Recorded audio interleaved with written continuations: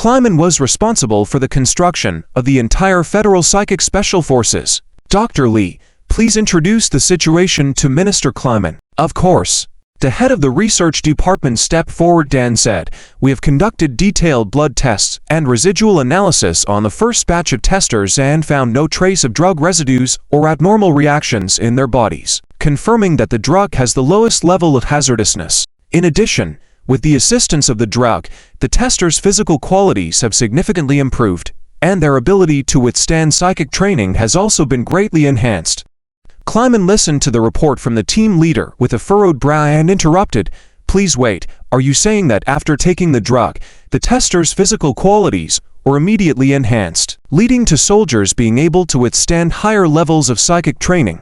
Is that correct?" "Yes." "Is it a permanent enhancement?" Kleiman asked the team leader, inquiring, "Is the potion effective only for those who control psychic abilities? And what about ordinary people? Can the potion be used to enhance physical qualities?" The research team members looked at each other. In fact, they were curious as well. "We have never had the potion, so we cannot confirm this at the moment." Kleiman's pupil suddenly contracted. Could it be doubled? Assuming that the enhancement of psychic strength can reach 100%, then integrated into the final combat power, its specific performance can be increased by at least 150%. How did Wanling Technologies achieve this? Next to him, Cheng Fan, who was also involved in the experiment, was shocked by this number. It could actually increase by so much. In that case, Cheng Fan's heart raced faster and faster. Originally, he thought that being able to increase by 10% was already crazy enough. To be able to increase to 150% in an extreme state. If the final experimental results confirm this, Kleiman couldn't sit still and asked, "Where is Director G?" Cheng Fan replied, "Director G, still participating in the federal high-level meeting. I have already submitted the experimental data to Director G. He will rush over as soon as the meeting ends." Clement looked at Cheng Fan and asked, "Cheng Fan, how is the production of your company's potions? If everything goes smoothly, with full support from the Federation, can Wanling Technologies provide safe potions to the entire Federal Legion? It's a bit difficult to cover everything. Some of the ingredients are special extracts that take a lot of time to obtain. Currently, the company can immediately provide 500 doses, with a daily output of about 20 doses. If the Federation spares no expense, we can expand production capacity, and within a week the output can be increased to 200 doses per day, with continuous growth afterwards." Cheng Fan immediately reported the data. This was specifically discussed with Fang Han. Clement calculated in his mind. Still too slow. There are only 12,000 combat personnel in the entire Federation who can control psychic power, with only 5,000 being the real elite fighters. Even if the daily production of 200 doses is equipped with elite teams, it will take a month, and the soldiers also need time to train. The threat of the Tree Spirit Clan is imminent. Every delay could lead to a drastic change in the situation. Moreover, if subsequent experiments confirm that the potion can still be effective for non-psychic practitioners, just the amount of potion needed for the military is far more than 1 million. This precious potion that can enhance physical attributes, not to mention soldiers, even federal officials would clamor for it. If news of this were to spread, those multi-people outside will also flock to it. This project is a federal secret, entering the highest level of confidentiality. Remember to strictly block all information. Immediately report this to Minister Lei. Yes, sir. After giving it some thought, Clement looked at Cheng Fan again and asked, "I heard that this part was only the first stage of Dr. Fang's experiment." Cheng Fan carefully swallowed his saliva and nodded slightly. "What? It's only the first stage. So the experiment is not over yet?" All eyes in the lab turned to Cheng Fan. With an increase of 80% to 150% already achieved, isn't this the limit? According to Dr. Fang, this was just the initial stage of the experiment, aimed at preliminary verification. If successful, he hopes to invite a small number of people to participate in the second stage of the experiment. Feeling pressured by so many people staring at him, Cheng Fan felt a bit nervous, his face showing a sense of seriousness as he continued. "The second stage of the experiment is much more dangerous than the first stage, and there may even be a probability of death. But..." Clement evaluated the risk of this test in his heart and asked, "But what?" But Dr. Fang said that if the experiment is successful, the final enhancement will be much more significant than in the first stage. At this, The entire room fell silent once again. Hearing this, everyone felt a sense of disbelief to be much more significant than the first stage. After all, the first stage of the experiment could already double psychic abilities. So if the second stage is successful, could the overall psychic intensity increase by several times? It sounded too unbelievable. Let's go take a look together. Hearing Clement's explanation, Clement immediately couldn't sit still and nodded to the others to go to the basement together. He had to see it for himself, see what Dr. Fang's second stage human experiments were like. 6 floors underground. Fang Heng was still sitting in front of the largest block of obsidian, in a state of deep meditation. After reaching a low level in psychic levels, the speed of cultivation suddenly slowed down. It required more zombie avatars to continuously gain experience for 24 hours to ensure subsequent efficiency. With his thoughts, Clement arrived at the underground warehouse surrounded by a group of people. Commander. Seeing Clement, who was 2 ranks higher than him and the deputy director of the military department, personally coming over, Cheyenne's expression suddenly changed, and he and the soldiers beside him saluted together. Wasn't Clement supposed to be attending a remote video conference? Why did he come in person? Could it be? He had a foreboding. The test results were very good, so Clement abandoned the halfway conference to come and check the situation. Dr. Fang. Clement looked towards Fang Heng. Hello, nice to meet you. I am Clement, the person in charge of the Federal Psychic Military Department. Fang Heng had already heard the commotion and had exited his meditation state, standing out and nodding at Clement, then glanced at the group of accompanying researchers and Changfen behind him. Nice to meet you. Have the test results come out? Yes, they have. The test results are very good, Clement said, casting a glance at the drug boxes placed against the wall, and said in a deep voice, Dr. Fang, the potions you have developed have been proven to greatly assist in enhancing psychic levels. On behalf of me personally and the Federal Psychic Military Department, I thank you for your contributions to the military. Fang Heng remained composed, waving his hand. No need to be polite. The head of the research group stepped forward and said, Dr. Fang, we have prepared the voluntary participants you need for the experiment. If you are ready, we can start the second phase of training at any time. Yes. The second phase of testing is very dangerous, and there may be other unknown negative effects. Accidental death is also possible. Are the participants mentally prepared and willing to take this risk? There is no need to worry about this. Even if there is only a 10% chance of success, we are willing to try, Clement said, nodding towards Cheyennewu beside him. Beside Cheyennewu, a row of 16 soldiers lined up. The soldiers looked towards Fang Heng, their eyes showing a hint of excitement.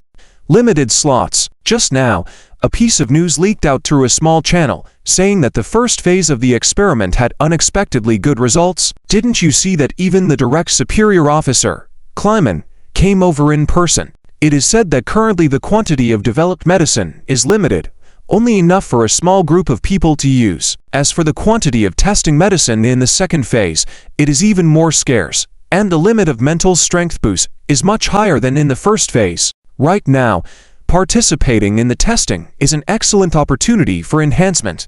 Even though there may be great risks, many people are willing to try it themselves. Even if they unfortunately fail, or even lose their lives, it is all for the sacrifice of the Federation. Fan Heng shrugged and casually pointed. The two of you? Yes. Hu Haiyu and another selected soldier both looked excited and took a few steps forward. Everyone looked at Fang Heng with curiosity. So how will the second phase of testing be conducted?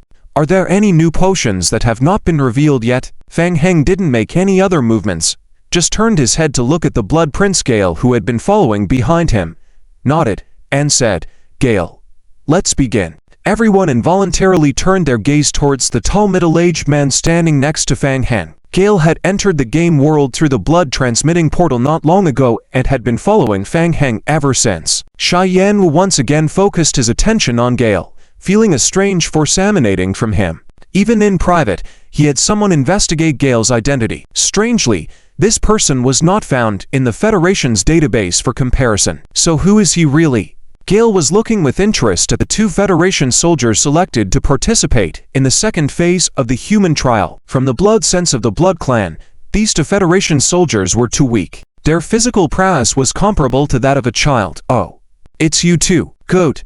Come closer. The two soldiers walked towards Prince Gale upon hearing his words. There is a saying among humans, if you want to gain power, you must pay the same price. Are you willing? Gale looked at the two with a playful glint in his eyes. Hehe. Just kidding with you.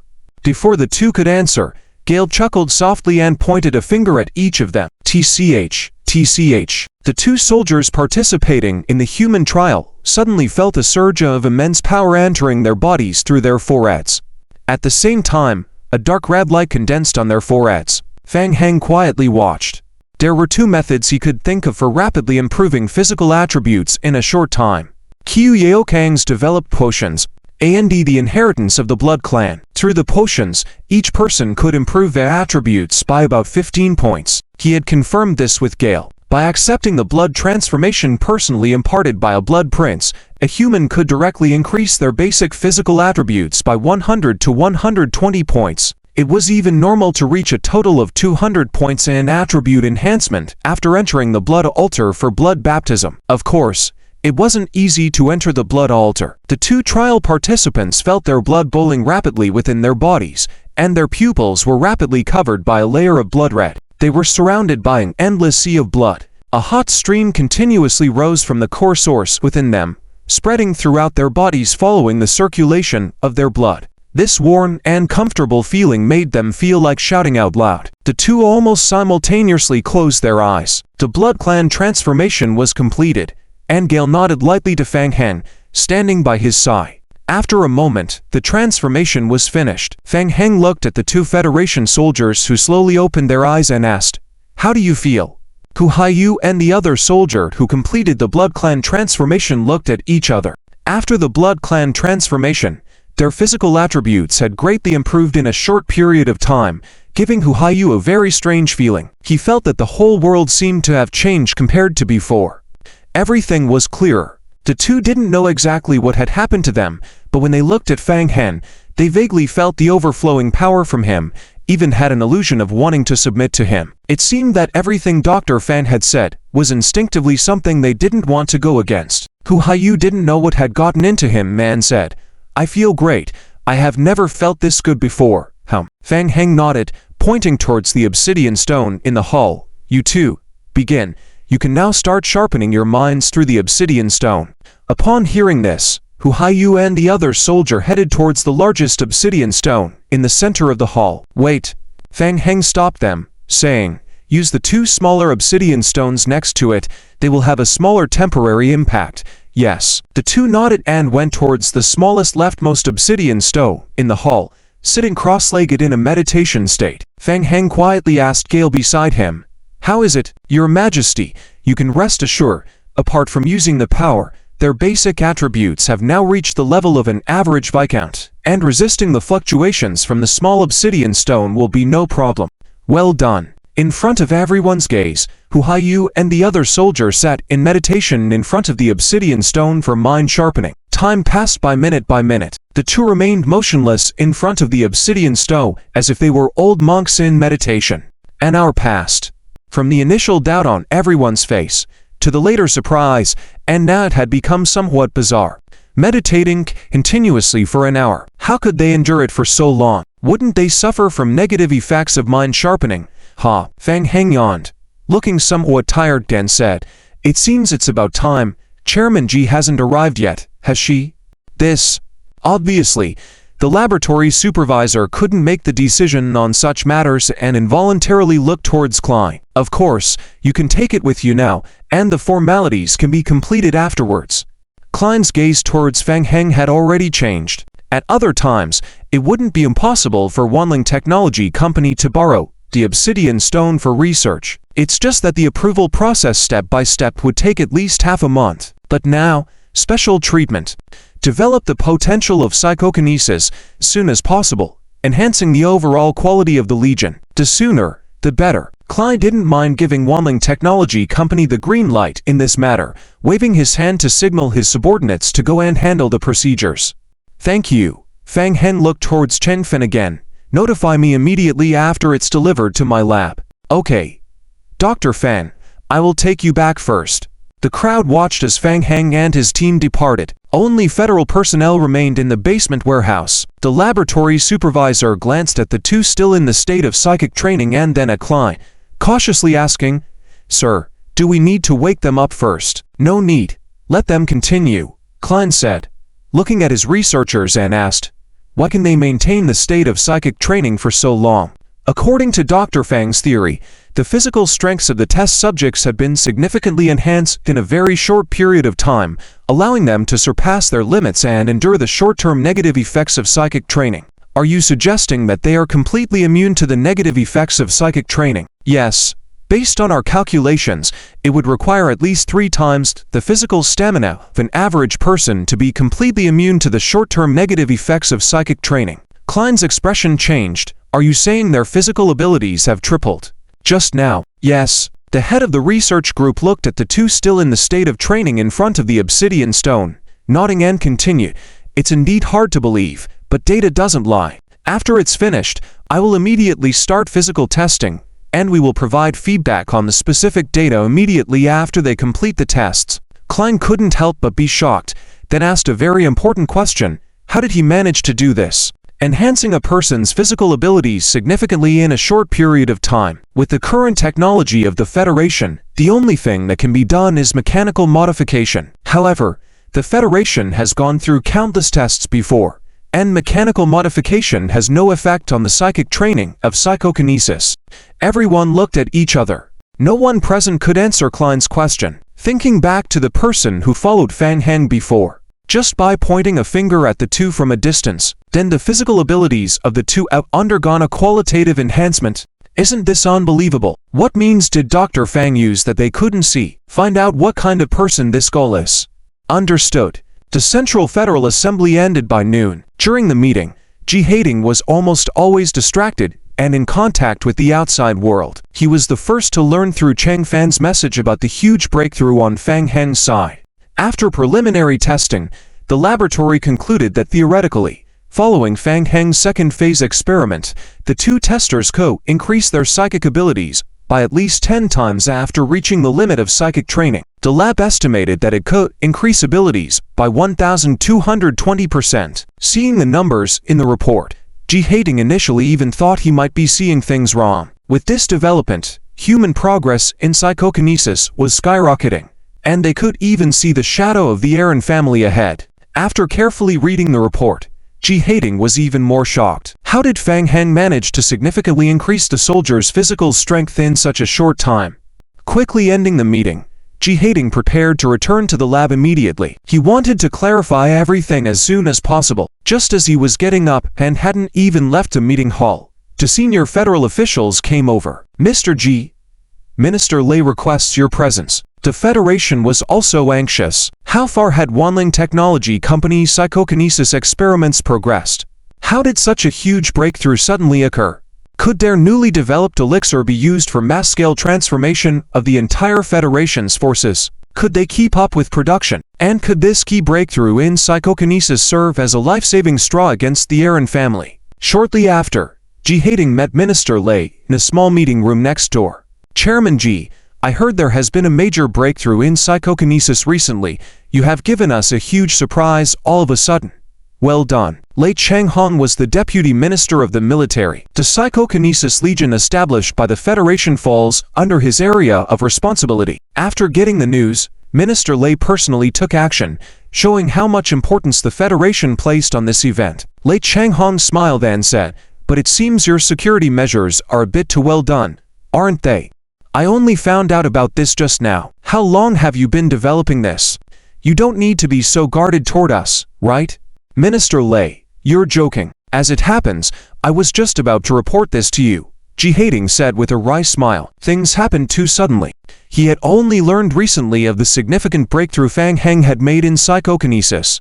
Not to mention the Federation, it had also left him quite startled. "Minister Lei, to be honest, this matter is related to Fang Heng." Seeing that there were no outsiders around, Ji Haiding leaned in and whispered a few words in Minister Lei's ear. "Fang Heng." After hearing this, Minister Lei's expression turned serious. murmuring this name quietly. He remembered the earlier incidents involving the Aaron family's attacks on the Central Research Institute of the Federation. Fang Heng's name stood out prominently in those events. This was followed by the joint investigation initiated by the Aaron family concerning Olapolos. Lei Changhong said, "This person is very dangerous. Working with him requires extreme caution." Understood. Ji Hating knew that the significant breakthrough in psychokinesis was crucial for the Federation, so he brought up his collaboration with Fang Heng to Minister Lei, roughly explaining their joint partnership. Hearing this, Lei Changhong lowered his head in thought. Currently, the Human Federation had completely cut off contact with the Aaron family. "I understand what you mean, and I will report to the leader regarding this matter." Minister Lei glanced at Ji Hating, then raised his hand to check the time. "All right, let's not dwell on this. It's getting late. The experiments on verification in the field of psychology should also be underway. Let's go and see the specific situation together." "Okay, sure, soon." Minister Lei Changhong and Ji Hating returned to the Federal Institute of Psychology through the transmission channel. Inside the main research lab of the institute, Hu Haiyu and another soldier participating in the test had just finished a practice session lasting 3.5 hours. They were being led into the research room for further monitoring of their body data. The lab research assistant knocked on the door, entered the room respectfully, and handed over to reports. "To officials, we have conducted preliminary testing on various physical data of the test subjects. The results were far beyond our expectations. It can be said that the situation is very good. The test subjects' physical indicators are about 4 to 7 times higher than those of ordinary people, reaching an excellent level that ordinary humans cannot achieve through training. In addition, the preliminary data analysis and testing regarding various side effects have shown that we have only identified one side effect so far, which is that the test subjects have a strong aversion to intense light stimulation. This is very strange. We have also conducted tests, and they are not affected by the light source, but they experience psychological discomfort. We will conduct further research on this, as no other side effects have been detected yet. We will continue to observe in further tests." Ji Hating saw detailed report materials for the first time, lowered his head to read through them carefully, and couldn't help but look up to the two soldiers undergoing the second phase of human testing through the one-way glass in front of him. A 4 to 7 times improvement in physical attributes. This was the surprise brought to him by Fang Heng. He even felt a little eager to try it himself. Minister Lei Changhong closed the dossier in his hands and asked, "How do the test subjects feel about their current status?" "They feel very good.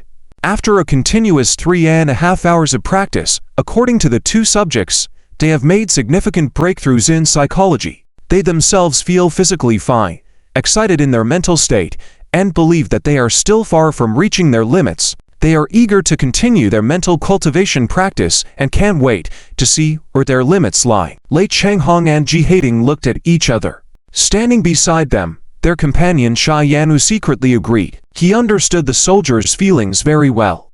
Not to mention these ordinary soldiers, even he felt itchy inside. He wanted to participate in the second phase of testing now, to see how far psychology could be enhanced under Dr. Fang's technological assistance. Minister Lei asked, "Have they undergone real combat testing?" The data on paper could only be a preliminary assessment. Seeing is believing. Only through practical combat application could their mental capabilities be thoroughly understood. Report, Minister, we have just completed a round of mental barrier tests. The mental barriers constructed by the test subjects were 4.2 times stronger than before the training began. Minister Lei Changhong's pupils contracted at the news. "So high." The lab supervisor nodded and said, "Minister, the next second round of practical combat testing is ready. We will arrange it at Training Ground No. 3. It is estimated to start officially in 5 minutes. Would you like to come with us to observe?" Minister Lei had this intention, and he nodded. "Yes, let's go and see." Soon, a group of researchers followed Minister Lei to watch at Training Ground No. 3. "Minister Lei, this is the opponent we selected for practical combat training for the test subjects. Their personal strength and that of the test subjects before undergoing human experiments are very close. We will carry out a practical combat training to test the specific impact of their psychological abilities in battle." Through the glass window on the 3rd floor, everyone could see Hu Haiyu and the others already positioned at one side of the training ground. Sha Yan, who introduced Minister Lei, The one on the left is Huhayu. He is rated as S-class in terms of strength, has received first-class honors twice and third-class honors 3 times. He voluntarily signed up to participate in the human testing. Well, very good. Xia Yanwu was also somewhat excited. The data on paper alone was already exhilarating. How would the actual combat effects turn out? According to his judgment, they would definitely not disappoint. He even believed that they might have a crushing effect. Just thinking about how the overall strength of the entire course could be dramatically improved, Xia Yanwu couldn't contain his excitement. Inside the training ground, the members of both sides were about to enter, arranged by the researchers.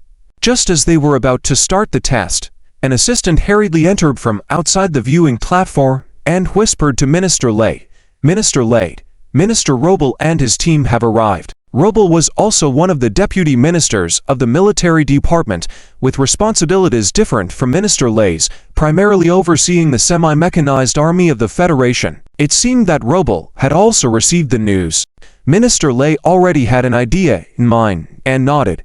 "Bring them over." Shortly after, a slightly plump, middle-aged military officer entered the viewing platform area amidst the crowd. "Minister Lei, congratulations. I heard about the breakthrough in your psychology studies, and the upper levels of the Federation have already decided to invest heavily." "Oh, it was just a small breakthrough. The news has already spread far and wide. The project is still in the research phase." Minister Lei knew Robel's intentions. Both of them came from the military, and there was competition as well as cooperation between them. Robel's team has always been in charge of the semi-mechanized army and had been promoting the mechanization project within the military department. The number of troops under Robel's command was probably hundreds of times larger than those in the psychology course. Due to natural talents, very few soldiers in the Federation could truly master psychology. In terms of combat power, they couldn't even beat the semi-mechanized soldiers armored on the outside. Therefore, in the past, the Federation had invested heavily in mechanical upgrades. Robert smiled and then looked over to Ji Hating. He praised, "Chairman Ji is really impressive. When can he also help us research the mechanized warrior system?" Ji Hating chuckled. "Just kidding. We have always been conducting relevant research and development in the field of mechanical modifications. As you know, material science currently limits our development, and we have been facing bottlenecks for many years. It is difficult to make breakthroughs in the short term." Robert did not continue on this topic and instead looked down at the training ground. "I heard that you are preparing for a test." "Yes, we are preparing for a live combat test. Do you mind if I take a look?" "Of course. Please. By the way, let me introduce to you all. This is the latest research and development achievement of our military, with built-in mechanized skeleton devices and the latest 7th-generation brain implant chips. The 7th-generation chip allows the machine to temporarily take over the body to provide more efficient feedback, which is more reliable than the human nervous system." Robert gestured to a half-mechanized soldier behind him and continued, "Coincidentally, we are also in the testing phase. Why don't we take this opportunity to compare notes and learn from each other?" Listening to Robert's words, the few people became wary and exchanged glances. Developing a new generation of chips just happened to be coincidental? Everyone was brought here on purpose. It was clear that this was premeditated. Minister Lei did not want any complications and refused. "No need. Currently, only internal personnel are testing. When it comes to the public testing stage, we will trouble the mechanical department. Fighting against psychologically modified warriors and mech-modified warriors will definitely put us at a significant disadvantage. After all, one side is equipped with mech combat armor and various beam weapon enhancements. On the contrary, the psychic side only has an external mental barrier and psychic piercing abilities, with at most the energy shield provided by the Federation. Of course, on the battlefield, if multiple psychic warriors can gather together, their combined psychic impact can instantly overwhelm a fully equipped semi-mechanized soldier. But in a one-on-one situation, and with the semi-mechanized soldiers mentally prepared and with special coatings to resist mental attacks on their mech armor, how can we fight back? It is simply impossible. It's okay, we won't use external armor, just a normal test. I am also quite curious." Robert put away his smile and showed a hint of seriousness. "Recently, with the Tree Spirit Clan matter, there is a lot of pressure on everyone. We urgently need to enhance our strength, so we have upgraded the internal chips in advance. Also, I'll be honest with you, part of it is specifically designed for psychic defense, aiming to deal with the Tree Spirit Clan. The psychic abilities and natural powers of the Tree Spirit Clan have similarities, and we just happened to want to test this out." With these words, everyone fell silent. An internal chip targeting psychic powers that can effectively prevent psychic piercing attacks. The military has always been targeting clans. It's just that they didn't expect such a big change in the situation in just a few days. At this point, Minister Lei knew that this visit was likely authorized by the upper echelons of the Federation. It was intentional to send Rober to observe the situation.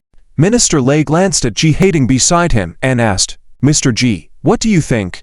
Well, Ji Hating hesitated for a moment. It was not just a simple test. Losing face was not the only concern. If they lost too badly, the Federation's higher-ups might feel they had overpromised and might reduce their investment in psychic studies, which could also diminish their say in future research and collaborations. Ji Hating pondered and nodded. "I personally think there is no problem with the test. To avoid any potential issues during the experiment, I suggest consulting Dr. Fang first." Of course, Ji Hating's subordinate was already contacting Dr. Fang and established a remote communication channel with him in front of everyone. Dr. Fang appeared on the remote screen quickly. Dr. Fang was still at the Wanling Technology Company's Research Institute, arranging for the transport of the obsidian stone to the storage room and setting up a batch of zombie avatars for the psychic level upgrades. In the middle of setting up the zombie avatars, he suddenly received a video call from Ji Hating, so he hurriedly went out and answered the video call. "Mr. Ji, what's the urgent matter?" Ji Hating nodded at Dr. Fang and briefly explained the military's proposal for the test.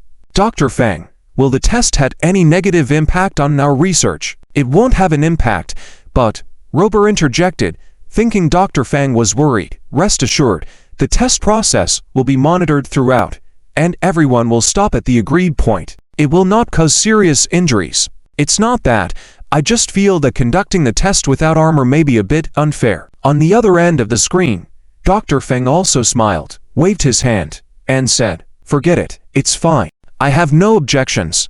Do as you say, and report to me afterward. I need to make some adjustments." With that, Dr. Feng ended the call and rushed back to continue setting up the zombie avatars for the psychic upgrades. In the observation room, people exchanged glances. This Dr. Feng is really confident, isn't he? Allowing the Federation's semi-mechanized troops to fight without external armor. Minister Lei, seeing Dr. Feng so confident, also gained some confidence. "Well, let's give it a try." Soon, two Federation military half-mechanized soldiers, under the guidance of researchers, entered the training ground. The training department was not as confident as Dr. Feng. They did not dare to let the soldiers wear external mechanical armor. Upon seeing this, Hu Haiyu and another experimental subject recently transformed by the Blood Clan were a bit puzzled. How did the opponents suddenly become half-mechanized modified soldiers? Soon, they learned the reason from their earpieces. It was a special arrangement by the military. "All right then, let's not worry about it. Let's fight." The significant improvement in psychic abilities gave them ample confidence. Hu Haiyu was ready for battle. The two Federation half-mechanized modified soldiers on the opposite side entered the battlefield, their gazes coldly fixed on Hu Haiyu and his companion. In the past, intermilitary training and exchanges were common. They had plenty of experience in battles against psychic warriors. Across from him, the half-mechanically modified soldier who had just pulled out his firearm suddenly felt a powerful force crashing into him from the right side of his body. In an instant, he lost control and was sent flying to the side. Dang! A heavy collision sound echoed.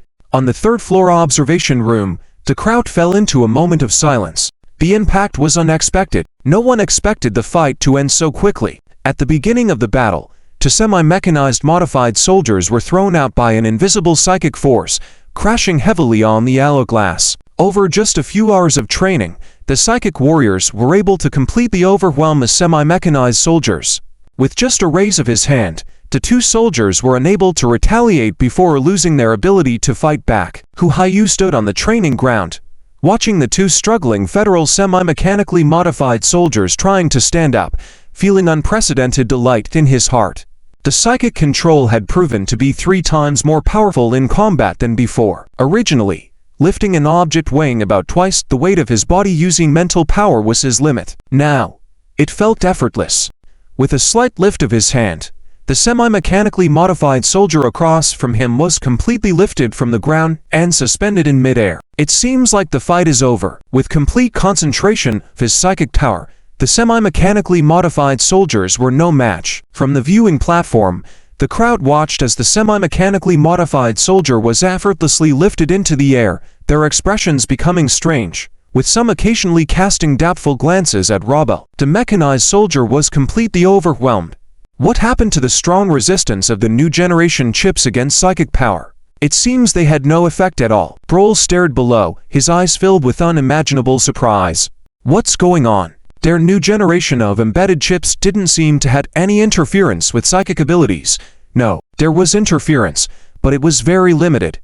While resistance could be shown against a simple psychic attack, the attack used by Hu Haiyu involved external psychic manipulation acting indirectly on the body, which largely bypassed the chip's influence. It seems we've reached the end here. Seeing the visible increase in the intensity of the psychic abilities of the psychic transformers, Minister Lei was delighted, turning to Brol and asking, "Brol, do you need to put on armor and try again?" Brol looked at Minister Lei, then at the two psychic scholars in the arena and nodded, saying, "Minister Lei, congratulations, I suggest we give it another try to see where their abilities truly peak." Minister Lei nodded, "Yes, let's proceed." 3 minutes later, the federally provided semi-mechanically modified soldiers in armor entered the arena for the second round. Within a minute of the fight, both soldiers, along with their external armor, were lifted into the air by Hu Haiyu and another psychic transformer, continuously slammed against the walls, making a sound of collision. Even Ji Hating's eyes were filled with a look of shock. This kind of effect used to require more than 20 psychic scholars to gather in order to achieve, and the failure rate was quite high. After all, the more people involved, the more likely psychic manipulation could lead to confusion. Now, only 2 people were able to achieve it. Brol was truly impressed. The breakthrough in psychic abilities was a great boon for the entire military. Minister Lei, Director Ji, about the test results, I will report to the senior leaders immediately and suggest the development of this technology. If you need anything, feel free to contact me. Our mechanical transformation department will provide full cooperation. Thank you, and well done, said Director Ji, his eyes filled with excitement. With Brol's words, it meant that they would receive full support from the Federation, allowing them to easily mobilize resources for any future endeavors. 5 days later, a secret underground research area, a federal-provided island. As the spell in front of Cleve Van Others was recited with fluctuating tone, tiny green dots slowly emerged on the magic circle in front of them. The roots of a Byakuya gradually overflowed from the magic circle, extending outward and piercing into the surrounding ground. It worked. Cleve opened her eyes, watching as the roots of a Byakuya emerged from the magic circle, showing a hint of joy in her eyes. The branches of a Byakuya extended into the realm of 1,000 forests through the magic circle. Deeply rooted in the earth, the roots quickly spread outwards, covering the entire underground research area in network of vines and branches. A Byakuya successfully took root in the realm of 1,000 forests, slowly absorbing the energy from this world. The magic channel through a Byakuya will continue to operate without the need for manual control. Fang Heng also quickly established a psychic communication link with a Byakuya. After 2 regenerations, a Byakuya was still in a weak state and required a significant amount of energy to fully recover. Relying solely on self-absorption was too slow. It would be best to obtain some leaves of life from the tree spirits to accelerate a Byakuya's recovery. Just as he was considering this, Mo Jiaowei's voice came through the earpiece. "Mr. Fang, the Federation's people have arrived, and I am taking them to the 2nd floor conference hall." "All right, I will be there shortly." In the 2nd floor conference hall of the research area, Minister Lei entered with a team of federal guards. Over the past few days, with Ji Hating acting as a mediator, Fang Heng had managed to put aside past grievances and cooperate closely with the Federation. However, the cooperation between Fang Heng and the Federation took on a different form, with Ji Hating serving as an intermediary. In summary, Fang Heng and the Federation did not have direct contact, and all cooperation was facilitated through Ji Hating. This arrangement, although slightly troublesome, provided a buffer between advance and retreat. After the transformation of the bloodline, the physical qualities of the spiritual scholars have experienced a massive improvement. It can be considered a qualitative change. Following further spiritual training, most of them were able to achieve an increase in abilities of more than tenfold. Due to the sudden and intense surge, it directly led to the outdated equipment provided by the Federation to the spiritual warrior, necessitating a reconfiguration and manufacturing of new gear. According to the Federation's assessment, once all personnel are equipped, the combat strength of human spiritual warriors is estimated to reach about half the level of an ordinary hereditary soldier. It is already beyond anticipated intensity. However, from Fang Heng's point of view, transforming the bloodline is also a very energy-consuming matter for princes.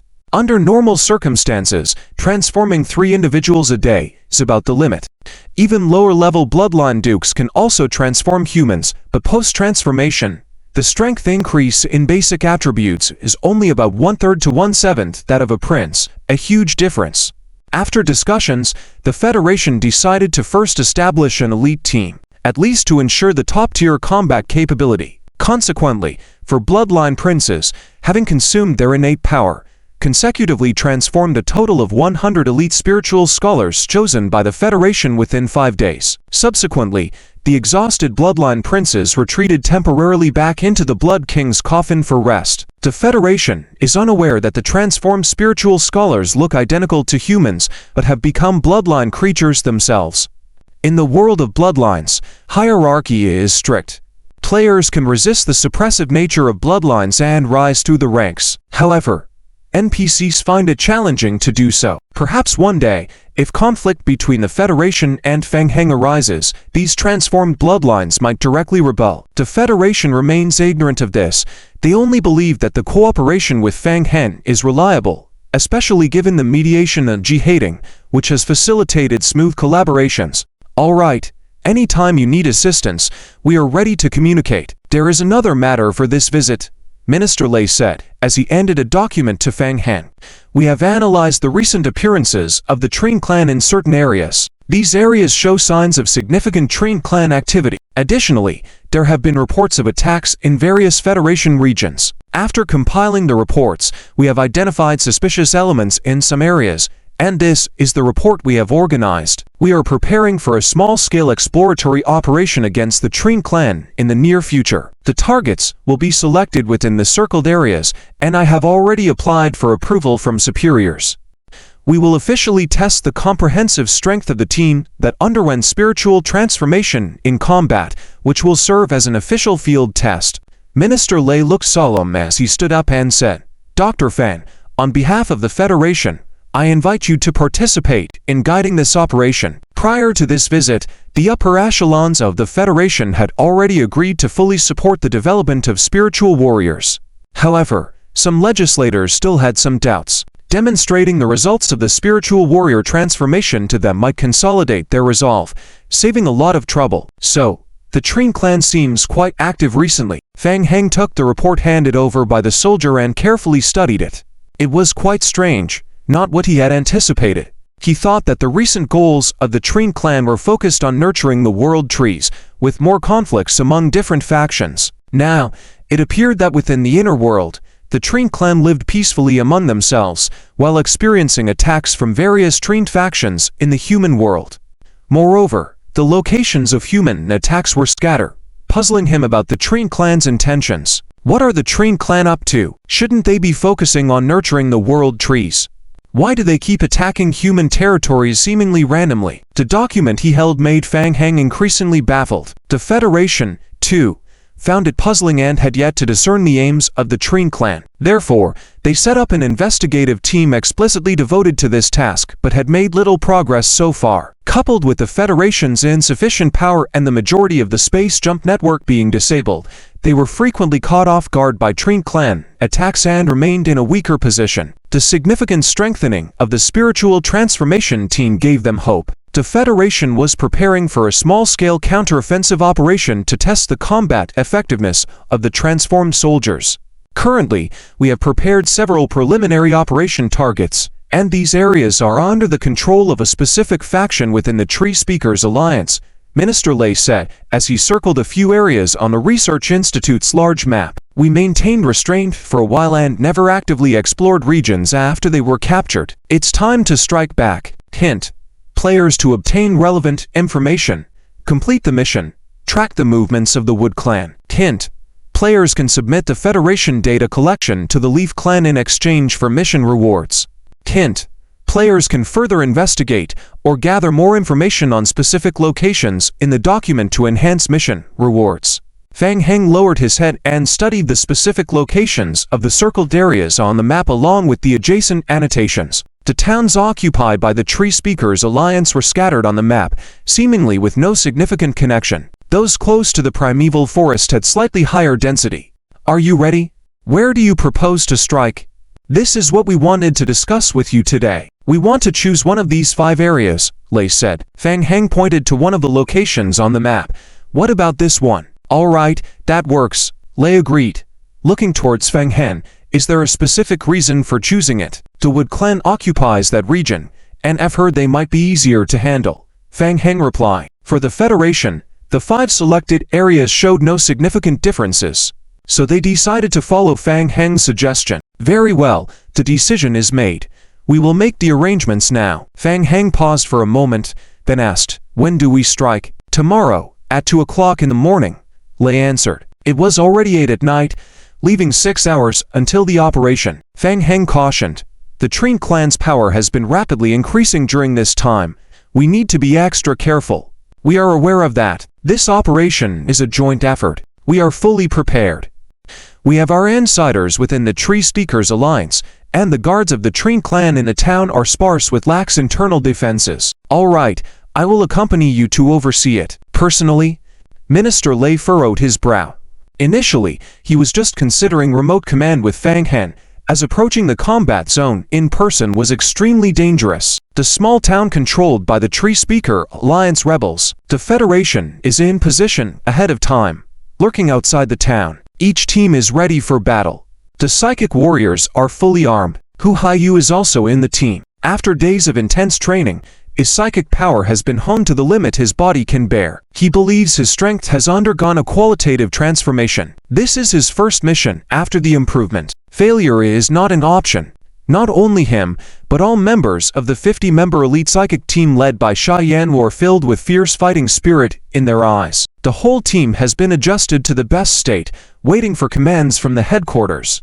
Occasionally, eyes shift to the right. Dr. Fang. It was heard earlier that Dr. Fang would personally guide them. It was just unexpected that Dr. Fang would actually come to the frontline battlefield with them. It's strange. Every time Hu Haiyu sees Dr. Fang, a strange feeling of subservience rises in his heart, as if he instinctively does not want to disobey any orders from Dr. Fang. Hu Haiyu tells himself that it's probably just a sense of gratitude towards Dr. Fang. He thanks Dr. Fang for helping him break through the bottleneck of psychic studies. Operation starts. With the instructions conveyed through the earpiece, under the cover of night, the federal teams infiltrate the town. Fang Heng gives a glance at everyone and immediately follows. According to the intelligence obtained by the Federation in advance, there are only a dozen or so Tree Spirit Clan members in the town, all gathered in the warehouse area, with no elder-level members present. No major problem. This surprise attack is mainly to see what tricks the Tree Spirit Clan is up to, and to test the strength of the psychic reformers while completing the task given by the Yezu clan. Soon, the psychic team uses psychic blasts to deal with the unlucky Tree Speaker Alliance sentries they encounter along the way, and the Federation successfully enters the warehouse area of the town. At the entrance to the large warehouse, several Tree Speaker Alliance guards are sitting in chairs chatting quietly. Seems like there's a noise over there. One guard suddenly seems to vaguely hear something, looks up towards the distance, and sees a few figures approaching them in the darkness. The guards become alert, pick up their energy weapons, and stare into the darkness ahead. Hey, who's over there? Several of them stand up immediately and shout, "Sneaky, come out quickly. If you don't come out, we'll start shooting." Doom. The next moment, before the guards can continue shouting, they all feel a dizziness in their minds. Everything before them becomes void, as if they were in a trance. Then, a severe tearing pain comes from their heads, as if they were being hit by an invisible heavy blow, and they are sent flying and crash heavily against the back wall of the warehouse. Move in. The psychic team quickly moves forward, surrounding the outer perimeter of the warehouse. Reporting to headquarters, security confirmed, warehouse has been sealed off, awaiting further instructions. Well done. Prepare to invade the interior of the warehouse. Be cautious of the Tree Spirit Clan guards inside. Got it. Xia Yanwu nods, making a gesture to his subordinates preparing to infiltrate. After counting down the 3 numbers, the warehouse door is forcefully pushed open by the team. Who goes there? Inside the warehouse, many members of the Tree Speaker Alliance are busy. Startled by the suddenly opened warehouse door, they turn to look at the entrance. Seeing the federal attire worn by the members of the psychic team, they immediately realize, oh no, it's the Federation. The Federation has invaded the town. At the next moment, invisible psychic shock send them flying. Fang Heng has been following behind the team and enters the warehouse. He suddenly furrows his brows and shouts, "Watch your step." Whoosh, whoosh. Lowering his head and looking down, he sees snake-like roots slithering rapidly towards them on the ground ahead. Don't let them get close. Psychic manipulation. The team members once again use their psychic abilities to fiercely flip the roots that are flying towards them on the ground. The Tree Spirit Clan, hiding in the further rear of the warehouse, immediately disrupts the Federation's actions by using their spell abilities as a hindrance. In midair, thick wooden spikes come flying towards them. Quick! Activate the barrier. Psychically formed barriers open in front of the team to block the massive wooden spikes. Sout! Under the intense impact of the wooden spikes, the psychic barrier trembles with a thud. Doom! Following right after, the wooden spikes explode on the barrier. Counterattack! Both sides engage in long-range magic clashes. Fang Heng observes from the side. The barriers constructed by the federal psychic scholars are strong enough to withstand the Tree Spirit Clan's long-range magical attacks. Self-preservation is not a problem. However, they seem to lack effective long-range attack methods. The Tree Spirit Clan group hides in the depth of the warehouse, relying on cover to fight back, making it difficult for them to be targeted by psychic attacks. Seeing the battle turn into a long-range magical clash, Fang Heng furrows his brows. It's a waste of time. Things might change if they delay any longer. Might as well help them out and finish it quickly. Fang Heng squints his eyes, maneuvers around from the side, and tries to approach the rear of the warehouse towards the cover. Ha! Fang Heng's brow raises. Several previously hidden Tree Clan members suddenly emerge from the corner of the warehouse, rushing towards him rapidly. Close combat. The next moment, a loud shout comes through the earpiece. Dr. Fan, be careful. Don't let them get close. Doom. Boom boom boom. The next moment, before the Tree Clan members can fully reach him, they suddenly explode. Fang Heng is engulfed in a violent explosion. Damn it. These were wooden illusions. Fang Heng is blasted out. Hint. Player receives 22,263 points of damage from the wooden illusion's explosion. Enters a state of being knocked back and burning. Hint. Due to the undying body effect, players' knockback and burning states end. Fang Heng's burned skin rapidly heals, and with agile movement, he performs a double jump in midair and swiftly approaches the rear of the warehouse once again. The earlier premonition was correct. After breaking through the psychic domain blockade network, the Tree Spirit Clan has been upraided. What? The Tree Spirits hiding in the dark, concentrating their spells for a showdown, suddenly saw a flash before their eyes, followed by the appearance of a figure. Fang Heng clenched his fist and smacked the wooden guard unexpectedly. Ha! Fang Heng felt a movement in his heart. The impact of his fist felt like hitting hard granite, with a strong rebound sensation. The wooden guard was knocked back by Fang Heng's punch. So tough, Fang Heng thought. He thought one punch could send the wooden guard flying. Next moment, roots rapidly extended from the guard towards him. Fang Heng conjured a sacred massive sword and fiercely slashed forward. The roots trying to approach him were all cut off. Fang Heng lightly jumped and approached the retreating guard. This time, instead of punching, he grabbed and flung the guard high in the air. The guard, under the suppression of force, was thrown high and left vulnerable to psychic attacks. Opportunity. Finish him, shouted Xia Yanwu. Dozens of psychic attacks targeted the airborne guard. The guard lost mobility and, under multiple psychic attacks, turned pale and entered a dazed state, losing all health in a few seconds. Hint. Assist the federal team in killing the wooden guard. Hint. Currently in anonymous mode, killing tree spirits will not affect their favorability or contribution. Public actions will affect favorability and contribution, so choose carefully. Well done. Fang Heng cheered and went for another wooden guard, grabbing and throwing him as well. A round of psychic attacks followed. The guards were defenseless and quickly defeated. Retreat. Realizing the threat Fang Heng posed, the guards attempted to stop him but failed. Another attempt ensued, but Fang Heng easily avoided it, demonstrating his exceptional combat skills. The guard team leader saw several of his members defeated and ordered a retreat. Stop them. Cheyenne refused to let them escape and led the federal team in an assault, leaving two guards behind. However, as they considered pursuing further, Fang Heng stopped them, leading to a retreat command from the guard leader. The skirmish ended peacefully, and Fang Heng reflected on the intense battle he had just experienced. Even without him, the team had proven their strength, and with his help, they defeated the tree spirits efficiently. As they secured the area, communications confirmed their successful mission. The battle was short-lived, with the tree spirits retreating, signaling the end of the conflict. Fang Heng contemplated the challenges ahead as he noticed a shining object in the warehouse. He instinctively grabbed it, obtaining a rare evolution crystal as a reward. With the possibility of leveling up, Fang Heng chose to advance his character further. As they searched the warehouse, Cheyenne approached Fang Heng, concerned about his well-being. "Dr. Fang, are you all right?" "I'm fine," replied Fang Heng. After all, he was fishing for big fish by taking a long line. He still had some tasks from the Yi tribe.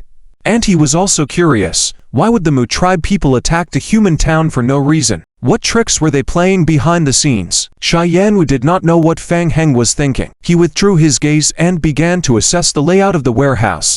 After the recent battle, the already dilapidated warehouse became even more scattered. A message came from the command center. "Cheyenne, we have just learned from several suspected members of the Tree Speakers Alliance who were captured that the Alliance has been cooperating with the Tree Spirit Tribe to collect a special ore during this time.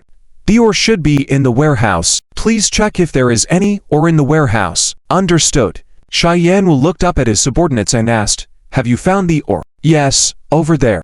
"Let's go and take a look." Cheyenne immediately followed several soldiers to the corner of the warehouse. Fang Heng also followed to inspect. Several boxes along the wall were filled with ores. "What kind of ore is this?" It looked like unrefined ore with small white spots on the original ore. If it weren't for the information from the command center, Fang Heng would have thought that this item belonged to some kind of inferior ore at first glance. The soldiers looked at each other and shook their heads. None of them were professionals and couldn't make sense of it. Fang Heng squatted down, picked up a piece of ore from the box, and examined it in his hand. Game prompts immediately appeared on his retina. Hint: player discovered item, unrefined white energy ore. Hint: player detected possessed skills related to mineral exploration and mineral detection. Player acquired partial information about this item. Item: unrefined white energy ore. Current or rating: F energy content, very little. Explanation: a natural companion energy ore containing extremely weak spatial energy properties. This ore needs to be refined in a special way before it can be used. Explanation: to refine this item, you need to have special or smelting technology with a minimum MELV of 180 or magic smelting technology with a minimum MELV of 30 to extract white energy crystal source from it.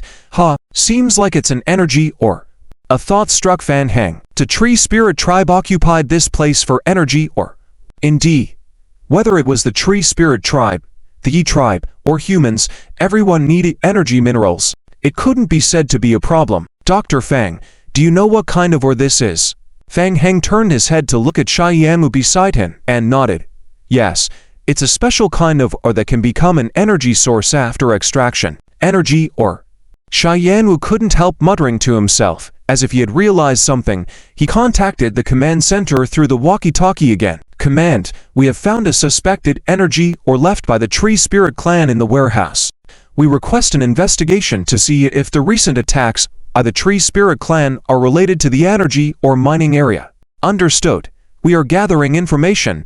It will take some time." "Captain, we found out." While waiting for feedback from the command center, another federal soldier hurriedly approached from outside the warehouse and reported, "We just asked the members of the Tree Speakers Alliance, and they have been helping the Tree Spirit Tribe to develop an abandoned mine located in the east of the town.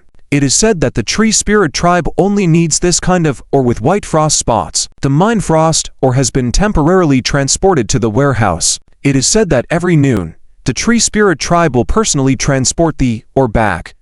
My. The group of people looked at each other with puzzled expressions. Soon, a message came from the command center.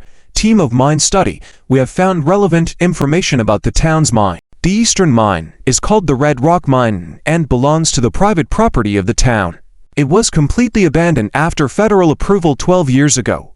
In the past, the Red Rock mining area discovered a companion ore called white frost stone during the excavation process. This type of ore contains very little energy, and extracting the energy requires multiple times the usual energy consumption. Therefore, we have determined that white frost stone is a worthless companion ore. In addition, we have just compared the recent attacks on various towns that were related to the white frost stone ore, and found that 30% of the attacked areas are related to this type of ore. We have reason to suspect that the attacks by the Tree Spirit clan are related to the white frost stone ore.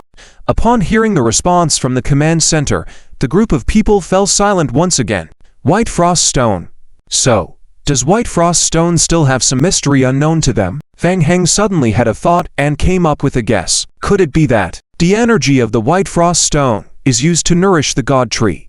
In the past, he also tried to directly feed energy crystals to the god tree Abakira. Unfortunately, most of the power of Abakira could not be directly absorbed. Only natural energy, or energy absorbed through Abakira's special abilities, could be absorbed and converted into power. Could it be that the Tree Spirit tribe has another way? Fang Heng rubbed his chin, lowered his head, and fell into contemplation. Try it. Fang Heng immediately contacted Mo Jiawei through remote communication, sent him some video information, and asked him to investigate. Captain, when we were searching in the town just now, we found that there are still some ore outside. We caught a few miners hired by the town and quickly questioned them. Another subordinate entered the warehouse and continued to report. It is said that the Tree Speakers Alliance of the town began to collect white frost stone under the guidance of the Tree Spirit clan long ago. But about 30 years ago, the Tree Spirit clan's demand for the ore completely disappeared. Recently, the Tree Spirit clan suddenly had a great demand for white frost stone again. The Tree Speakers Alliance had already sent back the accumulated white frost stone from over a decade in one go a few days ago, but it was still not enough. The Tree Spirit clan asked them to mine the mine continuously day and night to obtain white frost stone. So urgent. Fang Heng frowned at the news, then raised his head again and glanced at Xia Yanwu next to him. It seems to be urgent indeed. Could it be that his guess was correct? The Tree Spirit clan really needs this thing to cultivate the god tree. Xia Yanwu asked, where did the ore go after transportation? Can we find out the gathering place of the wood tribe? It's not clear. The Tree Speakers Alliance is only responsible for mining the ore. The transportation and guarding of the ore are handled by the Tree Spirit tribe themselves. Okay. Xia Yanwu nodded and said, the purpose of training the team has been achieved. Moreover, this action against the Tree Spirit tribe was just a preliminary probe. We have obtained some clues, and once we return, the Federation will launch a detailed investigation into the Baishuang ore. I believe we will soon make some discoveries.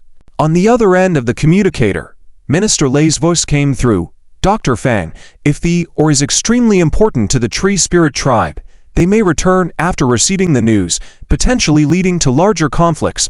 It's not safe here. I will have the psychic team escort you back to the research institute. Don't worry, Minister Lei. I feel that going back for investigation might be too slow. The Tree Spirit tribe that escaped earlier has not gone far after entering the primitive forest. I suggest a more thorough investigation. What? A more thorough investigation? Upon hearing this, the remote command room fell into a momentary silence. Another voice from a combat staff member came through the communication channel. Dr. Fang, are you sure you can locate the specific location of the Tree Spirit tribe's retreat? Yes, I have a special method of locating. The people in the command room looked at each other. The operation had been successful up to this point. But if they could expand their gains, undoubtedly, pursuing the fleeing Tree Spirit tribe for further investigation. If there was an opportunity to capture them all, then they would. At the very least, they might find the hiding place of the Mu tribe. But it also involved a great risk. Minister Lei thought for a moment and said, I understand, Dr. Fang. Please wait a moment. This is of great importance, and we need some time to discuss. I will go and take a look first. You can discuss among yourselves.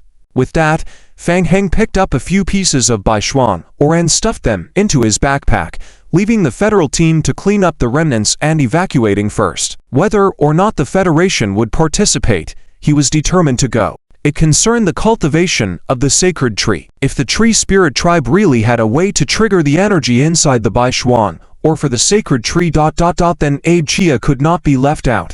And there was also a side mission to investigate the Mu tribe. It was worth taking the risk. Go and take a look. Report to headquarters. Dr. Feng is going alone to investigate. We cannot stop him. Inside the command headquarters, the people fell silent once again. Fang Heng and they were just in a cooperative relationship. No one could do anything about him. Ji Hating nodded and said, Dr. Fang is not weak, and he has always been cautious. If he encounters trouble, he will not act recklessly. I believe he will be fine. After some consideration, Minister Lei, still worried, directly opened the communication with Xia Yanwu and ordered, Xia Yanwu, follow him and make sure Dr. Fang is safe. Keep in touch with headquarters at all times, and the semi-mechanized team will also participate in the follow-up mission. Understood.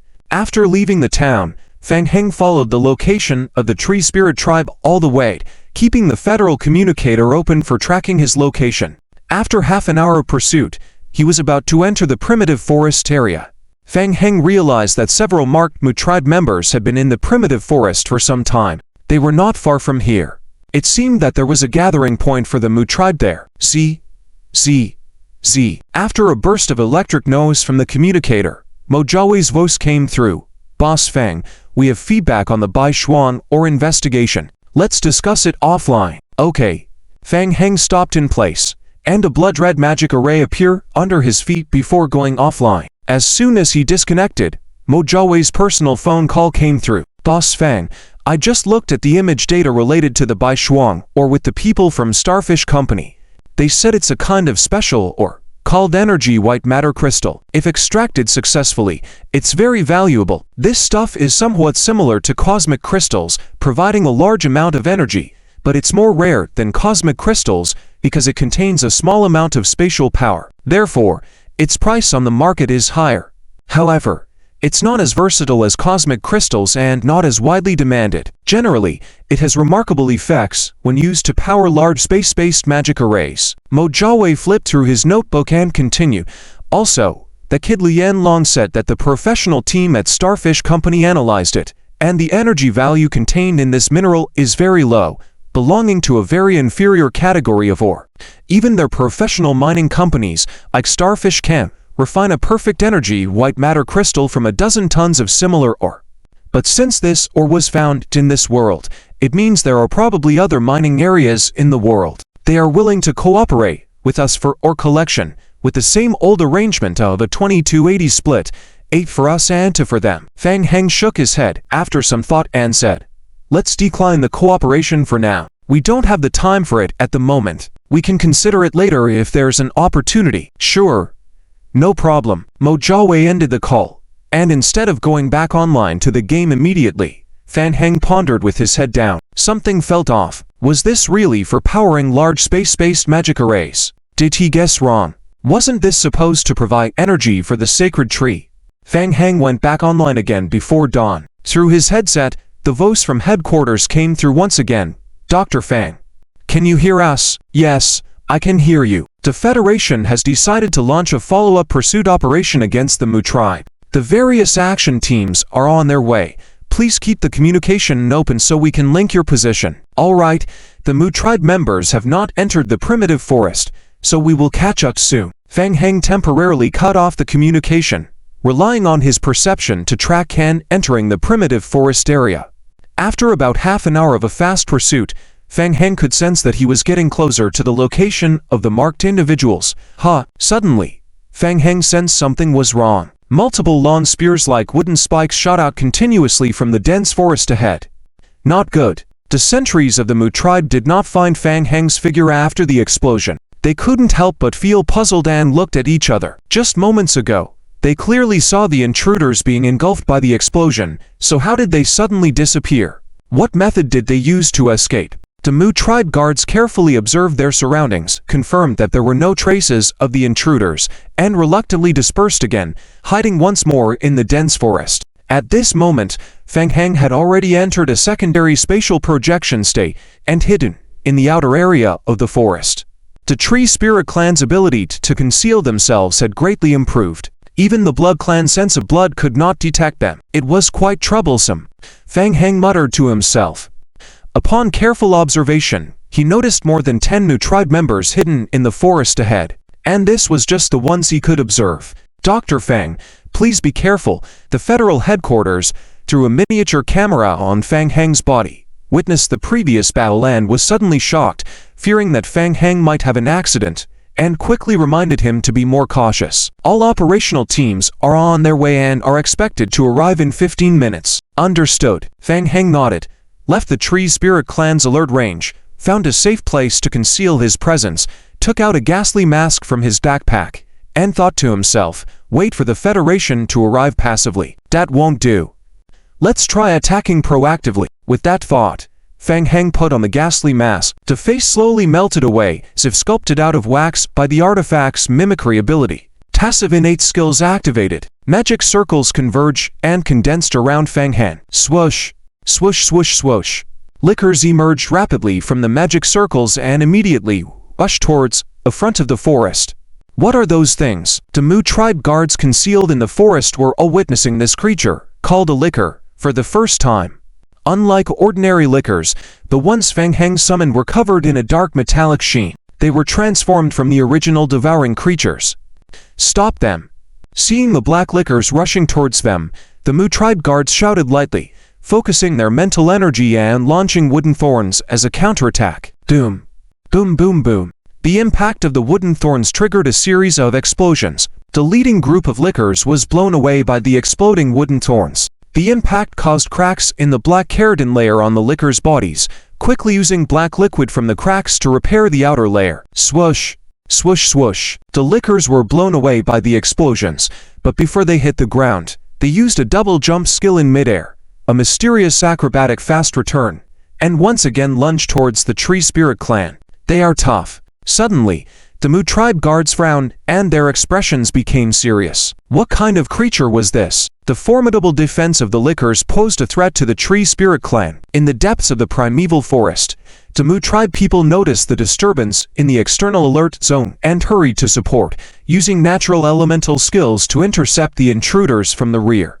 Numerous giant wooden thorns condensed in front of them and covered the mass of liquors in an attempt to block them beyond the interception line. The liquors were pushed back by the explosions caused by the wooden thorns. When the natural elemental spell paused, the liquors found an opportunity and immediately rushed forward again. Waves after waves made it difficult for the Mu tribe to cope. Bury them. The Mu tribe squad leader quickly realized that standard methods were ineffective against the group of liquors. He immediately gave another command. Wood thorns, bury them. Understood. The Mu tribe guards concentrated and created a special mark in front of them. Click, click, click. Giant wooden thorns suddenly emerged from the ground.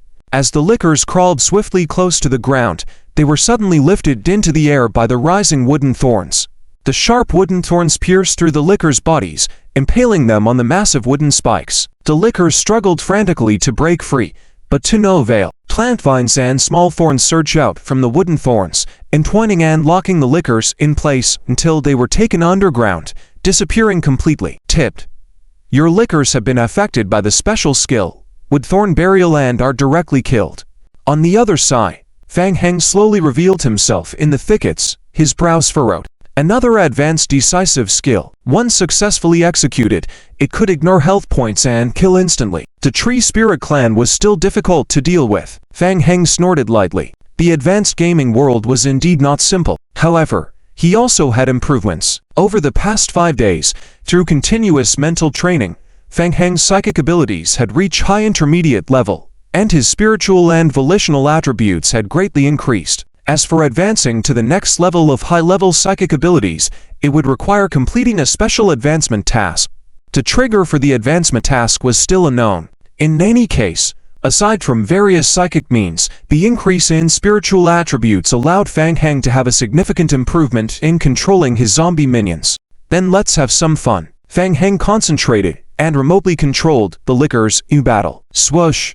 Swoosh swoosh. The previously coordinated group of liquors immediately dispersed and spread out in the forest, approaching the Mu tribe from various angles. The Mu tribe had a method to deal with this too. They concentrated and created another special symbol in front of them. Hiss! The ground slowly undulated, creating a treacherous mud swamp in the front area, attempting to slow down the approach of the lickers. Wooden thorns continued to shoot out from the mud swamp. Heh. Fang Heng chuckled lightly at the scene, focusing once again. Secondary spatial projection. When the spatial fluctuations appeared once again, the lickers emerged once more from within the spatial distortions. They had already passed through a large area of marshland ahead, now only less than 10 meters away from the wood elves. Swoosh, swoosh, swoosh. Numerous lickers leapt out from the spatial distortions, emitting beastly roars as they pounced towards the wood elves' guards. The defensive line arranged by the wood elves in front was instantly torn apart. Once they closed in on the enemy, the lickers immediately revealed their sharp fangs. Clack, clack, clack, ... The sharp claws and teeth of the lickers scraped across the bodies of the wood elves, producing a very dry and harsh sound, much like the sound of claws scratching against granite. The wood elves had the highest defensive capability among the 4 major races, and they even possessed a certain degree of close combat skills. Upon regaining their senses, they quickly gathered wooden spears to fend off the approaching lickers. However, compared to long-range spales, the wood elves' close combat abilities were significantly lacking. The entire tree spirit race was simply not adept at close combat. Many spales required maintaining a safe distance when cast. Once the distance was closed, with a feeling of panic and a lack of casting space, the wood elf guards immediately fell into a disadvantaged position, with a significant decrease in attack intensity. Similarly, although the lickers seemed to have a significant advantage, it was difficult for them to inflict substantial damage to the wood elves in a short amount of time through melee combat. The wood elves' hardened skin was very tough to deal with. The two sides quickly engaged in a deadlock. Fang Heng watched as they once again reached a stalemate, then took out a pair of high-level tactical goggles from his backpack. These goggles were developed by the Federation as psychic weapons, capable of translating psychic power more effectively into psychic control abilities. For example, psychokinesis. Let's test out the practical effect. Fang Heng put on the goggles, concentrated his mental power on one of the wood elves engaged in combat with the lickers. Swoosh! The wood elf was influenced by Fang Heng's psychic control, and his body was lifted uncontrollably into the air. The wood elves immediately sensed something was wrong, turned their heads towards Fang Heng's hidden position, and launched several small remote wooden spikes towards him. HMPH. Fang Heng snorted lightly, dodging to the side. Dang, dang, bang. The spikes burst on the trees behind him. At the same time, Fang Heng lost control over the wood elves. Useless skill, Fang Heng criticized. Even with intermediate psychokinetic abilities, the actual combat effect was still poor and easily interrupted by enemies. It was nowhere near as easy as controlling enemies' blood in the blood elf form. After a simple trial, Fang Heng abandoned the plan to use psychokinesis in combat and continued to use blood control. Just as the targeted wood elf broke free from the mental control, as soon as he landed, he suddenly furrowed his brow. He felt a very peculiar sensation.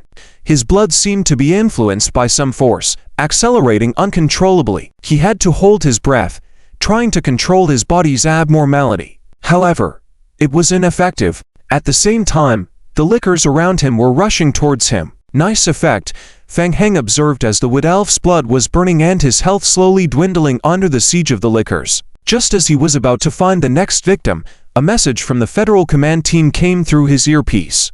Dr. Fang, our team has arrived at the battlefield one after another, surrounding you from the right side behind. The situation on the front line is intense. Please be extremely careful not to be accidentally injured. Understood. Here they come. Fang Heng felt a stir in his heart. Dealing with the wood elves alone was too inefficient. The Federation had arrived just in time. He could observe the Federation's actions. The Federation's combat this time was completely different from the previous test of adaptation. The Federation directly dispatched a mixed team of psychokinetic and semi-mechanized units. During this period, the Human Federation had been continuously provoked by the tree spirit race, with the tree spirits even giving them a kick in the face. The Federal soldiers were all holding back their breath. Charge! The semi-mechanized troops arrived first, aiming with their beam weapons. Meanwhile, the psychokinetic warriors hidden in the woods were taking cover, locating targets to start remote psychic attacks. The wood elves engaged in combat with the lickers found it difficult to pay attention to the rear situation. Suddenly, they were impacted by the psychic attack, causing them to freeze up, as if they were lost in a trance with blank minds, standing still. During the wood elves' confusion, the semi-mechanized team unleashed a focused long-range attack. The dense beams instantly exploded the controlled tree spirit members, with the lickers in the front and the federal players supporting with psychic control and semi-mechanized and hence soldiers outputting firepower from the rear. The tree spirit race members were being burst into pieces, one by one. The slaughter rate had significantly increased. Fang Heng couldn't help but nod in approval. It seems that a combination of multiple units is the right solution. Fang Heng communicated through his device. The tree spirit race has tight defenses in this area, and they have not retreated yet. They are likely delaying time for reinforcements. Leave this to you all. I will sneak in to investigate the situation. Be careful. Without waiting for a response from the command, Fang Heng swiftly darted towards the depths of the forest. Inside the command center, everyone watched Fang Heng's fast-moving figure on the screen, shaking their heads helplessly. They didn't bother trying to dissuade him anymore because they understood that Fang Heng simply didn't listen to them. Minister Lei nodded and said, "Understood. Dr. Fang, please be careful and ensure your safety." After several waves of battles, the federal side had gained a better understanding of Fang Heng's overall strength and knew that with his abilities, at least defending himself wouldn't be an issue. Fang Heng once again entered the secondary space projection and swiftly bypassed the tree elves who were in combat, until he entered the rear area where the tree elf guards were stationed. Passing through areas covered by dense branches and leaves, Fang Heng saw an old giant tree emerging in the forest. And at the center of the giant tree a temple. Fang Heng's eyelids twitched slightly. A tree spirit-styled architectural body. The entire temple structure seemed to have been dug out in the center of the giant tree. Or perhaps the temple was established inside the hollowed giant tree. It appeared that the temple had been standing for at least several decades. However, the external giant tree still exuded abundant life force, emitting a natural aura under the sunlight. Fang Heng hid in the bushes and observed for a moment. The temple of invocation ... Fang Heng murmured to himself. The temple in front of your eyes was also discovered by us, and it was registered. At that time, due to the high degree of damage, it was considered to have no value and had been abandoned for a long time. However, compared to before, the temple looks different now. It seems that the Tree Spirit clan has renovated and rebuilt the temple during this time. Furthermore, we have just investigated and there have been several recent attacks by the Tree Spirit clan, 3 of which are suspected to be related to the temple. Thank you. I understand. Fang Heng temporarily cut off the communication, his gaze continuing to focus on the surroundings of the temple. Judging by the timeline, as the passage to the outside world was destroyed, most of the prayer temples gradually lost their function over time. However, recently, with the destruction of the Spirit Realm network, the passage to the outside world reopened, and various prayer temples resumed their use. So, what is the purpose of the prayer temple? What is inside? Fang Heng couldn't help but feel puzzled. What are the Tree Spirit clan up to again? Could it be related to the cultivation of the divine tree? The thought of the cultivation of the divine tree invigorated Fang Heng. Let's go in and take a look. Fang Heng's gaze swept past the 2 wooden guards outside the prayer temple, lightly tapping his toes on the ground, and once again, entering the secondary projection state, quickly approaching the temple. Due to the external area of the temple being attacked by humans, most of the wooden guards who were originally guarding the temple had already gone to support, making the defense particularly loose. After using the secondary spatial projection skill to bypass the guards at the entrance and enter the temple, Fang Heng couldn't see half of a guard inside the temple. The interior of the temple was also not small. Fang Heng walked out of the secondary spatial projection and walked forward along the passage for a distance, suddenly hearing a conversation coming from a distance. How did humans discover us? I don't know. Maybe they found information about the temple, or maybe it was just luck. Damn. Fang Heng's mind stirred, immediately switching to his natural form to conceal his own breath, and slowly approaching in the direction of the voice on the right. Soon, as he gradually went deeper into the passage, the voices from afar became clearer. No, Elder Lorenzo is still collecting natural energy. Once the natural passage is interrupted, the Elder will be in danger. A conversation of the Tree Spirit clan came from the Great Hall at the end of the passage. Natural passage. a passage linked to the outside world. Fang Heng keenly captured the important information in the dialogue between the two, slowing down his pace and pondering in his heart. Exactly. Is the white frost or found just now related to the natural passage? Fang Heng kept his breathing steady, concealing his breath, standing behind a pillar, carefully peering out into the hall to observe secretly. Magic circle. In the center of the hall, a natural ritual magic circle was slowly operating. 6 wooden individuals were surrounding the magic circle, working together to control it. Perhaps due to concentrating on controlling the magic circle, they were anxious about the invasion of the outside federal forces, and they did not notice Fang Heng, who was secretly observing at the entrance of the hall. Vito, the Federation is acting very strangely this time. Their strength has increased significantly, and there are many of them. We may not be able to hold out for too long. Hold on a bit longer. I have already sent a message to the other end of the teleportation channel. Once the Elder receives the message, he will return immediately. How long will it take? I don't know. At least 10 minutes. How long will it take? We may not make it in time. Stop asking. If you have time, you might as well come now and help us maintain the operation of the magic circle. All right, the Tree Spirit Clan member who advocated retreat sighed and said, Vita, do it quickly. The situation outside is not good. All our people have gone to support.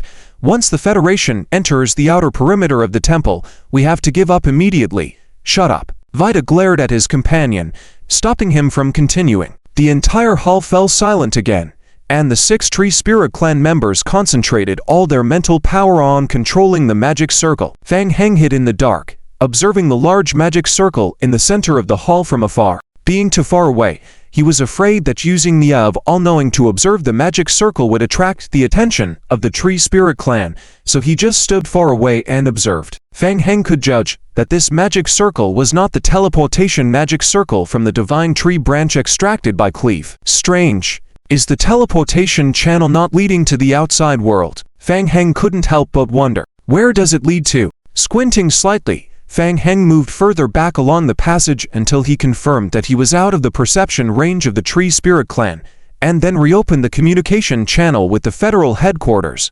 Command, did you all see that just now? Yes, there was some slight interference.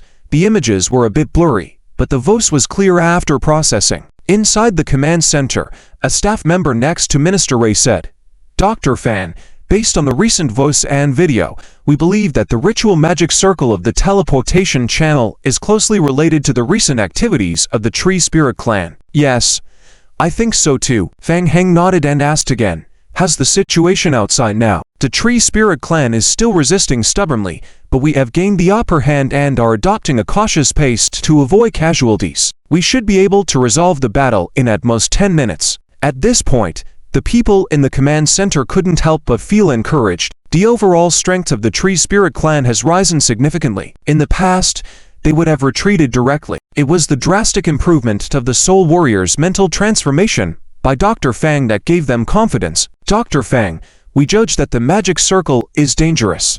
Based on the conversation of the Tree Spirit Clan, if the Wooden Tribe Elders lead the team into the mysterious channel, once they leave, the situation may be very unfavorable for us. After thinking for a moment, Minister Ray communicated with several staff members and continued, Fang Heng, we will try to accelerate the pace of the attack. We estimate that we will be able to break through the blockade of the Tree Spirit Clan in the fastest 5 minutes, and then we can invade the outer perimeter of the temple, immediately interrupt the ritual magic circle of the Tree Spirit Clan, and prevent the Wooden Tribe Elders from returning through the teleportation channel. I think there is no need to hurry so much. The Tree Spirit Clan will use the teleportation magic circle to bring back the Elder of the Wood Clan. Then, we'll close in all at once. Take advantage of the enemy's heavy injuries and attack together. Eliminate the living forces of the Tree Spirit Clan as much as possible. Fang Heng continued, I really want to know, what exactly is this group of Tree Spirit Clan up to through the teleportation passage? Minister Lei remained silent for a moment before nodding and saying, Fang Heng, this is very dangerous. No problem, leave it to me. I'll help you take care of the guards outside the door first. Be careful not to let the Wood Clan escape, and when entering the periphery of the temple, keep quiet and don't disturb the Tree Spirit Clan conducting the ritual. After a brief discussion within the command post, the group quickly agreed to Fang Heng's combat plan. "All right, be cautious, hum." Fang Heng softly hummed, then closed the communicator. Elder-level Tree Spirit Clan. After experiencing two significant power upgrades, Fang Heng also did not dare to say he had 100% certainty. This time, for him, it was just a test. At worst, he could use his trump card. Fang Heng prepared himself for action and quietly returned to the outer entrance of the temple. Of course, before taking action, if there was an opportunity, he didn't mind trying to deceive some information from the Tree Spirit Clan. Outside the cursed temple, two Wood Clan members responsible for staying behind felt anxious. They had encountered a sudden attack from the Federation at the periphery and weren't sure about the situation now. It seemed not very good. Just as the two were nervous, suddenly, they both heard footsteps behind them. "Who goes there?" The two guards alertly turned back, feeling a moment of dizziness in their eyes as they saw who had arrived, causing a slight change in their expressions. "Grand Elder, why are you here?" The other guard continued. "Grand Elder, we've been attacked by the Human Federation. Please intervene immediately." "I'm already aware." Fang Heng, with a demonic rape hum while rapidly closing in his hand behind his back, raised his hand to reassure the two. "Rest assured, it's just a group of humans. It's not worth worrying about. I've already taken care of it on my way here." "Where is Elder Lorenzo?" "Elder Lorenzo is following your orders to collect the power of nature in the Winter City region. Due to the sudden attack of the Human Federation, Elder Lorenzo is already on his way back." As the guard spoke, he suddenly furrowed his brow. He noticed a strange distortion on Fang Heng's face. "What? The Grand Elder? Not good." Suddenly, the two guards reacted. Something was wrong. This Grand Elder was suspicious. Whoosh! The next moment, a strong surge of blood and energy burst forth behind Fang Heng, rushing towards the two Wood Clan members. The dense blood and energy instantly formed a large barrier, enveloping Fang Heng and the two Wood Clan members together. "Enemy invasion!" The two Wood Clan guards shouted, trying to quickly retreat backward, attempting to increase the distance from Fang Heng. However, the cries of the Wood Clan guards were sealed firmly in the middle by a large blood barrier that quickly enveloped the outside. The sound could not pass through. Fang Heng caught up briskly, wielded a metallic staff in his hand, and struck fiercely forward. Sout! One of the Wood Clan guards was heavily hit by the metal staff, making a thud sound, his body uncontrollably falling backward. Hiss! Hiss! Hiss! From the back of the Wood Clan emerged a dense array of blood-stained long spears. The dense blood spikes pierced the Wood Clan's body from behind, causing successive bursts of blood and energy. The blood and energy even gradually penetrated into the Wood Clan's body. This time, Fang Heng didn't hold back, going all out. Regardless of the consumption of blood and energy, he sought to eliminate the two Wood Clan guards in the shortest time possible. Under the astonished gaze of another Tree Spirit Clan member, the companion was continually struck by Fang Heng with the metallic staff, even offering no resistance. "Let him go!" the guard shouted, conjuring a wooden long spear towards Fang Heng. Boom! Boom! Doom! The long spear landing on Fang Heng immediately exploded in a continuous manner. Fang Heng's back was instantly torn open, with flesh and skin splitting. Without any intention to stop, Fang Heng continued to wield the metal staff ferociously against the other Wood Clan member, trapping him with blood and energy. According to Fang Heng's previous experience of group fights, focusing on one target at a time was the strategy. Doom! With the continuous explosion of the blood spikes invading his body, the Wood Clan member finally couldn't bear it and exploded on the spot. Fang Heng then turned around, raised the staff and attacked the other Wood Clan member. Not good. When the red eyes of Fang Heng locked onto him, the Wood Clan member suddenly felt an extremely dangerous sensation. Whoosh! Fang Heng swiftly approached, swinging the staff in a blow. Dang! The Wood Clan member was hit and staggered backward. Behind him, the cold blood and energy burst open, rapidly invading his body. The Wood Clan wanted to call for help, but no sound came out. They wanted to flee, but they were continually suppressed by Fang Heng, until they could no longer resist as the freezing blood gradually infiltrated their body. Doom! The two guards burst on the spot one after another. Troublesome, Fang Heng murmured softly. His wound slowly healed. The blood barrier retracted, he shook his arm, and looked towards the distance. Dealing with the two Wood Clan members had cost him considerable pure blood. It had taken more than 2 minutes in total, and the Federation had already rapidly dealt with the remnants of the Wood Clan on the outside. According to the plan, the blood barrier not only blocked the communication between the Wood Clan and the outside world, but also blocked the communicator from the Federation on his body. With the dispersal of the blood barrier, communication was finally restored, and the voice of the command post quickly came in. Dr. Fang, can you hear me? We have control of the situation, currently clearing up the remaining Wood Clan members. We will immediately move towards the central temple location. Is everything okay on your end? Yes, I'm fine. I've already dealt with the guards outside the cursed temple. When you're coming over, try to be discreet and not attract the attention of the Tree Spirit Clan inside the temple. Understood. In just a few sentences, Fang Heng's previously received wounds had completely healed. The long sword he had been carrying behind him had been depleted during this time, and had now formed into a short blade. It seemed he would need to find an opportunity to gather some blood again. 5 minutes later, soldiers from various Federation units quickly arrived, swiftly surrounding the entire exterior of the cursed temple and hiding in the shadows. Fang Heng remembered clearly that just now the two Wood Tribe members said so. The Wood Tribe elders led people to the Frost City domain to gather the power of nature. What exactly is the Frost City domain? Dr. Fang, do you need to investigate the Frost City domain? Yes. Fang Heng nodded and looked outward, saying, you guys set up again. I'll go in and take a look first. Since we're doing this, let's do it thoroughly, including eliminating the Wood Tribe elders. Okay, please be careful. Xia Yanwu nodded, waving his hand to signal the subordinates to hide and set up a defensive line outside. According to the information provided by Fang Heng, there are only 6 Wood Tribe members inside the temple, plus an elder who is about to be sent back and several accompanying Tree Spirit guards. If everything goes smoothly, Fang Heng will make a move during the transmission process conducted by the Tree Spirit Tribe. Due to the destruction of the magic array, the strength of the Tree Spirit Tribe will be greatly weakened. Let's go. The federal soldier team held their breath and prepared for battle around the temple. At the same time, Fang Heng once again concealed his own aura and quietly approached the center of the hall in the Temple of Prayer. Inside the central hall of the temple, the ritual magic array continuously emitted a faint yellow light. 6 Tree Spirit Tribe members stood at the 6 corners of the ritual magic array, focusing on controlling the magic array. 15 minutes have passed since the previous debate. The good news is, there has been no movement outside. This means that the attack from the external federal forces has been temporarily halted. Just when Tono was starting to get impatient, suddenly, a faint blue light appeared on the magic array. It's a signal. Veta saw it, with a hint of joy in her eyes, softly saying, everyone, a signal has come from the magic array. The elders have returned and are ready to execute the reverse transmission. Understood.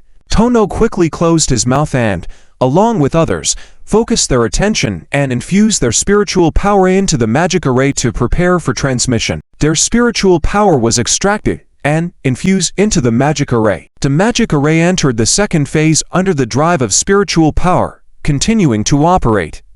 Suddenly, Tono faintly felt something, glancing at the ritual magic array in front of him, then turning to look at Veta beside him. Veta, I know.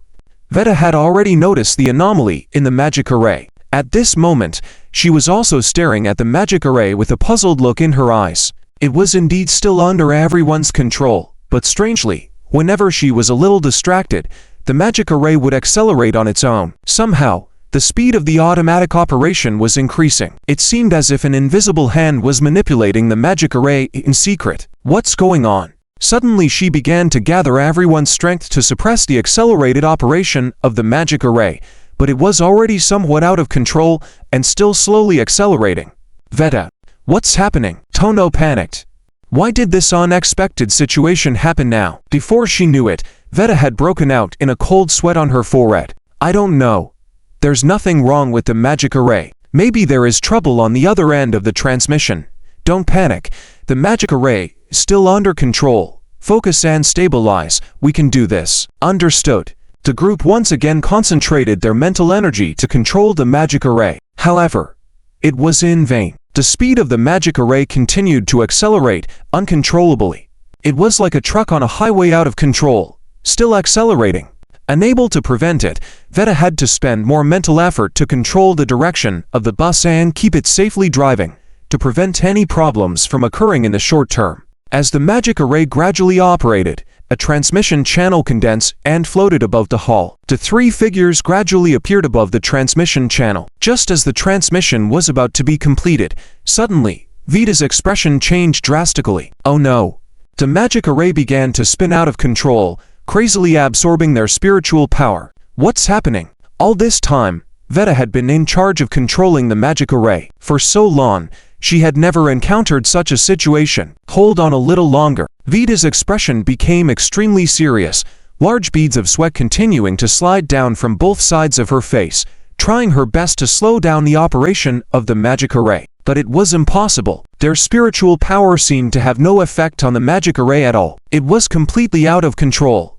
The magic array continued to uncontrollably drain their spiritual power. The only good news was that the reverse transmission was rapidly condensing. But how long could it last?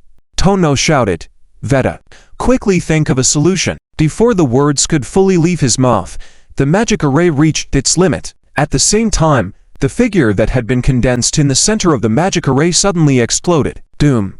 The violent explosion caused the 6 Wood Tribe members controlling the magic array to fly out, crashing harshly against the walls around the hall. Everyone, without exception, suffered serious injuries. Up to now, Vita still didn't know what had happened to the magic array. She only knew that there had been an unexpected explosion in the magic array. She struggled to get up, looked up at the central magic array. 3 figures appear in the center of the magic array. Elder, Vita said softly, breathing a sigh of relief. Fortunately, the reverse transmission was successful. Elder Lorenzo and 2 accompanying Wood Tribe members returned safely, appearing in the center of the magic array.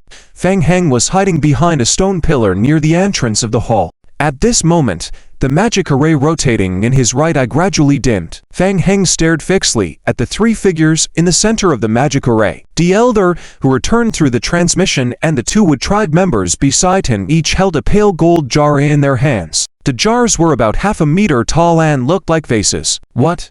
Jars? What was inside them? Fang Heng's attention was immediately drawn to those 3 jars, filled with curiosity. It seemed that there was a connection between what they encountered on the other side of the transmission channel and these jars. With a thud, the 2 Tree Spirit Tribe members returned together with the elder suffered a severe backlash and collapsed to the ground with a jar in each hand also falling to the ground. Elder Lorenzo's mouth also had a touch of blood flowing out. He struggled to support his body, kneeling on one knee before slowly catching his breath. The latter part of the transmission was subjected to extremely intense spatial shock. He and the 2 accompanying Tree Spirit Tribe members had suffered very severe internal injuries. Wait. Lorenzo suddenly reached out to stop Vita from continuing, turning his head to look behind him, staring straight at the hiding place of Fang Heng. Who's there? Lorenzo furrowed his brows and immediately raised his hand towards Fang Heng's hiding place. Suddenly, numerous root tendrils converged in midair, forming wooden spikes that instantly thrust towards Fang Heng. Discovered, Fang Heng's heart skipped a beat, and he quickly leapt sideways to avoid the attack, landing solidly in front of a group of tree spirits, unabashedly scrutinizing the 3 pale golden jars guarded securely by the tree spirits. Just now, he had vaguely sensed a special natural power fluctuation from the jars. What exactly is this? Fang Heng became even more curious. Human, you were mingling with the Leaf Tribe before. Lorenzo recognized Fang Heng as somewhat familiar and quickly identified him, a hint of anger flashing in his eyes. So it was you who led the Federation here. Take him down. Without giving Fang Heng a chance to speak, several Wood Tribe members in the hall immediately launched an attack. Multiple wooden spikes came straight at Fang Heng. Hot. Boring. Is this all you've got? Fang Heng smirked cynically, his wrist flicking as the sacred lawn sword materialized in his hand, swiftly slashing forward. Doom. The wooden spikes coming towards him exploded under the sword. Disrupting the magic formation, the Wood Tribe members suffered some recoil, weakening the power of their spells. Seizing the opportunity, Fang Heng realized the enemy's vulnerability and with narrowed pupils, he swiftly broke through the magical attacks with his sword, darting forward at full speed. Meanwhile, at the Federation headquarters, through a miniature camera, they saw Fang Heng in conflict with the tree spirits, and a warning came through the headset. Dr. Fang, be careful. Do not engage in direct combat. Get them out of the temple. Our team is ready to provide support. Fang Heng did not respond, swiftly approaching the tree spirits while once again striking with his sword. The wood guards, seeing Fan Heng approaching, became extremely wary, attempting to fend him off with wooden spears. The wood spears, strengthened with natural power, were resilient, but clearly not a match for a divine artifact. Dang! The spear and the sacred longsword clashed, and the spear was instantly cut in half. Most of it flew off. Doom! 2 wood tribe members were sent flying by the sacred longsword. Fan Heng's gaze focused on Tonu on the side. The pale golden jar brought out by the tree spirits from the teleportation channel. Tonu happened to have one in his hands. That thing. With a light tap of his toes, Fan Heng swiftly changed course towards Tonu. Vita seemed to realize what Fan Heng was up to and shouted harshly, "Be careful! Stop him!" Over 10 dense wooden spikes came at Fan Heng from various directions. Tonu, realizing he was targeted, paled and desperately retreated, trying to keep a fighting distance from Fan Heng. Suddenly, the next moment, a faint spatial ripple enveloped Fan Heng's body. Secondary spatial projection. Fan Heng stepped into the spatial projection, and the dense wooden spikes passed through the illusion left by his figure. Spatial ability. The tree spirit's pupils shrank in shock. Tonu felt an extreme sense of crisis rising in his heart. When he saw Fan Heng again, Fan Heng had surprisingly crossed a great distance in front of him, stepping out directly from the rippling space in front of him. The sacred longsword in Fan Heng's hand carried a powerful surge of holy power as it slashed towards him. Get lost! Feeling the threat of death, Tonu, in a critical moment, could no longer care about protecting the golden jar in his hands. He discarded the jar, forming a mark in front of him. Tonu's body visibly hardened, forming a hard wooden barrier. Layers and layers rapidly condensed in front of him, forming a wooden protection screen, resembling tree rings. Click! The sacred massive sword struck the screen. Each layer of the ring-like guard was quickly broken through by the holy giant sword. Relentless. Boom boom boom boom. As the barrier broke, loud explosions rang out. Eventually, all the layers of the barrier were completely shattered. The long sword heavily struck Tonu. Doom. In his wood-hardened state, Tonu was violently sent flying by the sword. Fan Heng scanned Tonu with a glance, did not pursue, but immediately picked up the fallen tail golden jar. Hint. Player obtains item. Tree Spirit. Jar of the Sacrifice. Type. Special item. Rank. Rare. Description. A jar of sacrifice created by the Tree Spirit clan to collect and store the world's energy. The production process is extremely complicated. The finished product can store a large amount of world energy, but special means are required for energy infusion and extraction limited to natural energy. Current energy remaining in the jar of sacrifice, 21.38%. Hint.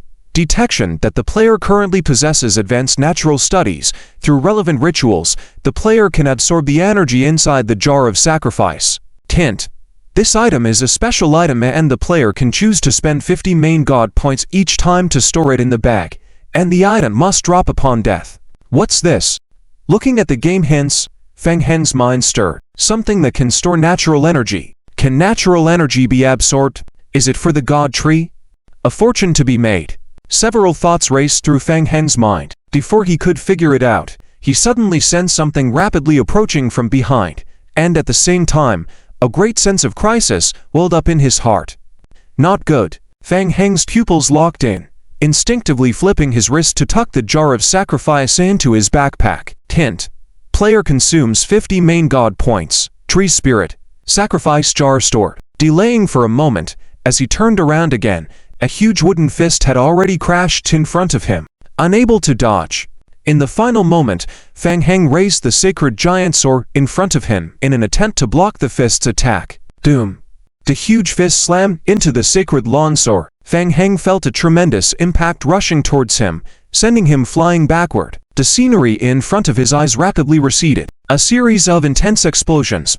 Dense game prompts reappear on the retina again. Hint. The player received 6,628 points of damage from 2 consecutive explosions, with additional damage increase. Hint. The player received 6,921 points of damage from 2 consecutive explosions, with additional damage increase. Boom. Boom boom. The continuous explosions caused the wooden structures of the surrounding buildings to loosen. The roof above directly collapsed, and the harder wooden blocks fell down, trapping Fan Heng firmly under the fallen wooden pile. In a location far from Fan Heng, Inside the hall, Glenzo had already placed a golden jar beside him. His hands were in front of him, still in a state of gathering marks. His breathing slightly hurried. Troublesome human, finally taken care of. Quick, go and check on the sacrificial jar. Don't let him take the sacrificial jar away. Glenzo, worried about the safety of the sacrificial jar, was calling over his wood-tried subordinates to check when suddenly he noticed something, and his pupils shrank suddenly. What? Only a slight movement can be seen under the collapsed wooden blocks. Any activity? Attacked directly by his high-intensity spell. Still not dead. Doom. The piled broken wooden blocks exploded. A figure covered in blood leapt out from the broken wooden blocks. Without looking back, he ran with the sacrificial jar towards the right side of the temple at high speed. It's Fang Heng. He took the sacrificial jar. Glenzo's eyes were about to burst, and he shouted sharply, "Chase him! We mustn't let him take the sacrificial jar away." Several Wood Tribe members immediately chased after him. Glenzo, filled with hatred, closed his eyes tightly again and concentrated his mental power. Cage. Boom. Boom. Doom.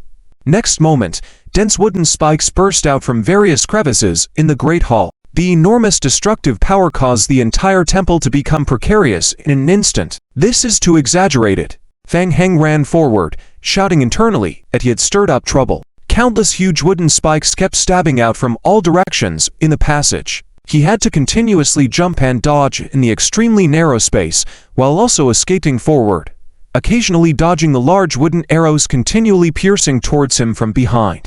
Not good. The elder of the tree spirits is really going all out, being heavily injured but still fighting like this. Fang Heng sarcastically thought to himself. The interior of the temple itself was made of trees. This environment was more suitable for the Wood Tribe to fight. Retreat. Lure them out, then catch them all.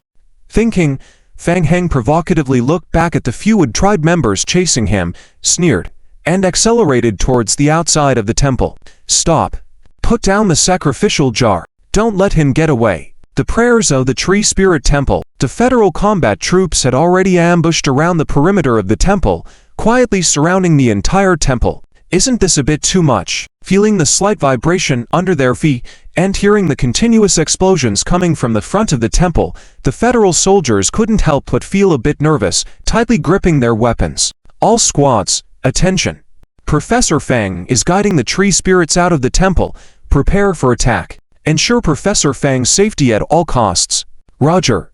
The various squads of federal soldiers were on high alert, staring at the temple in front, ready to launch an attack at any moment. Here they come. Just as the words fell, Xiaoyan saw a figure rushing out from the temple of the divine tree. It was Fang Heng. Fang Heng's current state looked extremely miserable, his clothes torn and tattered by explosions, almost covered in bloodstains. Ready. Seeing a few figures chasing Fang Heng from behind the temple, the federal soldiers all concentrated. When the Wood Tribe completely left the temple, Xiaoyan shouted, "Lock the target. Attack. Fire." Instantly, a flurry of energy beams shot towards the surprised Wood Tribe members chasing Fang Heng in the air. Glenzo, the elder of the Wood Tribe, along with a few followers who had just chased outside the temple, saw the beams covering from all sides and a flash of anger crossed their eyes. Sneaky humans. They actually set a trap outside, just as they were preparing to resist with natural spells. Suddenly, including the elder Glen and several Wood Tribe members, their expressions flickered. What? Before they could react, their brains were hit by a sharp pain. Psychic attack.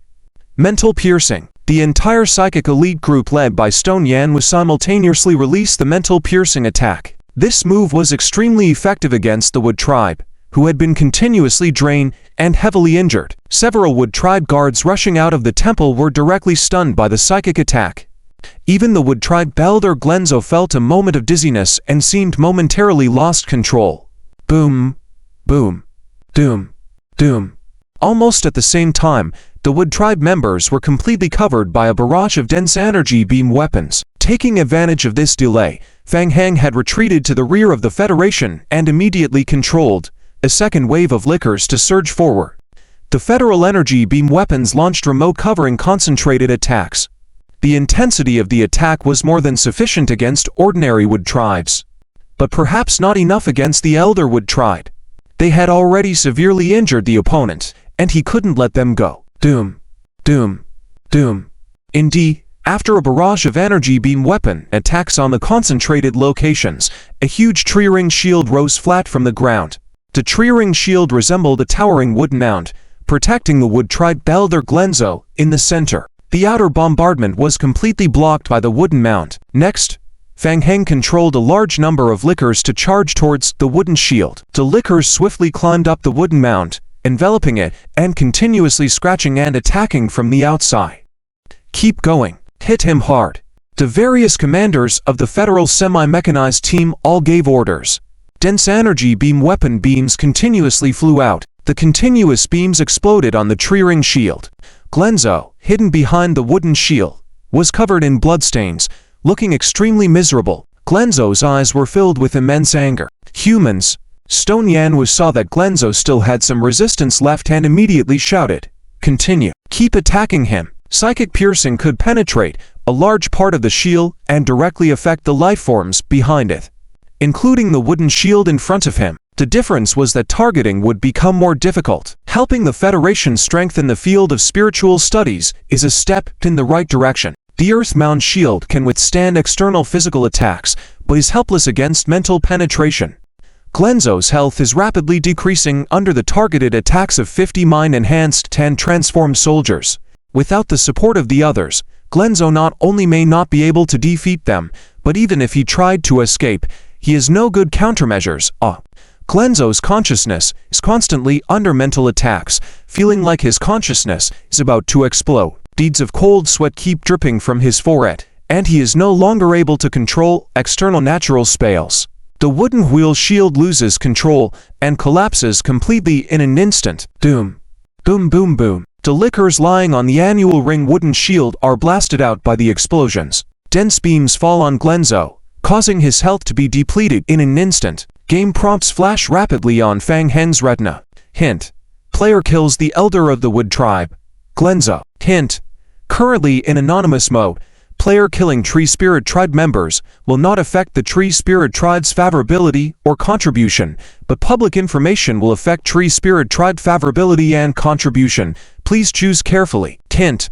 Player can choose to disclose this information to get additional reputation rewards. This action will lead to changes in some Tree Spirit Tribe friendliness and branch missions. Hint. Player receives 100 main god points. Hint. Player receives First Order Illusion Crystal *12. Done. Fang Heng roughly glanced at the game prompts and still chose not to disclose the killing information for now.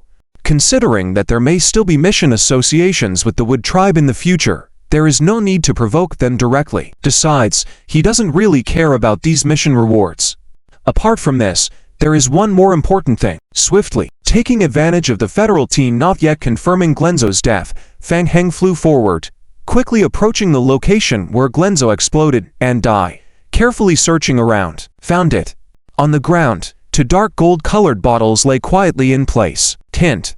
Player obtains Tree Spirit, Bottle of Sacrifice *2. Player consumes 100 main god points to store the items in the backpack. Very good. Secured. Fang Heng breathed a sigh of relief, and his peripheral vision caught something else on the ground. What's this again? Fang Heng couldn't help but look at a broken branch not far from the Bottle of Sacrifice. After the continuous bombardment just now, the golden bottles were also covered in dust and looked a bit dim. The broken branch seemed unusually vivid green. Fang Heng picked up the branch and examined it in his hand. Hint. Player obtains item, unknown branch. Hint. Natural study trigger. You realize that there is some unknown information hidden in the branch, but you lack the relevant skills. Please try to improve your rank in natural studies or seek other ways to decipher this information. Interesting. Fang Heng thought to himself, putting the branch into his backpack. He planned to bring it back to have Cleve take a look. Similarly, after ensuring safety, the federal team also moved forward to inspect the battlefield. Dr. Fang, are you alright? The operation is not over yet, and Shi Yanwu, along with several mind-enhanced soldiers, approached cautiously, taking a glance at the entrance of the Temple of Curses. Are there still enemies inside the temple? I'm fine. Fang Heng nodded, also turning to look at the temple entrance. It's possible. Come on. Let's thoroughly explore the temple again. Okay. With the most powerful elder of the Wood Tribe dealt with, Even if there were still Wood tribe members in the Temple of Curses, it was not a major concern. Xia Yanwu communicated with the command center through the radio and gestured for his team to start regrouping and explore the interior of the temple with the semi-mechanized squad. Soon, everyone entered the central prayer hall of the temple once again. The two tree spirit members, who had returned through the teleportation channel earlier, were still unconscious on the ground. Federal soldiers checked and then chained them up, ready to take them away. Report: the search of the Temple of Curses has been completed. Other than the two unconscious Wood tribe members, no other enemies were found. Good.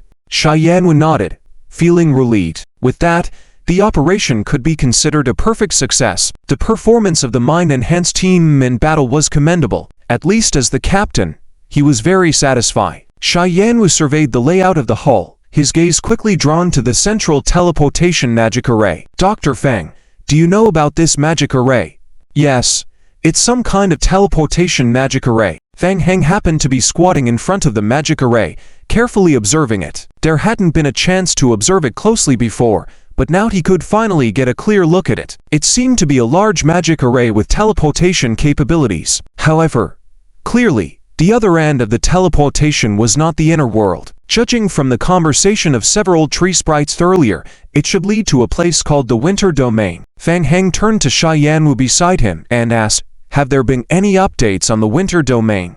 We've searched the database, but found no information following the comparisons. Is that so? Isn't it a region of this world after all?" Fang Heng frowned. The magic array had suffered minor damage in the recent battle. Repairing it wouldn't be too difficult. Why not just repair the magic array and trigger it to directly explore the other side of the teleportation channel? Fang Heng began to contemplate. Another more troublesome issue was apparent. He realized that the magic array and the entire external Temple of Curses were perfectly integrated. They couldn't be used separately.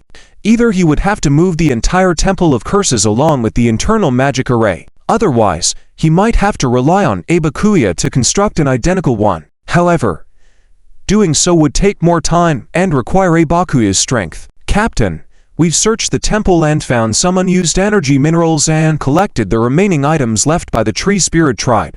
They're ready to be taken back for testing. Xia Yanwu nodded at his subordinates, then turned to Fang Heng, saying, "Dr. Fang, any discoveries? Tree Spirit tribe members are approaching this location, and we're not suitable for continuous combat now. Pending orders from above, we need to gather valuable clues and items quickly before evacuating." "I understand."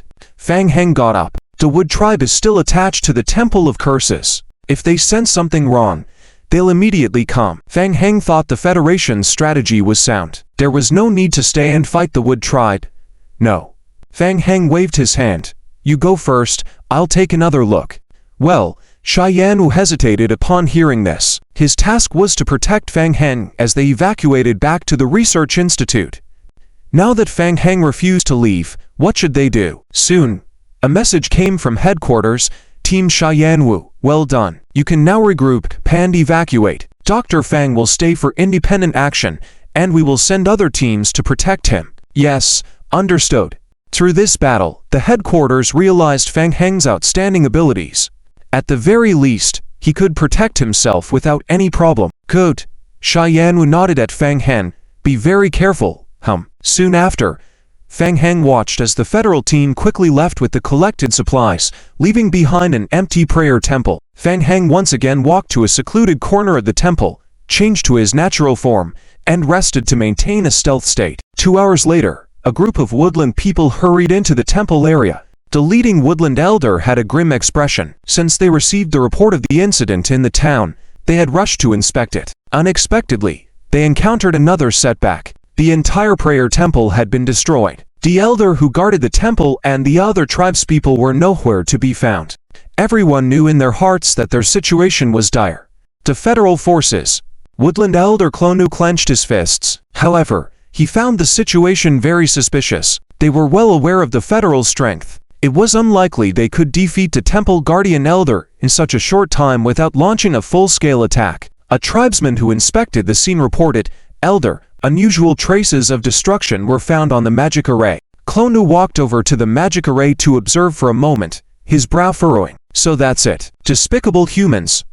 It turned out they had covertly destroyed the magic array, causing anomalies in its operation. That explained everything. Elder Glenzo had not died.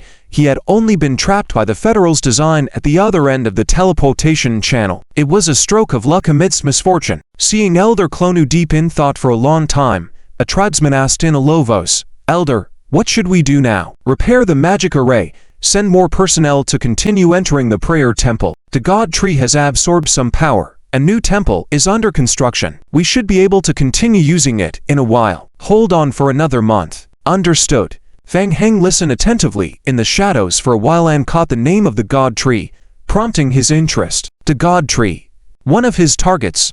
However, just listening to their conversation, he didn't seem to gather any useful information. Seeing Elder Clonu about to leave, Fang Heng made a move, discreetly leaving a bloodline mark on the Elder. Hint: player successfully marked, Woodland Elder Clonu. Who goes there?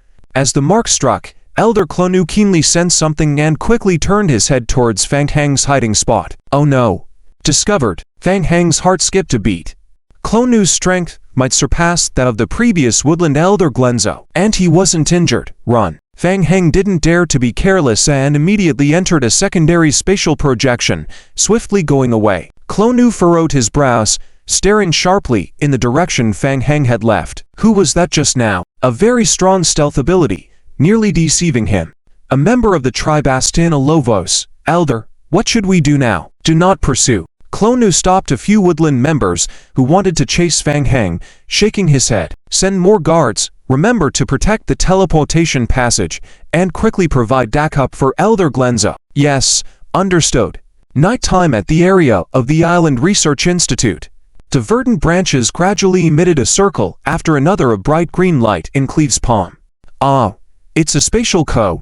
Cleve suddenly opened her eyes as she concentrated on triggering the natural energy of the twig. A hint of surprise appeared in her eyes. A code. Fang Heng also looked surprised. The twig in Cleve's hand was what had been obtained shortly after killing the Woodland Elder. Upon retrieving it, Fang Heng immediately handed it over to Cleve for examination. "Yes, a spatial code. It points to another world." Cleve nodded, confirming she hadn't misjudged. Fang Heng furrowed his brow. Indeed, the magic array found in the God Tree Temple was also related to teleportation. So did the Woodland tribe teleport to another world, a world called the Realm of Midwinter. It seemed to get more complicated. With doubts in his mind, Fang Heng shifted his gaze to Sandy, who was observing nearby, and asked, "Sandy, do you have any thoughts?" Sandy was still examining the jars on the side, scratching her head upon hearing the question. "I don't know. I'm completely clueless. I've never come across similar records in the archives before, but these jars seem to be sacrificial vessels for absorbing energy used to cultivate the God Tree. But how to use these things, I need to look more into it." It seemed like an unhelpful lead. They looked at each other, momentarily directionless. Mo Jiawei asked, "Should we try setting up a code magic array and teleport to investigate? See for ourselves?" Fang Heng shook his head. "I'm afraid the Holy Court will find out." Mo Jiawei realized the implication quickly. The Divine Realm was still hunting Fang Heng. While the Realm of the Thousand Forests was protected, other worlds were not. If the Thousand Forests were involved in another incident, the Divine Realm might intervene. The task would become much harder then. Cleve sensed the state of the God Tree and shook her head. It may not be feasible in the short term. The magic array needs the coordination of the God Tree Temple to operate. Given the current status of the Abyss AK, it will take some time to completely replicate a temple. Fang Heng thought for a moment. The side mission to investigate the Woodland tribe had collected enough data, at least exceeding the mission requirements. He could go to the Leaf tribe to submit the mission, try to extract some information from them. If that didn't work, they might have to wait. Investigations were ongoing on the Federal side too. With the Federal's capabilities, they might also obtain some information. Let's go with that plan for now. Let's split up. Cleve, you stay back to take care of Abyss AK, and Gu Qingju will ensure your safety. Understood. Mo Jiawei suggested, should I go find the Sea Star Company to get some spatial ore? We need that to activate the Woodland tribe's magic array. Let's prepare in advance. Better safe than sorry. Good. I have accepted Elder Radiod's mission and have now found intelligence on the Wood tribe. I need to report to him in person. The Yezu people naturally recognized Fang Heng. I will take you there now, hoping you won't deceive me, said the Yezu, leading Fang Hen back to the original forest. 2 hours later, in another small gathering point in the original forest, Fang Hen met with Radiod. Fang Heng. Radiod seemed somewhat dizzy, having just finished dealing with matters on hand. Seeing Fang Heng brought over by the tribe, he nodded and said, "Nice to see you again. I hope you can bring me valuable information and not waste my time." "Of course, my time is valuable too," Fang Heng replied straightforwardly, handing over the Wood Tribe information he obtained from the Federation earlier. "Based on various clues, I have found several gathering points of the Wood Tribe, one of which caught my attention. You should take a look first." Radiod took the report Fang Heng handed over and flipped through a few pages, showing an interested expression. "Interesting. Tell me more." "A small town occupied by the Tree Speakers League. We investigated it. The people of the Tree Speakers League are mining a special crystal, or called White Frost Stone. I found out that the Wood Tribe has a high demand for this type of Orisawi, and all the collected ore in the town has been secretly transferred by the Wood Tribe." Radiod seemed to have little reaction to this news, nodding and saying, "What's next? Any more discoveries? Please continue."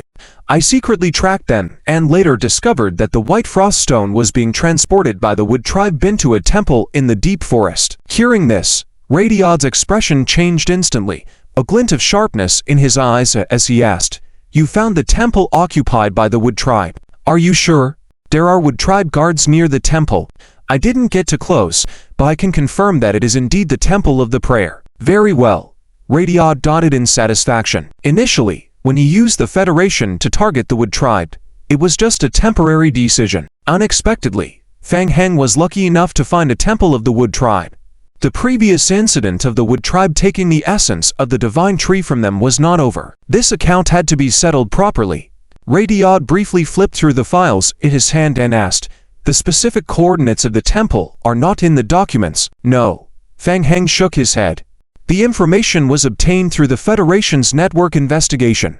I was worried that marking the temple's coordinates would jeopardize your operation, so I didn't use a map. I recognize the location and can lead you there." Fang Heng intentionally did not mark the location. With the Yezu's tendency to betray, once they handed over the mark point, they would likely wash their hands of the matter. He was counting on continuing to investigate and follow the mission line. Without much thought, Radiod nodded, saying, "Fine, come with us for a trip, now." "Yes, now. The distance is far. I'm afraid we won't make it in a short time." "Humph," Radiod sneered in disdain. "It's ridiculous. The Federation has a spatial teleportation network. Can't we, the Tree Spirit Clan, have a teleportation channel?"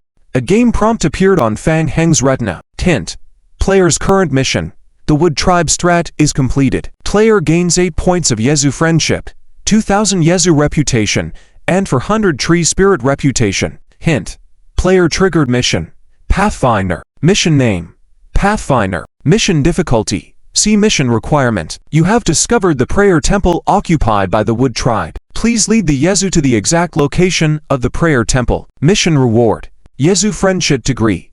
Yezu reputation. Fang Heng, come with us. Urged by the 2 Yezu tribesmen, Fang Heng entered the teleportation channel of the Yezu habitat. 7 hours later, late at night, after the Federation's earlier assault during the day, the Wood Tribe had reoccupied the temple, repairing and reinforcing the defenses.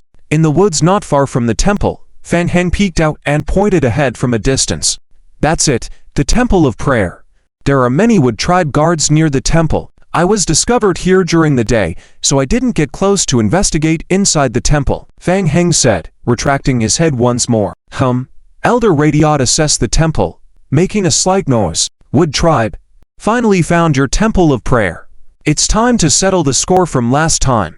A cold intent flashed in Radiod's eyes as he whispered, "Prepare to attack." "Yes, Elder." The Yezu tribesmen who came with him quickly dealt with several guards hidden in the woods, charging forward and swiftly reaching the entrance of the prayer temple. The next moment, several large wooden spikes shot out from the entrance of the temple. Doom!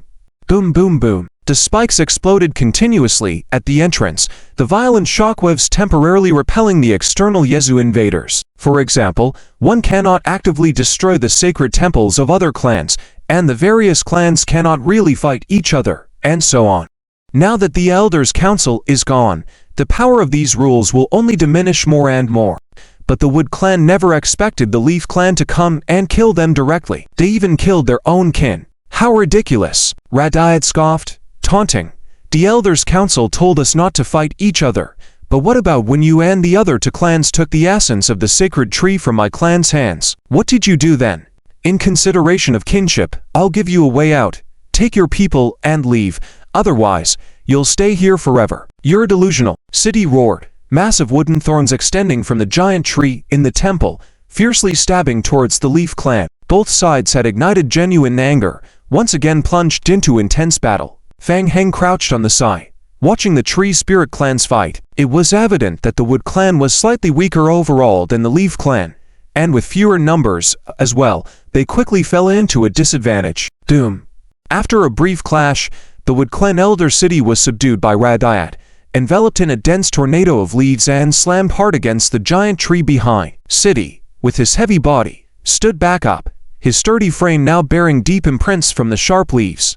Upon another glance, several clan members had already died at the hands of the Leaf Clan. The remaining 5 Wood Clan members gathered together, surrounded by the Leaf Clan in the center. Radayat, how dare you? City stared at Radayat, fists clenched, filled with extreme anger. In reality, during the previous struggle for the essence of the sacred tree seed, the 4 major clans had maintained great restraint, preserving their dignity by not harming any kin. But unfortunately, the Leaf Clan was the primary target of the Stone Spirit Puppets' attacks, resulting in the deaths of several kin. The losses were severe. Radayat had already stirred up resentment in the other clans. Even though their kin didn't die directly at the hands of the other clans, what was the essential difference? If the other 3 clans hadn't stopped them from leaving, how could their kin have died? It was just a trick of using others to kill. How about that? Radayat coldly looked at the Wood Clan Elder City, his eyes filled with killing intent. Hand over the sacrifice vessel, and I'll spare you. Otherwise, don't blame me for not warning you. You'll all die here today. City's breath grew heavier. He realized that Radayat wasn't joking. Radayat really wanted to kill them. Weighing the pros and cons, City had to make a decision. Radayat, we, the Wood Clan, will remember this. Let's go. City had to leave behind 2 vessels of sacrifice, waved his hand, and quickly departed with the injured Wood Clan members. Tell the Great Elder, this sacred temple now belongs to me. If anyone disagrees, feel free to come and find me anytime. Radayat coldly smirked, motioning to his Leaf Clan followers, no need to see them off. Hiding in the shadows, Fang Heng raised an eyebrow. Radiant had been shouting threats, showing no mercy toward his king. Yet, at the last moment, he let them escape. So, the Yi clan doesn't actually want to escalate this conflict and completely sever ties with the Mu clan. Fang Heng quickly assessed the situation. The relationships between the major clans of the Tree Spirits were truly intricate and unpredictable. But who cares? He hadn't come all this way just to watch. He was here to claim some kills. With the Mu clan elder heavily injured, now was the perfect opportunity. Asterisk time to snatch the kill. Asterisk having made up his mind, Fang Heng cast a bloodline tracking skill on the retreating figure of Elder City. Then, he stepped into a subspace projection, swiftly pursuing his prey. Elder City and his 5 companions, all severely wounded, were moving at a slow pace. Once they had escaped the area surrounding the Temple of Curses, they slowed down further, pausing under a massive tree to catch their breath. Elder, are you sure you're alright? I'm fine, Elder City replied, waving them off. We were ambushed by the Yi clan and suffered heavy injuries. Oakley, you're the least injured and the fastest among us. Go back immediately and report this to Elder Chrono. Tell them to bring reinforcements at once. We only have 3 temples of curses left, and if we lose another, our divine tree cultivation will lag too far behind the Yi clan. Even with the essence of the divine tree seed, it will be. He trailed off, his face darkening slightly. Supporting himself against a nearby tree, he paused to catch his breath. The others quickly moved to help. Elder, are you? Suppressing his internal injuries, City raised a hand to stop them. I'm fine. Remember everything I've said, and report it immediately. Yes, Elder. Oakley quickly memorized City's instructions and set off at once to inform the clan. Watching Oakley's figure disappear into the distance, City took a deep breath and turned to the remaining clan members. He nodded. Once the clan knows, Reinforcements will arrive quickly. For now, my sea of consciousness is in chaos, and I need some time to stabilize it. Stand guard here." With that, City began meditating to restore balance to his sea of consciousness. Understood, Elder. The 4 remaining Mu clan members, though injured, were not as severely affected as City. They immediately took up defensive positions, keeping watch over the surrounding area. Suddenly, one of them noticed something unusual. He turned toward a nearby thicket. Asterisk asterisk, what was that sound? Asterisk asterisk asterisk, rustle, rustle, asterisk. The faint rustling drew the attention of all 4 clan members. From the dense foliage ahead, shadows began to dart forward. Asterisk asterisk, whoosh, whoosh, whoosh. Asterisk asterisk, out of the trees burst a swarm of lickers. Enemy attack. Stay alert. Faces grim, the Mu clan warriors leapt into action, adopting combat stances. Wooden spikes materialized midair, piercing toward the charging lickers. Asterisk asterisk, boom, boom, boom. Asterisk asterisk. The explosion of wooden spikes sent the first wave of attackers retreating in disarray. However, before the defenders could catch their breath, another wave of lickers surged out from all directions. Watch out, there are more of them. Protect the Elder. Even as Elder City focused on stabilizing his sea of consciousness, a part of his mind remained on high alert. Hearing the shouts of his clan, he forcefully halted his meditation and snapped his eyes open. Bloodshot, his eyes burned with fury. Seeing the creatures emerging from the trees, City's anger flared uncontrollably. Doom. Suddenly, a huge wooden thorn centered on Ziddy, pierces outward from the ground. One circle after another of huge thorns, continuously piercing out like blooming lotus flowers in all directions, rapidly spreading outward. The Lick Eater of the Wood Clan, leaping towards them, is fiercely pierced through the body by the giant wooden thorns erupting from the ground, firmly stuck midair.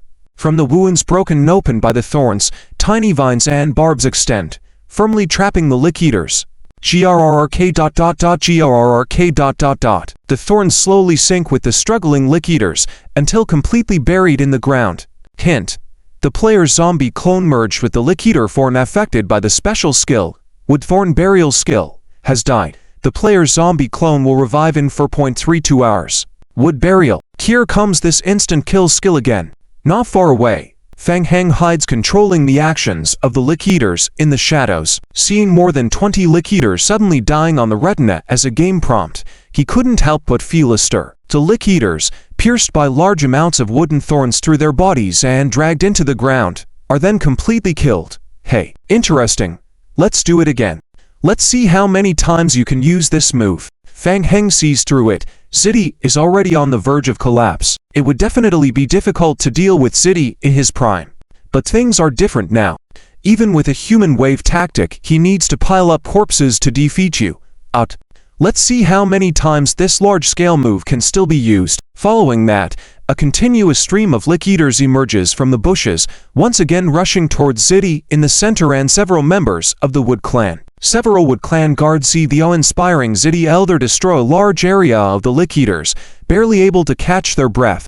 Then they see more groups of Lick Eaters emerging from the surrounding bushes, and another piece of their heart sinks to the bottom of the valley. What in the world are these things? Why are there so many? And so difficult to deal with? Ziddy's face turned equally grim. Despicable members of the Leaf Clan, actually conspiring with the humans to set a trap for them. He understood. The humans arrived just before, and the Leaf Clan followed shortly after. The whole situation seemed strange. Moreover, the Leaf Clan had previously let them go, only for the humans to come chasing after them shortly after. It was clear there was something wrong. It was all part of the Leaf Clan's deceitful plot. The Leaf Clan wanted to use the humans to get rid of him. Did they really think they didn't know? But now, Ziddy had to admit that he had been forced into a corner. A deep hatred filled Ziddy's eyes as he lowered his voice to a few tribe members around him.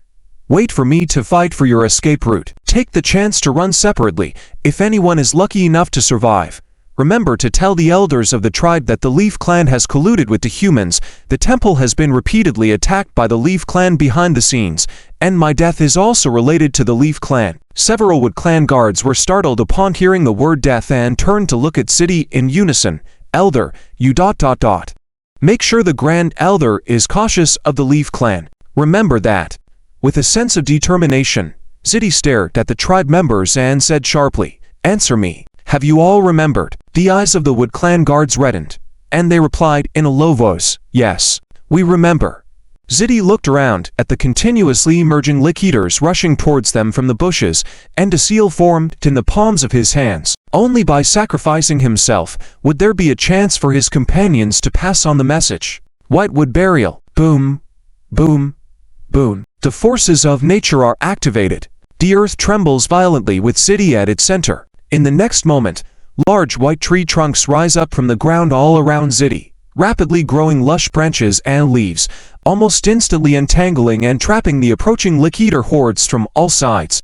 An ancestral secret technique of the Wood Clan, using one's own life as nourishment to extend numerous tree trunks to entrap enemies. The white tree branches entwining the Lick Eaters possess a special life-absorbing effect, making it difficult for them to break free once entangled. Drawing nutrients from the entangled entities, the white tree branches continued to grow rapidly. Making use of the time Ziddy fought for, the remaining Wood Clan members swiftly broke through the blockade of Lick Eaters and escaped in different directions. Oh no! Fang Heng, still controlling the Lick Eater hordes from the shadows, was momentarily shocked when Ziddy frantically unleashed his ultimate move. So decisive, he had planned on slowly wearing down Ziddy, not expecting him to react so urgently. Fang Heng immediately realized that Ziddy was creating an opportunity for his companions to escape, and without hesitation, he emerged from the bushes at once. Chase them. Although he hadn't directly appeared in the battle, the Wood Clan people might have guessed his identity from the Lick Eaters. In the best-case scenario, he didn't want to let any Tree Spirit Clan members escape. Don't even think about running. Ziddy's life was nearing its end. As he watched the Wood Clan people attempting to escape in all directions, the light fading from his eyes until it completely disappeared.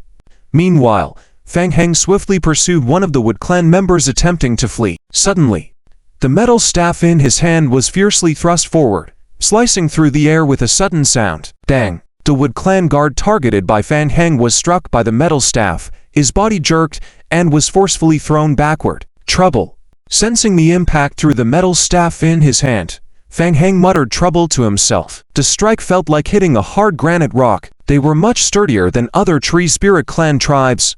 A single blow was far from enough to cause serious injury. Then let's try again. Suddenly, Fang Heng lightly tapped the ground with his toes, charging after the Wood Clan guard who had been hit and sent flying. Bam! Bam! Bam! Fang Heng pursued several times in succession, totally overwhelming the Wood Clan guard, raising his metal staff to strike forcefully. It was a tough fight, but he eventually managed to bring down the guard. Looking back, he found that the other three scattered Wood Clan members who were fleeing had already vanished without a trace. Oh no!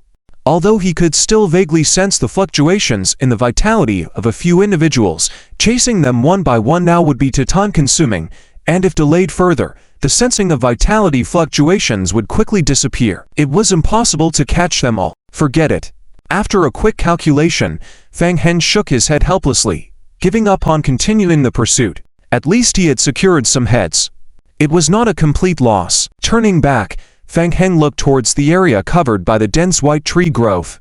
Huh, what's that again? After obtaining all the dazzling crystals, Fang Heng discovered a darker crystal left in the dense central forest. Could there be something else? Fang Heng's heart moved, and he concentrated a mark in front of him with his hands. Mind control. Relying on his psychic abilities, the dark crystal slowly floated towards the air, floating towards Fang Heng until it floated in front of him, grabbed in his hand. Hint. Player obtains item, Crystal of the Natural Heart Energy Crystal. Hint.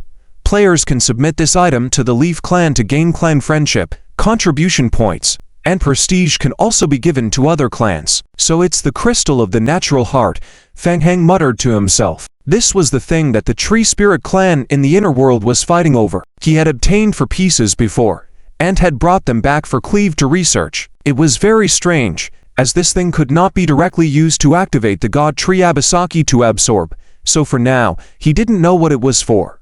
While Ji-Hating was also researching the crystal, there was still no feedback. He didn't expect that Ziddy also had one. Well, he would just accept it. He definitely wouldn't submit it. The people of the Tree Spirit Clan turned on you faster than turning a page, and you never knew when their friendliness might suddenly disappear. Such good things had to be used by oneself. Since the crystal of the natural heart could not be placed in a backpack, Fang Heng, following the old method, temporarily wrapped a crystal in his blood blade sheath on his back and carried it with him. After doing all this, Fang Heng looked around and quickly headed back towards the direction of the temple. Some time had been delayed. Hopefully, there wouldn't be any changes on Rudyard's side. When Fang Heng hurried back to the temple, it was already more than 10 minutes later. Fang Heng realized he had thought too much. The Leaf Clan was as usual, betraying their allies after achieving their goals. They had completely taken over the temple, searching the entire place thoroughly without anyone caring if he was dead or alive. In the central hall of the temple at this moment, the ritual magic circle had been largely repaired. It didn't seem to be in use. Next to the magic circle in the center, there was a new jar. It looked like Rudyard had just gotten it from city. Very good. Seeing that the ritual magic circle in the main hall had been completely repaired, Rudyard smiled then nodded. Everyone did very well this time. I will report to the Elder truthfully. Elder Faluk will arrive soon to help us open the magic circle. During this time, we will stay here to prevent the Wood Clan from returning, so we must protect the magic circle thoroughly. Yes, understood. Several Leaf Clan guards checked the entire temple, reporting, Elder, we have checked and there are still a good amount of White Frost mine or in the adjacent warehouse, but the quantity is limited. Probably only enough to maintain a small portion of the magic circle's transmission. Make a note, store carefully. I have already contacted the Elder, and soon Elder Faluk will bring a batch of White Frost mine or to help us complete the transmission. Saying this, Rudyard glanced at Fang Heng, who had just entered the main hall. Rudyard didn't have a good solution for the lack of resources. In addition, have you found out how the Wood Clan is obtaining the ore? The tree spirits looked at each other, shaking their heads. Elder, we are still investigating. Fang Heng heard Rudyard's conversation as he walked into the hall, feeling a bit puzzled. It sounded like the tree spirits were very interested in White Frost mine ore. White Frost mine ore was a very rare ore in this world. The Federation had always considered White Frost mine ore to be an energy ore that couldn't be used, and stocking up on them would take up space. Therefore, apart from research purposes, the Federation had never really mined White Frost mine ore on a large scale. However, Mojaway had contacted the Sea Star Company, a super large mining resource company, and regardless of the White Frost mine or even the refined White Frost mine or crystal after high refinement should be readily available. Simply put, as long as you pay enough, the goods are not a problem. After Rudyard finished instructing his subordinates, Fang Heng asked, are you in great need of White Frost mine or need? Haha, of course we need it. Rudyard looked at Fang Heng and asked, why? Do you have a way to get it? It seems that you have a close relationship with the Federation. Perhaps you can use the Federation's connections? I'm not that close to the Federation, but I can try to help. Fang Heng thought for a moment, continuing, as far as I know, the Federation is not aware of the value of White Frost mine ore, so there hasn't been extensive mining, but there may be a part of the ore stored internally. I can't guarantee that I can get it. Rudyard didn't take it to heart, waving his hand. All right, go ahead and try. White Frost mine ore is just a special energy ore. The Federation's extraction is very laborious, and the difficulty of transporting large quantities of White Frost mine ore is also very high. If I can find a high-quality extractive material for White Frost mine ore, Fang Heng glanced at Rudyard. It is indeed very difficult. I want to know the purpose of your need for White Frost mine ore. Oh, really? Knowing the purpose can get it? Rudyard glanced at Fang Heng, smirked disdainfully, and didn't take Fang Heng's words too seriously. He thought Fang Heng was just talking big.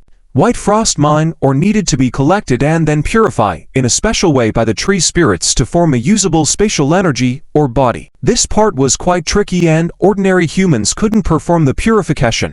Not to mention him, the entire human federation couldn't produce a crystal. At most, they could slightly purify the White Frost mine ore. Rudyard thought for a moment, what was the point of arguing with a human who didn't understand anything? Ha. Okay, I'll wait for you. How much I need? You will need. Having successfully occupied the Wood Clan's altar, Rudyard was in a good mood and chatted with Fang Heng for a while. He just felt that Fang Heng was talking big. After all, White Frost mine ore was not a secret to the tree spirits. He casually explained, do you know the dimensional world? Fang Heng furrowed his brows. Ignorant human. Fang Heng listened to Radia's explanation and suddenly had a moment of enlightenment. So everything Radia just said is the worldview of the Tree Spirit Clan. This world is divided into countless realms. The Tree Spirit Clan refers to it as dimensional realms. The vassals call it the chaotic universe. Players call it rankings or game worlds. In reality, they are all similar things. By analogy, it is obvious that what Radia referred to as other small fragmented dimensional worlds are actually referring to other lower-ranking game worlds. World ranks lower than the Forest of 10,000 Realms. The only strange thing is, what does extracting energy mean? How is it that the Tree Spirit Clan has the ability to extract energy from other game worlds? Fang Heng could not help but raise his head and ask, what does extracting energy mean? By using the sacrificial jar, we are able to extract energy from the world. This energy can provide a vast amount of resources for nurturing the God Tree. Do you understand now? Fang Heng of course understood. Everything became clear. Wow, so the God Tree actually strengthens itself by plundering energy from other realms. Essentially, the God Tree is also a bandit. And the white vital energy crystals are used to supply energy to the teleportation channels built by the Tree Spirit Clan, which are flawed and most likely can only use white vital energy crystals as a source of energy supply. So, indeed, the Tree Spirit Clan is currently seeking energy to nurture the God Tree. Only the method of nurturing the God Tree is different from what he originally imagined. Several thoughts quickly flashed through Fang Heng's mind. Esoka Nabakia also utilized the same method to rapidly improve. Fang Heng raised his head and asked, if I can get my hands on a large amount of refined white frost stones, what kind of reward would the Leaf Clan be willing to offer me? Oh, you can get your hands on them. Radia didn't pay much attention, waved his hand and said, whatever you need, we have it. I want to enter the dimensional world to take a look, and I also want to see the God Tree nurtured by the Leaf Clan. That's no problem at all, but first, you need to get enough white frost ore. Before Fang Heng could ask further, Radia had lost interest in continuing the conversation and interrupted him, saying, all right, stop with all the questions now. Get the white frost ore first. Hint. Player triggers the mission. Urgent ore. Mission name.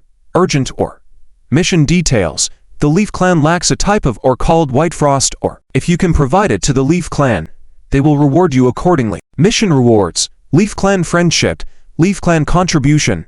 Leaf Clan reputation. Special note. This mission can be completed multiple times. Fang Heng glanced at the game prompt that popped up, nodded, and temporarily left the Great Hall. He still had some doubts about the dimensional world for now. Also, although Radia verbally agreed to let him enter the dimensional world and see the God Tree nurtured by the Leaf Clan, the game prompt did not acknowledge this transaction. Fang Heng suspected that it was just something the Leaf Clan mentioned casually. He couldn't be completely sure. What if Fang Heng stroked his chin? What if he tried again? For now, he decided to trust Radia. At worst, he would lose a few loads of ore.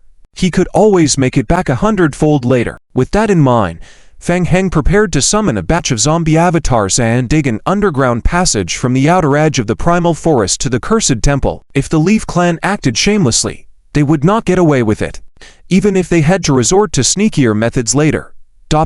Woodland settlement.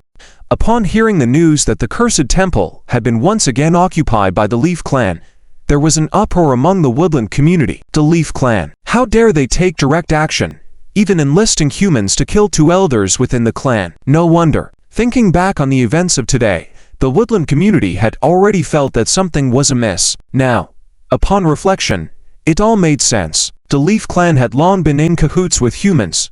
They had set a trap for them. The chief elder of the woodland displayed a solemn expression, a hint of anger flickering in his eyes. The loss of 2 elders was a heavy blow to the woodland community. Everyone, we need to come up with a strategy immediately. The cursed temple is of great importance. If it falls into foreign hands, the efficiency of the God Tree's energy replenishment will greatly decrease. We must find a way to reclaim the temple, show the Leaf Clan what we are made of. This matter cannot be left unresolved. We must confront them, seek vengeance for the elders. The woodland community was impassioned. After all, the woodland community already had very few temples to begin with. Losing another one would leave only the last 2. What good would that do? Furthermore, there were the lives of 2 elders at stake. One could not simply brush it off. What should we do? Everyone, Stay calm for now. The chief elder of the woodland had just rushed back from the inner world, personally convening a meeting to discuss a course of action. He raised a hand, calming the excited crowd, and said sternly, "The God Tree is still absorbing the essence of the Divine Sea, and its energy recovery rate is much better than we expected. We still have a great chance. The Leaf Clan's actions are meant to provoke us, to make us act recklessly and not fall into their trap. If we engage in direct conflict with the Leaf Clan, we will be the ones at a disadvantage, only to let the other two clans benefit." The people looked at each other. One elder, with a look of dissatisfaction, said solemnly, "Chief Elder, I understand your point, but did Sid and the two elders sacrifice themselves in vain?" "Of course not." The chief elder shook his head. "Massacre within the clan is a serious taboo. Humans emphasize the principle of clarity in victories and defeats. At present, the Leaf Clan has given us an opportunity. The Soul Clan is still the presiding body of this incumbent council of elders. We can invite the clan to witness this event together and let the Soul Clan make a decision." The people could not help but be moved by these words. The suggestion of letting the Soul Clan make a decision was, in fact, an alliance with the other clans to deal with the Leaf Clan. "Elders, will the other clans agree to join us in confronting the Leaf Clan?" "They will," nodded the chief elder, continuing, "The Leaf Clan has gone too far this time. The stronger the Leaf Clan became, the more overbearing they were. The other clans were increasingly concerned about the Leaf Clan's dominance, bringing them together. After all, in the end, only one God Tree would remain. Only one victor." This had been the deep-rooted consensus among the Tree Spirit Clan members since ancient times. Nobody wanted the Leaf Clan to get too far ahead. The next morning, the Devourer returned to the Cursed Temple with 2 carts filled with high-grade white frost ore. Radio was in discussion with several Leaf Clan members about matters concerning the woodland community. He found it strange. Since yesterday, he had ordered his clan to strengthen the defense of the Cursed Temple, staying vigilant in case the woodland people returned to seize the temple. However, after a night passed, everything remained quiet. There was no movement from the woodland side. Instead, they had been on alert all night, leading to no proper rest. Were the woodland people intimidated? Did they not dare to make a move? Regia couldn't shake the strange feeling in his heart. After a brief discussion and finding no abnormalities, at that moment, a clan member stepped forward to report. "Prayer Curse Temple Main Hall." After the Yi clan guards checked the ore, whispered a sentence in Radiate's ear, then respectfully stood aside. To little, Radiate glanced at the 2 ore carts temporarily placed in the corner, didn't look closely, then shook his head and said, "Fang Hen, is this all you could get? The Federation's by Shuang ore reserves are limited. We could get some more, but it needs to be transported from elsewhere, so it will take some time." Fang Heng looked at Radiate and said, "The ore is still on the way. Well, it's now. I want to go to the dimensional world to see, and also the God Tree cultivated by the Yi clan." Radiate instinctively felt a bit resistant to Fang Heng seeing the God Tree and the dimensional world, only because of the face of the Bai Shuang stone. Hesitated a bit. A Yi clan member hurriedly approached Radiate and whispered a few words in his ear. "Soul Clan?" Radiate frowned upon hearing this and couldn't help but feel a bit puzzled. "Understood. Let's go meet them." Fang Heng, seeing Radiate's change in expression, asked, "What's wrong?" "It's an internal matter of our Tree Spirit Clan." Radiate waved his hand. "You wanted to see the dimensional world, right? Next, we will open the dimensional portal. You can go over and help. Don't blame me for not warning you. It's not a good place there. And also, use your eyes, don't ask too much. Don't interfere, otherwise, no one can guarantee your safety." Hint: player completes the side quest Scarce Ores. This quest can be repeated multiple times. Player gains 4 points of Yi Clan Friendship, 2000 Yi Clan Contribution, 2500 Yi Clan Reputation. Hint: player triggers the side quest Gathering Dimensional Power. Quest name: Gathering Dimensional Power. Quest description: Radiate hopes you will assist the Yi Clan team in absorbing dimensional world energy after entering the dimensional world. Quest requirement: you will encounter various dangers in gathering dimensional power. Please protect the Yi Clan team and try to collect more dimensional power safely for your return. Quest reward: Yi Clan Friendship, Yi Clan Contribution, Yi Clan Reputation. Radiate nodded and looked towards another young clan member, indicating, "LA, take him with you when you go to the dimensional world later." The young Yi Clan member respectfully nodded and said, "Yes, Elder, I understand. Radiate made a soft sound, then hurriedly left the main hall with 2 other Tree Spirit Clan members. Why so urgent? Fang Heng watched Radiate leave and wondered what trouble the Tree Spirit Clan might have encountered internally. He was quite interested in going to see what was happening. Ali led to Yi Clan members forward and greeted.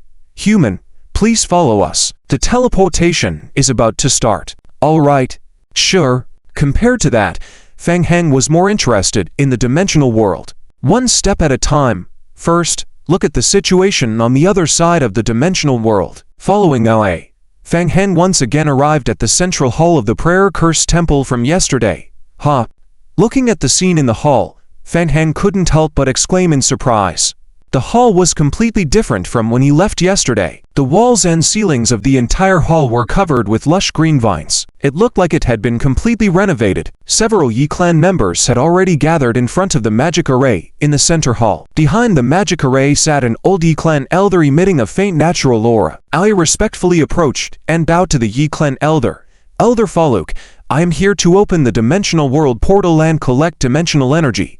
Fang Heng's gaze couldn't help but linger on Elder Faluk for a moment. He hadn't seen this elder when he left yesterday, so the Yi Clan sent 2 elders to guard the Prayer Curse Temple. Elder Faluk opened his eyes, glanced at Ali and Fang Heng behind him, and nodded. I understand. Let's begin. I will protect you on this journey. Thank you, Elder. Ali respectfully stepped forward and received the sacrificial bottle from Elder Faluk's hands. Then, Ali gestured for the other Yi Clan members behind him and they all walked into the center of the magic array. Fang Heng also stood inside the magic array. With the chanting of several Yi Clan members outside the magic array, the external teleportation magic array slowly rotated. Fang Heng noticed that Elder Faluk also held a piece of green branch in his hand. The branch emitted a fluctuation of spatial power mixed with a natural aura. A blue light gradually lit up, and a small teleportation passage appeared in the center of the magic array. Spatial flux, let's go, Ali said, taking the sacrificial bottle and stepping into the teleportation passage, disappearing. Fang Heng followed Ali's steps and stepped into it as well. Soon, he found himself standing on a barren hill. Hint: player enters an unknown world. Hint: player's attributes are reduced by 6% due to the influence of the current world. Hint: the player has crossed realms, and the Divine Domains tracking team will try to locate you again in 9-15 hours. Additional increase due to the artifact skills. Indeed, Fang Heng's heart skipped a beat.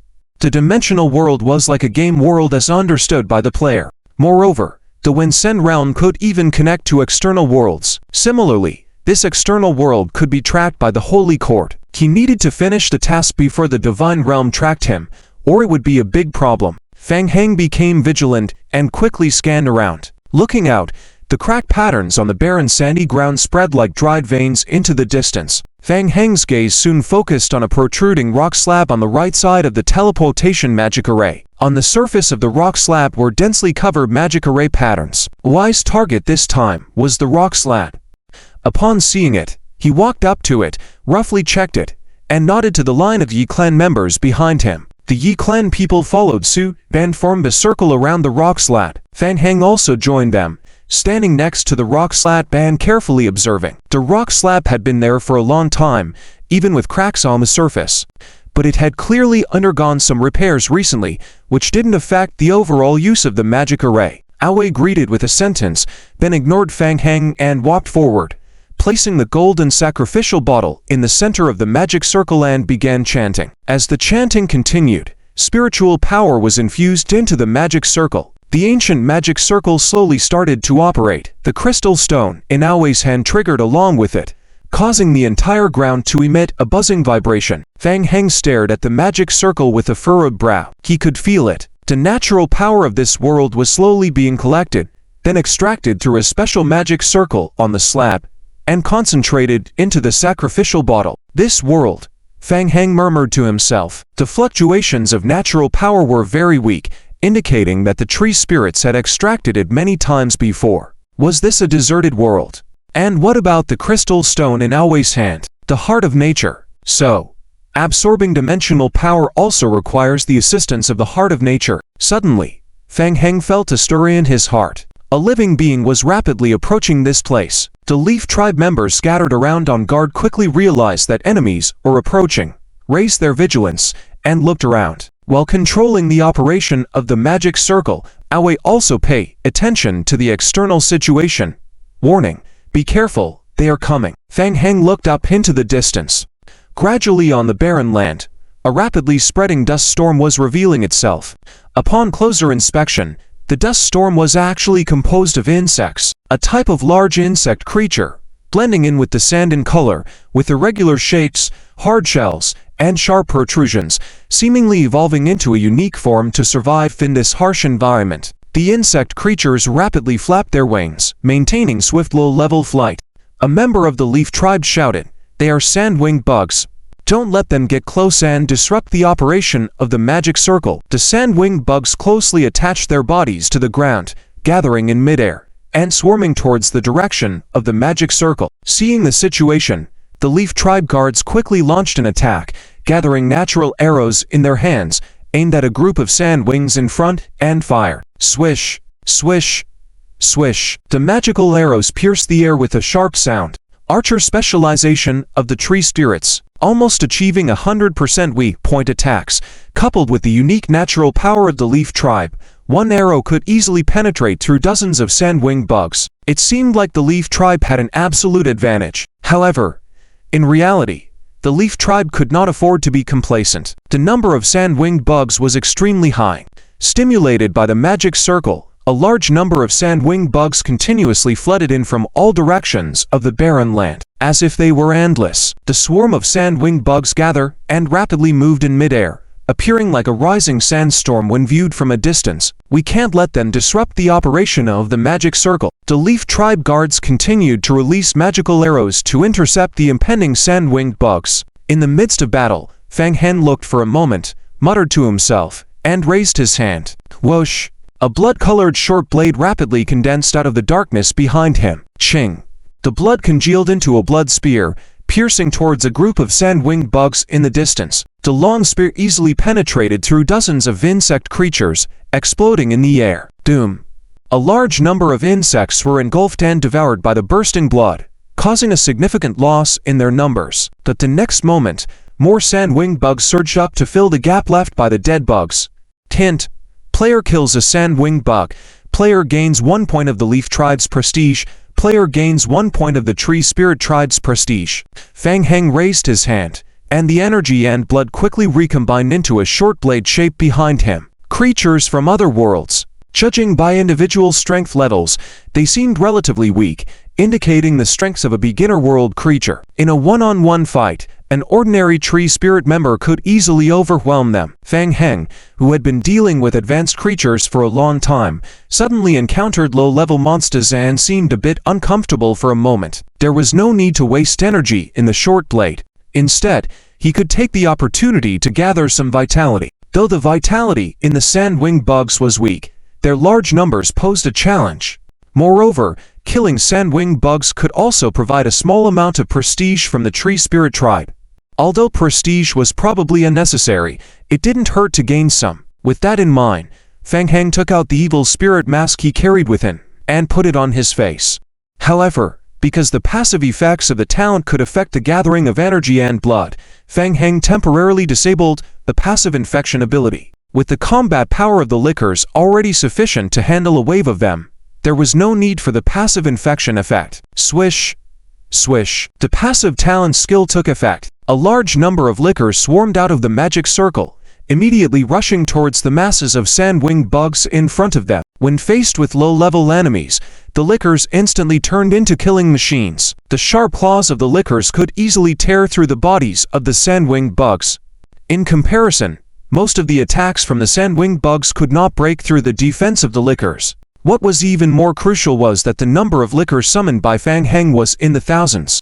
In a blink of an eye, facing the masses of sand-winged bugs swarming toward the center of the magic circle, the liquors counterattacked them at a faster rate. Relying on their sharp claws, they created a safe area by slaughtering the sand-winged bugs.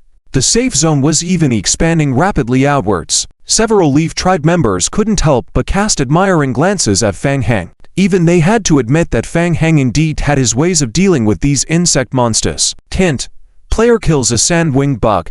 Player gains 1 point of the Leaf Tribe's prestige. Player gains 1 point of the Tree Spirit Tribe's prestige. Hint: player gains a small amount of approval from the Leaf Tribe. Player's Leaf Tribe friendliness +1. Leaf Tribe Guard Team's friendliness towards you +5. Hint: player kills a sand-winged bug.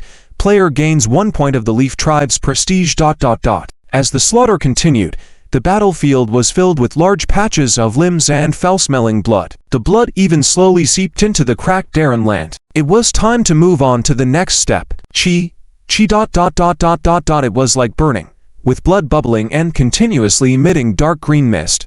The blood and remnants were rapidly incinerated to remove impurities. After Fang Heng advanced his king's bloodline and recently improved his spiritual power through mental studies, he no longer needed to refine blood as fussily as before or build numerous altars. The prerequisite was the need to consume a large amount of mental power from the body and accept a slower blood purification efficiency. Behind them, several tree spirits watching the rapidly floating and quickly forming blood clots in the air revealed a hint of seriousness and surprise in their eyes, followed by a touch of disgust.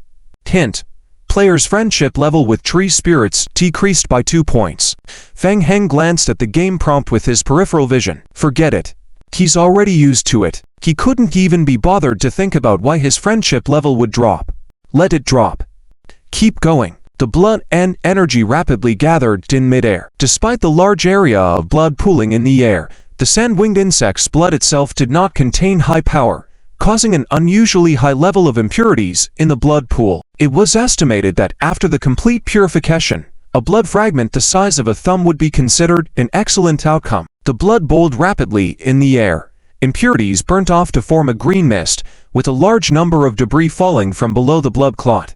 Slowly but steadily. Anyway, it was just automated. Fang Heng was not in a hurry. In the rear, Ovi and the others realized that all the alien creatures had been intercepted by Fang Heng's summoned creatures, allowing them to focus more on controlling the magic circle. Previously, they struggled to resist the sand-winged insect swarm, often giving up after just over an hour. But with Fang Heng's assistance, the chanting lasted for hours this time. Ovi and the group had a smooth experience all the way through. The chanting only slowed down when the spiritual power of several Yezu priests was nearly depleted, and the magic circle stopped rotating. The sand-winged creatures gradually dispersed. The tree spirits all turned their gaze towards Fang Heng. In front of Fang Heng, the blood pool in midair, after repeated burning, quickly condensed and shrunk until it formed a nail-sized blood fragment. Swish! The small piece of blood energy swiftly merged into the short blade behind Fang Heng. Fang Heng shook his head inwardly. With over tens of thousands of dead sand-winged insects, only this small fragment was condensed by the end. It was better than nothing. What else could be done? Fang Heng clapped his hands and looked at Ovi, acting as if nothing had happened. Ovi also glanced at Fang Heng and said nothing more, just nodding. Send a teleport signal to Elder Faluk. We are ready to return. Yes. The Yezu people regrouped at the teleportation magic circle next to the rock slab. Ovi even carefully protected the sacrificial bottle in his hands. After a moment, the teleportation magic circle emitted a faint light, preparing to return. Fang Heng and the others returned to the hall through the teleportation circle, appearing in the center of the magic circle. Ovi slightly bowed and reported, Elder Faluk, we have completed the mission.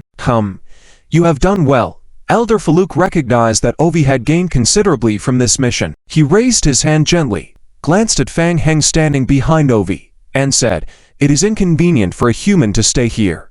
Take him down. Yes. Two tree spirits approached from behind, one on each side, intending to escort Fang Heng out of the hall. Fang Heng shrugged at the mention. TFFT ... tree spirits ... always burning bridges. Fang Heng had no intention to leave and asked, What about Radyat? He promised to take me to see the condition of the sacred tree. Another Yezu answered, The elder has already left and hasn't returned yet. Please leave with us now. Fang Heng pursed his lips, his gaze lingering on the sacrificial bottle for a moment, then asked, What about tomorrow? Will you continue? I don't know. Ovi, exhausted from manipulating the magic circle, shook his head upon hearing Fang Heng's question. Human, thank you for your help. If there are any updates, the elder will inform you. All right then. Fang Heng said no more, turned and walked towards the temple's exit. He had gathered enough information for the day, regarding information about the dimensional world, as well as the magical circle for absorbing dimensional energy, dimensional world energy transport channels, teleportation markers, and the sacrificial bottle ... It seemed he had all the necessary items. Maybe he could try replicating it, but not now. Fang Heng needed to calm down. Currently, he lacked one thing. He planned to bring more goods tomorrow. When Radyad returned, he could figure out how the tree spirits managed to enhance the sacred tree's power rapidly using the sacrificial bottle. Then he could make a plan. ... Leaving the Temple of Prayers, Fang Heng immediately retraced his steps along the primitive forest path towards the town, ready to bring another batch of white frost stones over. Halfway back, Fang Heng suddenly noticed something, frowned, and turned to look to his right. What? Quick! Quick! Quick! Quick! The next moment, dense wooden spikes shot out from the bushes on the right, charging towards him. They were ambushed. Fang Heng's pupils contracted. Doom! Following the sudden violent explosion, Fang Heng, now more experienced, immediately entered a secondary spatial projection. As soon as he sensed trouble, boom, boom, boom, boom. The wooden spikes exploded continuously in midair. Where is he? The Wood Clan members hidden within the tree spirits hurried towards the spot where Fang Heng disappeared, searching frantically for his figure. Strange. They had just witnessed someone leaving the temple. How could he suddenly disappear? They looked at each other in disbelief. Is it a Yezu person? Didn't see clearly. It's a human, likely from the Federation. Should we make a move to avoid revealing our target prematurely? No need for now. I'll report to a few elders. You continue to lay in wait for further instructions. Understood. Hint. Player triggers an urgent side quest.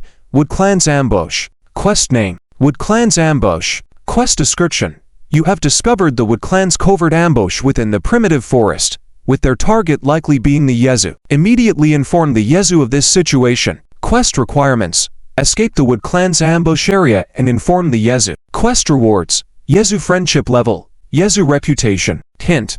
Players can also choose to abandon this quest and select another tribal quest line. In the secondary spatial projection, Fang Heng quickly glanced at the game prompt and then turned and ran. The Wood Clan was on the move. It seemed the Wood Clan wasn't one to take losses lying down. 2 elders were killed yesterday, and today they came back for revenge. Fang Heng realized the critical point and showed some excitement at the thought. Interesting.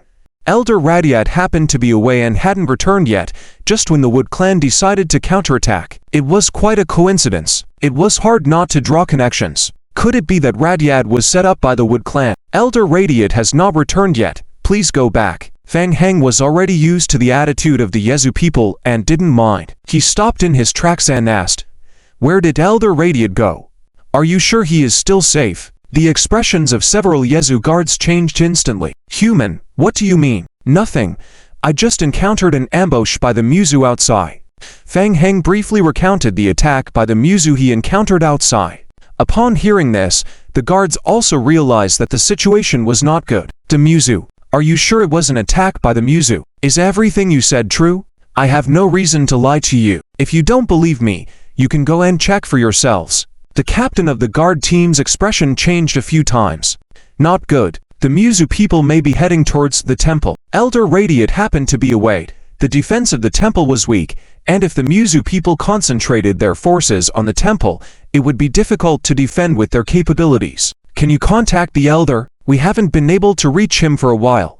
Activate the remote mirror immediately. I need to report this to the Grand Elder. Please make the decision." The captain of the guard team looked at Fang Heng and warned, "You come with us. Don't wander off." With that, the captain left 2 Yezu guards to guard the entrance to the temple, while the rest hurried back inside the temple. Just as Ovi and the others had just gone down to rest after hearing about the Muzu attack, they quickly returned upon receiving the news, entered a side hall, and opened a remote communication mirror with the Yezu ancestral headquarters. In a moment, the face of the Grand Elder Senzo appeared on the magic mirror. Seeing Fang Heng's appearance through the remote mirror, the Grand Elder was momentarily surprised. How come Fang Heng can be seen everywhere? Ovi quickly recounted the events that had occurred earlier. "Grand Elder, there is still no news from Elder Radyad." After hearing the whole story, Senzo contemplated for a moment and said, "Earlier today, the major clans decided to discuss the issue of nurturing the god tree together. Elder Radiate went as a representative to participate in the discussion. All four major clans were present. The Muzu are unlikely to turn hostile during the meeting, so the Elder should be fine. Upon hearing that Elder Radiate was safe, everyone breathed a sigh of relief. Ovi continued, Grand Elder, in that case, the Muzu are likely to take action during the meeting. How should we deal with the Muzu's plot? Fang Heng couldn't help but want to laugh. It was obvious that they were the ones who took over the prayer temple, yet somehow it had turned into a Muzu plot.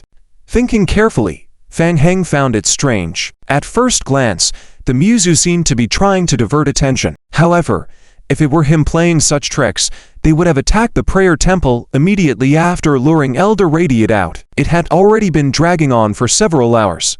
It was getting dark. What were they waiting for? Senzo seemingly also thought of this possibility, furrowing his brows and remaining silent.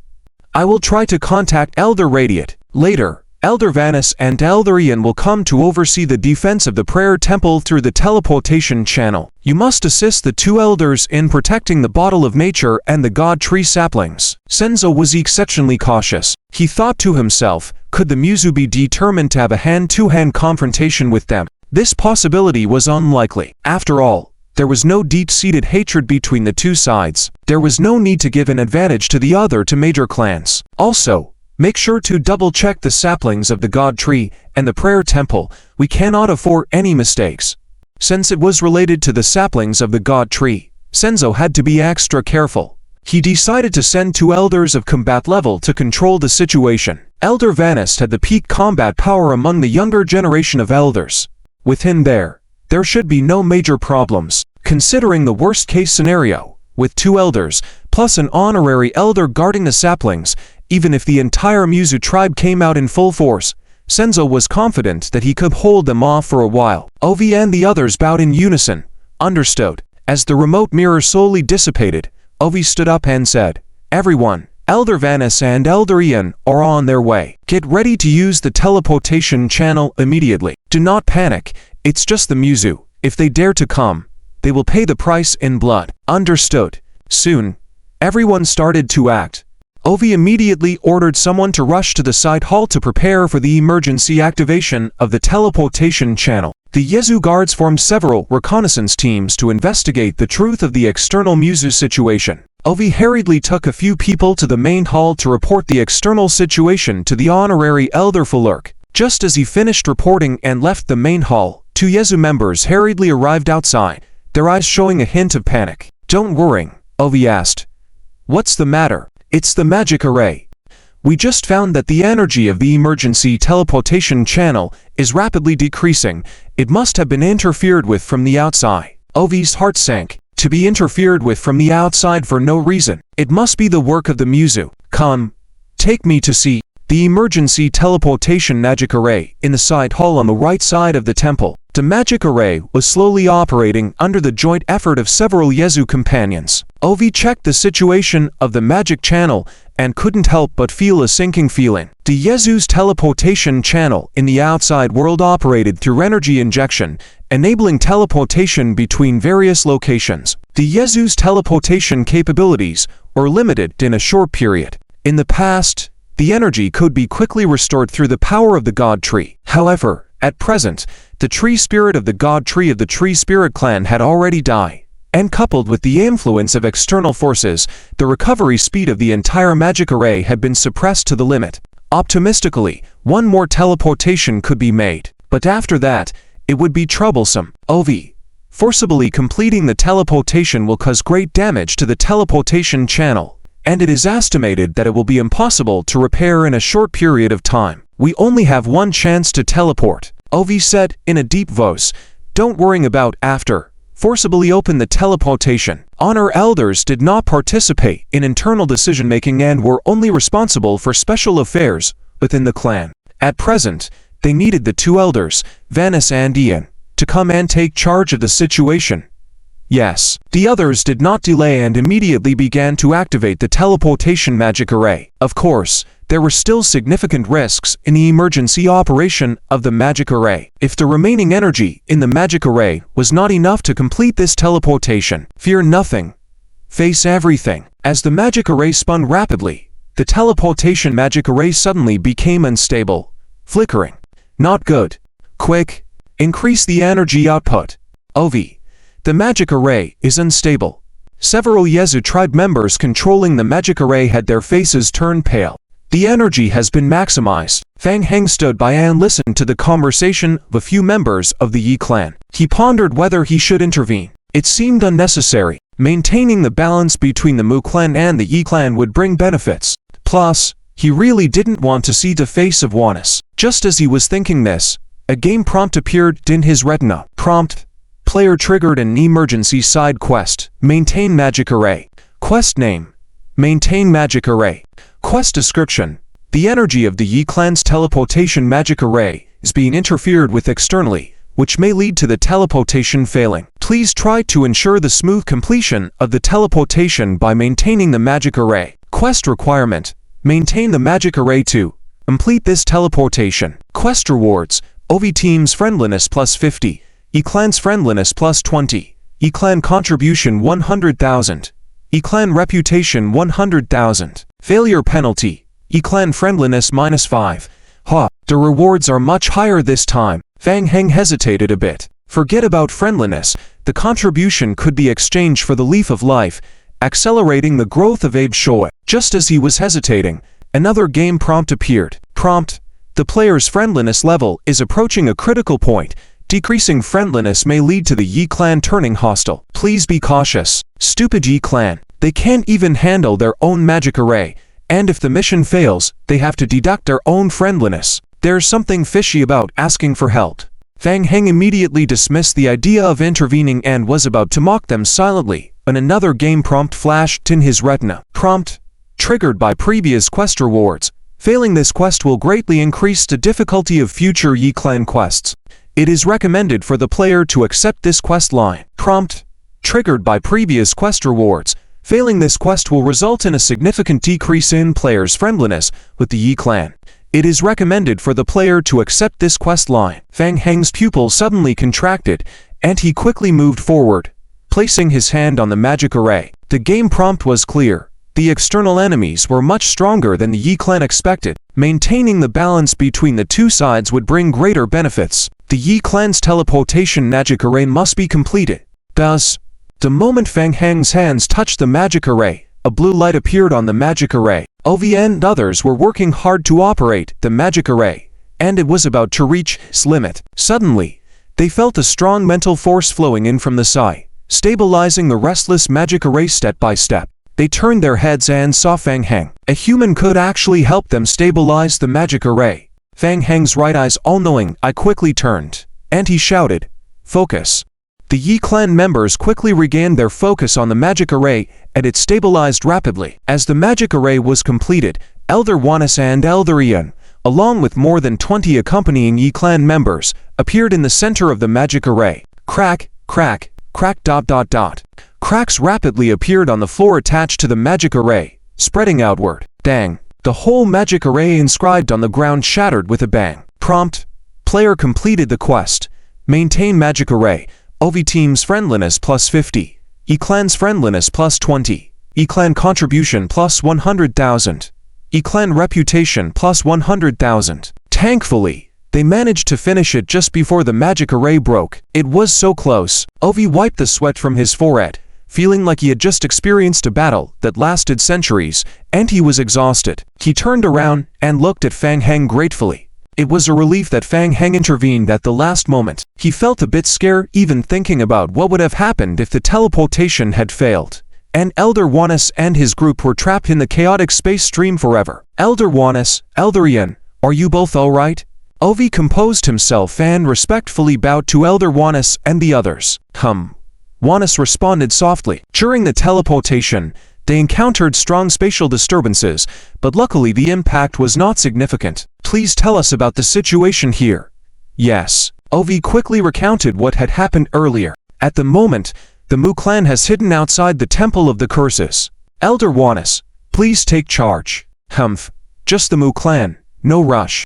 Wanus showed a hint of disdain. How dare the Mu clan behave recklessly? If they dare to come, he will fight them with real weapons. Juanes didn't think they couldn't win. Suddenly, Juanes caught sight of Fang Heng standing in the crowd, and his brows furrowed. Somehow, Juanes had a feeling that things were not going well. Why is he here? Who? Ovi shifted his gaze to where Juanes was looking and saw Fang Heng. He nodded and explained. Mr. Fang Heng was invited into the Temple of Curses by Elder Ladia. He was the first to discover the Mu clan's Temple of Curses. Perhaps because Fang Heng had helped him twice, Ovi's favorability towards Fang Heng had increased significantly, so he spoke up for Fang Heng. Just now, Fang Heng noticed the Mu clan members hiding at the periphery of the Temple of Curses and sent us an early warning. Juanes furrowed his brows. It's Fang Heng again. Every time he encounters Fang Heng, his luck is always at its worst. All right. Juanes did not dwell on the issue of Fang Heng. He looked down at the destroyed teleportation magic array on the ground and continued. What was the deal with the spatial disturbance just now? The teleportation magic array was severely interfered with externally, and we suspect it was done by the Mu clan. Ovi nodded and continued. It was with Fang Heng's help that we managed to maintain the operation of the magic array, otherwise the consequences would have been unimaginable. Juanes looked at Fang Heng again, and remained silent. He had indeed suspected earlier that Fang Heng might be up to something behind the scenes, but now it seemed unlikely. Several accompanying Yi clan members came to Juanes' side, after checking the magic array. Elder, we have checked, the magic array has been completely destroyed by external forces, and it may not be repairable in the short term. Juanes furrowed his brows tightly. It must have been done by the Mu clan. They cut off the teleportation channel of the Temple of Curses. So the Mu clan wants to have a showdown. Huh. Juanes' gaze became colder. What about the movements of the external Mu clan? Someone has been sent out to investigate. We have confirmed the presence of Mu clan members hiding around the Temple of Curses, but they have not made any moves yet. After a brief reconnaissance, we immediately retreated back. HMPH. The Mu clan. Tricked by the Mu clan for no reason, almost dying in a teleportation channel, and even having to be saved by a human. Juanes was extremely annoyed. Let's go. Take me to see with my own eyes. The Mu clan surrounds, but does not attack. I want to see what they're up to. Vans brought his men to the area where the Mu tribe had hidden. As soon as they stepped forward, a sudden rustling sound erupted ahead. What? Van's pupils shrank suddenly. Dense wooden thorns emerged from the dense forest. Ambush. Anger surged in Van's heart. Initially, he only wanted to confront the Mu tribe, but he didn't expect them to be so treacherous, launching a surprise attack. Mu tribe. Shameless. Countless sharp leaves converged around Vans, forming a tornado that swept towards the dense wooden thorns. Doom.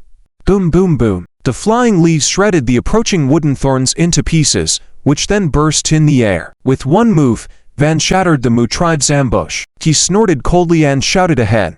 Mu tribe. Hiding and attacking. What kind of behavior is that?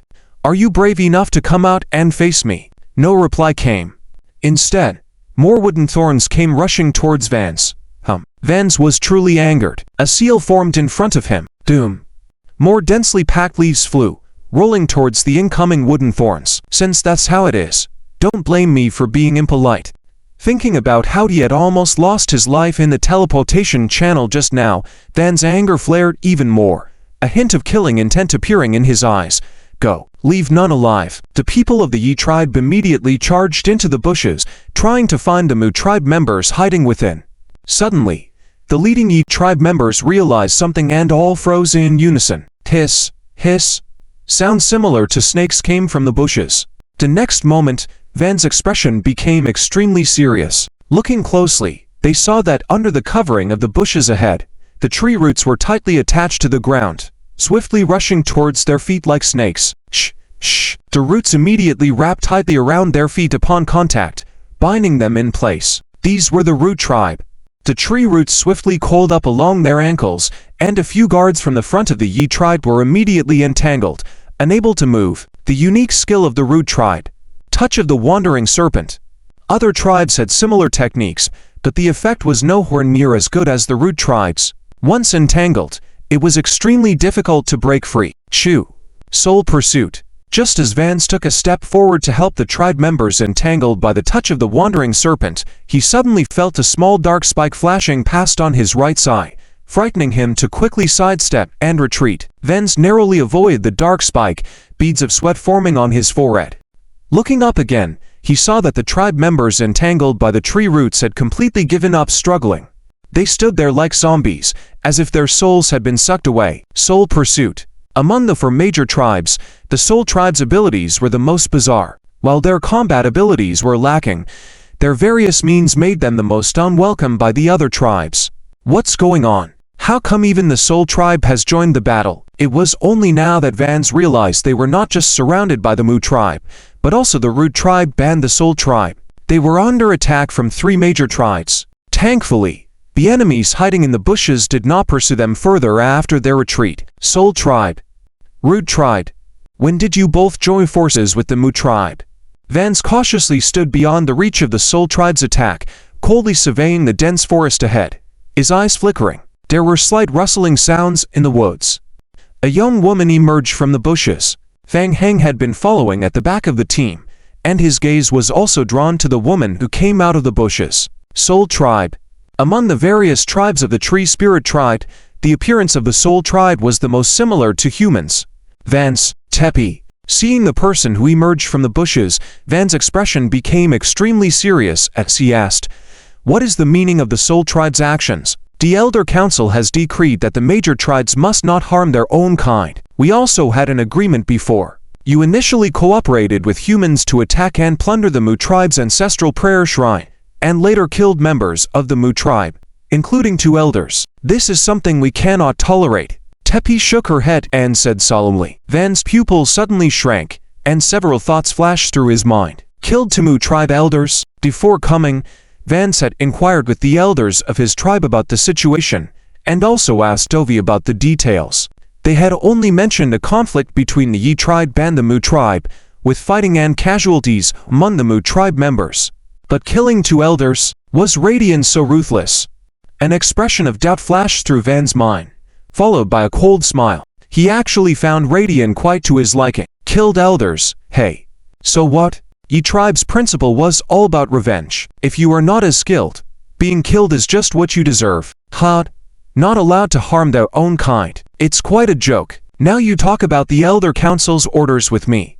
Where have you been before? How did the 3 major tribes treat us outside the Ring of Years Valley? The lives of the Mu Tribe are lives, but are the lives of the Yi Tribe not also lives? The Mu Tribe Elder Clono coldly said. Quiet. Dak then, outside the Ring of Years Valley, we always left room and never really harmed our own kind. Mu Tribe members died in the hands of stone spirit puppets in the chaos of battle. Ha ha ha. What a great excuse.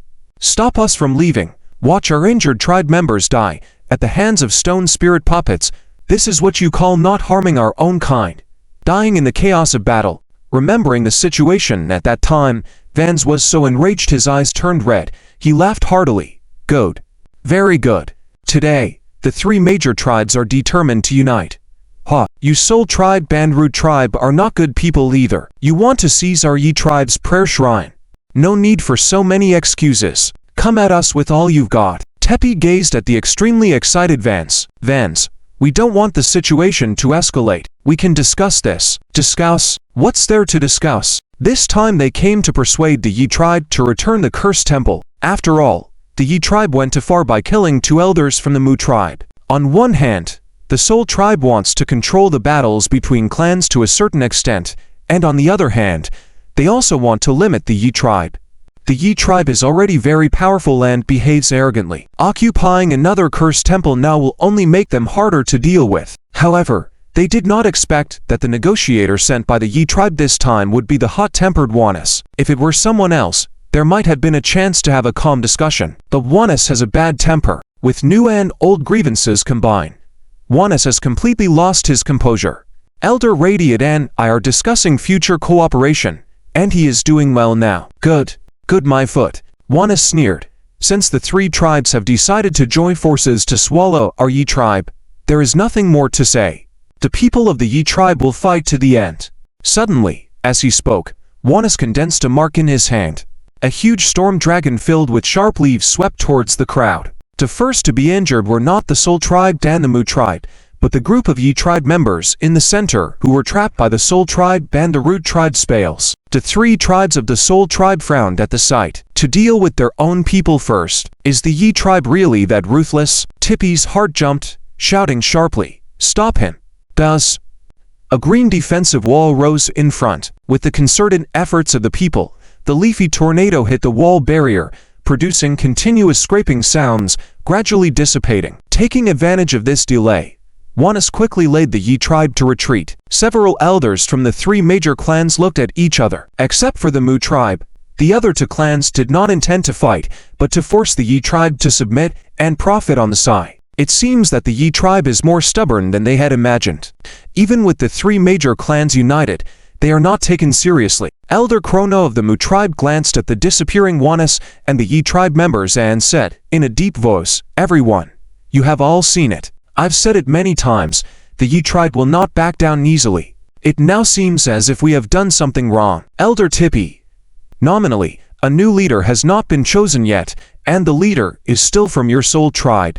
Isn't the Yi tribe not giving you face by doing this? Tippy shook his head, pretending not to hear the provocation in the words of the Mu tribe elder, and said, "The Yi tribe has taken a wrong path, but after all, they are the same clan. The Soul tribe does not want to see interclan killings." Humph. Chrono snorted heavily. The Yi tribe never thought about the same clan when they killed two of our Mu tribe elders. Elder, let's stop here.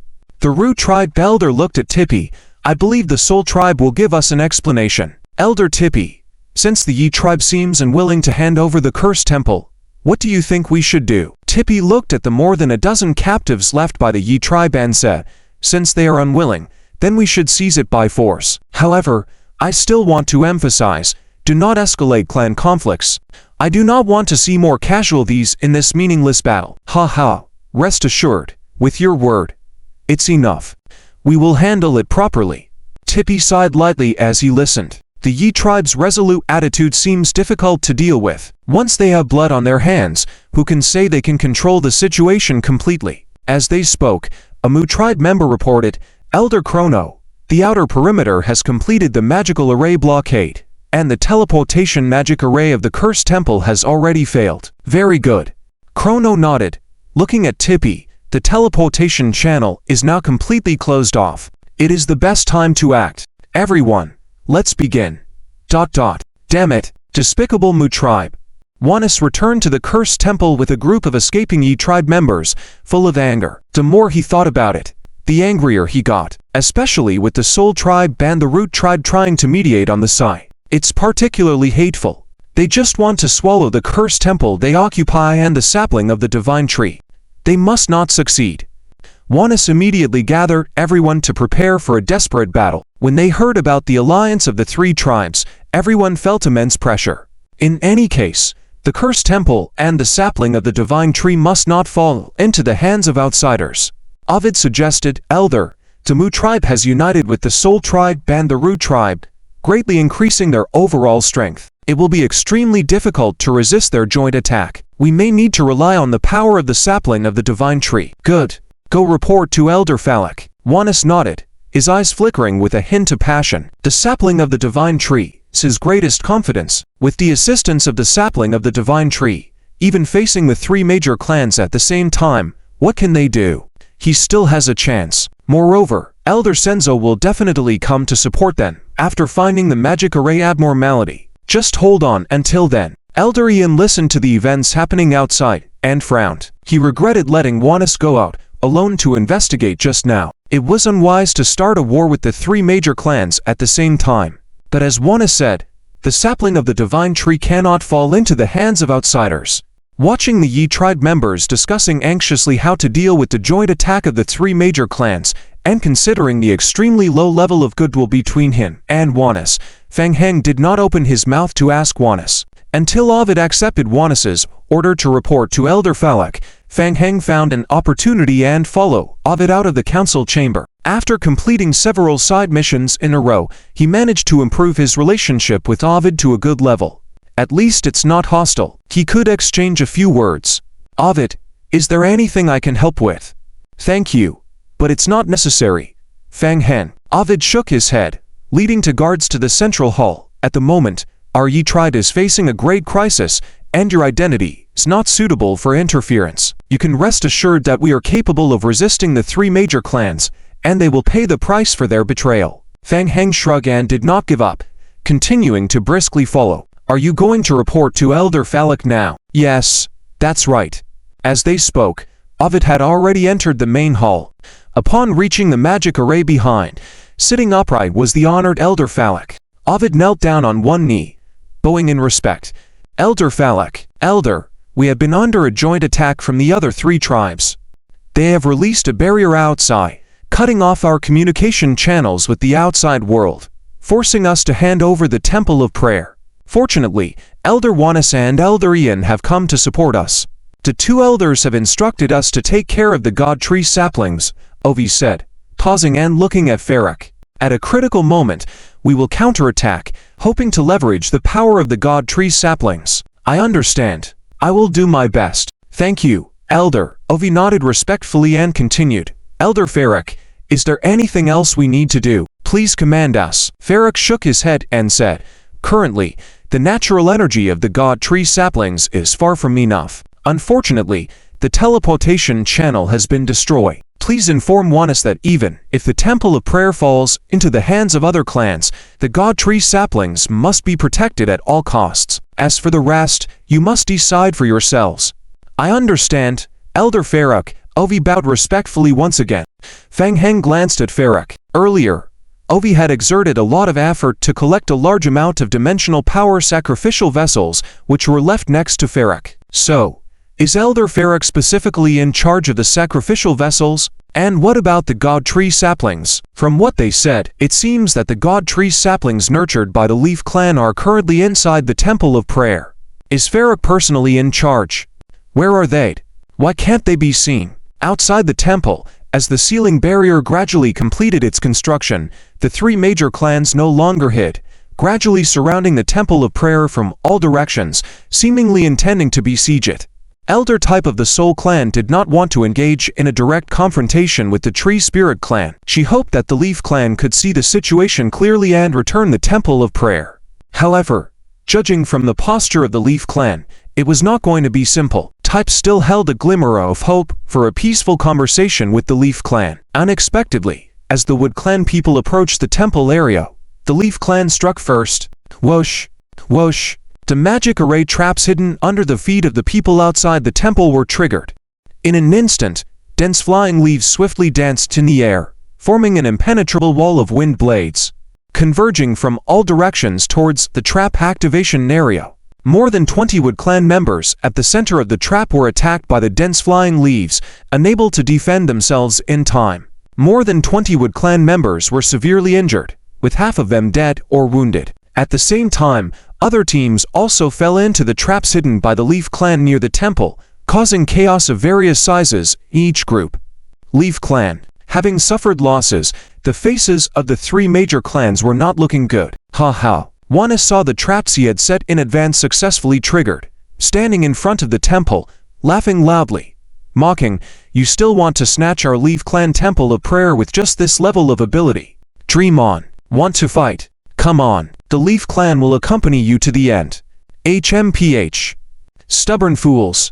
Cluno, the most severely injured leader of the Wood Clan, felt secretly annoyed, suppressing his anger, and said, in a deep voice, "Type, what are you waiting for? If we continue to wait, are we waiting for the Leaf Clan to arrive and settle the matter once and for all with us?" Type sighed helplessly, feeling quite helpless. "Please, don't be impulsive. This matter cannot be solved simply by using force."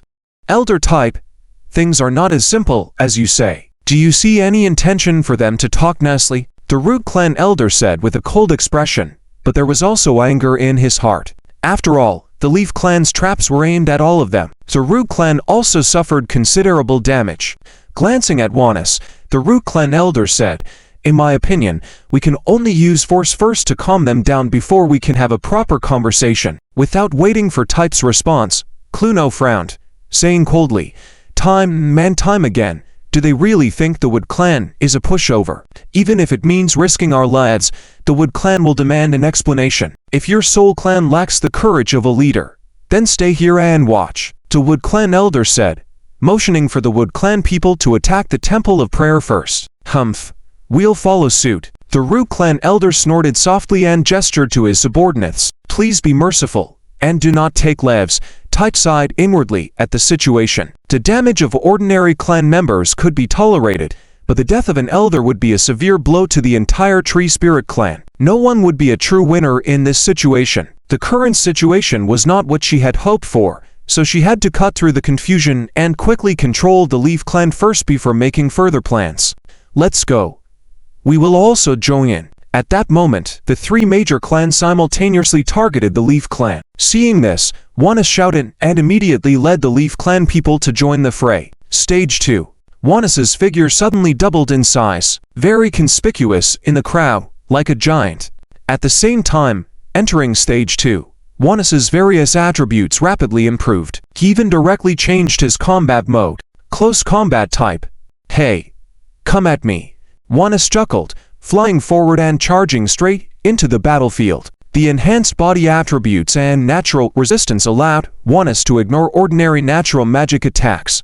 Seeing the unfavorable situation, the two elders moved down to barely engage Juanis. 2 against 1. Juanis was not at a disadvantage at all. He even gained the upper hand in the situation. It's getting exciting. A real fight is breaking out. Fang Heng did not engage in the battle, standing inside the temple watching the outside battle, feeling alert.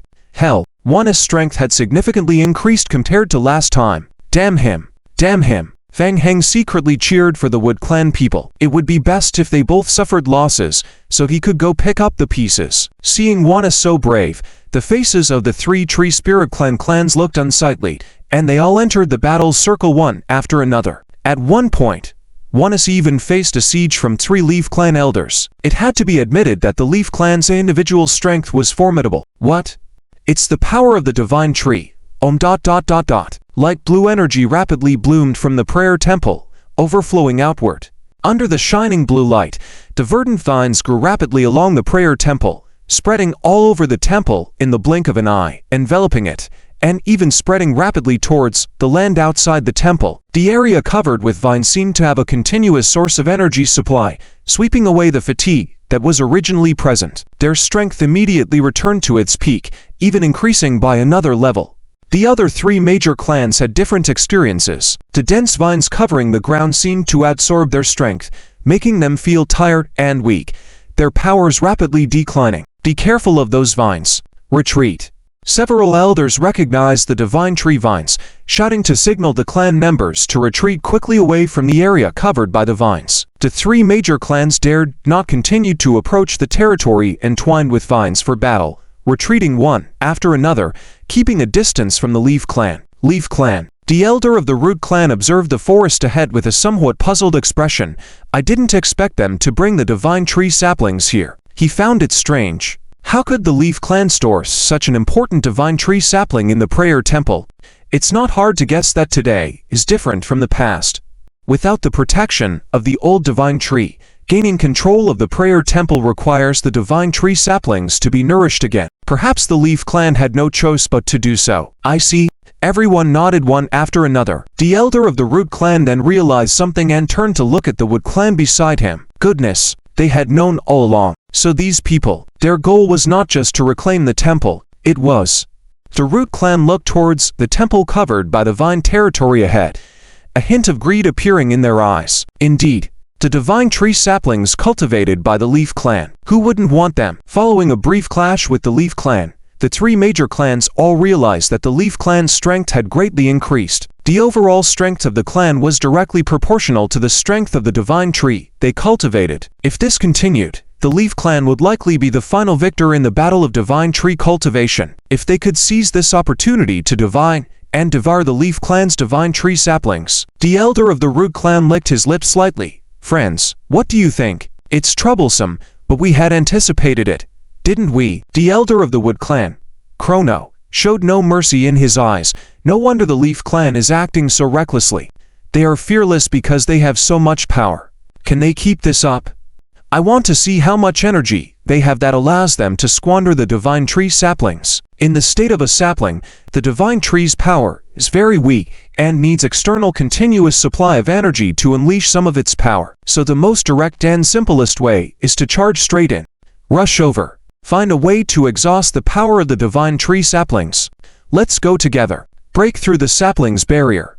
Chrono, The elder of the Wood Clan snorted lightly and signaled with his hand. The people of the Wood Clan below all used long-range spells directly towards the prayer temple to consume the energy of the divine tree saplings through remote attacks. They didn't aim to kill, but only to weaken the energy layers of the saplings. Seeing this, Meanies frowned and coldly shouted to his companions, "They want to drain the energy of the divine tree saplings. Let's go. Stop them." With that, Meanies led the Leaf Clan people to rush out again. Watching the two sides start fighting again, Fang Heng remained in the back watching. It's getting intense. The power fluctuations released by the divine tree saplings were very strong. Which side should he support? Fang Heng pondered for a moment, thinking it's best to have the Leaf Clan win brutally, causing the other three clans to retreat with severe injuries, and then he would go and claim their heads. And then consider whether he could get hold of the Leaf Clan's divine tree saplings. Just as he was contemplating, Fang Heng noticed two Leaf Clan members walking out from the rear hall. The expressions of the Leaf Clan people were solemn, and one person named Ovi whispered a few words to someone nearby. After hearing this, the expression of that person, Ovi, also became exceptionally serious, and quietly turned and walked towards the back. Fang Heng's heart moved, immediately followed. "Ovi, what's going on?" Ovi did not look back but continued walking along the corridor behind the prayer temple, saying, "Fang Heng, Elder Farak has urgently summoned me. It might be trouble with the divine tree saplings. I'll go with you. Maybe I can help." Ovi was anxious and did not refuse. Soon, Ovi, along with several Leaf Clan guards, returned to a side hall of the magic array in the prayer temple. In the hall of the side hall, Elder Farak was sitting in the center of a large magic array. Fang Heng's eyes lit up. He had never seen this magic array before. It wasn't there when the Federation searched the temple. It must have been set up during this time. Looking again, he saw a green seedling in Farak's hand spreading out waves of blue ripples of energy. Fang Heng felt a strong natural breath. Under the influence of the energy waves from the seedlings, vines were budding and growing vigorously all around. The moment Fang Heng saw the sapling, his heart skipped a beat, his gaze firmly drawn to the sapling. The divine tree sapling.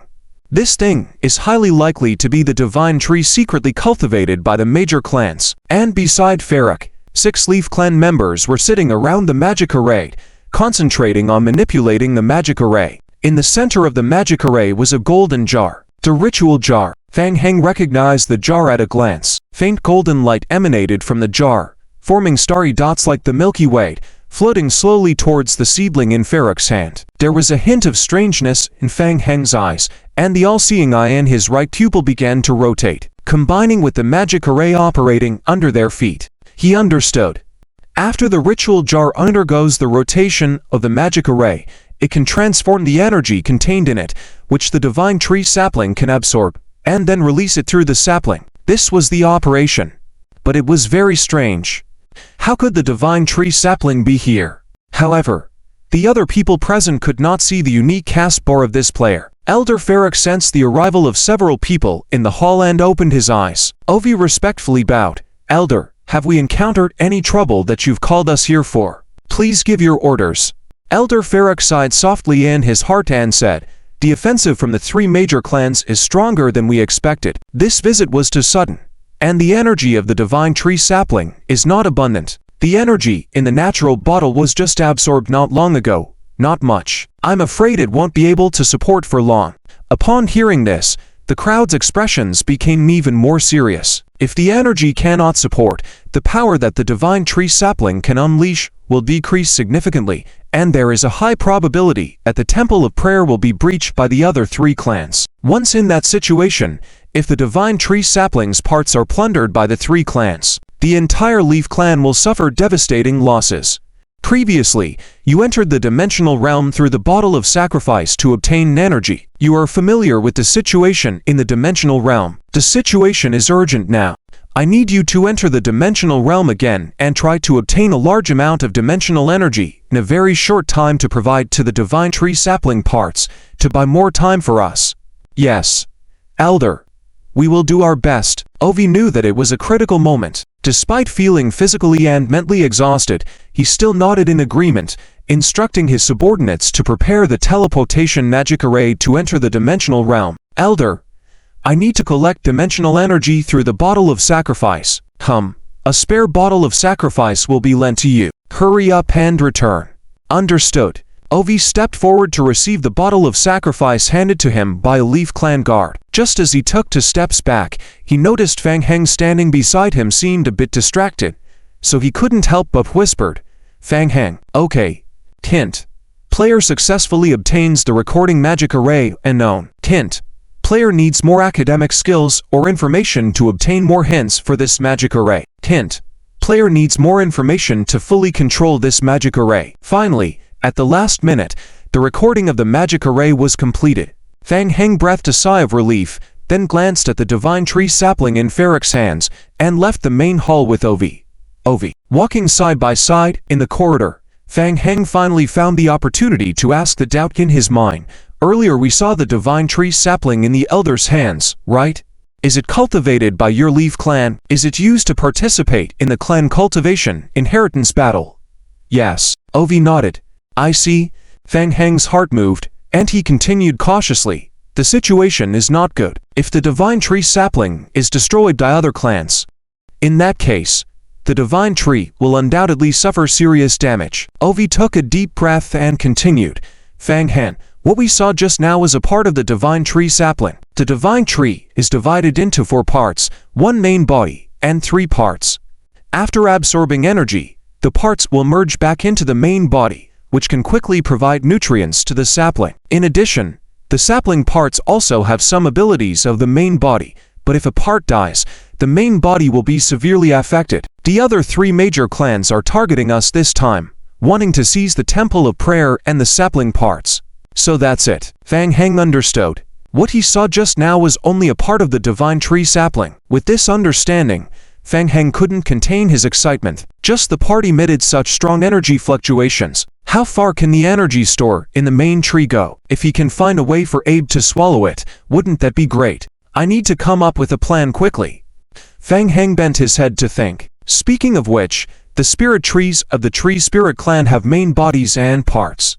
Does his Abe also have a similar ability? If it can also produce a main body and parts, wouldn't that be convenient? Fang Heng, not knowing what Fang Heng was thinking, Ovi, seeing Fang Heng fall silent, continued, I need you to wait here for a while. After we open the teleportation channel, we will immediately go to the dimensional realm. At that time, we will need you to find a way to help us enter the dimensional realm to absorb energy together. Hint. Player triggers special side quest. Re-entering the dimensional realm. Quest name. Re-entering the dimensional realm. Quest difficulty. SS. Quest description. The Leaf Clan is under siege by the other 3 clans and is still struggling to resist with the help of the divine tree sapling's power. Currently, the energy of the sapling is running out. Please enter the dimensional realm with Ovi to quickly obtain new dimensional energy. Quest requirements. Obtain enough dimensional energy through the bottle of sacrifice and return safely. Hand over the bottle of sacrifice to Elder Farrick. Quest rewards. Leaf Clan favorability. Leaf Clan contribution. Leaf Clan reputation. Tree Spirit Clan reputation. Ovi team favorability. Okay. Fang Heng nodded. Watching Ovi enter the main hall and close the door, while no one was paying attention, Fang Heng quickly logged out, took out pen and paper, and quickly drew the magic array that was imprinted in his mind. Done. Fang Heng murmured to himself, quickly dialed an emergency call to Mojawe's assistant, and remotely sent the magic array diagram over. After completing all this, Fang Heng logged back in. Coincidentally, Ovi had also prepared, and came hurriedly with 6 Leaf Clan members. Fang Heng, the situation is very bad right now. In order to meet the needs of the magic array and get more dimensional energy, we have to enter a higher level dimensional realm, where the dimensional energy is more abundant, but also more dangerous. We have no choice but to go there. We must take a risk, Ovi said, taking a deep breath. In addition, or remaining white froststone energy or is not enough. There are very few people who can accompany us to complete the teleportation this time. This means we will be even more at risk. I'm sorry, but we have no choice but to take a risk. Will you help me? Of course. Time is of the essence. Let's go. Okay. Ovi nodded solemnly. Hint. Your favorability with the Ovi team has increased by 20. Hint. Your favorability with the Leaf Clan has increased by 1. Hint. player enters an unknown world. AOV spoke and gestured for a few members of the Yi clan squad to move closer to a nearby ancient stone slab. The ancient stone slab was covered with intricate traces of a magical array.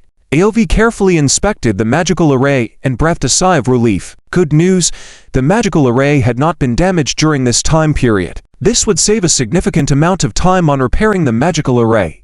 The Yi clan members who had accompanied them followed AOV and stood together at the corresponding 7 points of the large magical array. Only 2 Yi clan members remained with Fang Heng to guard the operation of the magical array. AOV had no choice. The remaining Bai Shuang or was severely lacking, and this was the last combat capability that the Yi clan could present. Let's begin. AOV placed the sacrificial bottle in the center of the magical array, raised his hand as a signal, and slowly infused his mental power into the magical array. The magical array slowly started rotating, absorbing power from the dimensional world. The ground began to tremble faintly. Heavy shadows emerged from the crevices of the stone forest, moving towards the magical array. Rock and soul puppets. Fang Heng frowned. He hadn't expected to encounter somewhat familiar creature here. Rock and soul puppets belonged to a type of elemental creature. They were difficult to deal with, not only possessing strong vitality, defensive power, and attributes of strength, but also being immune to most spells and physical negative effects. In addition, rock and soul puppets even had the innate ability to manipulate rock and soul for attacks. In terms of strength, they were roughly equivalent to mid-tier game world creatures. Be careful. They're coming. The 2 guarding Yi clan members quickly gathered natural energy and used long-range nature spells to attack. Arrows imbued with natural energy had strong penetrating power, combined with the archery expertise of the Tree Spirit clan, almost always resulting in critical damage with a single shot, even capable of piercing through several rock and soul puppets. Often with 2 or 3 critical hits, a rock and soul puppet would burst on the spot. It seemed like the Yi clan had strong damage output, but unfortunately, there were too many rock and soul puppets. As the magical array operated, more and more mud puppets gathered towards the magical array. Just the 2 Yi clan members couldn't clean them up entirely. This was under the condition that AOV carefully controlled the magical array to operate at the slowest speed. Otherwise, the rock and soul puppets would appear even faster. AOV was well aware of this, and couldn't help but look towards Fang Heng with a hint of anxiety. Before coming here, he had already placed most of his hopes on Fang Heng. Here they come. AOV turned to see Fang Heng putting on his mask once again. Hiss, hiss. Magical formations condensed and swirled around Fang Heng. Attacks of devourers rushed out from the magical array and immediately pounced on a group of rock and soul puppets in the distance. Unlike when dealing with sandwing bubs earlier, the outer defense of rock and soul puppets was evidently stronger. While the ordinary claw attacks of the devourers could break through the defenses of the rock and soul puppets, all the additional effects like viruses, bleeding, etc., were all being resisted. The efficiency of the devourers in killing seemed somewhat lacking. But AOV felt somewhat relieved. He was very fortunate to have Fang Heng's help this time. This was a real chance. The efficiency of the devourers in killing the rock and soul puppets was not important to him. It was mainly the flesh of the devourers. The attacks of the rock and soul puppets were mostly physical, unable to cause fatal damage to the devourers. After being attacked, the devourers were often knocked away, agilely leaping back into battle once again. Soon, a large number of devourers formed a flesh wall around the perimeter of the dimensional magic staff, effectively blocking the encroaching ring of rock and soul puppets. Rock and soul puppets couldn't fly, so they couldn't enter the protective circle and could only block each other on the outside. Fang Heng understood his limitations and couldn't be bothered to go over and kill the puppets without rewards, simply leaving things on autopilot. In his spare time, he even turned back to check on AOV's situation. AOV and his team were focused on maintaining the operation of the magical array. Knowing that Fang Heng was capable of holding off the rock and soul puppets, AOV and his team devoted all their energy to accelerating the absorption of dimensional energy via the magical array. After observing for a moment, Fang Heng couldn't help but smirk. It seemed like AOV was trying hard, but the extraction speed was still too slow. Perhaps it was related to the Tree Spirit clan itself. The Tree Spirit clan was not well versed in alchemy. They relied on the nature's teachings to provide spiritual power for the magical array, but the efficiency of energy conversion was low. Perhaps, Fang Heng stared at the magical array being controlled by AOV. Perhaps there was a way to make some changes. AOV, concentrating on controlling the magical array, caught sight of Fang Heng's continuous gaze and turned to look at him. Fang Heng noticed AOV's gaze and simply asked, "Do you need help?" "What?" "I mean with the magical array." Fang Heng pointed at the magical array, walked over, and lightly placed his hands on it. Hiss.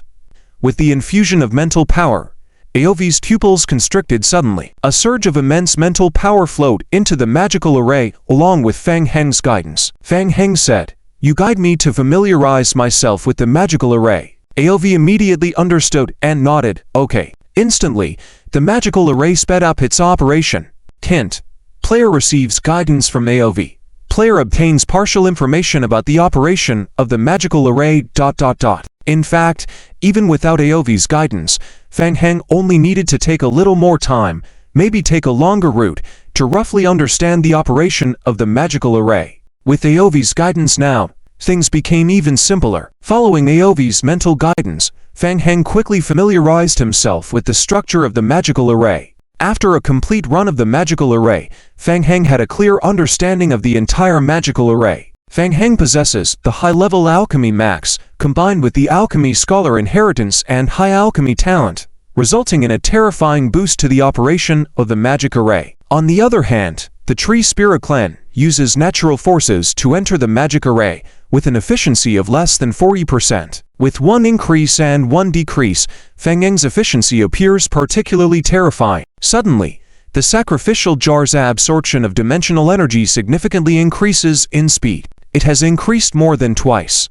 Meanwhile, stimulated by the high-speed operation of the magic array, the number of earth golem puppets around increases dramatically again. The group of lickers forming a human flesh shield firmly intercepts in the front, blocking off large sections of stone spirit golems in the front. At this moment, Fang Heng's consciousness has completely immersed in the magic array. With each gradual use of the magic array, his understanding of the magic array becomes deeper and deeper. So that's how it is. The magic array was originally constructed by the Tree Spirit Clan, aligning with the natural power fluctuations of the Tree Spirit Clan in the early stages of construction. Hence many imperfections, when viewed from the perspective of alchemy, considered redundant in many places. Activating the magic array actually does not require limiting to nature-type energy. Other types of energy can also be used to activate it, quickly absorbing residual dimensional energy from the world. The prerequisite is to first make a series of modifications to the magic array. Timely game prompts pop up. Hint: detected that the player owns advanced alchemy. After assessment, the player can optimize and modify the magic array. Current success rate of optimization modification, 88.7%. Expected efficiency improvement after modification, 677% to 1,230%. Optimization. Fang Heng lowered his head in contemplation. Indeed, from his current perspective, there is still a lot of room for optimization in the magic array. Outside the Temple of Blessings, the battle has escalated. Elder Venice is simultaneously dealing with 3 elder-level opponents, not falling behind. A large amount of nature-infused leaves gathered into a whirlwind, swiftly sweeping forward. The huge wall of withered trees fiercely collided with the whirlwind. Doom! Boom boom!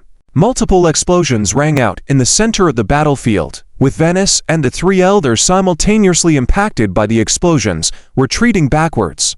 Catalyzed by the natural power of the temple's divine tree seedling field, Venice's injury slowly recovered. The 3 elders retreated to the other side, watching Venice from afar. Observant individuals could tell that the power of the divine tree seedling was nearly reaching its limit. Initially, under the influence of the divine tree seedling, Venice could almost instantly recover, but now, Venice required some time to re-enter combat. The 3 major clans gradually expanded the battlefield into the field of the divine tree seedling. Venice, is it reaching its limit, isn't it?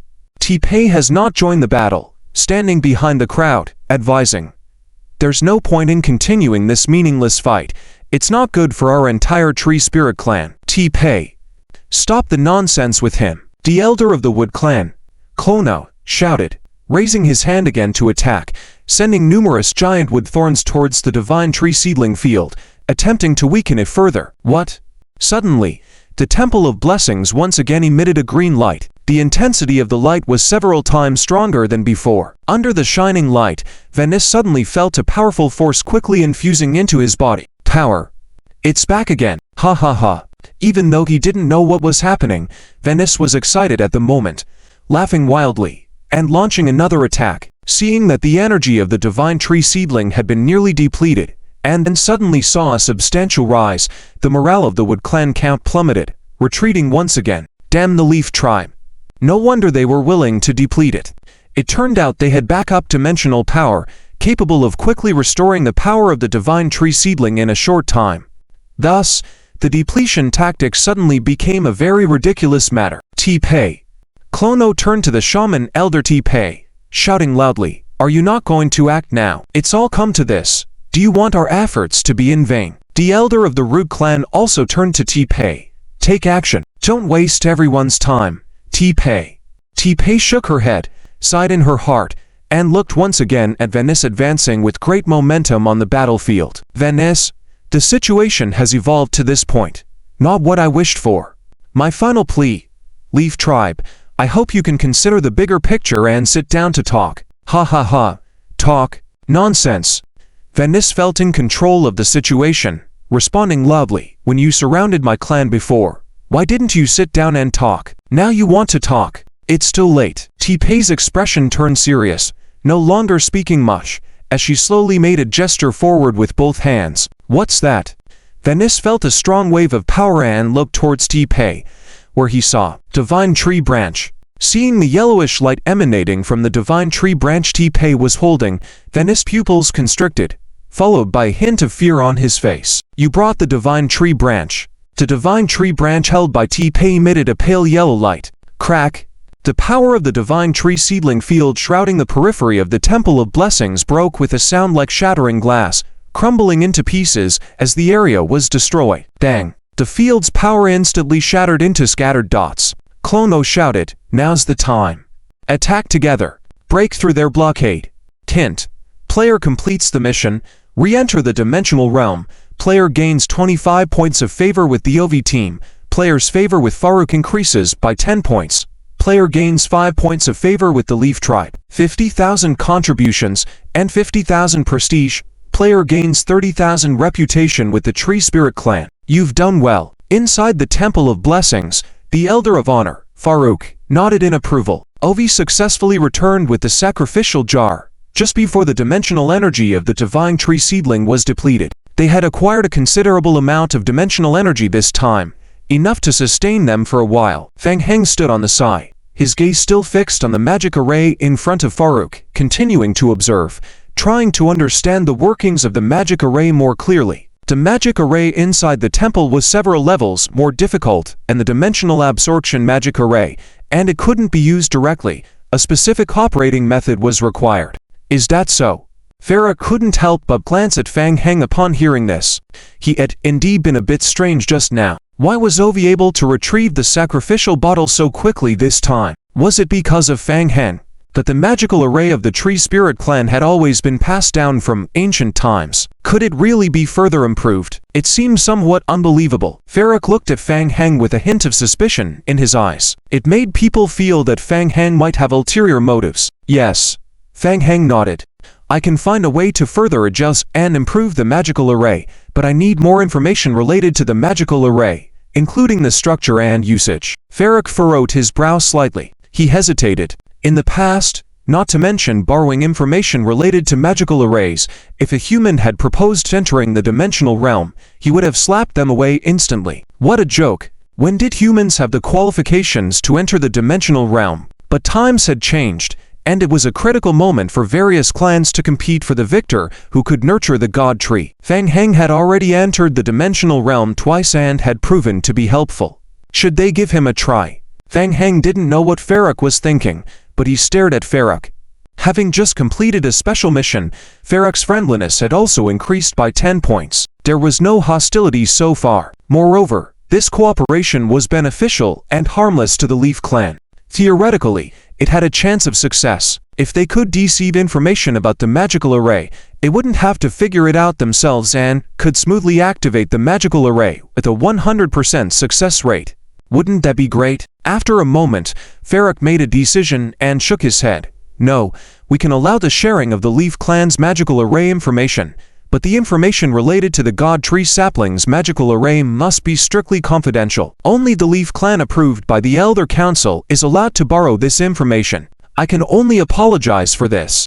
Well, since they couldn't deceive the information, they would have to figure it out themselves. Fang Heng felt slightly disappointed but still put on a smile, albeit a somewhat forced one, saying, "My request was presumptuous. Being able to borrow part of the magical array information is already good. I will find ways to optimize the magical array as much as possible. Yes, regarding the White Frost Stone, which is essential for entering the dimensional realm, we must quickly obtain more from the Federation. We are in competition with the 3 major clans, and there must be no mistakes. Of course, I have already been in contact with the Federation. If everything goes smoothly, the White Frost Stone is on its way and is expected to arrive tomorrow. Well, you've all worked hard. You're tired. Go rest." Farrak waved his hand. Fang Heng squinted slightly and asked, "Elder, the people from the 3 major clans outside haven't retreated. Are you sure there's no problem?" "Humph. With me here, they can't break through this defense with their abilities," Farrak said confidently. With the supply of dimensional energy and relying on the power of the God Tree Sapling, repelling the attacks of the 3 clans outside the Temple of Prayer was nothing to him. "I see. Then I'll take my leave." Fang Heng pursed his lips, thinking it was pointless. The 3 major clans seemed threatening, but why weren't they putting any pressure on the Leaf Clan? Forget it.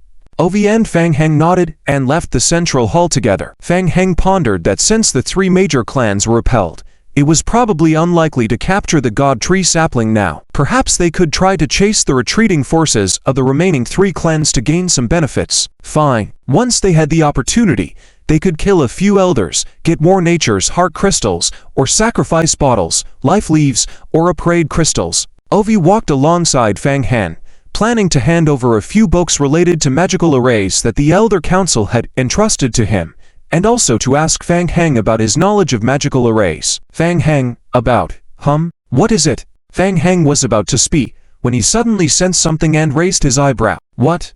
Doom. The entire hall suddenly echoed with a violent roar, followed by a violent shaking under their feet. What's happening? Oh no. Something's wrong. Ovi's expression changed drastically, and he immediately turned to walk towards the back hall. Fang Heng also followed Ovi back to the rear hall. Pushing open the doors to the central hall of the Temple of Prayer, they saw Farrak, whose face had turned extremely pale at this moment. The God Tree Sapling in his hand, originally emerald green, now showed some signs of withering. The magical array was still operating rapidly, and the dimensional energy in the sacrificial jar was quickly depleting. What's going on? Fang Heng furrowed his brow. It looked very ominous. Ovi was shocked and hurriedly approached Farrak, calling out, "Elder Farrak." Faft. Farrak's pupil suddenly contracted, and he spat out a mouthful of blood. "Don't come here." Farrak shouted to stop Ovi, who was about to approach. "Elder." Farrak seemed to have suffered a severe injury, and he visibly aged. He struggled to say, "The Temple of Prayer is under a strong external attack. Judging from the intensity of the attack, it is highly likely the remnants of the God Tree are... No, it must be the remains of the God Tree. Only they possess that kind of power. The remnants of the God Tree. It's the Soul Clan. The Soul Clan actually brought the remnants of the God Tree. That was the artifact of the Tree Spirit Clan. No wonder the God Tree Sapling couldn't resist. What to do? Ovi's mind went blank for a moment, feeling somewhat at a loss. "Elder, what should we do?" Farrak looked at Ovi and the rest of the people in the hall, and said, in a deep voice, "The power of the remnants of the God Tree is very strong, and with our current abilities, we absolutely cannot resist it. I am too injured to act for too long. At the moment, I can still maintain the operation of the magical array for some time. Take advantage of this now. I need you to immediately escort the God Tree Sapling out. Ovi, it's your responsibility. You must escort them out." A game prompt quickly appeared in Fang Heng's vision. Prompt: player triggers special side quest, escort the God Tree Sapling. Be sure to protect the young saplings of the Divine Tree. Yes, Elder. In a critical moment, Orville forcibly calmed himself down, gritted his teeth, and took the box from Farrak's hand. They must protect the young saplings of the Divine Tree at all costs. Let's go. Orville shouted and immediately led over 20 people to leave the grand hall, heading towards the exit of the prayer temple. Seeing this, Fang Heng also followed Orville towards the rear exit of the hall. Outside, after breaking through the defensive field set by the young saplings of the divine tree, the three major clans relentlessly advanced, breaking through the outer perimeter of the temple. Elder Winan Wise and Elder Ian, along with numerous members of the Leaf clan, were currently blocking the entrance to the main hall of the temple, still struggling to buy time. As Fang Heng and Orville rushed towards the rear exit, they finally arrived at the back door of the temple. Not good. As they arrived at the exit, Orville's heart sank. The entrance hall of the prayer temple was the main target of the three major clans of the Tree Spirit clan, but there were still some Root clan members guarding the back exit. The Root clan firmly held the back exit of the temple, as if they had known they would try to escape and had already blocked all exits. There's no time. They had to force their way out. Instead of immediately rushing out, Orville took a deep breath and said, in a serious tone, "Fang Heng." Fang Heng turned his head to look at Orville beside him upon hearing his name. No matter what, the young saplings of the divine tree must not be taken by other clans. We can only take a risk. You and I are different. You are human. If anything happens to me, you don't have to worry about me. Just leave on your own. Fang Heng fell into a moment of silence. He wanted to suggest handing over the sapling and trying to escape together. You're strange. You're different from other members of the Leaf clan. Aren't you afraid I might suddenly snatch the young sapling of your Leaf clan? Don't joke around. I trust you, Orville said, sighing. If possible, I would love to entrust the young sapling of the divine tree to you. Your abilities might be more suitable for protecting the sapling than mine. Oh, Fang Heng showed some surprise on his face. Why not? Even within our Leaf clan, only a few individuals understand how to protect and escort the young saplings. Ordinary people, once they come into contact with the saplings, will cause them to wither rapidly. Even if I were to give you the sapling now, it would be useless. Really? Fang Heng felt conflicted. He looked at Orville, trying to discern from his expressions whether he was being deceived. After all, he had been misled by the Leaf clan too many times and was starting to feel PTSD. Fang Heng, you've helped me a lot. These two books are related to dimensional world magic arrays. They might be useful to you in the future. Take them with you for now, Orville said, as if he were arranging his affairs, pulling out two thick books from his pocket. I know this situation is very difficult. It's almost impossible to escape from this encirclement, especially considering the elders who can use special secret techniques and have a weak connection to the young saplings, allowing them to track them down. Fang Heng furrowed his brow.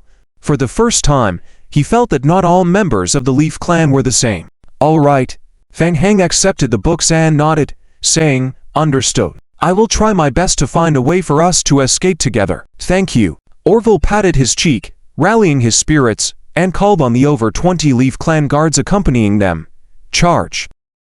Break through and protect the Leaf clan. Yes. The Leaf clan guards immediately rushed towards the back door, trying to break through the Root clan guards and make an escape. Root entanglement. Outside the door, the Root clan saw a group of Wood clan members trying to break through and immediately released spells to hinder them. Underfoot. Tree roots that moved like snakes made hissing sounds as they rapidly spread towards the Leaf clan guards.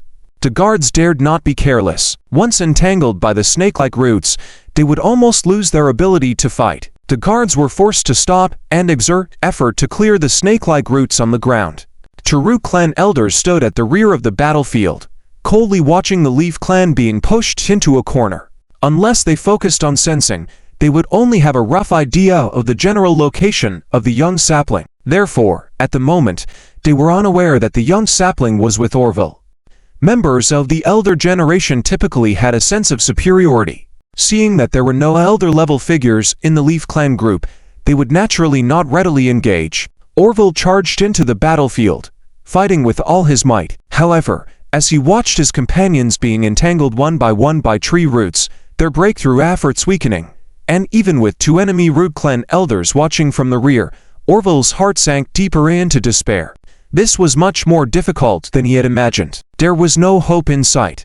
What should they do? Wait, where was Fang Heng? Suddenly, Orville realized that he hadn't seen Fang Heng's figure. Although he understood that relying solely on Fang Heng wouldn't change the course of the battle. Was today the end for them here? As he was thinking, Orville's pupils contracted, catching sight of flashes of red creatures out of the corner of his eye. Devourers. He saw a large group of devourers pouring out rapidly from the rear of the temple. They were the same special creatures Fang Heng had once controlled in the dimensional world. The devourers swiftly spread towards the front. The Root clan encountered this immensely powerful life form for the first time and were initially unaware of the devourers' characteristics. Trying to eliminate the devourers using long-range skills, they quickly discovered the devourers' terrifying defense capabilities. Normal arrows were ineffective in causing significant damage to them. They could only momentarily control them with their snake-like root skills. Unfortunately, there were too many devourers. There was hope. With the devourers killing one Root clan member by surprise, the battle line actually advanced more than 10 meters. Orville even saw a glimmer of hope and was about to make a final effort to escape when he felt a hand on his shoulder. Turning his head, he was stunned to see Fang Heng. "Don't rush." "What?" "Follow me." Saying this, Fang Heng pulled Orville back towards the rear. Orville didn't know what Fang Heng intended to do, but he followed as Fang Heng led him back into the temple and even towards a side hall deep in the temple, heading towards the warehouse on the lowest level. Entering the warehouse, Ali couldn't help but show a surprised expression when he saw the scene inside the warehouse. What the heck? Only a large number of zombie creatures in the warehouse, each holding an aloe metal pickaxe, relentlessly chiseling away at a small pit on the ground. In just a short moment, the zombies had already excavated a large pit leading downwards on the ground. There were constantly zombies removing the wooden blocks, debris, and sand dug out from the pit through carts, transporting them outside the warehouse and piling them in the underground 3-level passage. The Temple of Curses had been destroyed several times and repaired consecutively, with many areas already damaged. Fang Heng had previously analyzed that excavating a tunnel was only slightly difficult. Moreover, with the high-grade aloe engineer shovels equipped by the zombie horde, the excavation efficiency was greatly increased. Ha ha! Fang Heng saw the surprised look on Awai's face and patted his shoulder again. "It's too dangerous to go outside. Let's find a way to dig a tunnel to get out." In fact, Fang Heng had previously had the Lickers pre-excavate a small part of the tunnel outside the Temple of Curses. It was originally prepared to guard against the Yi family. In case of any special circumstances, he could counter it in advance. If worst comes to worst, he could scatter and slip away with some of the Yi family and the supplies through the underground passage. However, the secret passage he had prepared was excavated from the other end outside the Temple of Curses. The internal passage had not yet been started and was just beginning now. At this moment, besides this part, he was also controlling the zombie doubles to accelerate the excavation of another part of the tunnel. It was expected to connect in the middle segment. Fang Heng. I watched the scene and finally realized what Fang Heng wanted to do. He was astonished by Fang Heng's actions and spoke somewhat incoherently. "Can this really work? Is there enough time to dig a tunnel now?" "Don't worry. Trust me." Fang Heng looked at Ali. "But there is still one important issue now." Ali focused, nodding. "What's the issue?" "Ask me." "You said the other 3 major clans can perceive the location of the God Tree Seedling." "Indeed?" Ali frowned, saying, "When the God Tree Seedling is not activated, the fluctuations are weak, but with concentration, the seedling's approximate range can be locked onto." Elder Faluk used to have a special secret technique that could temporarily seal the energy fluctuations of the God Tree Seedling. Now that the Elder has passed away, if the 3 major clans are curious and investigate, we will still be found out if we escape through the tunnel. Fang Heng asked, "What about the seedling?" Ali immediately took the box he carried with him. "Do you mind if I take a closer look?" Ali hesitated for a moment, then decisively handed the box to Fang Heng. "It needs to be quick, as the seedling will accelerate its withering if away from me for some time." Fang Heng gave Ali a closer look. This kid really from the Yi family. He originally thought that it would take some effort to persuade him, but he didn't expect Ali to be so decisive. Ali thought it through, knowing that only by trusting Fang Heng could they have a chance to escape. If Fang Heng was interested in the seedling, it would eventually fall into his hands, and he was willing to trust Fang Heng. "All right," Fang Heng accepted, took the box and opened it with a snap. A small seedling was in the center of the box. As the box opened, the power fluctuation of the God Tree Seedling quickly spread outward. At the same time the power left Ali, the seedling immediately showed signs of wilting at a rapid speed. It seemed Ali hadn't lied to him. With a thought, The blood-short blade behind him burst open and quickly gathered towards the box, forming a blood-protected barrier around the seedling's perimeter, securing it firmly in the center. Ali had been observing Fang Heng's every move and couldn't help but show surprise at the situation. The power of the God Tree seedling disappeared.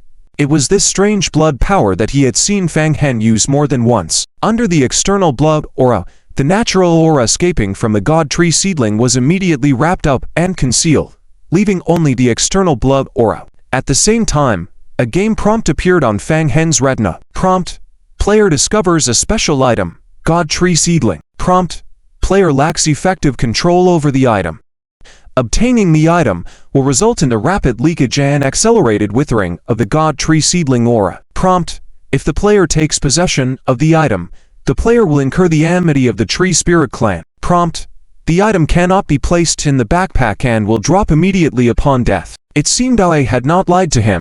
The God Tree seedling had a special method of preservation. Click. Fang Heng closed the box, reached out and handed it back to Ali. The blood will lose its effect once it's away from me, but it should be enough for you to leave the temple. All right.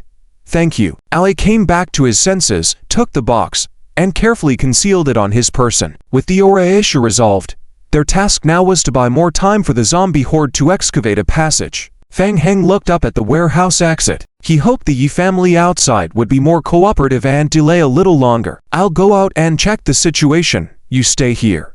Okay. Outside, behind the Temple of Curses, a large group of lickers were still struggling to battle against the Root clan. Two Root elders looked at each other, both showing a cautious expression in their eyes. These creatures were indeed the lickers Elder Klo had mentioned before. They were truly difficult opponents.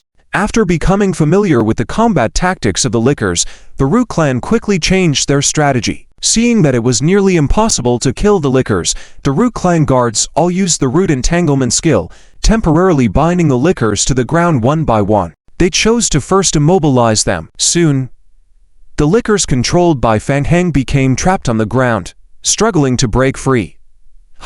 What's this now? Suddenly, the expressions of the Root clan guards changed as they saw a new transformation among the lickers. They gathered in place, forming pulsating flesh cocoons. Within a short time, the flesh cocoons expanded rapidly. In an instant, huge figures emerged from the cocoons, fused tyrant bodies. The towering fused tyrant bodies gave the Root clan guards a great shock visually, instantly making them look alert, ready for a formidable enemy. The combination of the tyrant's body does look very formidable at first glance, but their roots are not weak either. At least they are not a threat to us. Besides, their mission this time is just to guard the rear exit of the temple. At the moment, all we need to do is prevent the Yi clan from escaping. There's no need to complicate things unnecessarily. The rest is up to the Soul clan and the Wood clan. The elder of the Root clan has a clear strategy. They try to avoid direct confrontation with the Yi clan who are cornered. There's really no need to be so desperate. It will only result in unnecessary casualties. Meanwhile, in the main passage of the temple, in the front hall, Wanis and Ian, two elders of the enemy side, are continuously retreating under the pressure of several enemy elders. After repeated struggles, the two of them have already suffered considerable injuries. Perhaps all of this doesn't matter much. The most crucial thing is that the remains of the tree spirit. Wanis stares fiercely at Taipi, with extreme hatred in his eyes. The artifact of the Tree Spirit Clan. Although they can still use the remaining power of the Tree Spirit sapling to recover, the enemy possesses the artifact. The remains of the Tree Spirit have completely shattered the domain power of the Tree Spirit sapling along the way. Wanis, Taipi can see that the Yi clan has been pushed to the extreme. They can only persist until now under the protection of the remaining domain of the Tree Spirit sapling. It's already very difficult. Wanis, we need to talk. Get lost. Wanis shouts angrily, once again using his mental power to force back several Wood clan people in front. Suddenly, Wanis catches sight of red creatures rushing out from deep within the temple. They dart straight towards the chasing enemies. It's elixir. Be careful. Although the elixir's usefulness is limited, it gives Wanis a breathing space. Wanis immediately seizes the opportunity to leap back and quickly scans the area behind. Fang Heng, naturally, he recognizes that these elixir are controlled by Fang Heng. Whiz. Whiz whiz whiz. More elixirs rush towards the Wood clan and the Soul clan guards ahead. Doom. Boom boom. A series of dense giant trees explode and pierce through, sending the group of Lixers flying back, agilely flipping in midair, and swiftly closing in on the Wood Clan guards again. The brows of the elders of the Wood Clan behind are furrowed. Lixers, troublesome creatures. Although the individual output power of a single Lixer group is limited and not fatal, the life intensity and agility of the Lixers are very impressive, making them extremely difficult to deal with. Just like fleas hopping around in front of you, blocking your path and occasionally biting you. In addition, the space within the passage is not expansive, and a large number of Lixers crowded together directly block a large portion of the passage. Even the elder of the Tree Spirit Clan is momentarily unable to find a good way to deal with the group of Lixers and can only slowly clear them using sealing skills. Taking advantage of this time, Miles and Ian, the two elders, quickly retreat and join Fang Heng in the rear passage. Juanes is angry. He never imagined that one day he would have to rely on a human to help him. Fang Heng, why are you still here? Fang Heng sneers, thinking to himself, how dare you ask? Isn't it because you weren't doing well? At the moment, Juanes needs assistance, and Fang Heng restrains himself from provoking Juanes further, only watching Juanes and the wounded behind him, nodding, too. Elder Farrak requests your presence. It took some time for Taipei and the three major clans to clear the hundreds of Lixers crowded at the entrance. The clan elders gathered in front of the central passage leading to the temple, looking at each other. Taipei, the main hall is just ahead. Why are we hesitating? Everyone, I want to remind you that the Yi clan is still part of our clan. Enough, we understand. We will be moderate. To prevent any further complications, let's deal with the Yi clan first. The elder of the Wood clan, Clono, already feels a bit uneasy. The Lickers seem to be trying to delay the situation, and indeed, they have wasted a significant amount of time. Although the elders of the various clans are watching over the temple from all directions outside, he still feels somewhat uneasy. The group continues to pursue, passing through the front passage until they enter the central hall of the sacred temple. In the central hall, the magic array is barely holding up. Elder Farrak is sitting in front of the magic array with a pale face, clearly heavily injured. Behind Farrak, the elders Miles and Ian stand in line. Clono frowns. Farrak stops the operation of the magic array, takes a breath, and says, what is the intention of breaking into our Yi clan temple? Huh? Your temple? Clono seems to have heard something funny. Laughing heartily a few times, his face as cold as ice, taking the temple from the Wood clan and still dare to claim it as yours. Taipei steps forward half a step, shaking his head. Yi clan, slaughtering their own people, committing serious offenses. You three clans have gone to great lengths to come here just for the temple. Farrak shakes his head. If that's the case, if we have lost, we will return the cursed temple. For a moment, everyone was a bit unsure upon hearing Farrak admit defeat so straightforwardly. Heh.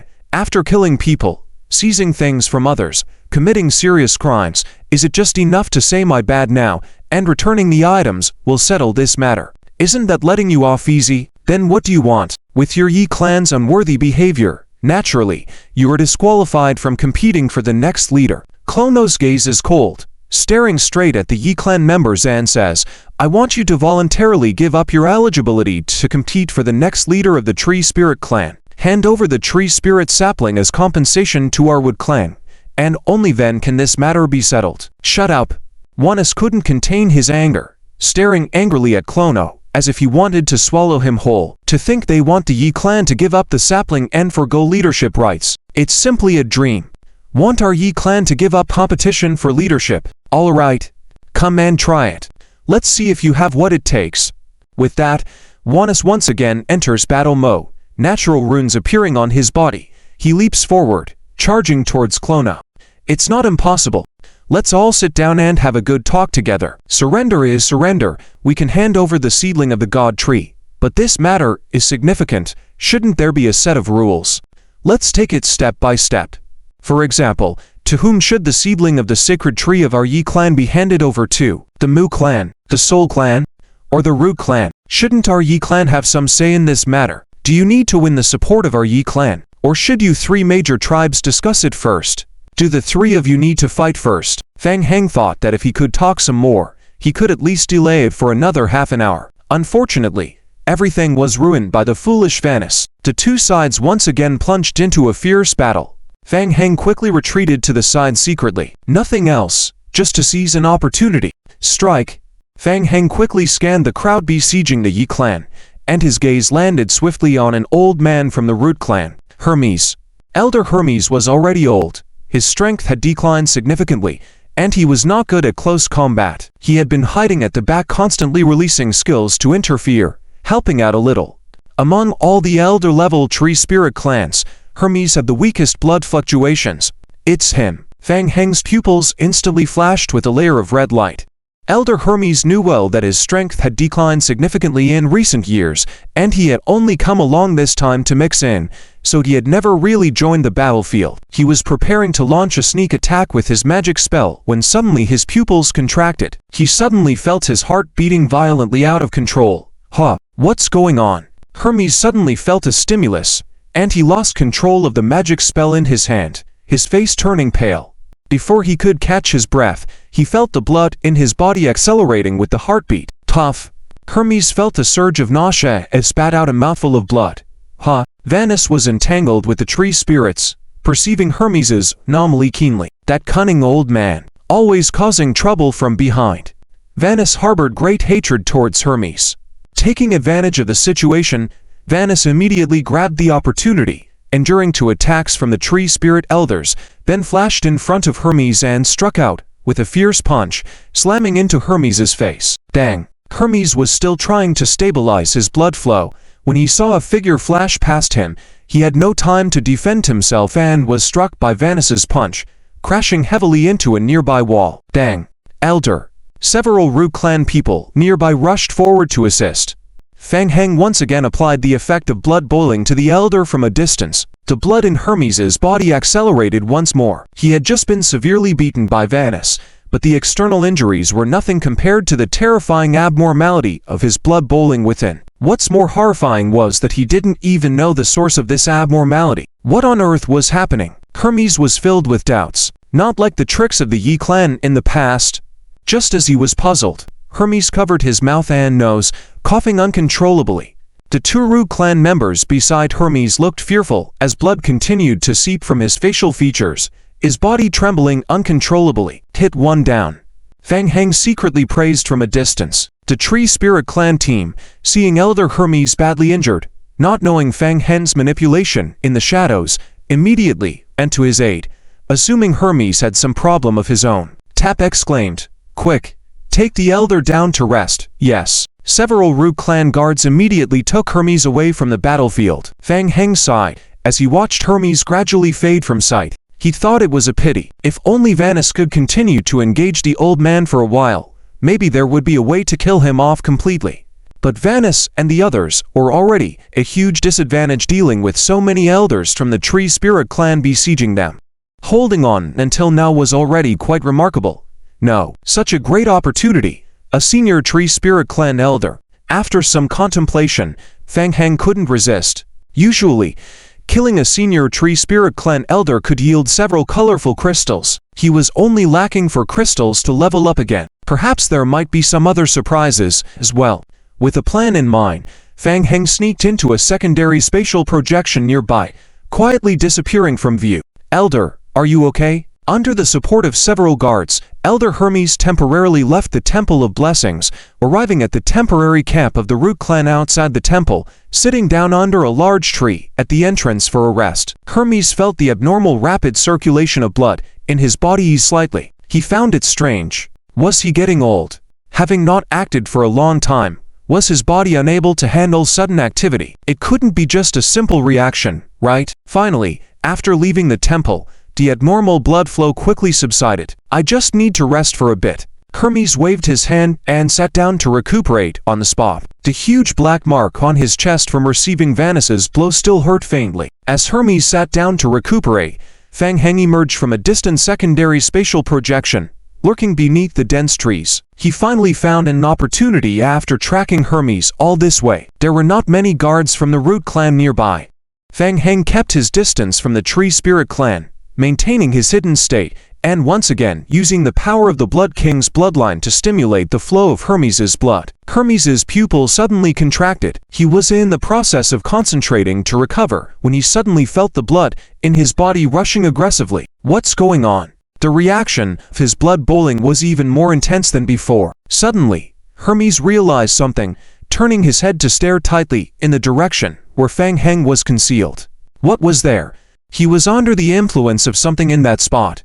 Hermes wanted to shout for help, but as he opened his mouth, his chest surged and he couldn't help but spew out a large mouthful of blood. Tough. Elder. Surrounding Root Clan guards, completely unaware of what was happening, rushed forward to investigate as they saw Hermes suddenly spitting blood, trying to help. Hermes once again spat out a mouthful of blood, his face as pale as paper, and fell heavily backwards. Hint. Player kills the Wood Tribe Elder, Hermes. Hint. Currently in anonymous status, killing members of the Tree Spirit Tribe will not affect their goodwill or contribution level. Public information will affect the Tree Spirit Tribe's goodwill and contribution level, so players should choose carefully. Hint. Players can choose to disclose this information for extra reputation value rewards. This action will result in changes to some Tree Spirit Tribe's friendliness and branch missions. Hint. Player gains 100 primary god points. Done. Got one for nothing. Fang Heng saw the game prompt appear and felt greatly delighted. He reached out from afar and the colorful crystal that burst out after Hermes's death instantly flew into his hand. Hint. Player receives 6 first-rank colorful crystals. Hint. Player currently meets level up raid conditions, but cannot upgrade in current status. Please exit the artifact's special status and try to upgrade. With the colorful crystal in hand. Unfortunately, he didn't touch any other treasures when drawing lots. Currently in the status of an artifact-simulated character, Fang Heng temporarily couldn't level up. No rush. We'll upgrade in a safe spot later. Thinking this, he quickly concealed himself in the crowd. Elder. Elder. Seeing the sudden death of Elder Hermes, the Root Tribe guards were immediately thrown into confusion, feeling somewhat at a loss. They only felt that Elder Hermes had died in the battle with the Leaf Tribe. Some of them tried to investigate the direction that Hermes pointed to before he died towards where Fang Heng was hiding, wanting to see if there was anything unusual. However, Fang Heng had already entered the secondary spatial projection in advance, and the Root Tribe was unable to find anything no matter how much they searched. Elder Hermes has sacrificed. Inside the temple, upon hearing this news, the Root Tribe's faces turned grim. The expression on Tipper's face became more solemn. She had always urged everyone to exercise restraint, but unintentionally caused the death of an elder. Ha. Didn't expect that old man to be so impatient to fight. Vanus also did not expect that he could kill an elder with just one punch. Upon hearing this, he was momentarily stunned, then immediately burst into wild laughter. Just a bunch of useless people. Leaf Tribe. I will make you pay with your blood. The Root Tribe had lost an elder in vain, so instantly everyone was filled with anger and their attacks became more aggressive. Depart. Elder Faluk suddenly shouted angrily, his voice like thunder. Following that, the magic array in the center of the hall started operating rapidly, emitting a bright light. The shining green light almost illuminated the entire hall, making it impossible to look directly at it at one point. The intense waves seemed as if they were going to flip the entire hall over. Retreat. The other 3 tribal elders immediately led their people to retreat. In the blink of an eye, taking advantage of the energy burst, Vanus and Ian, with over 10 remaining members of the Leaf Tribe in the hall, broke through toward the right front. The situation was sudden, and everyone was resisting the wave of the magic array, unable to stop them as they let Vanus and his group escape. Just then, Fang Heng, who had just chased to the entrance of the temple, had not exited the secondary spatial projection yet and witnessed the scene of Vanus and his group escaping. Seems like they can't hold on any longer. Originally, he was prepared to continue secretly targeting the Tree Spirit Tribe with Chan blood power, getting a few more heads, but unexpectedly, he missed the chance. Fang Heng no longer hesitated, immediately turned towards the bottom of the temple to chase after them. Inside the hall, the magic array gradually lost its light and then with a bang, it shattered on the spot. Elder Faluk's life also came to an end, as he finally closed his eyes for good. Everyone looked at each other, momentarily silent. In order to buy time for Vanus and his group to escape, Elder Faluk sacrificed his life to forcibly activate the magic array. The other tribal elders at the scene actually saw Vanus and his group leaving, but took only perfunctory actions to intercept them, and did not fully hinder them. It was not necessary. Some of the people who wanted to chase after them were stopped by the elders. No need to chase. Seeing the Leaf tribe people breaking out, Clarno snorted heavily. Elder, a tribesman approached Tipper and, after hesitating for a moment while looking in the direction that the Leaf tribe people fled, asked, "The guards outside the main gate may not be able to stop them. Should we not pursue them?" "No need. The divine tree seedling is not on them. Send more hands to surveil the perimeter of the temple to prevent them from returning." Understood. Tipper was very clear about their purpose. They didn't want the lives of the Leaf tribe people. They wanted to get the divine tree seedling. Scaring off the Leaf tribe had already achieved their goal. The remaining 3 major tribes became wary of each other again, fearing that the others might secretly do something behind their backs. Go after Vanus and the others. No time. Everyone knew that once they chased after them, they would only lose the opportunity to find the divine tree seedling. Some tribesmen approached to inspect the remnants of the magic array in the hall. A moment later, one of them reported, "Elder, the magic array has been completely damaged and unable to be used. We did not find any traces of the divine tree seedling." They didn't find the divine tree seedling. Several tribal elders closed their eyes involuntarily and then focused on sensing the presence of the divine tree seedling. Strange. They actually couldn't find it. Why was this happening? When they opened their eyes again, they saw the doubts in each other's eyes. They had already sealed off all exits and entrances of the temple in advance. They were very sure that the Leaf tribe did not carry the divine tree seedling when they escaped. With Faluk's ability, he could at most conceal part of the divine tree seedling's presence. At such a close distance, the divine tree seedling's presence would definitely not be hidden. Not to mention that Faluk was now dead. Was it hidden by the Leaf tribe? "Search," Tipper said coldly. "Search the entire temple." Understood. The tribespeople immediately dispersed to search inside the temple. Report. Soon, people returned one by one to report. "We roughly searched the entire temple and did not find any special anomalies. Part of the area inside the hall has collapsed, blocking the passage. We're now clearing it up. Investigating the temple will take a little more time." People looked at each other. Where did the Leaf tribe hide the divine tree seedling? Now, it seemed that it was time for each tribe to show their abilities. Good. Aovi looked at Fang Heng, reached out his hand, and handed over a special rhombus-shaped leaf blade to Fang Heng. "What is this?" "It is the heritage book of the Leaf clan, containing spiritual incantations," Aovi explained. "My father was once an honored elder in the clan, and I have been receiving the heritage of nurturing the sacred tree since I was young. This part of the incantation is related to the nurturing heritage of the sacred tree. Please make sure to keep it safe from me. If something happens to me, please be sure to pass it on to the elder of the Leaf clan." Fang Heng was moved and couldn't help but ask, "Aren't you personally escorting it?" "No. I already have a sacred tree seedling with me." Aovi's lips curled with a hint of bitterness, shook his head, and said, "As you humans say, don't put all your eggs in one basket." Tint. Player receives item. Spiritual incantation rune leaf. Tint. Current mission for the player. Escorting the sacred tree seedling has changed. Current mission name. Aovi's entrusted task. Mission name. Aovi's entrusted task. Mission difficulty. SSS. Mission description. The Temple of Prayer is currently facing a great crisis. Aovi has been entrusted with the task of escorting the sacred tree seedling to safety. Please safely escort the spiritual incantation and the sacred tree seedling along with Aovi. Mission requirements. 1. Ensure the safe return of Aovi and the sacred tree seedling to the Leaf clan habitat. Mission requirements. 2. Personally escort the spiritual incantation out of the Temple of Prayer and deliver it to any elder of the Leaf clan. Mission rewards. Leaf clan friendship level. Aovi's friendship level. Leaf clan reputation. Contribution points. Tree spirit clan reputation. Eligibility to join the Leaf clan. Good. Leave it to me, Fang Heng said, as he took the rhombus leaf blade and turned it over in his hand, casually asking, "How does this thing work?" "It's a special way of recording using runes, and it requires the spiritual power of our Leaf clan to activate. Ordinary people cannot view it." "Oh. Is that so?" Item.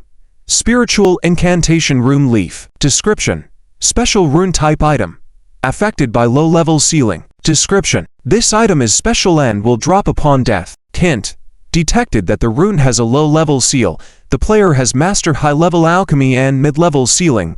Player can attempt to decipher the rune. Decryption probability 100%. Fang Heng nodded, glancing at the game prompt. It seems to be a type of seal. Do you mind if I tried? Without waiting for Aovi's response, Fang Heng tried to infuse natural power into the leaf blade. The rune on the leaf blade emitted a faint light, and the basic low-level seal inside was instantly broken by Fang Heng.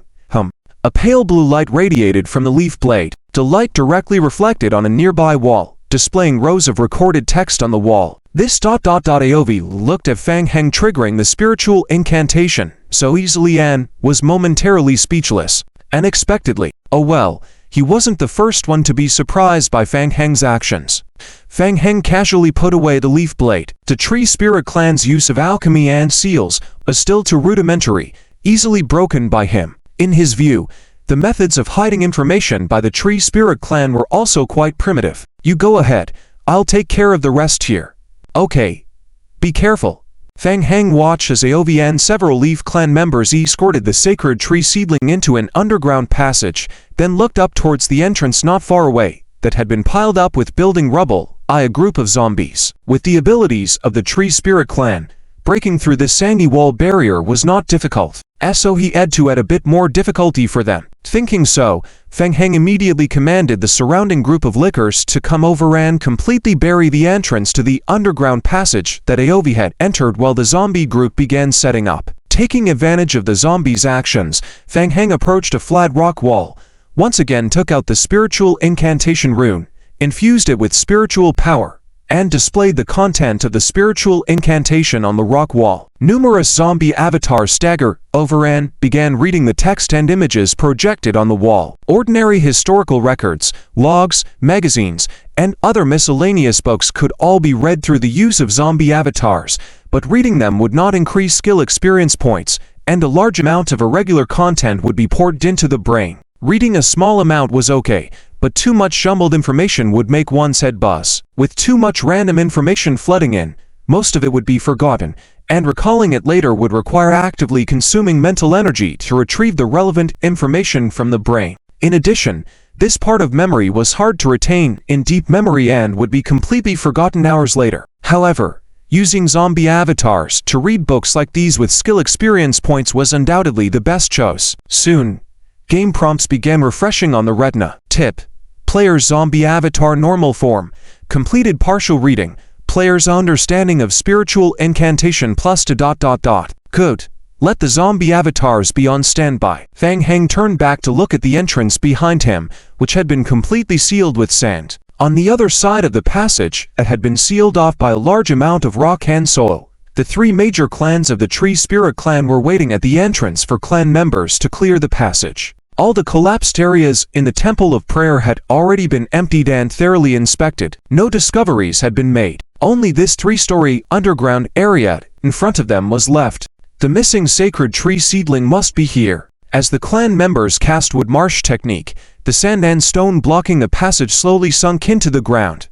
A passage with a length of more than 10 meters had been cleared by the crowd. The front was still congested with mud and sand. Normally, a collapse wouldn't accumulate such a long stretch of road.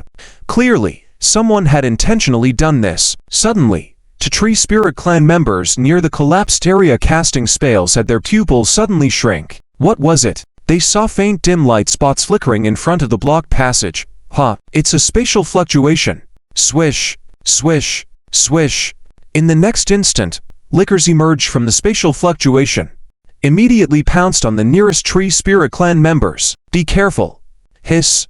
Hiss hiss. Arrows enveloped in natural power shot forward, accurately hitting the licker group that surged out from the secondary dimensional projection, forcing them back. Lickers. It's them again. Clearly aware that humans are messing around in the background, they are using the power of the lickers to delay their footsteps, but unfortunately, they don't have a good way to deal with it. The cursed temple was left by the ancestors of the tree spirits, and no one dared to say that destroying it forcibly was a great act of betrayal. Under the interference of the licker group, it took nearly 15 minutes to completely clean up the thick layer of mud blocking the passage. Everyone immediately entered the basement warehouse area to investigate. Huh. Looking at the scene inside the basement clearly, Krolno couldn't help but feel extremely surprised and let out a soft exclamation. How strange, there's nothing at all. The interior of the storage hall seemed to have experienced a fierce earthquake, with debris, fallen rocks, and wood debris everywhere, except for the piles of mine carts. There was almost nothing else. Something's not right. Everyone realized that something was off, but where was the problem? Everyone looked towards Tippy. Tippy was also puzzled. The liquors clearly rushed out from here. How come suddenly they all disappeared? It doesn't make sense, and even the sapling of the sacred tree has also disappeared together. A tribesman hurriedly came up and reporting to the elders. After inspection, the mine carts were not loaded with ore, just some ordinary sand, and there was no trace of the sacred tree sapling. Sand? Tippy suddenly realized something, his expression changing slightly. He looked up and said, "It's underground." Suddenly, everyone present also reacted. Right? Underground.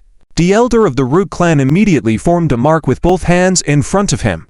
Root thorn. The ground surged in front of their eyes. Several tree roots rolled out from the mud. Doom. Immediately, a huge collapse appeared on the ground ahead. Everyone took a few steps forward, looking at the dark passage leading downwards. Soon, everyone's gaze shifted to the elder of the Wood clan. Krolno. A tunnel? When did this happen? Was it dug up when the Wood clan occupied the cursed temple before? Krolno's expression changed a few times, shaking his head and saying, "Our Wood clan has never heard of the existence of a tunnel." Not the Wood clan, the Leaf clan? Did they dig it up in such a short time? They left not long ago. Follow them. Regardless of whether the Leaf clan was prepared in advance, they had to be followed. After all the effort, they only got a cursed temple in the end. No way. Absolutely not allowed. At the same time, Fang Heng was lurking in the secondary space projection. After delaying the pursuers by 20 minutes, to remote game prompts from the zombie group, he already knew that the passage below had been dug through. In theory, Ovi should be safe by now. Watching the tree spirit tribe people follow along the passage, Fang Heng thought for a moment, then left and headed towards the exit of the tunnel dug by the zombies. Half an hour later, when Fang Heng arrived at the exit of the underground passage on the other side, he found only Manus there. Fang Heng. Manus had been waiting here for a while, and when he saw Fang Heng coming over, he took a step forward, his gaze carrying some scrutiny, and asked, "Where is it?" Fang Heng responded by asking, "Where's Ovi?" Elder Ian has already escorted Ovi and the sapling back to the clan, so you don't need to worry. The prayer. Manus had been waiting at the exit after rescuing him. When he learned that Ovi had entrusted the valuable prayer to Fang Heng, he immediately scolded Ovi for being reckless. Ridiculous. How could humans be so easily believed? So Manus let Ian escort Ovi back first, and personally stayed behind to wait for Fang Heng to ask for the prayer from him. Fang Heng was not interested in arguing with Manus. He flipped his wrist and tossed the symbolic stone of the prayer in front of him. After all, with the help of the zombie clone, he had forcibly memorized all the contents of the prayer. A game prompt popped up. Hint. Player's current quest Ovi's task requirement to completed. Humph. Manus took the symbolic stone, checked it in his hand, and grunted heavily. Consider him smart. Fortunately, he watched closely, otherwise the prayer might have fallen into the hands of someone else. Manus glanced at Fang Heng, his tone cold. "Let's go. Return to the clan with me." After spending half a day, through a teleportation channel established by the Leaf clan elsewhere, Fang Heng and Manus safely returned to the Leaf clan sanctuary. Upon entering the sanctuary, Manus arranged for Fang Heng to rest in a side hall under the surveillance of several Leaf clan members. At the same time, Chief Elder Senzo urgently summoned Manus, Ovi, and a few others. In this battle, in addition to the heavy casualties among Leaf clan members, two Leaf clan elders were seriously injured, and the honor elder, Ferek, unfortunately died protecting the sapling of a sacred tree, resulting in a great loss of the entire Leaf clan. Fortunately, at least the sapling of the sacred tree was saved. Ovi respectfully handed the box containing the sapling of the sacred tree to Elder Senzo. "Ovi, you did a great job in ensuring the safe return of the sapling," Elder Senzo praised. "Elder overpraises, this is what I should do," replied Ovi. "Great Elder." Manus couldn't help but step forward, interrupting their conversation.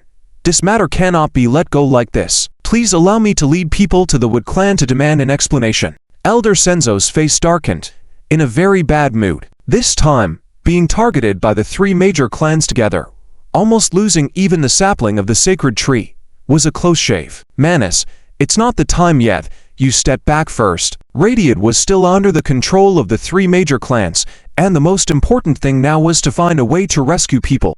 Recklessly attacking the Wood clan would only unite the other three major clans even more, putting the Leaf clan in a more disadvantageous position. Thinking this, Senzo looked at Ovi on the side. Ovi, yes, Elder, you have been studying magic arrays for a long time. Among the younger generation of the Leaf clan, you are the most knowledgeable about magic arrays and the cultivation of the sapling of the sacred tree. Now that Elder Farak has sacrificed, the clan needs you to step forward and shoulder the responsibility of nurturing the sapling of the sacred tree. Yes, great Elder, I will do my best, but my strength is far inferior to Elder Farak's, so it may take some time for me to get acquainted. Well, familiarize yourself as soon as possible. Nurturing the sapling of the sacred tree is of utmost importance. If you encounter problems, you can seek advice from Elder Yurio. I will inform him in advance. Senzo asked, do you have any other needs? Feel free to ask. After hesitating for a moment, Ovi nodded and said, reporting to the great elder, I would like to ask for Fang Hang's help. Help? Is that so? Tell me more specifically. What do you need him to do? Fang Hang and I had some interaction in the temple. I found out that he is very skilled in magic arrays. With his help, we may have hope of enhancing the efficiency of the related magic arrays significantly. Are these things Fang Hang told you? Oh, don't be too quick to trust outsiders, Aovi. Vanis couldn't help but interrupt and remind. Don't forget, he is just a human. Aovi argued. Elder Vanis, Fang Hang is an honored member of the Human Alchemy Magic Association. I have personally confirmed that Fang Hang is very familiar with magic arrays and has the ability to modify them. Senzo waved his hand, interrupting their debate. Fine, we do need manpower now. Let Fang Hang stay temporarily to help you construct the magic array. Tell Fang Hang that once we have successfully nurtured the sapling of the God Tree, we will fulfill our promise of advancing his natural studies. Aovi thanked. Yes. Thank you for your consideration, Elder. Go then. You are solely responsible for taking care of the damaged sapling of the God Tree. For the time being, Elder Vanis will be your direct supervisor, and you must report all situations to Elder Vanis. Understood? Yes. Aovi respectfully saluted, nodded at Vanis, and then left the council chamber. Vanis frowned, glanced in the direction Aovi left, looking slightly displeased, and asked, Grand Elder, when do we need a human's help? Be patient. I have read the letter left by Elder Farouk before his death. Fang Hang indeed has a deep understanding of magic arrays. If he had not helped earlier, we might have struggled to even preserve the sapling of the God Tree. With Elder Farouk's unexpected passing, there is only Elder Uriel, left in the tribe who is familiar with magic arrays, and he alone is insufficient. Senzo's decision to involve Fang Hang in helping with the care of the God Tree sapling was also out of necessity. He looked at Vanessa and said, I also have doubts about Fang Hang, so I entrust you to oversee Aovi's care of the sapling. Vanis looked conflicted and seemed to want to refuse. He would readily engage in a fight if needed, but dabbling in magic arrays and nurturing tree saplings, that would be risking his life. You only need to keep an eye on that human. Senzo waved his hand. All right, the matter is settled. As this phase concludes, prepare yourself as we need to meet with the three major clans. Yes. After leaving the hall, Aovi immediately, and to find Fang Hang. Hint. Player completes the mission. Aovi's request. Hint. Player gains 70 points of Aovi's friendship, 20 points of Yeli tribe's friendship, 500,000 contributions to the Yeli tribe, 100,000 reputation for the Yeli tribe, 100,000 reputation for the Tree Spirit tribe, and the player qualifies to join the Yeli tribe faction. Upon receiving the task completion notification, Fang Hang breathed a sigh of relief. Finally, there were no further complications. As for whether to join the Yeli tribe faction, he needed to consider it. Just as he was thinking, another game prompt appeared. Hint. Player receives task rewards. The player can currently choose the Yeli tribe faction. If joining the faction, some Tree Spirit NPC's friendliness towards the player will change. Hint. After joining the Yeli tribe faction, players can undertake some unlock special tasks of the Yeli tribe. Well, forget it. Since obtaining the domain master is not the current main goal, joining the faction doesn't make much difference. He wasn't particularly interested in the Yeli tribe's special tasks either. After a moment of thought, Fang Heng decided to temporarily decline joining. Hint: the player can later seek AOV to join the Yeli tribe faction. Fang Heng, thank you for this time. Without your help, we wouldn't have been able to safely escort the sapling of the God Tree back. You're welcome, Fang Heng cautiously asked. Although we successfully protected the sapling and brought it back to the headquarters, the Yeli tribe won't just let it go like this, right? What are the Grand Elder's plans moving forward? There might be some actions. AOV spoke, showing a hint of sadness on his face. Nodding, Elder Farouk sacrificed himself, and there are few in the younger generation of the tribe who understand the God Tree sapling. The Grand Elder just ordered me to assist in managing one of the sapling's split bodies. Fang Heng's heart raced. The God Tree sapling. Fang Heng, you mentioned before that you wanted to make some modifications to the dimensional energy magic array. Is that correct? Yes, indeed. Fang Heng nodded firmly. Initially, he was quite shocked when he witnessed the Tree Spirit tribe absorbing dimensional energies. However, it was evident that the magic arrays built by the Tree Spirit tribe were too rudimentary, with low efficiency. There was significant room for improvement. After going through detailed information on magic arrays and even studying the spell incantations provided by the Tree Spirit tribe, Fang Heng's understanding of magic arrays had increased significantly. Fang Heng, I need your help. I have already applied to the Grand Elder for your involvement in caring for and nurturing the sapling. The Grand Elder has agreed. We will be solely responsible for nurturing one of the God Tree sapling's split entities, and we can attempt to modify the magic array. Really? Fang Heng's eyes widened at the news. Why was the Tree Spirit tribe suddenly trusting him so much? He was a bit taken aback. Yes, it's true. AOV felt pressured.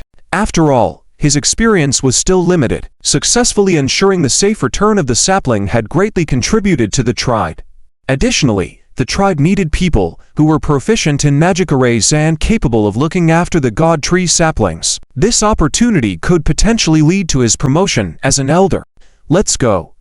We'll talk as we walk. AOV led Fang Heng as they moved forward, explaining, previously, the God Tree saplings were managed jointly by Elder Uriel and the late Elder Farouk. As I mentioned, the sapling has a main body and multiple split bodies. Most of the time, Elder Uriel personally nurtured the main body, while Elder Farouk took care of the 3 split bodies. I see. Fang Heng nodded gently as he followed AOV deeper into the residence. With Elder Farouk's sacrifice and Elder Uriel alone unable to care for the God Tree saplings, the Grand Elder handpicked a few younger members to assist Elder Uriel in sharing the responsibility. We will help take over the care of one of the split entities of the sapling. Furthermore, the 2 of us are currently under the supervision of Elder Vanis, who in turn reports to Elder Uriel. Hint: player triggers mission seed cultivation. Mission name: seed cultivation. Mission description: AOV received the mission to cultivate the seedlings of the Divine Tree separately. Please assist AOV in completing the cultivation of the separate parts. Mission requirements: within 30 days, increase the cultivation level of the Divine Tree seedlings by at least 20%. Current cultivation level increased 0%. Additional note: the current Divine Tree seedlings have suffered some damage, and the efficiency of cultivation level increase will be affected. Take it slow. Fang Heng glanced at the prompt. It didn't matter. He didn't feel any pressure. He didn't care about growing Divine Tree seedlings. Instead, he could take this opportunity to understand how the Divine Tree is cultivated and think of ways to benefit from it, maybe even find a way to drain all the power of the Divine Tree seedlings. With that, the 2 arrived at the place where the Divine Tree seedlings were being cultivated within the clan. We're here. Let's first report to Elder Uriel. All right. Entering the cultivation hall, Elder Uriel inspected the damaged Divine Tree seedlings back and forth a few times, shaking his head.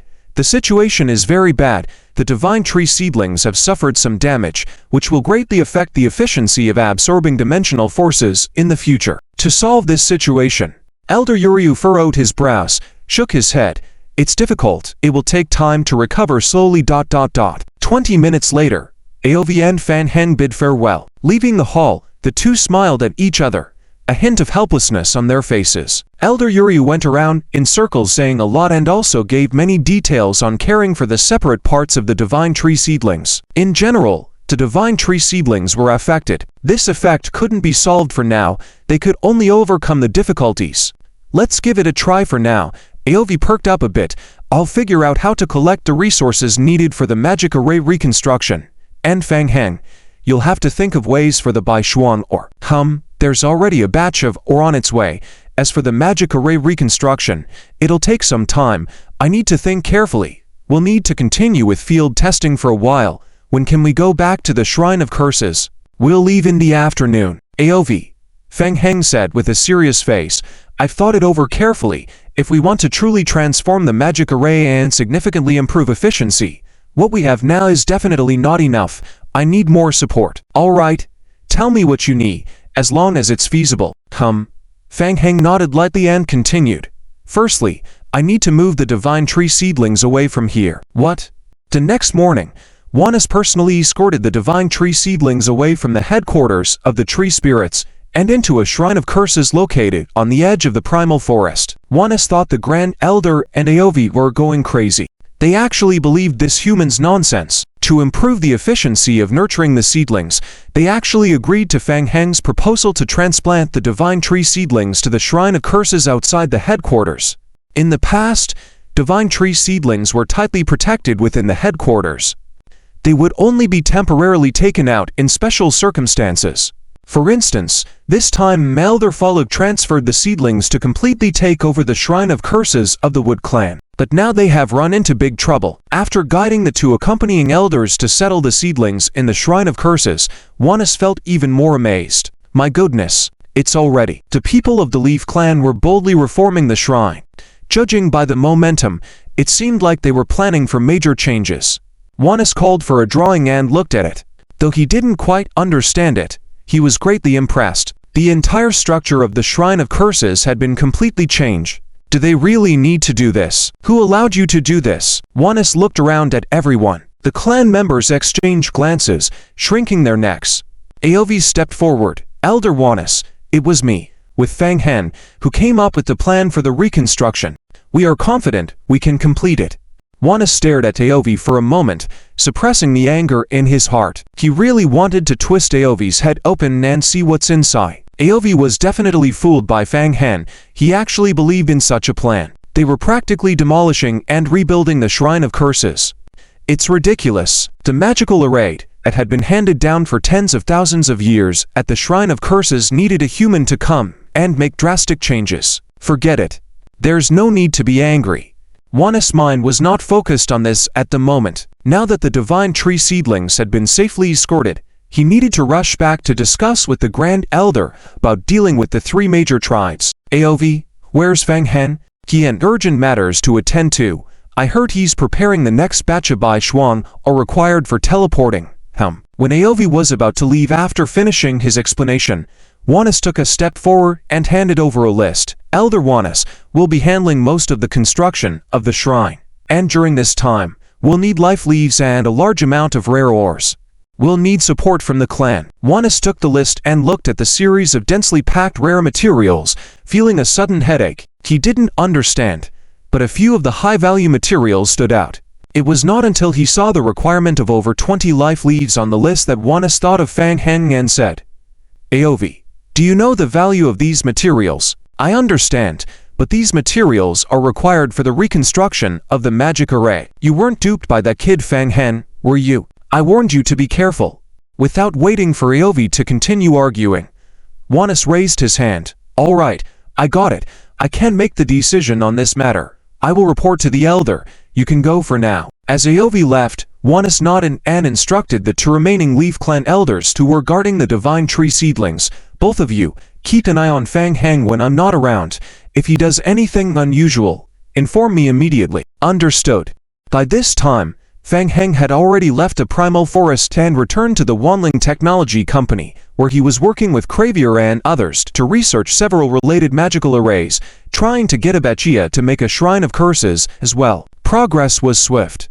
The benefit of branching is that it allows the divine tree to separate, enabling faster absorption of energy and quicker growth. However, there are also drawbacks. For example, after separating, the overall strength of the divine tree seedlings will be greatly weakened, and if a detached body dies, the main body will also suffer significant damage. The detached body needs to return to the main body to feed back the absorbed energy, among other things. After discussing for a while, there was still no better solution. Fang Heng rubbed his temples. Well, in that case, we can only take another approach. Let's make use of someone else's resources. Undoubtedly, this comes with greater risks. Fang Heng, to buy Xuan ore is ready, and can be transported into the territory of the Yezu tribe at any time. As everyone was discussing, Ji Hating entered the research room under the guidance of Tagardza and greeted, "By the way, a few more things. We have found out that the Muzu tribe has reclaimed the prayer temple. The Federation has achieved a partial victory in this operation, and is preparing to confront several openly rebellious members of the Tree language sect to suppress the arrogance of the Tree spirit tribe. In addition, the Federation's training in mind study is ongoing. The Federation has decided to expand the elite team of mind scholars and will need your help. They hope you can help provoke conflicts between the various branches of the Tree spirit tribe to gain an advantage for us." "I see. I will go over to the Yezu tribe next and continue observing. Everything will proceed as planned. Be careful, and stay in touch at all times." With preparations complete, Fang Heng once again obtained a truckload of Bai Xuan ore from the Federation and headed towards the prayer temple situated in the primeval forest of the Yezu tribe. In the afternoon, near the border of the primeval forest, stood a prayer temple. Unlike the Muzu tribe, the Yezu tribe had managed to find and control 5 prayer temples that were still in use. With another task at hand, Vanis hastily left after ensuring the safety of the divine tree seedlings. Ovi was busy overseeing the construction of the prayer temple, with 2 newly appointed elders guarding the safety of the seedlings. Ovi was approached by 2 Yezu tribesmen. "Leader Ovi, there are 3 Federation trucks approaching us. Should we intercept them?" "No need. It's Fang Heng returning. He must have obtained the Bai Xuan ore." Ovi stood up from the magic array. "Let's go and see." Outside the temple, several large trucks slowed down and stopped at an open space. The tribe members began unloading ore crates from the trucks.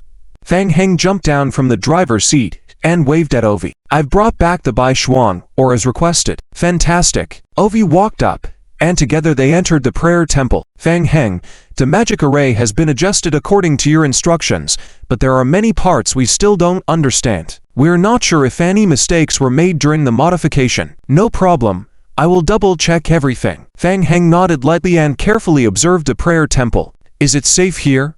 Will we be attacked by other tribes again?" "Don't worry, it's safe here. 2 tribal elders have been sent to guard personally. Vanis will visit frequently, and it's not far from our tribe's habitat. If there's any danger, the tribe will arrive for support within an hour." "All right. Good." "Fang Heng, there's something else." Ovi hesitated and sighed. "We've encountered some trouble." Fang Heng shrugged, not concerned. Troubles were quite common among the Tree spirit tribe. Being trouble-free would be the strange thing. For instance, since he saw Ovi, a few Yezu tribesmen had been shadowing him closely, seemingly monitoring him without any disguise. "What kind of trouble? Is it related to Vanis?" "For the construction of the magic array patterns and the materials needed for the prayer temple, I've seen the material list and reported it to Elder Vanis. It seems that a large portion of the ore and the life leaves cannot be provided within the tribe. We can only get a small portion." Ovi sighed. He believed Fang Heng had the capability to modify the magic array, but the animosity towards humans within the tribe prevented them from providing enough resources. "I can try to get some, but some of the rare ores are also unavailable on the human side.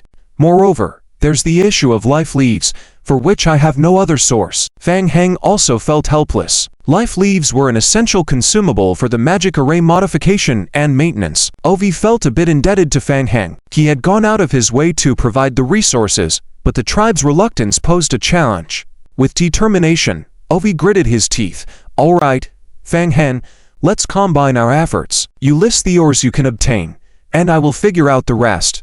I'll get it done." "All right." As they spoke, the 2 entered the main hall of the temple. Inscribed on the ground was a large-scale magic array. Fang Heng realized that Vanis had only a superficial understanding of the array. Many basics of alchemy were beyond Vanis's comprehension. Fang Heng had to rely on himself to set up the magic array. That was fine. He had the help of the zombie split bodies. The basic laying out of the magic array could be done through the zombie split bodies, saving him a lot of effort. Rubbing his wrist, Fang Heng walked up to the magic array. "Ovi, setting up the magic array will take some time. Let's start as soon as possible." "All right." Ovi nodded and felt a surge of motivation. "Good. What should I do?" "Help me get rid of the unrelated personnel." "Huh?" Ovi was taken aback. Was that all? Ironically, this seemingly simple task was something he couldn't accomplish. Vanis had been highly suspicious of Fang Heng and had stationed several guards to monitor him closely. Well, then, make sure they keep quiet. Soon, except for the two monitors and Ovi, the rest of the irrelevant people in the hall were cleared out, even to the point of having to modify the main structure. In that case, why not just dismantle and start over? Aove looked at the zombies, who were beginning to arrange the magic circle, carefully swallowed a mouthful of saliva. Beyond imagination. And dead creatures can actually assist in setting up the magic circle? Aove took a deep breath, calming his turbulent heart a bit, and quietly settled down to observe on the side. However, as he watched, Ave's face showed an increasingly puzzled expression. He couldn't understand at all.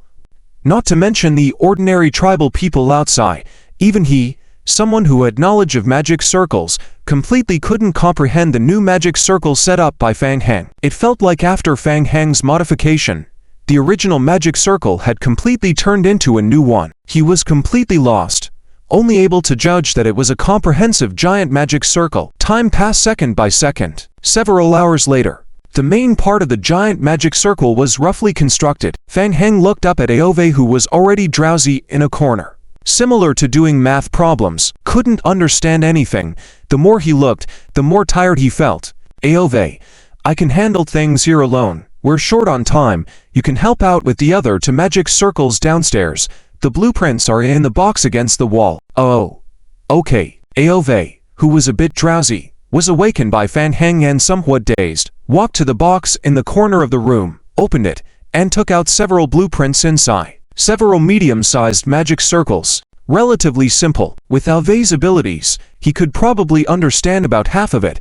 At least there shouldn't be any problem setting them up step by step. "Okay.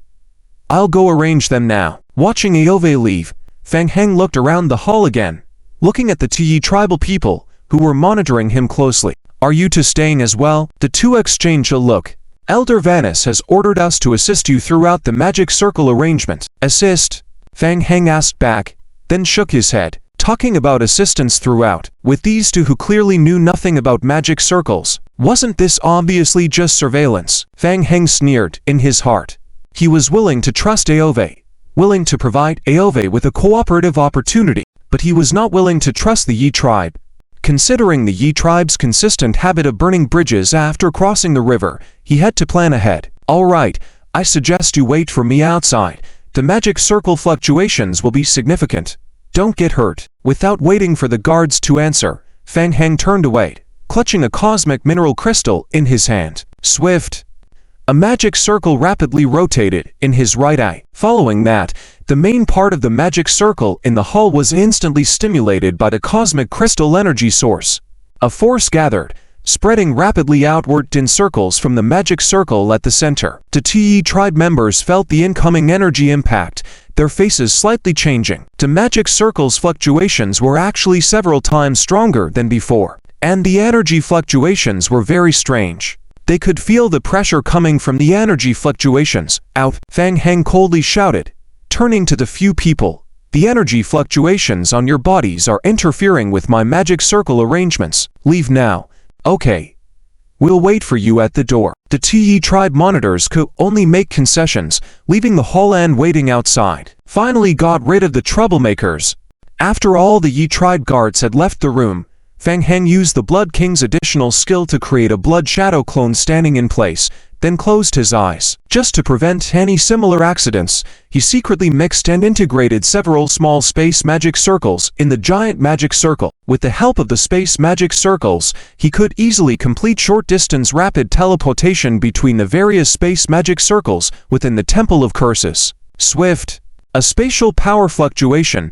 Fang Heng's main body instantly disappeared on the spot. The next moment, Fang Heng appeared in the underground third-floor area of the Temple of Curses. Originally, this place used to be a living area, but after a series of modifications, almost every room in the Temple of Curses is equipped with either large or small magic circles. The room on the third underground floor was deliberately set up by Fang Heng, extremely concealed and strictly restricted from anyone entering. There were multiple similar rooms.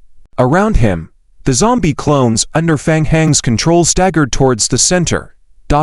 Constructing the entire giant magic circle took Fang Heng a full 5 days. 5 days later in the evening, with the final touch from Fang Heng, the magic circle was finally completed as a whole. Hint: player has completed the construction of the giant magic circle. The current magic circle has passed system verification. Phew.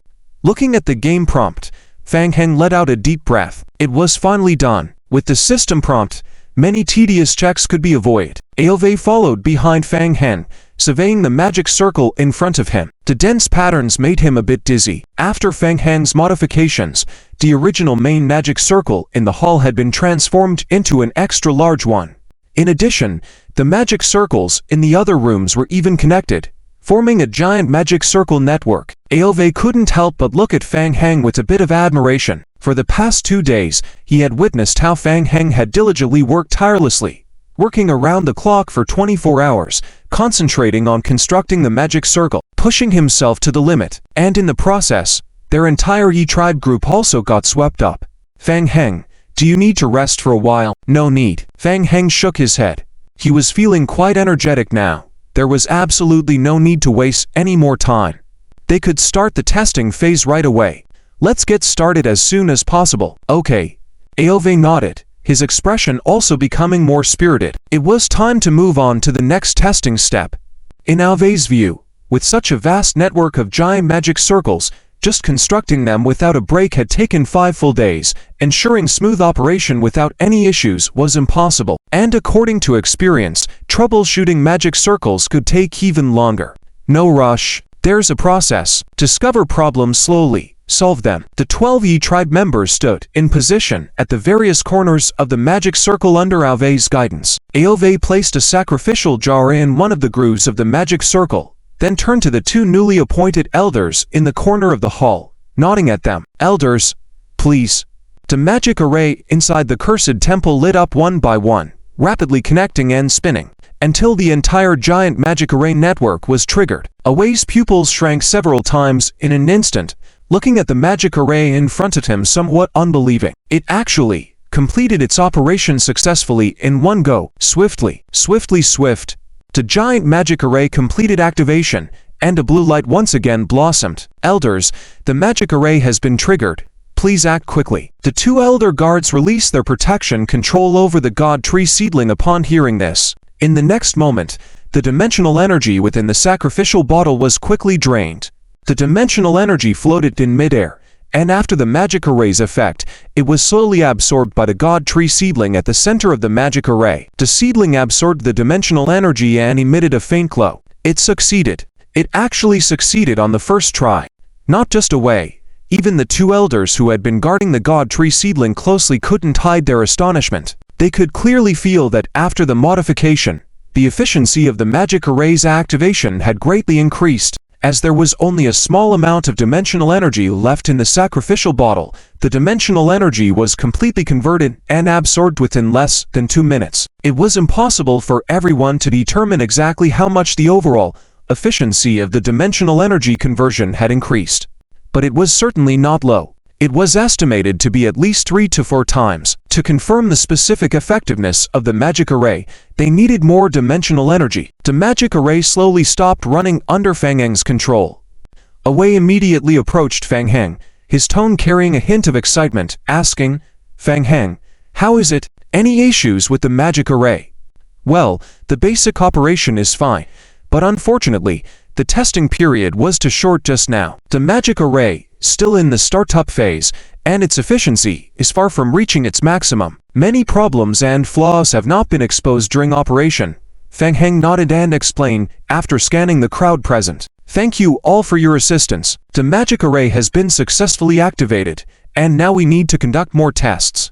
This will require more dimensional energy. The 2 elders glanced at each other, their eyes revealing a hint of surprise. It turned out that the magic array had not yet reached its maximum efficiency. This was because there was too little dimensional energy remaining in the sacrificial bottle for testing. Feng Heng looked at Away. It's time to move on to the next stage. Gather dimensional energy from the dimensional realm. The teleportation magic array has also been integrated into the main magic array, and the white frost ore is ready. We can prepare to enter the dimensional realm at any time. Good.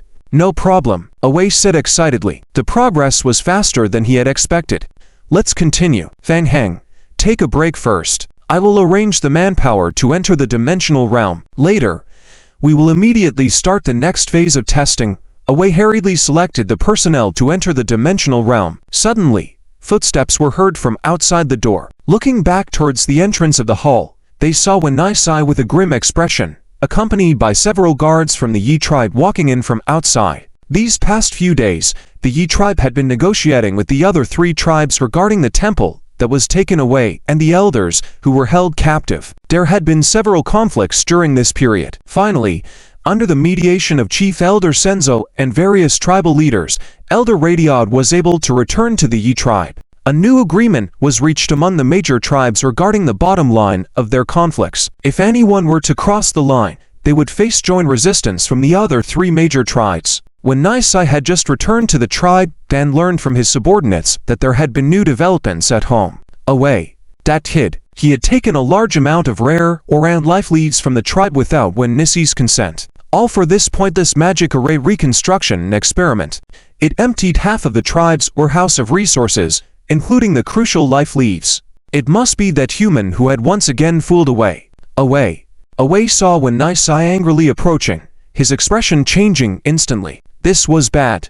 The truth was out. Away had been harboring a glimmer of hope, knowing that Elder Wen Nisai did not trust Feng Heng and was not familiar with the magic array, and was reluctant to risk the consumption of life leaves and a large amount of ore. So, while Elder Wen Nisai was away from the tribe, Away took out the material resources, hoping to present the results to everyone after the temple was successfully verified. By then, all doubts would disappear. Unfortunately, before the magic array experiment was completed, Wen Nisai detected something was amiss. Elder, it's my fault. You were away recently, and the situation was urgent. The cultivation of the God Tree seedling is of great importance. We cannot delay even for a moment. Please forgive me. Away immediately stepped forward, bowing his head in apology. Fortunately, we have completed the construction of the magic array overnight. It still needs time for verification. Soon, in just 1 day, we will be able to complete the operation of the magic array, confirm its status. So please give us 1 more day. When Nisai couldn't contain his anger upon hearing this, his face terrifyingly dark. Was it intentional? Taking action before reporting. What did you say? All the Orand life leaves are already spent. Away dared not answer the question. He kept bowing and pleading for forgiveness. Elder, the dimensional energy magic array has been preliminarily verified. Through the modified magic array, the God Tree seedling's absorption of dimensional energy has significantly improved. The next test requires more secondary energy. We are preparing to collect dimensional energy through the dimensional magic array. Please give me another chance. We will definitely succeed. When Nisai suppressed his anger and turned to the 2 newly appointed elders in the room, the 2 nodded gently at Wen Nisai. Elder Wen Nisai, after preliminary confirmation, the efficiency of the magic array has improved, but the time was too short. The magic array has not fully operated, and its stability is still uncertain. They had just witnessed with their own eyes the significantly increased absorption efficiency of the God Tree seedling's dimensional energy after energizing the magic array. However, more testing was still needed to determine the exact extent of the improvement and the stability of the magic array. However, the dimensional energy had already been depleted now. Feng Heng anticipated the attack, blocked with both hands in front of his body, but was still pushed back over a dozen steps by a kick to the back. It seems like the strength of Wan's has weakened. Feng Heng thought to himself. On one hand, Wan's did not use full force, and on the other hand, it was also related to the weakened strength of the Yi clan. It seems that the damage to the sacred tree seedlings has had a significant impact on the Yi clan. Humph. Wan's kicked out, finally venting his anger, snorted heavily, and warned, Human, I warn you. Don't try anything funny again. Feng Heng was thinking of taking advantage of the situation, slowly getting up without saying a word. Wan's turned to look at Ovi again. This kid is too young and has been seduced by humans, making him unsuitable to continue the mission. Now that Ovi dares to extract the life leaves and mineral resources of the clan at will, what else would he not dare to do next? Is it just going to take so many life leaves to build a magic array? Who knows if Fang Hen is trying to deceive the Yi clan for their resources? The things have come to this point. The magic array has already been completed. Abandoning it would mean all previous efforts are in vain. Let's give them one more day. Wan suppressed his anger and said, in a deep voice, next, the construction of the magic array will be overseen by Zet, and everything will follow Zet's arrangements. Ovi was suddenly shocked and turned to look at Zet, who was by Wan's side. He knew Zet too, always being a trusted subordinate of Wan's, but Zet's understanding of the magic array was too shallow. He just knew slightly more than his peers. Letting someone who doesn't understand at all take charge. Ovi pleaded again, Elder, please give me another chance. After the magical array test is completed, regardless of the result, Ovi is willing to accept any punishment. Shut up. Do you feel like you haven't caused enough trouble already? Once glanced at Ovi and continued, go back with me to the clan, spend a week in confinement, reflect on your mistakes. When the great elder returns, you can explain to him in person. Yes, Elder. Ovi knew Wan's temper and didn't dare to provoke him further. He shrank his neck and accepted this punishment. Let's go. Wan's waved his hand, indicating Zet to stay with a dozen Yi clan members, and quickly left with others. Zet stepped forward, staring down at Fang Heng. Fang Heng, I don't know what method you used to seduce Ovi. Unlike him, I will be watching you closely. Do you understand? Fang Heng thought to himself that the Yi clan is still the Yi clan. They are already preparing to cut ties before crossing the river. If things are done well, I will fight for what you want. Zet took a few more glances at the magic array and asked, what's your next step? The magic array has already been activated once, but we discovered a slight flaw that needs to be modified. Since the dimensional energy we used for testing has been depleted, we need to go to the dimensional realm to obtain dimensional energy. At the same time, we also need to adjust the energy absorption of the dimensional realm to the magic array, and we anticipate that this transmission will take longer and require more Beisanshi resources. More modifications? Zet frowned upon hearing this. Where did the Beisanshi ore come from? Is one day enough time? I have already prepared the Beisanshi ore, and one day is already enough. Fang Heng looked at Zet and continued, I suggest finding a lower-level dimensional world for a test. Since all the ores were provided by Fang Hen, Zet had no reservations and nodded.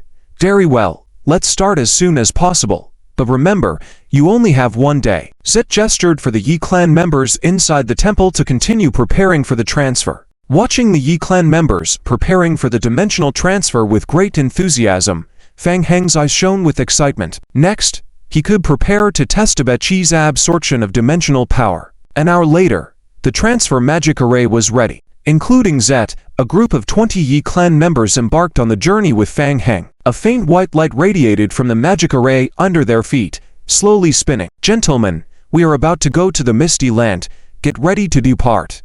Reminder. Player enters an unknown world. Reminder. Player is affected by the current world. All attributes are reduced by 2%. Reminder.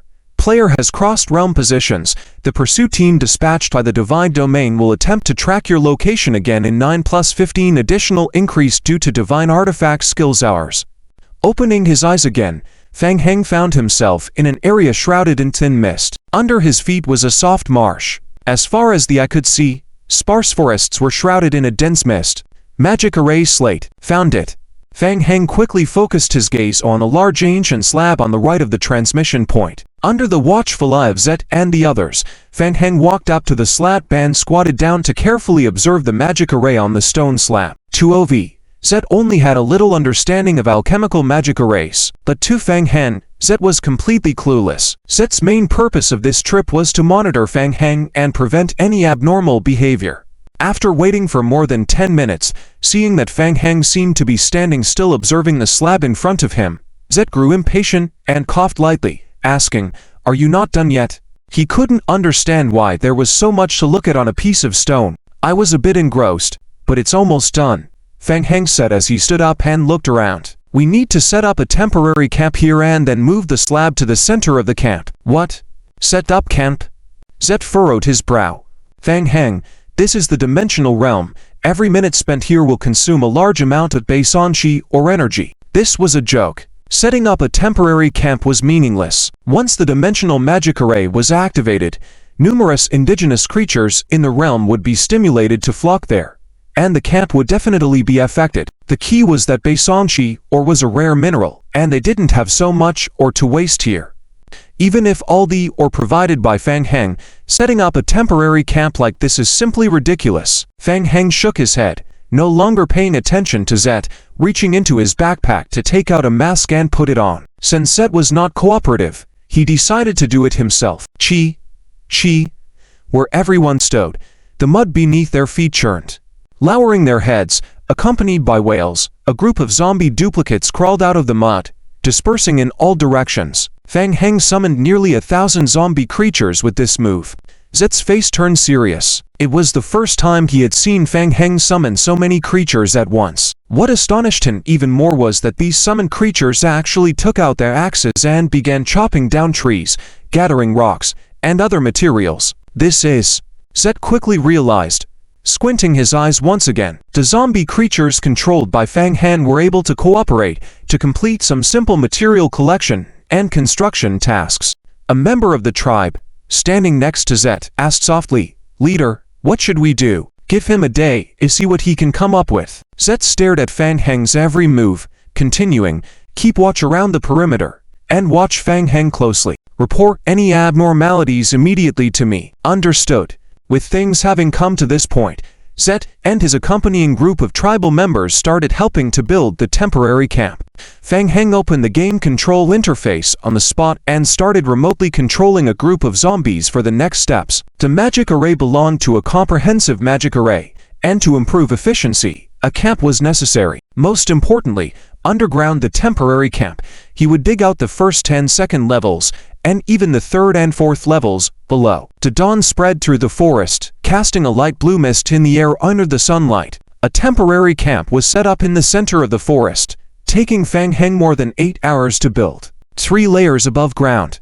Below, there were 4 full layers. Each layer had branch magic arrays arranged. Zet witnessed the camp being built step by step efficiently. Due to the rushed construction, the camp structure was almost entirely wooden. In the eyes of Zet's tree spirit tribe, such a building was very fragile and needed to be carefully protected, but there were also benefits.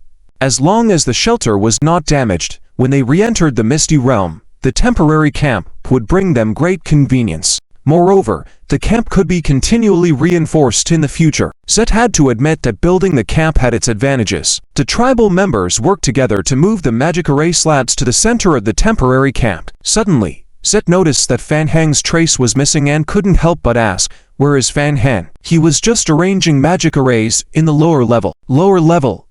Yes. Zet frowned. "Come, take me to see." In the underground area, Zet saw Fang Heng focused on arranging magic arrays in the basement region. This time, Fang Heng used a giant magic array constructed with multiple magic arrays. The zombie duplicates handled the external magic array structure. Simple small magic arrays could be arranged by the tribe, and he would perform the final linking transformation. Nonetheless, it was a huge task. "Fang Heng, the slabs have been transported to the center of the camp, as you instructed. When can we start collecting dimensional energy?"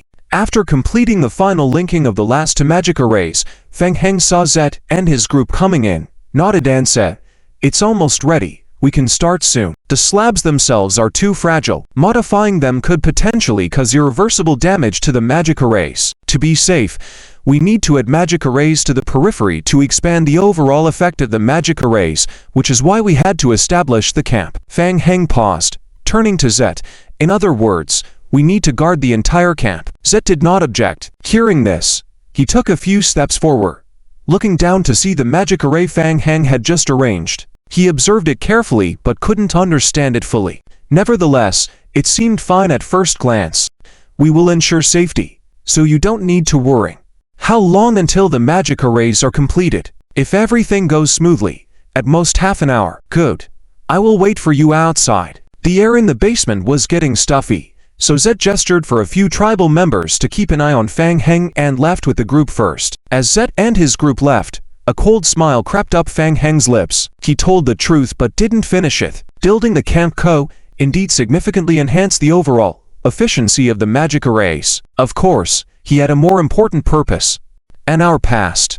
After the construction of the magic arrays was completed, Fang Heng double-checked everything, confirmed there were no mistakes, and then everyone gathered again on the ground floor of the temporary camp. 6 tribal guards stood at the 6 starting points of the magic array. Everyone, the dimension energy absorption magic array has been modified by me and will require more mental power to trigger. Consequently, the absorption efficiency will be greatly improved. Currently, the magic array can be operated by up to 24 people at the same time, explained Fang Heng. The operation method of the modified magic array is different from before. Don't worry, I will guide you through the process. You just need to follow my mental guidance. After this, Fang Heng looked at Zet. Well, let's get ready to start. Zet nodded. Up to this point, Zet couldn't find fault with everything Fang Heng had done. He was indeed focused on arranging the magic arrays. Soon, a tribal member placed the sacrificial bottle into the slot of the magic array slab, holding the Heart of Nature crystal stone tightly in his hand. As Fang Heng infused his mental power into the magic array, the whole array emitted a faint white light. The magic array flowed rapidly. The surface of the Heart of Nature crystal stone in the tribal member's hand faintly flickered. Originally, this was just a low-level dimensional world. Not a big issue. As he spoke, Zeta raised his hand to signal his subordinates to leave the camp area and begin guarding against the attacking creatures that were being drawn in by the magic circle. Soon, faint star-like figures began to appear from the mist surrounding the camp. These were the unique creatures that inhabited this world. Mist-concealed moths. These moths were several times larger in size compared to the typical moths in the ordinary world. They used a special acidic liquid as their primary means of attack and were adept at concealing themselves in misty environments to launch surprise attacks on enemies. Dealing with them was quite troublesome due to their special hiding effect. However, at this moment, a large number of mist-concealed moths began to gather around the camp, flapping their wings and creating a buzzing sound, no longer maintaining their concealment. Shoo-shoo! Natural spell arrows streaked across the forest. The mist-concealed moths in midair had no chance to evade and were instantly struck down by the spell arrows released by the Leaf Clan. Zeter glanced back. The camp was only a basic wooden structure with many gaps. Standing outside the camp, Zeter could see Fang Heng controlling the main magic circle within. Initially, Fang Heng showed no signs of suspicion. However, as Zeter turned his attention back to the battlefield, he furrowed his brows. This was not his first time entering a dimensional world to obtain dimensional energy. Today seemed different. The speed at which the mist-concealed moths appear had noticeably increased. Buzz. Buzz. A large number of mist-concealed moths emerged from the mist. The surroundings of the temporary camp were filled with buzzing sounds. So many of them, Zeter raised his hand and used his psychic power to unleash a scattering arrow forward. Bang! Bang! The front mist-concealed moths were cleared out in a large area. Zeter warned, "Be cautious. There are many mist-concealed moths. Do not let them approach the camp." Understood. At this time, Fang Heng and 6 other Leaf Clan members were operating the dimensional absorption magic circle within the camp. They had not reached the limit of what the magic circle could activate. Fang Heng glanced at the Leaf Clan guards outside who seemed to be holding up well. He decided to increase the intensity a bit more. With that thought, Fang Heng remotely controlled a zombie duplicate in the underground area. A secret room had been dug out in the basement, and a blood shadow duplicate previously created by Fang Heng placed an empty sacrificial bottle in the center of the branching magic circle. Thus, the sacrificial bottle immediately emitted a faint light and started absorbing dimensional energy. Almost simultaneously, the other 6 Leaf Clan members operating the magic circle felt something and opened their eyes, looking at Fang Heng. Do not panic. The magic circle is advancing to the next stage, which will increase part of the mental energy consumption. These are all normal phenomena. Continue to maintain the operation of the magic circle. Listening to Fang Heng's explanation, the others calmed down and continued to close their eyes to operate the magic circle. These Leaf Clan individuals had been temporarily summoned as tools, and their understanding of the magic circle was limited to injecting mental energy into it. They didn't think much about it. After all, the magic circle was arranged and modified by Fang Heng. If Fang Heng said it was fine, then it was fine. Meanwhile, Several Leaf Clan guards who were monitoring Fang Heng showed a serious expression. They looked at each other. They couldn't understand many things, but they could clearly see the efficiency of the sacrificial bottle absorbing dimensional energy. The improvement was significant. Effective. This magic circle was indeed effective. Outside, as the magic circle accelerated, Zeter felt some pressure. Too many. The mist conceal moths were emerging in dense numbers from the surrounding mist. The density of mist conceal moths had increased at least 3 times compared to before. And the numbers were still rising. Though individually weak, the sheer quantity of the mist conceal moths posed a challenge.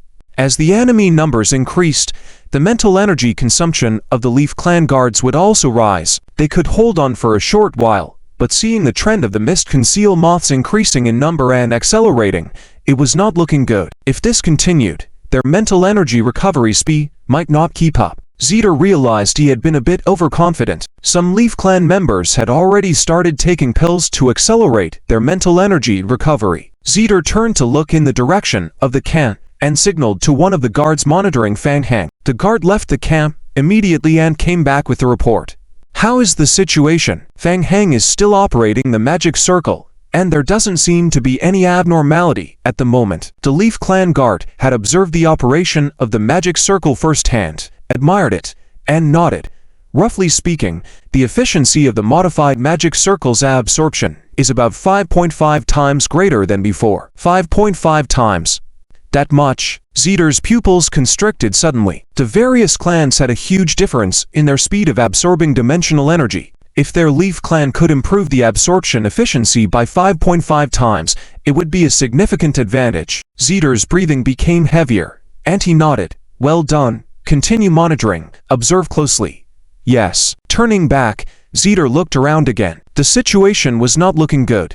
The mist conceal moths were appearing at an increasingly rapid pace. His original task was to prevent Fang Heng from causing trouble, but now it seemed like he was the one struggling first. Should he go back and tell Fang Heng that they couldn't handle it outside and ask him to ease up a bit? Zeter felt a bit embarrassed. However, a large number of densely packed mist conceal moths were slowly closing in on the camp. Their density was continuously increasing. The Leaf Clan guards could avoid any harm through long-range combat, but once they were surrounded by a large number of enemies, it would become troublesome. Just as he was thinking, Zeter suddenly furrowed his brows. What was that? He saw that the zombies gathered outside the temporary camp were forming pulsating flesh cocoons in place. Hiss, hiss. In an instant, devourers broke free from the cocoons and pounced towards the outer moth swarm. While operating the magic circle, Fang Heng was still keeping an eye on the external situation. He knew that the Leaf Clan would likely not be able to hold on, so he had already prepared to act in advance. But this time, it was a bit problematic. Unfortunately, the effect is still limited. The attack intensity of the misty moth is relatively low. Whether it's the needle stabs or the acidic liquid, they can't truly affect the group of liquors. The attacks are completely neutralized. Zeet saw the misty moths being blocked by the liquors. He breathed a sigh of relief, turned his head, and glanced at Fang Heng, who was inside the camp. The liquors are also summoned creatures controlled by this human. Although their individual strength is far inferior to the tree spirit race, there are a huge number of them, with incredibly strong vitality. If they were to really fight, they would also find it troublesome. No wonder Elder Wanus is so wary of him. At this moment, Fang Heng is still controlling the operation of the magic array. Seeing the situation outside gradually stabilizing, Fang Heng temporarily relaxed. Keep going. Speed up the rotation of the magic array. Hey, you guys. Several Leaf Tribe guards responsible for monitoring Fang Heng heard his call and looked towards Fang Heng. Don't just stand there. Come and help. Help? The few of them looked at each other. I am standing right here. What is there to monitor? Don't waste time. Come over here. Stand inside those circles. Infuse your spiritual power and accelerate the rotation of the magic array. Listening to Fang Heng's words, the guards looked at each other and, for a moment, couldn't think of any rebuttal, so they silently approached and infused their spiritual power into the magic array. With the acceleration of the magic array, the speed of absorbing dimensional energy by the sacrificial bottle increased again. Except for Fang Heng, no one else realized that on the lower level, the branch magic array was also accelerating. Dimensional energy accelerated and poured into the sacrificial bottle. 1 hour later, Outside, the movements of Zeet and the Leaf Tribe guards have become somewhat stiff. Facing the misty moths completely blocking the view in the distance, Zeet raised his hand repeatedly, releasing natural energy arrow spells towards the front. Every time the natural arrows dispersed, they could clear out a large area. However, larger swarms of misty moths rushed in to fill the gap. Zeet had to admit that if it weren't for the human wall formed by the lickers blocking the path of the misty moths, they wouldn't be able to stop such a dense wave of them by themselves. Zeet suddenly noticed that the density of the misty moths was quickly decreasing. The misty moths stopped attacking the camp and spread out in all directions, retreating. Just as he was thinking that, a Leaf Tribe guard hurriedly approached from behind and reported to Zeet, "Leader, the magic array has finished its operation and is currently not in operation. Finally, it is over." Continuously using skills to deal with the swarm of misty moths, Zeet felt his mind becoming a bit numb, and he couldn't help but turn back to look towards the direction of the temporary camp. The tribe members had already stopped the operation of the magic array and were resting. Continuous high-intensity operation of the magic array was also a big drain on spiritual power, and most of the Leaf Tribe guards had reached their limit. How is the situation of the sacrificial bottle? How much dimensional energy has it absorbed? Upon hearing about the sacrificial bottle, the tribe member who came to report the situation immediately showed an excited expression and said, "Leader, the sacrificial bottle has absorbed all the energy." What? Zeet, as if he hadn't heard clearly, stared straight at the tribe member in front of him and asked, "You mean it's completely filled?" "Yes, it has been confirmed. The dimensional energy inside the sacrificial bottle has reached its maximum value. Maximum value. In just 1 hour. This means that Fang Heng's modification of the magic array was extremely effective. The efficiency has increased by more than double. In the past, for a world with a low energy level like this one, it would take at least 2 days to fill a sacrificial bottle with energy. Even considering the time spent setting up the temporary camp earlier, Fang Heng only took 9 hours to complete the absorption of the sacrificial bottle. The efficiency is terrifying. Let's go. Take me to see. Zeet quickly followed his subordinates into the temporary camp and personally inspected the sacrificial bottle, nodding in satisfaction. Very good. The sacrificial bottle is in perfect condition. Zeet looked at Fang Heng standing beside the magic array and asked, "Fang Heng, is everything still going smoothly?" "Very smoothly. So, what's next for us? Fang Heng knew what Zeet wanted to ask and nodded, saying, "As long as the temporary camp's magic array is not damaged while we are away, we don't need to rebuild the magic array next time. We can use it directly." Good. Zeet was even more satisfied. This way, theoretically, it would only take an hour to charge a sacrificial bottle. Get ready. We will return to the Temple of Prayer immediately. Yes, I need to check the magic array again. It will take 30 minutes. Zeet thought for a moment and said, "Okay, 30 minutes later, we will return." Then, everyone watched as Fang Heng left the temporary camp, walking out of the campsite, facing the stench of the severed limbs on the ground. Fang Heng slowly raised his hands. The blooded limbs of the misty moths that fell to the ground were drawn and gathered in midair, forming a stinking blood clot. The blood clot churned, emitting a hissing sound, and white smoke rose in the air. Half an hour later, Zeet personally escorted the sacrificial bottle back to the temple. Soon, the sacrificial bottle was successfully placed in the center of the magic array. The 2 guardian elders were somewhat surprised. They had already filled the sacrificial bottle with energy so quickly. "Leader, we have sent people to report to Elder Wanis, and he is on his way. Do we need to wait for the elder to return?" "No need. Proceed to the next test as soon as possible." Zeet was excited. The cultivation of the seed of the God tree is a great achievement. It seems that he has picked up a big treasure. "Fang Heng, can we start now?" After checking the magic array for a moment and confirming that everything was in order, Fang Heng nodded. "Yes, we can start any time." Zeet looked at the 2 guardian elders. "Both of you, please help catalyze the growth of the God tree seed." "All right." The 2 guardian elders nodded together. Fang Heng closed his eyes and infused his spiritual power into the magic array. The magic array slowly started to rotate. A green light gradually emanated, and a faint blue light overflowed from the central sacrificial bottle. Abe Sakia greedily absorbs the dimensional energy. Hint: Abe Sakia absorbs dimensional energy. The current dimensional energy has been converted. Abe Sakia gains 2.4W experience points. Hint: Sakia absorbs dimensional energy. The current dimensional energy has been converted. Sakia gains 2.3 W experience points. Success. Inside the main hall, Fang Heng saw the game prompts appearing on the retina. Feeling calm, none of the Yi clan members present understood magic arrays. At this moment, everyone's attention was focused on the sacred tree seedling. No one realized that when the magic array was infusing energy into the sacred tree seedling, a large part of that energy was being infiltrated underground, eventually flowing into the third level of branching magic array to be directly absorbed by Sakia. Fang Heng opened his eyes and looked around at everyone. The magic array is stable. Next, I will accelerate its operation. Please cooperate. Without waiting for a response, Fang Heng closed his eyes again. Immediately, the several Yi clan members maintaining the operation of the magic array felt an irresistible force coming from the array, drawing their spiritual energy uncontrollably towards it. The dimensional energy in the sacrificial bottle was accelerated out, and a thin blue mist of energy appeared throughout the entire magic array. The sacred tree seedling greedily absorbed the dimensional power. The magic array continued to operate for nearly half an hour until the entire sacrificial bottle was completely emptied. The people maintaining the magic array opened their eyes again and looked at the two elder guardians. The two elders carefully inspected the sacred tree seedling. Excellent. Very good. The sacred tree seedling had made remarkable progress. The overall efficiency had improved several times compared to before. Zeet looked at the two elders and asked, "Elders, how is the seedling progressing?" It's very good. Compared to before, the absorption rate of the sacred tree seedling seems similar, but the conversion speed has increased at least tenfold.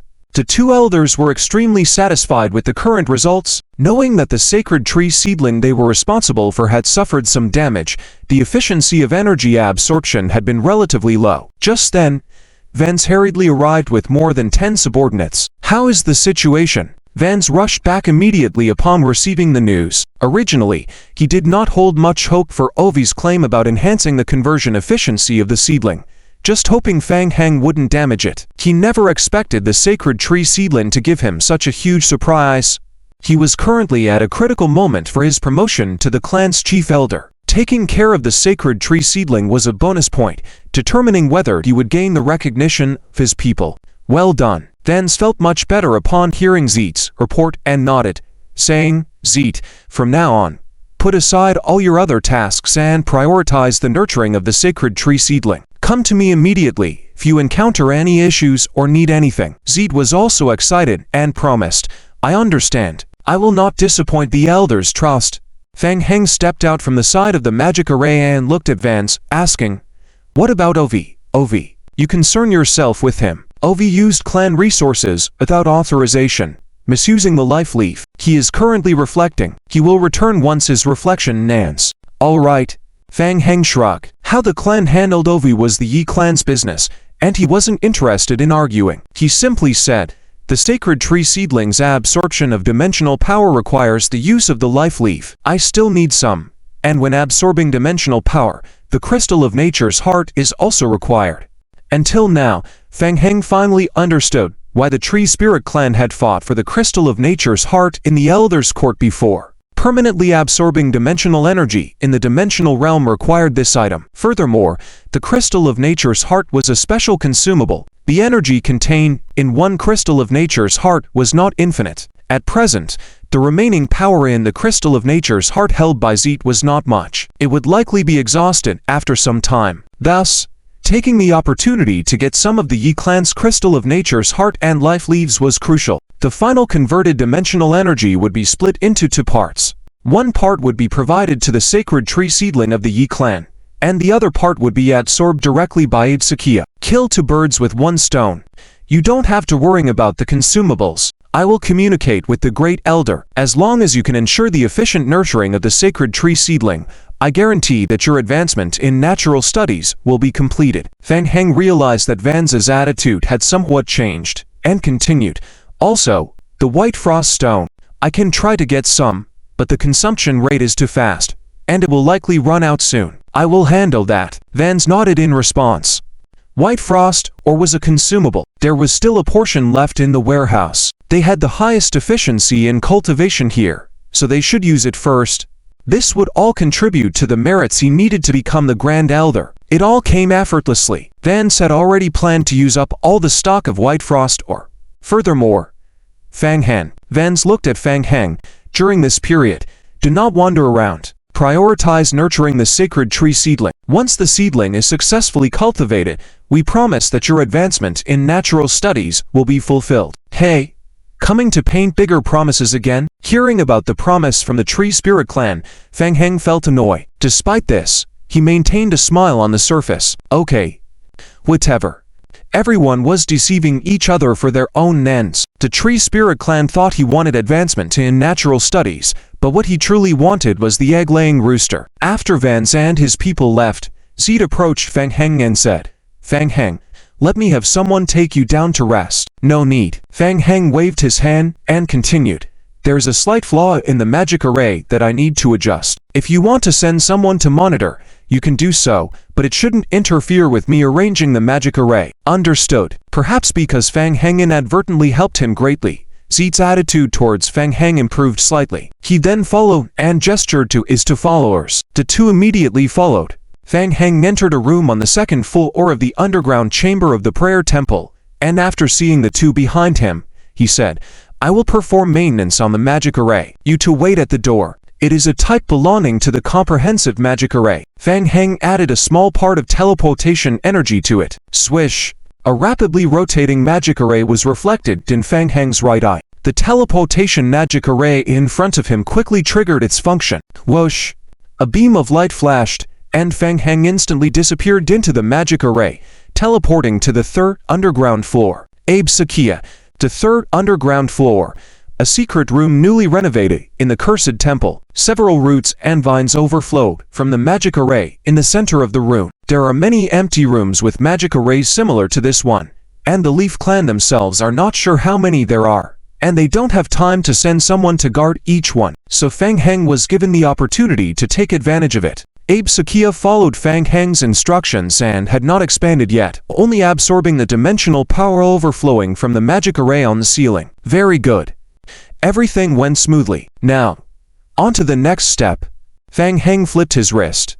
Another bottle filled with dimensional energy, the sacrificial bottle, appeared in his hand. Fang Heng walked forward and placed the sacrificial bottle in the center of the magic array. Next time the main magic array is activated, the sacrificial bottle here will also be triggered, allowing Abe Sakia to fully absorb the dimensional power inside the sacrificial ball. After completing this task, Fang Heng teleported back to the upper room. Done. On to the next step. The two Leaf Clan members responsible for monitoring outside the door were surprised to see Fang Heng leave so quickly. Fang Heng, is it over so soon? Yes. Encountered some trouble. I need to return to the hall now and conduct another test. Without waiting for them to reply, Fang Heng hurried back to the main hall. The two of them looked at each other and quickly followed. Everyone encountered a small issue. I will operate the magic array and try to find the problem. Both elders, please rest assured, the operation of the magic array will not affect the seedling of the divine tree. A rotating magic array. Although the people were puzzled, no one questioned it. Everyone knew that Fang Heng was the creator of this magic array, so everyone followed Fang Heng's instructions and stood back in the center of the magic array, activating it. The magic array slowly rotated, unbeknownst to anyone, on the third underground floor. The energy in the sacrificial bottles slowly overflowed. Hiss, hiss. Abe Sakia absorbed the dimensional power leaking from the sacrificial bottles, and his experience points increased rapidly. Meanwhile, on a small island by the sea, Abe Sakia, after the transformation of the magic array, took root and sprouted on the island, rapidly growing along the island, already covering the whole island. Cleve watched beside Abe Sakia, with a look of amazement in his eyes. Abe Sakia, starting half an hour ago, Abe Sakia began to expand rapidly. This speed of improvement was astonishing. At this point, the vines and leaves of Abe Sakia had spread across the entire island, and even extended into the seabed, rapidly spreading in the underwater region. Fang Heng. Cleve couldn't help but look up and gaze into the distance. There must have been a breakthrough on Fang Heng's side. The Federation quickly noticed the special energy fluctuations emitted by Abe Sakia. Report. An abnormal natural energy fluctuation has been detected in the Sangyun Island area. Sangyun Island? The executive minister of the Federation Defense Zone looked at the area marked on the map, his brows furrowed. That area, if you remembered correctly, was the area where Fang Heng temporarily hid. What kind of special research was Fang Heng conducting there? I understand. Continue monitoring. ... The news of Fang Heng's successful transformation of the magic array was immediately reported to the high-level Leaf clan. Seeing Grand Elder Senzo's slightly pleased expression after hearing the news, it was one of the few good news in this period. It seemed that, as Orvi had said, the modified magic array could have such a good effect. Is the news accurate? Accurate. Juanes nodded. If I hadn't seen it with my own eyes, I wouldn't have believed it either. Good. In this way, our Leaf clan can have a huge advantage in the cultivation battle of the divine tree. After some contemplation, Senzo nodded. Since that's the case, let's fully cooperate with Fang Heng. Remember, this is a crucial secret of our Leaf clan. Make sure the news doesn't leak out. Understood. Juanes continued to ask, Grand Elder, how should we handle Fang Heng next? Protect him closely. Consider letting him inherit some natural powers. If he is found unwilling to cooperate, we must not let him fall into the hands of other clans. Juanes's eyes showed a hint of coldness. Yes, Elder, I understand what to do. Also, humans do have some ability in alchemical magic arrays. I remember Orvi said he was a member of the Human Alchemical Magic Association, right? Find a way to bring someone from that association here. We need to be prepared on both sides, in case there are problems on Fang Heng's side. Yes. ... The next morning, Zet returned to the Cursed Temple with 5 bottles filled with dimensional energy for sacrificial purposes. Prepare to activate the magic array immediately. After 2 nights in a row, Zet still did not feel any fatigue but rather excitement in his eyes. Yesterday, after Juanes left, he personally led his men into the dimensional realm all night to continue collecting dimensional power. Of course, this time, Zet was even bolder, bringing along 3 times the number of accompanying personnel, and directly carrying 5 bottles for sacrificial purposes. The results were naturally very pleasing. All 5 bottles for sacrificial purposes were filled with dimensional energy. Fang Heng also quietly filled the 3 sacrificial jars on his body with energy. After Juanes returned to the nesting ground and reported back, he waited in the Cursed Temple in advance. When he saw several people returning, he cast an inquiring look at Zet. No disrespect. Very well. Juanes nodded, preparing to see the next step of the Divine Tree Seedling's transformation with his own eyes. Start the next step as soon as possible. Everyone's eyes shifted to Fang Heng. In fact, only Fang Heng alone could control the magic array. Let's prepare first. Half an hour later, begin.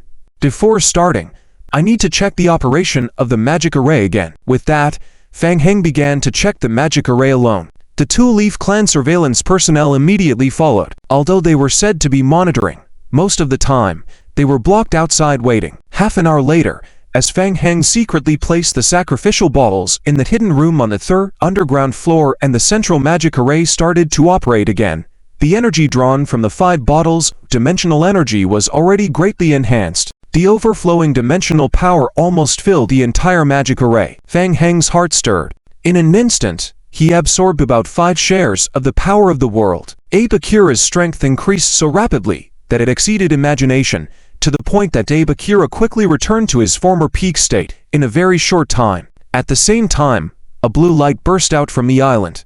Clevie looked somewhat incredulously at the rapidly growing and spreading phenomenon in front of her, whispering to herself, the God Tree has evolved again. Now, Abe Akira's vaguely leaking power has gradually approached the life tree of the Elven tribe. At the same time, the various clans of the tree spirit race also sensed something. They discovered some strange fluctuations, something similar to the seed of the God Tree. Elder Senzo sensed the outbreak of energy fluctuations, frowning deeply. Strange. Wasn't the seed of the God Tree already divided up? Why would there be new fluctuations of the God Tree seed? Or are other clans meddling? Senzo summoned his subordinates and said, in a deep voice, immediately have Elders Vanice and Ian lead people to investigate. Understood. Senzo cautioned. Tell them to be careful of people from other clans. Yes. Hint. The God Tree Abe Akira absorbs dimensional power, gaining 53,000 experience points. Hint.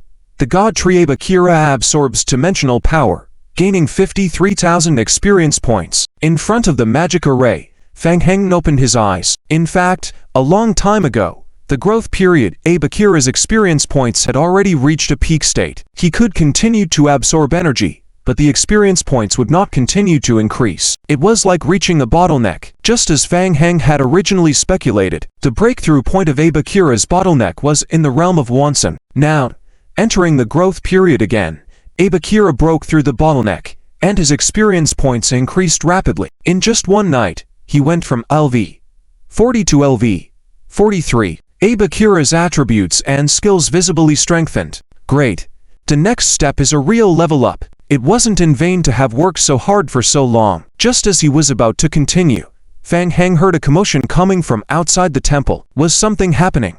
Thinking this, Fang Heng left the main hall heading towards the door. Soon, he noticed that a group of Yezu who had just arrived were gathered outside the temple. The people of the clan were busy moving supplies. It seemed that all the requested supplies had been delivered from Zert last night. Fang Heng was in a good mood. Let's continue taking advantage of the situation. Fang Heng was about to go out to sea when two Yezu guards came up to him, one on each side, blocking his path. Fang Heng's face turned slightly cold. What's the meaning of this? Apologies, the two guards said, not budging. Elder Wansen ordered that you should stay in the temple temporarily until the matter is resolved. Oh, are you trying to restrict my freedom? Fang Heng said, looking towards Wansen, who was not far away personally escorting the supplies. Wansen had just talked to Zert. He was very satisfied with the current state of the God Tree sapling, but not satisfied with Fang Heng's attitude. For safety reasons, I suggest you stay in the temple and not wander around. Focus on your tasks, and we will naturally give you what we promised. Last night, the Yezu urgently found several alchemical scholars proficient in alchemy through the Tree Speaker Alliance, and they were on their way. Wansen felt Fang Heng only knew a little about magic arrays. If he was willing to cooperate, that would be fine. If not, he wouldn't blame him. Wait for some alchemy experts to come. You can teach them. No need for you to struggle controlling the magic array day and night. Wansen thought he had completely grasped Fang Heng, gave a cold smile. Human, you better understand your position. Don't think we can't do without you. It is your honor to work for our Yezu. Fang Heng looked at Wansen, secretly amused. Are they crossing the river and breaking the bridge again? Wanting to control the magic array with just a few ordinary humans they brought over. Fang Heng nodded, of course. Good to know. While they were talking, two members of the Tree Spirit clan hurried over and whispered something to Wansen. Wansen furrowed his brows upon hearing it, then nodded, saying, is the situation confirmed? Yes. Elder John asks you to come immediately. All right. Fang Heng watched as Wansen hurriedly left with his followers. It seemed that the Yezu had encountered an emergency situation again. Well, forget it. Fang Heng turned and went back to the main hall. With his current abilities, he could easily escape from the temple if he wanted to, but it was not necessary. Since the Yezu wouldn't let him leave, then so be it. Take advantage of the Yezu's location, use their resources confidently, and continue grinding. Originally, the division of absorption of energy between the God Tree sapling and Abakira was about 4 to 6. Now this ratio could slowly be adjusted. Time was of the essence. Enter the dimensional realm to continue grinding. Thinking this, Fang Heng looked towards Zert. There was a major breakthrough in the cultivation of the God Tree sapling, and Zert's spirit was still in an extremely excited state. Upon hearing this, he turned to Fang Heng. Fang Heng, what's up? Nothing. I think it's about time. We can enter the dimensional realm for the next round of absorption. Fang Heng looked around at the Yezu outside the temple busy moving supplies, and continued. Also, the mental state of the people who controlled the magic array in these batches just now has clearly declined. I need to switch to a group with better mental states to accompany me into the dimensional realm. Also, this time I hope to have more sacrifice flasks so that we don't have to come back and forth multiple times, wasting energy. So we're not taking a break. Zert thought Fang Heng had some special request. But upon hearing Fang Heng, he was a bit dazed. After laboring for so long, they had almost used up all the remaining supplies in the temple. There hadn't been a break throughout, even they were feeling a bit overwhelmed. Fang Heng, who was controlling the magic array, likely had the highest consumption. Was this kid really made of iron? Didn't he feel tired? What? Can't do it? Zert nodded. I might be understaffed. I will immediately gather a group of people to assist. but could we take a short break first? Elder Wanson has instructed that the activation of the God Tree sapling must be completed as soon as possible. At your current slow pace, how can you keep up with the other 3 major clans? Fang Heng showed a bit of displeasure, furrowing his brows. Fine, if you can't gather enough people, just give me a few people to activate the magic array, leave the rest to me. The efficiency won't be slow. Stay calm. I'll go gather more people now. It won't take long. I'll be back soon. Zert immediately agreed. He had been a bit worried that Fang Heng would slack off. Unexpectedly, he was so dedicated. Good. After the initial burst of energy in the first few seconds, Abe Sakia quickly returned to calm, restricting its growth within a small area around the island. The teleportation channel established by the Wood Tribe was closest to the island area, and 2 hours later, 2 Wood Tribe elders arrived with a group of Leaf Tribe guards. As they entered the island area and looked at the lush red forest in front of them, the frowns on everyone's faces deepened. Peculiar. Currently, the fluctuations of the divine tree seed had decreased by 90%, but if they carefully sensed it, they could still faintly perceive the presence of the divine tree seed from the island. It was very certain. There used to be the divine tree seed on this small island. As for whether it still existed now, it could not be guaranteed. But what exactly was going on? How did the divine tree seed end up here? From a distance, this small island also seemed somewhat extraordinary. The trees on the island faintly revealed a blood-red hue.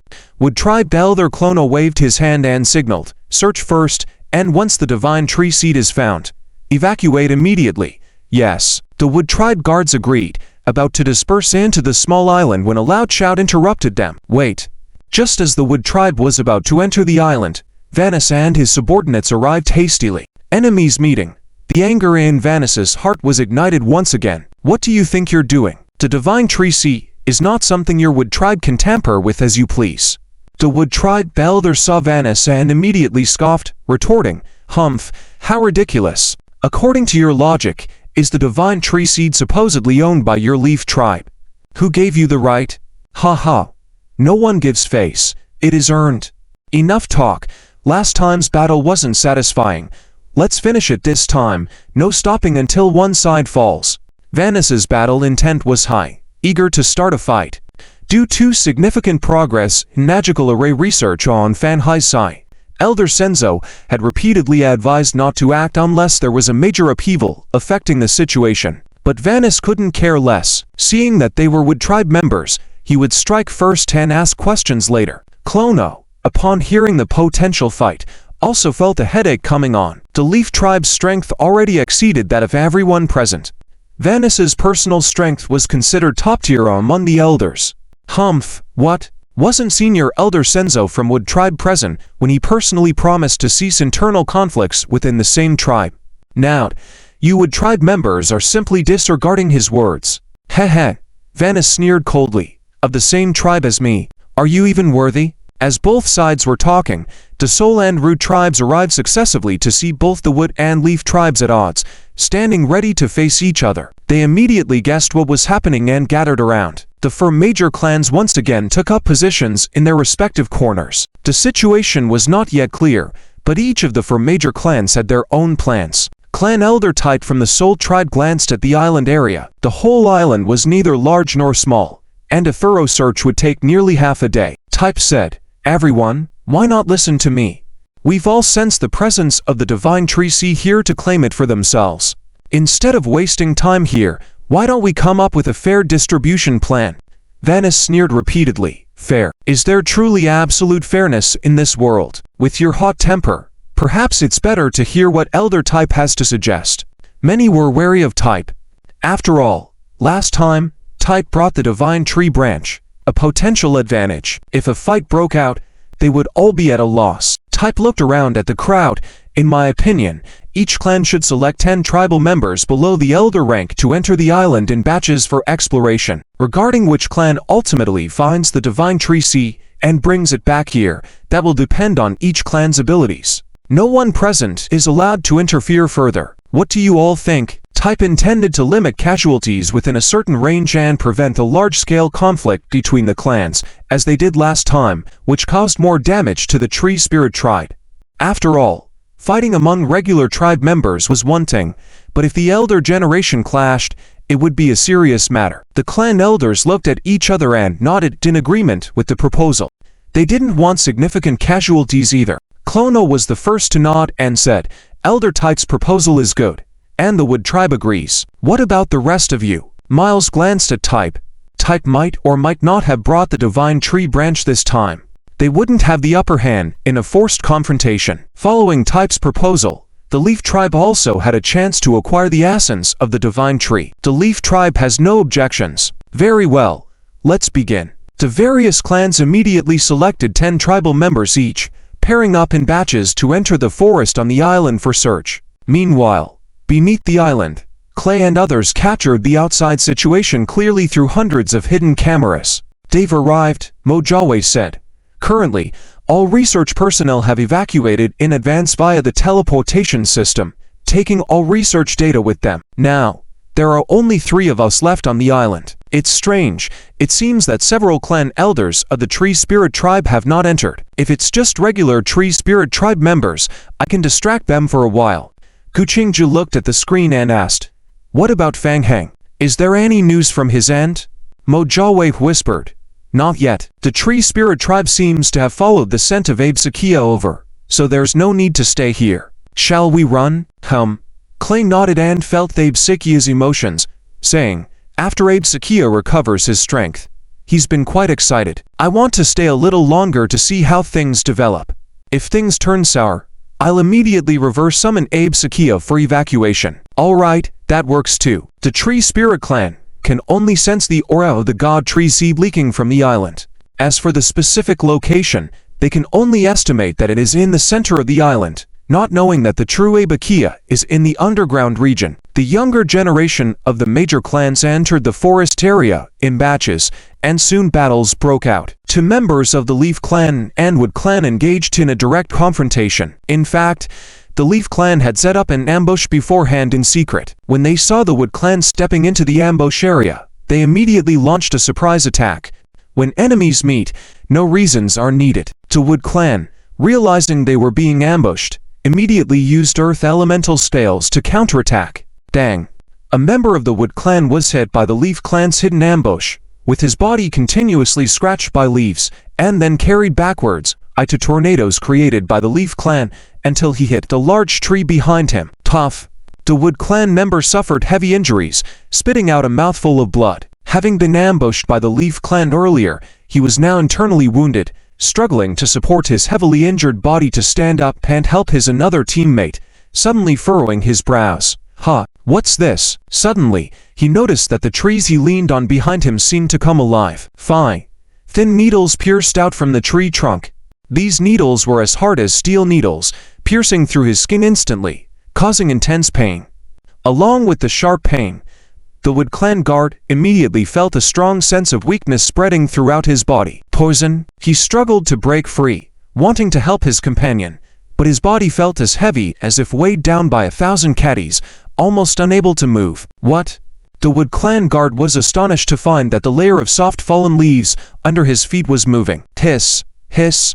5 vines emerged from below, rapidly spreading towards him. The Wood Clan tried to shout for help, but his voice seemed stuck in his throat, unable to make a sound. He watched as he was quickly entwined by the vines, sinking slowly into the ground like a march. Boom! Boom! Boom!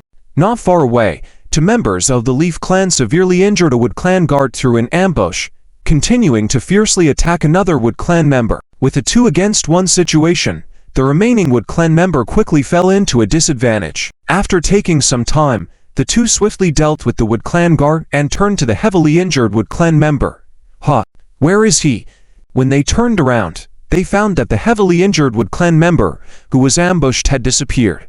Escaped? Escaped so decisively? Don't bother. Let's go.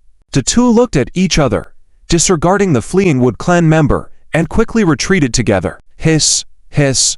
Beneath the ground covered by red vines and fallen leaves, the Wood Clan member's body was slowly dragged into the ground under the influence of the Abakia vines. In the underground chamber of the island, Guqingju and a few others in the Underground Research Institute saw this scene through screens, revealing a grave expression. Abakia is attempting to absorb the transforming energy of those tree spirits, analyzed Cleve softly. This ability seemed somewhat bizarre to Cleve, different from the life-ancient trees of the elf race, representing a different form of power. Someone has come exploring towards underground, Gu Qingju said.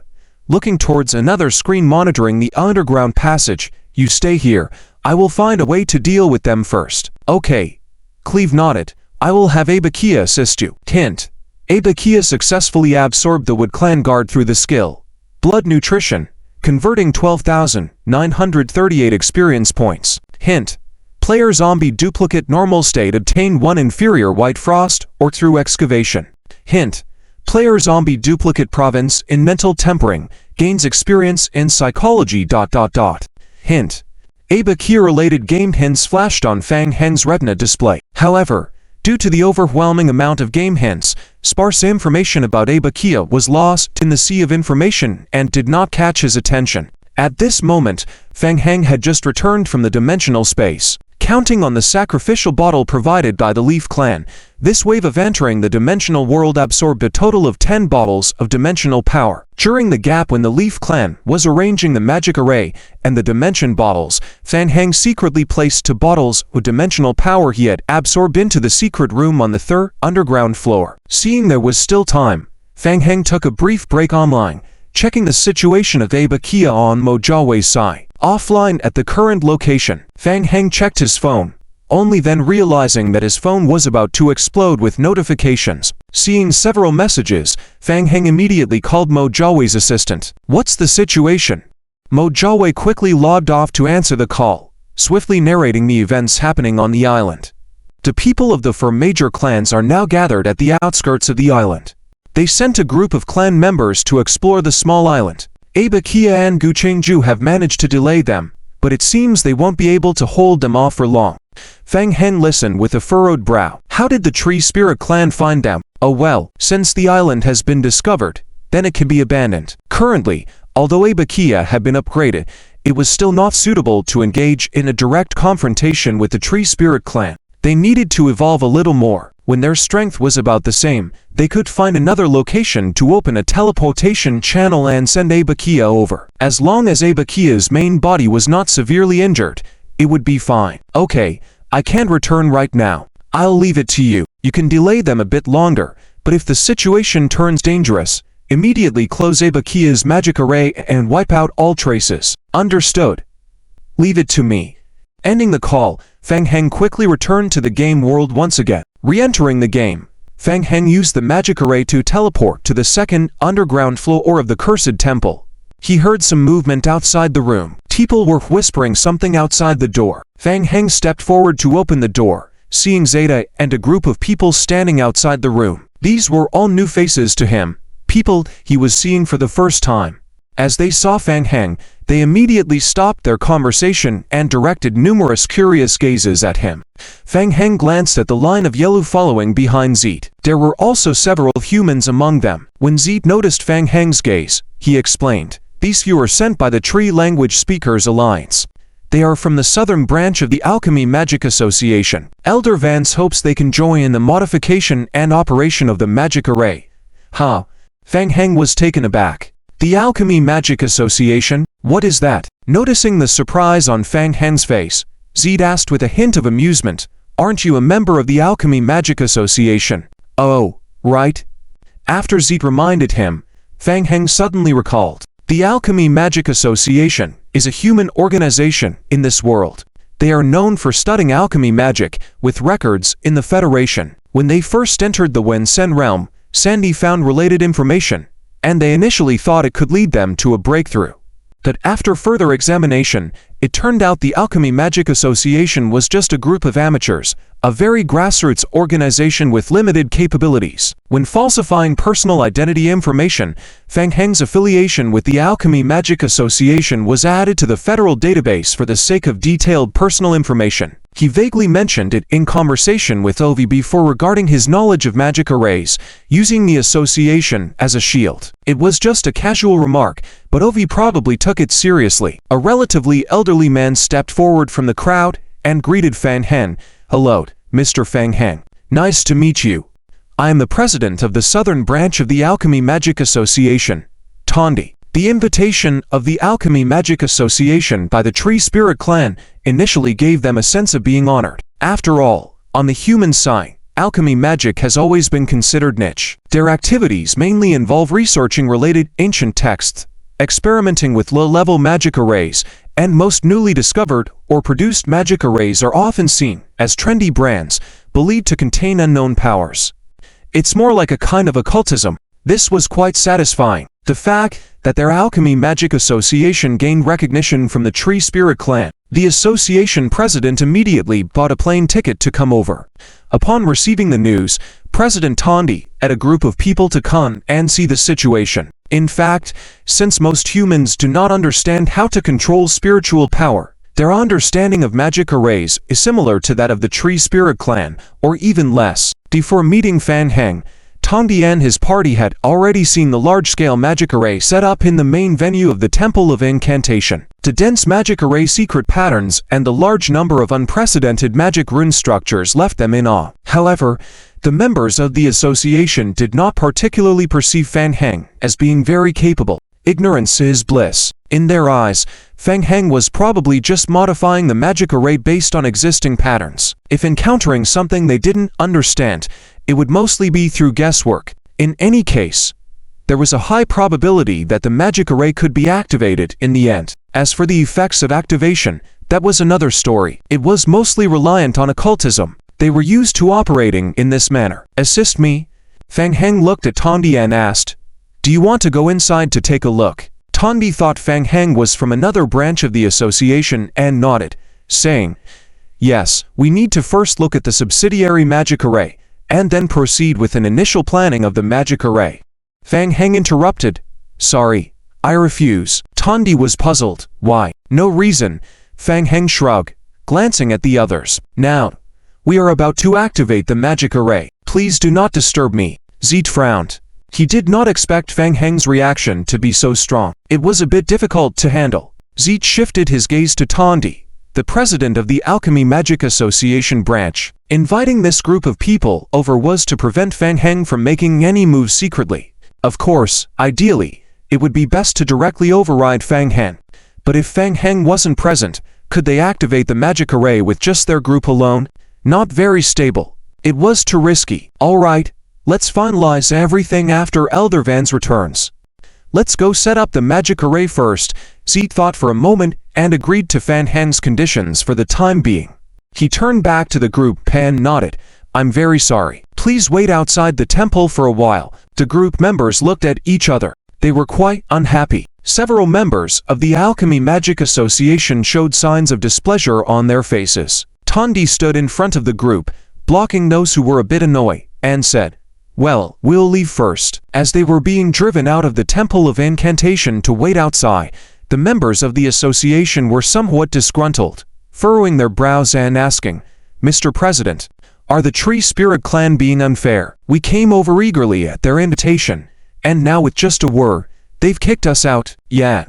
What's with Fan Heng? Why is he so guarded against us, as if we were trying to take credit from him?" Indeed, Tondi also felt somewhat annoyed, still trying to calm them down, saying, "Just wait. We arrived in haste, and we don't know this Fan Heng well. Let's wait for the elder to come over before drawing conclusions." As they grumbled quietly, not much time passed before a member of the Yellow Clan approached, nodding to Tondi. "Mr. President, fine to people, follow me." Zeke, the group leader, asked me to take you to see the operation of the magic array in the temple. Remember to be cautious and not let Fan Heng notice. The eyes of the group suddenly lit up. "All right," mysteriously pleased.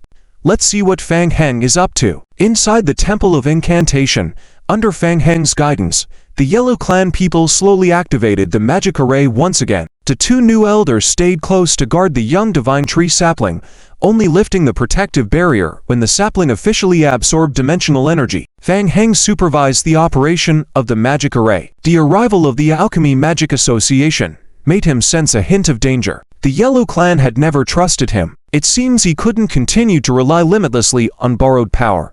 Well, might as well go all out. Fan Heng narrowed his eyes and began adjusting the operation rate of the magic array. He modified the conversion rate between the divine tree sapling and Abe Shigoa from the original 4:6 to 2:8. The two new elders did not notice any abnormalities in the divine tree sapling. If it comes to it, just say that the magic array needs maintenance. But unexpectedly, the members of the Yi family had no reaction at all, not noticing any problem at all. Fang Heng became even bolder. Continue. Adjust the absorption ratio of Abe Sakia and the divine tree seedlings directly to 9.5 to 0.5. The magic array spins rapidly. In the hidden underground 3-level area, the entire room is already enveloped in a thick layer of misty dimensional energy. Several tentacles of Abe Sakia are rapidly absorbing the energy overflowing from the magic array, absorbing fiercely in one breath. Meanwhile, in the main hall, behind the pillars outside the main hall, Zet looks at the president of the Alchemy Magic Association, Tangda, and asks, "How is it? Do you see everything clearly?" Tangda nods. He feels it's quite simple. Isn't it just concentrating mental power to trigger the magic array? What's the difficulty? Wait, if you were to supervise the operation of the magic array, could you do it? I can. Tangda thinks for a moment. It's better not to speak too confidently, lest others think he's unreliable. For safety's sake, he insists on being a bit conservative and continues, "Before the official operation, I still need to inspect all the magic arrays in a temple of curses." Zet nods and gestures for his men to take Tangda away. Soon, inside the Great Hall, as the magic array operates, the dimensional power in the sacrificial bottle is drained one by one. The magic array once again falls into stagnation. Fang Heng looks at the situation of Abe Sakia. It's fast. The upgrade efficiency is extremely high. In just a moment, it has risen from level 43 to level 49. Continue. Another round. Who knows? Abe Sakia might advance to the next stage of maturity soon. Zet. Fang Heng slowly stops the operation of the magic array, turns to Zet, and asks, "Is the passage to the dimensional realm ready?" "Yes. It's already prepared in advance. We can enter at any time." Zet knows that it's not the time to turn against Fang Heng. The two's goals have become very unified again. Continue to absorb dimensional power. Over 2 hours later, the group of tree spirits gathered outside the island began to feel restless. The clan members sent out on patrol have had no news since entering the small island for investigation. It's very unusual. Has something unexpected happened? Everyone. There has been no news for so long. Perhaps they have encountered some trouble. Why don't we enter the forest on the island together to investigate and make a plan? After fully understanding the situation, the leaders of the four major clans quickly reached an agreement and led the way into the small island for investigation. In the monitoring room, Mojawe saw that the tree spirits could no longer resist entering the forest collectively. Feeling uneasy, he reminded, "They have all come. Let's retreat, while the underground research area has not been discovered yet." "No rush, you go first. I will go meet those tree spirits. Abe Sakia will cooperate with me. If the situation is bad, you can retreat immediately. No need to wait for me.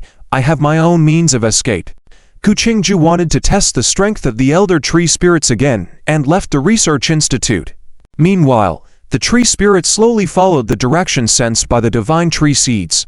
When Nisai noticed several damaged areas along the way that seemed to have been affected by battles, showing a hint of confusion in his eyes, it seemed that several waves of people had fought in the bushes before. Many traces of battles could be seen, but it was impossible to discern who emerged victorious. However, the battlefield left when Nisai with a strange feeling. Soon, when Nisai discovered the reason for this feeling, there were no bodies. Along the way, they found many traces of battles. Judging from the traces, the battles were intense, but there were no traces of any bodies left behind. Clearly something was amiss. "Be careful." As the group delved deeper, Tippy warned, "This place seems abnormal." Just as she spoke, several dark light rays attacked from the nearby bushes. Bang! Bang! Dang! The dark rays exploded on the shield of a wooden clan elder. "Who's there?" Everyone turned to look. Enemies? The opponent's concealment technique was well done. For a moment, they couldn't detect it through perception. Just as they were about to investigate further, suddenly a large number of tree branches and vines around them twisted strangely and made swift, sharp noses. The entire forest revealed a terrifying side to them. SSS. The dense vines spread rapidly from under their feet towards them. Dark red thorns continuously sprouted from the ground. "Be careful. There's something wrong with the forest." Tippy's heart jumped, shouting loudly. The elders of each clan looked serious, each summoning barriers and using various means to resist the vines coming from all directions. Tippy looked somewhat surprised. She suddenly realized that her own natural power was unable to activate the forest on this island. Swish, swish. In the chaos, several dark-colored needles attacked from the hidden bushes on the right. A member of the Yi clan, who was trying to evade the entwining vines, felt his heart jump. Although he had sensed the attack beforehand, when he tried to dodge, he found that the escape route had been sealed off by sharp thorns and vines surrounding him. After being hit by the dark needles, the Yi clan member suddenly felt dizzy. The next moment, vines rapidly entwined around his feet, tightly wrapping around them, dragging him underground at a very fast speed. A companion noticed his situation and was about to help, but several spikes emerged from the ground, disrupting his actions. Before he could react, his companion had been dragged into the ground and completely disappeared. Deal with one. Quietly, Gu Qingju murmured as she began looking for the next target. Her methods were ineffective against the elder-level tree spirits, but with Abe Sakia's help, dealing with ordinary tree spirits was possible. With the intention to weaken the tree spirits, Gu Qingju continuously targeted the ordinary tree spirit members. Soon, the entire team of tree spirits was annoyed by the disturbances. Destroy this forest. Deal with that person first. Several elders quickly locked onto Gu Qingju's location through perception and flew towards her at a rapid pace. Under the cover of a red light, the crimson trees in the forest began to shake suddenly, and the entire forest experienced explosive growth once again. The forest, which had just been destroyed by the magic of the Tree Spirit Clan, rapidly grew back to its original state in the blink of an eye. No, it was even more magnificent than before. The crimson vines under their feet had become even thicker than before. Moving towards them at a faster speed, Type led the people around him in breaking through the surrounding vines and wooden thorns that were gathering around them, his face revealing a serious expression. Yes, the power of the seed of the divine tree. The power of the seed of the divine tree had erupted once again. The entire island forest was affected by this power. The intensity of this power was very high, and it was already approaching the divine tree sapling that their tribe was nurturing. There was no need to continue getting entangled with this forest. They needed to find the source of the power quickly. Let's go. Tempted by the huge benefits, Vanis led his people to leave the main group immediately, rushing towards the central area of the island with his followers. The other three major tribes also followed suit. The four major tribes all had their own hidden agendas, and with the huge benefits in front of them, any previous cooperation agreements were thrown out the window. Subtly, Gu Qingju withdrew his gaze and immediately rushed towards another direction during the chaos.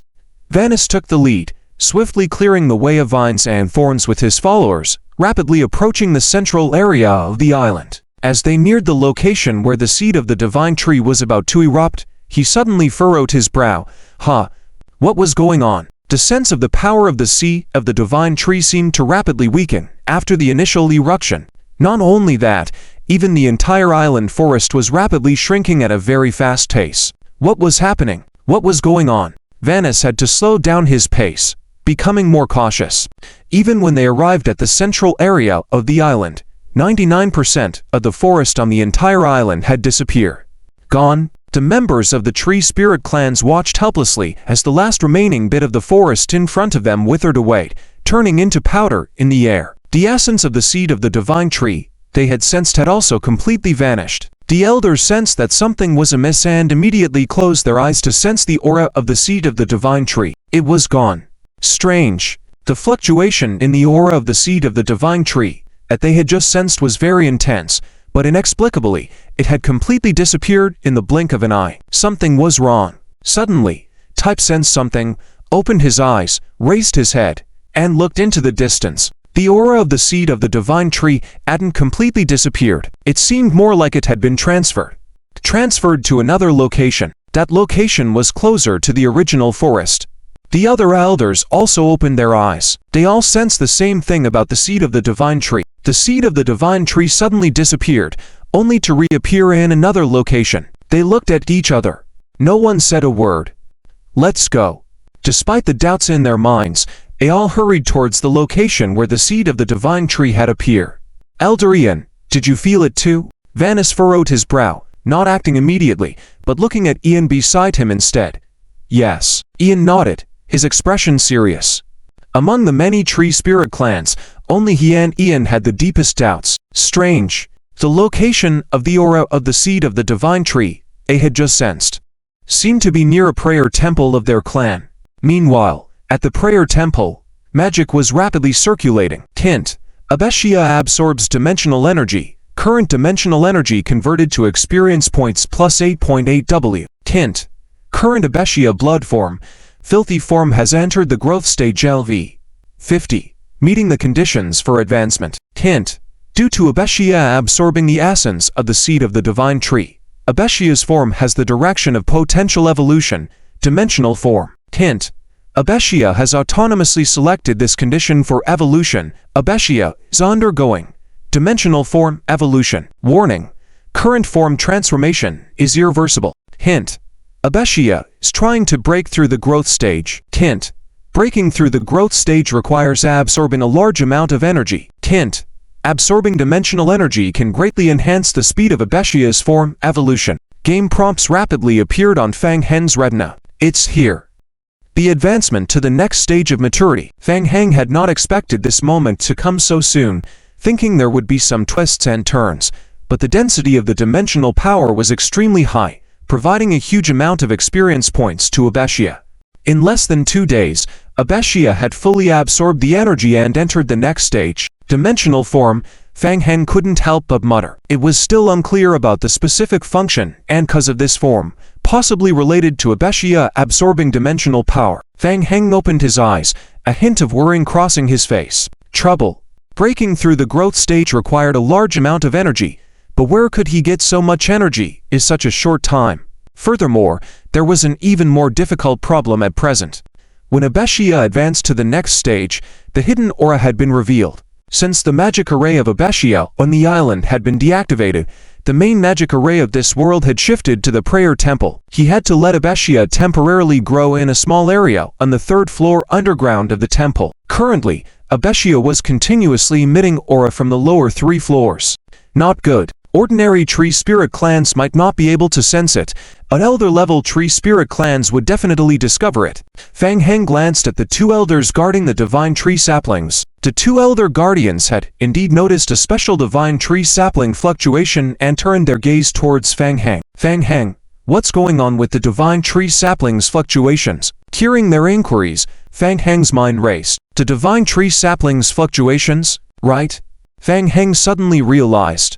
The magic array inside the prayer temple was integrated. The 2 elders knew little about the magic array and mistakenly thought that the aura emanating from the hidden Abeshia below was caused by the divine tree saplings. The divine tree saplings absorbed a vast amount of dimensional power, leading to a change in their stage. Fang Heng felt he had found a good excuse, immediately using it to divert the attention, saying, "Right now, I need to focus on controlling the magic array." The 2 elders looked at each other and accepted this explanation. A spiritual connection was just established, and he immediately transmitted a very strong spiritual emotional fluctuation to Fang Heng. Fang Heng instantly understood Abakira's thoughts. The seedling of the god tree. Abakira was eager to completely absorb the god tree seedling in the magic array. The god tree seedling contains a large amount of powerful dimensional force. Abakira was confident that after swallowing the seedling, he would be able to advance to the next stage of maturity. Fang Heng squinted his eyes and felt somewhat moved. Indeed, at the beginning, when he was helping the tree spirit clan cultivate the god tree seedling, he had already planned it out. He couldn't just work for the leaf clan for nothing. When he left, he would figure out a way to take the god tree seedling with him. He just didn't expect this day to come so soon. And there was no need to take the seedling away so troublesome. Just find a way for Abakira to swallow it. Fang Heng didn't rush to act and continued patiently communicating with Abakira. It could be confirmed that at the moment, Abakira was not yet able to establish the Temple of Prayer independently. At least he needed to enter the mature period to do so. In this case, the future value of the Leaf Clan was not great, but for now, he didn't want to confront the Leaf Clan directly. And with so many people guarding, it was also difficult for him to forcibly absorb the seedling. So, Fang Heng quickly pondered. Got it. If direct methods don't work, we'll do it sneakily. And there are also those humans from the Alchemy Magic Association. It's perfect to shift the blame to them. Fang Heng secretly communicated with Abakira through mental power. Abakira, Do as I say. Let's absorb the God tree seedling together and advance. Abakira immediately conveyed a joyful emotion. Hiss, hiss. In the Great Hall, several Leaf Clan members, who were manipulating the magic array, suddenly felt a stir in their hearts. They realized that there seemed to be some subtle changes in the magic array and couldn't help but open their eyes, looking up at Fang Heng, who was controlling the magic array. Elders. Fang Heng opened his eyes again and looked at the two newly appointed elders guarding the God tree seedling. He said, "The God tree seedling has absorbed a large amount of dimensional energy in a short period of time, and is about to undergo some form of transformation. Please be careful and step back a bit. Can the segmented God tree seedling enter the next stage of growth? It seems unheard of. However, the God tree seedling has never absorbed such a large amount of dimensional energy before. Although it might not be entirely impossible for it to undergo a transformation." The two elders were somewhat puzzled. They looked at each other upon hearing this and then stepped back a few paces. Fang Heng closed his eyes again to control the magic array. The two elders felt a stir in their hearts. They saw thin tendrils of dark red vines overflow from the magic array around the God tree seedling, rapidly spreading towards it. In the blink of an eye, the area around the God tree seedling was covered in a layer of dark red vines. Watching this scene unfold, the two elders were perplexed. Was this a normal occurrence? Meanwhile, Zet, who had been observing the operation of the magic array, also sensed that something was off. It seemed like the God tree seedling was being entwined by these strange vine plants. The situation seemed peculiar. Zet hesitated whether to intervene, but at the next moment, the God tree seedling emitted a faint green light. The power of the God tree's seed. Zet and the two elders were surprised, and their initial doubts were dispelled. The God tree seedling was undergoing a change. It was highly likely that it was entering the next stage. The Leaf Clan's data on cultivating the God tree was partially incomplete, and combined with Zet's lack of understanding, he didn't know if similar events had occurred in the past. But at least it seemed to be a good thing. At the same time, along the outer layer of the dense layer of vines covering the seedling, the power of the separated branches of the God tree seedling was rapidly extracted by Abakira's vines. Hint: Abakira absorbed the dimensional energy store in the God tree seedling to current dimensional energy conversion experience value plus 189, 82 West. Observing the game prompt floating on his retina, Fang Heng felt a stir in his heart. The speed of power extraction had increased by over 20 times. "Hey, Abakira." Fang Heng watched the rapidly jumping game prompts and quietly called to Abakira. Abakira immediately transmitted a joyous emotion. Obviously, the power gained from swallowing the God tree seedling made him feel excited. Remember to leave a little for the God tree seedling, maybe create some special effects to wrap things up later, or it might not end well for us. Abakira responded readily. Soon after, Zet noticed with astonishment that the God tree seedling covered with pale purple vines actually began to grow. The originally thumb-sized God tree seedling slowly extended and grew upwards. Even though the growth was very slow, it was visible to the naked eye that the seedling was in a state of growth. Zet was greatly surprised and delighted. He believed this achievement would bring great credit to him. He was already thinking about being praised by the Grand Elder after this, and there was even a possibility of promotion to Elder because of this. Just then, a commotion suddenly erupted outside the temple. Elders, the ritual magic array at the Temple of Prayer is underway. I know. It's urgent. Take me in. I need to find Zet. Yes. The gates of the Temple of Prayer opened, and Leaf Clan Elder Radiad led the people behind him into the Temple of Prayer. Radiad saw the God tree seedling slowly growing at the center of the temple and his eyes widened in surprise. What? It's the God tree seedling. Not long ago, there was a surge of power from the seed of the God tree within the Leaf Clan. What's even more peculiar is that the power surge occurred at the Temple of Prayer.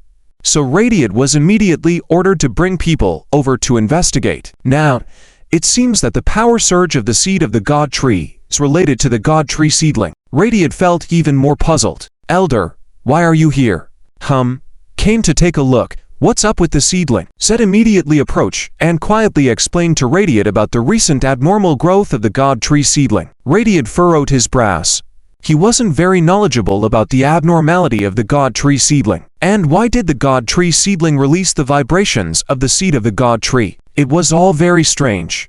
After some thought, Radiad decided to hold back and continue observing for a while. As time passed, Bakura rapidly extracted the power of the God Tree seedling. Fang Heng quickly checked the game tips.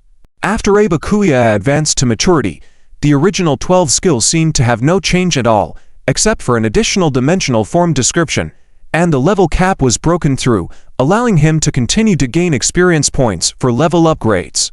After advancing, Bakura did not pause at all, continuing to extract the dimensional power of the divine tree sapling with a stance as if he were going to drain it dry. Tipped.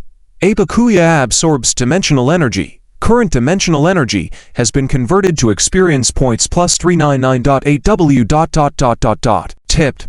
Current Bakura has entered maturity LV 41. At least it seems that after Bakura advanced to maturity, the speed of extracting energy has increased by about twice. TSK. After more than half an hour, as Bakura completely absorbed the energy of the divine tree sapling, the dark red tendrils outside the divine tree sapling slowly retracted into the magic array. Fang Heng secretly signaled Bakura to continue urging the divine tree sapling to release some breath fluctuations, and then maintain the magic array to operate at the slowest speed. Everyone looked again at the divine tree sapling in the center of the magic array. Compared to before, the divine tree sapling had grown by about twice, and the released breath fluctuations were several times stronger than before. However, the fluctuations in the breath were slightly more intense, appearing somewhat unstable. It seemed that the overall enhancement caused the breath to be somewhat uncontrollable. Two newly appointed elders immediately stepped forward to check the condition of the sapling. Radiate waited in place for a moment and asked, "How is the situation?" The two new elders were also a bit uncertain, but judging by the situation, there should be no problem. "Elder, the divine tree sapling has absorbed a large amount of energy and some mutation has occurred." "I see, so it's a good thing." Radiate nodded and asked again, "Why is there a power fluctuation from the seed of the divine tree?" Several people looked at each other, shaking their heads. "This may be related to the inheritance of the divine tree, and we are not sure of the specific reasons." Radiate didn't really understand the divine tree sapling. At least it seems that the magic array is running perfectly, and the divine tree sapling has also improved. He didn't know that the true source of the power emanating from the seed of the divine tree was actually hidden in Bakura on a lower third level. It was just a false alarm. "Well done," Radiate praised and continued. "Just now the divine tree sapling emitted a strong fluctuation, and it is very likely that other clans will sense the fluctuation and come to investigate. I will guard here for a while. You don't need to worry about me. Just continue your work." "Yes." After that, Radiate sent one of his men to report the situation at the praying temple to the High Elder, and with his guards, he left the temple to strengthen the defense outside the sacred temple. Fang Heng stepped out of the magic array, gave a glance at the thriving divine tree sapling. He was very clear that at this moment, under the influence of Bakura, the sapling only had an empty shell left on the outside. When the magic array stopped running and Bakura stopped infusing power into the divine tree sapling, the sapling would wither rapidly in just a few minutes. So he had to find a chance to escape quickly. Just play along casually. Fang Heng was prepared and turned to look at Zeet. His expression instantly darkened, and his tone became very unfriendly. "Zeet, Still immersed in the joy of the sapling's mutation, Zeet turned to Fang Heng upon hearing his name. "What's wrong?" "The sapling has entered a new stage. My modification of the magic array is complete, and the divine tree sapling has shown initial results. Will the Yi clan fulfill their promise to me?"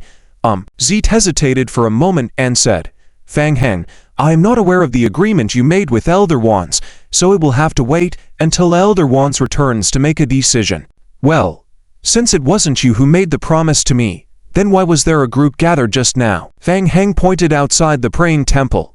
Outside the praying temple, in addition to the guards brought by Radiate, several members of the Alchemy Magic Association were waiting at the door to be summoned. "Fang Heng, as I have explained to you before, the Alchemy Magic Association is here to assist us in the subsequent improvements of the magic array. I have also told you that I do not wish to be disturbed by outsiders during the operation of the magic array. Why did you bring them in, thinking that I wouldn't notice?"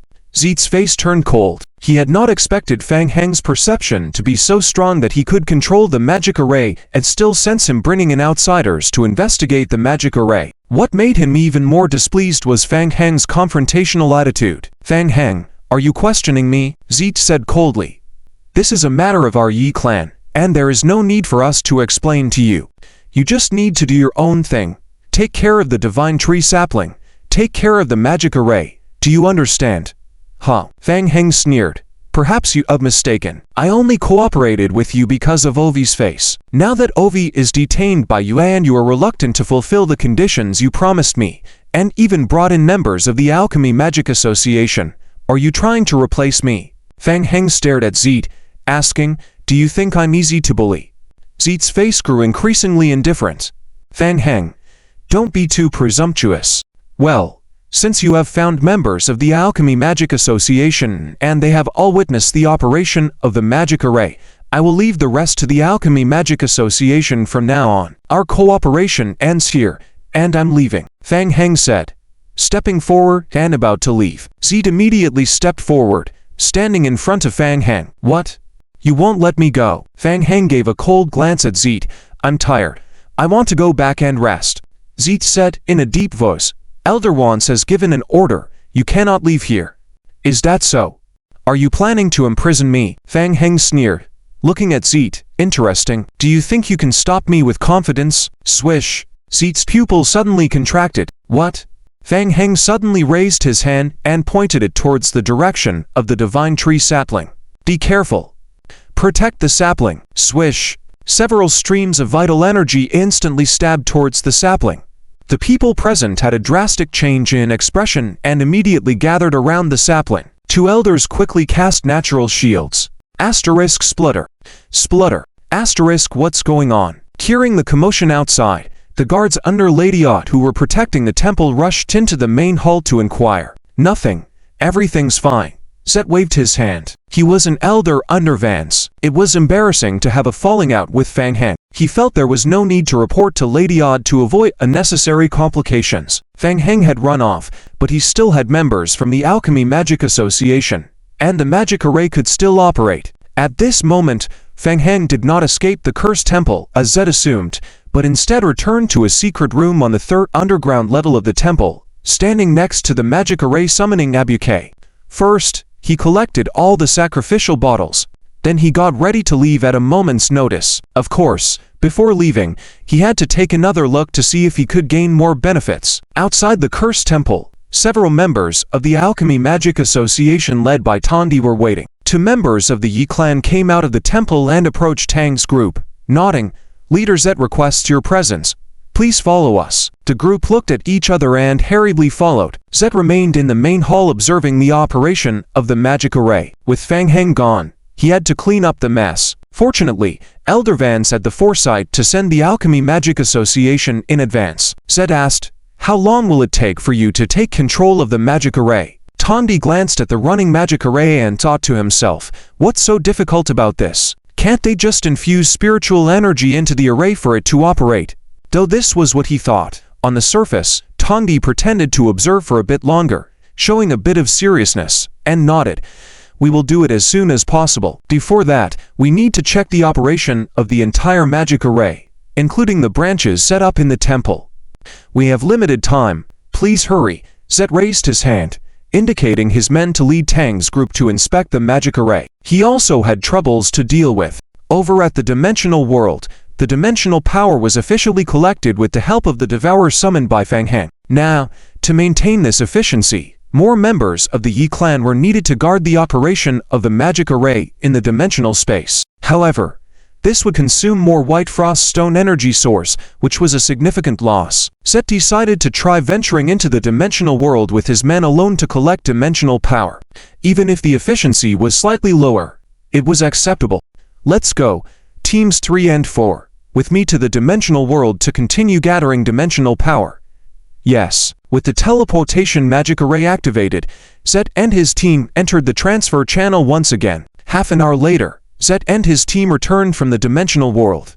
After trying it out personally, Zete found that the magic arrays in the dimensional world could continue to function even without Fang Heng, but with a significant drop in efficiency. After half an hour, they only extracted about 7% of the dimensional energy. The test completed, Zete immediately returned with his crew to summon Tang's group for questioning. In the half-hour time span, Tondi and his group briefly inspected all the magic arrays within the cursed temple. They didn't find anything noteworthy. In fact, most of the arrays seemed similar to them. Even if they spent more hours, they wouldn't be able to discern any valuable clues. How was the inspection? Are you able to control the magic array now? Tondi and his companions looked at each other. As ancient magic arrays, many of the patterns were similar to those found in the ancient texts of magic arrays. Regarding the specific functions of most magic patterns and the final implementation of the magic arrays, the magic arrays were already in operation, so they didn't need to do much. Just infuse spiritual energy to activate them. As long as there are no issues with the magic array itself, the operation will be smooth, Tondi cautiously said, in front of the Yi clan, nodding and saying, "We are willing to give it a try." Try. Zet's face turned cold as he said firmly, "No, it's not a try. It must be completed. Do you understand?" "Understood. We will do our best to complete it." It was clear that Zet didn't understand much about the magic array. He thought that since Fang Heng was from the Alchemy Magic Association, and even the sub-chapter leader of the association said it was okay, there shouldn't be any problems. So he immediately instructed his men to start preparing for the second phase of operating the magic array. This time, they didn't extract much dimensional energy, but it was worth testing. Even if there were issues, they would have time to find solutions. Soon, members of the Yi clan stood in the magic array area. Tondi stood at the control center of the magic array. With so many people watching, Tondi felt a bit nervous about operating such a large magic array. Let's begin.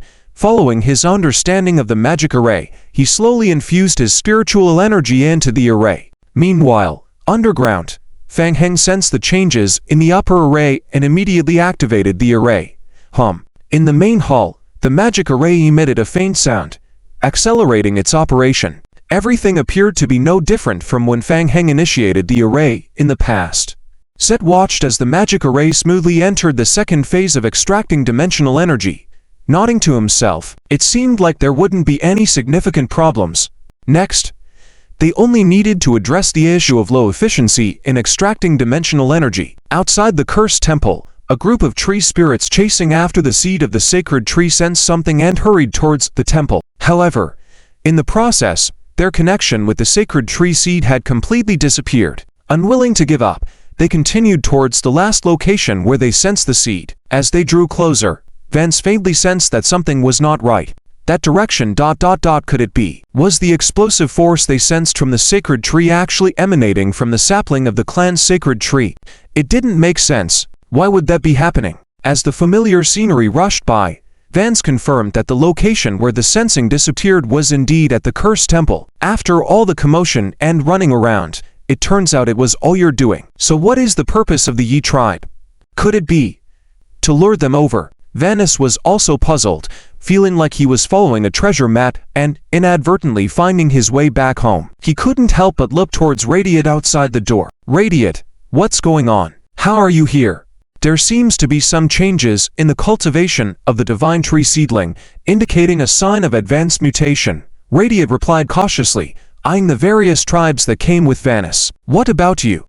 I was sent by the Great Elder to the island to investigate the essence of the divine tree, but found that the essence suddenly disappeared and reappeared here, so I followed to investigate, Radiant explained.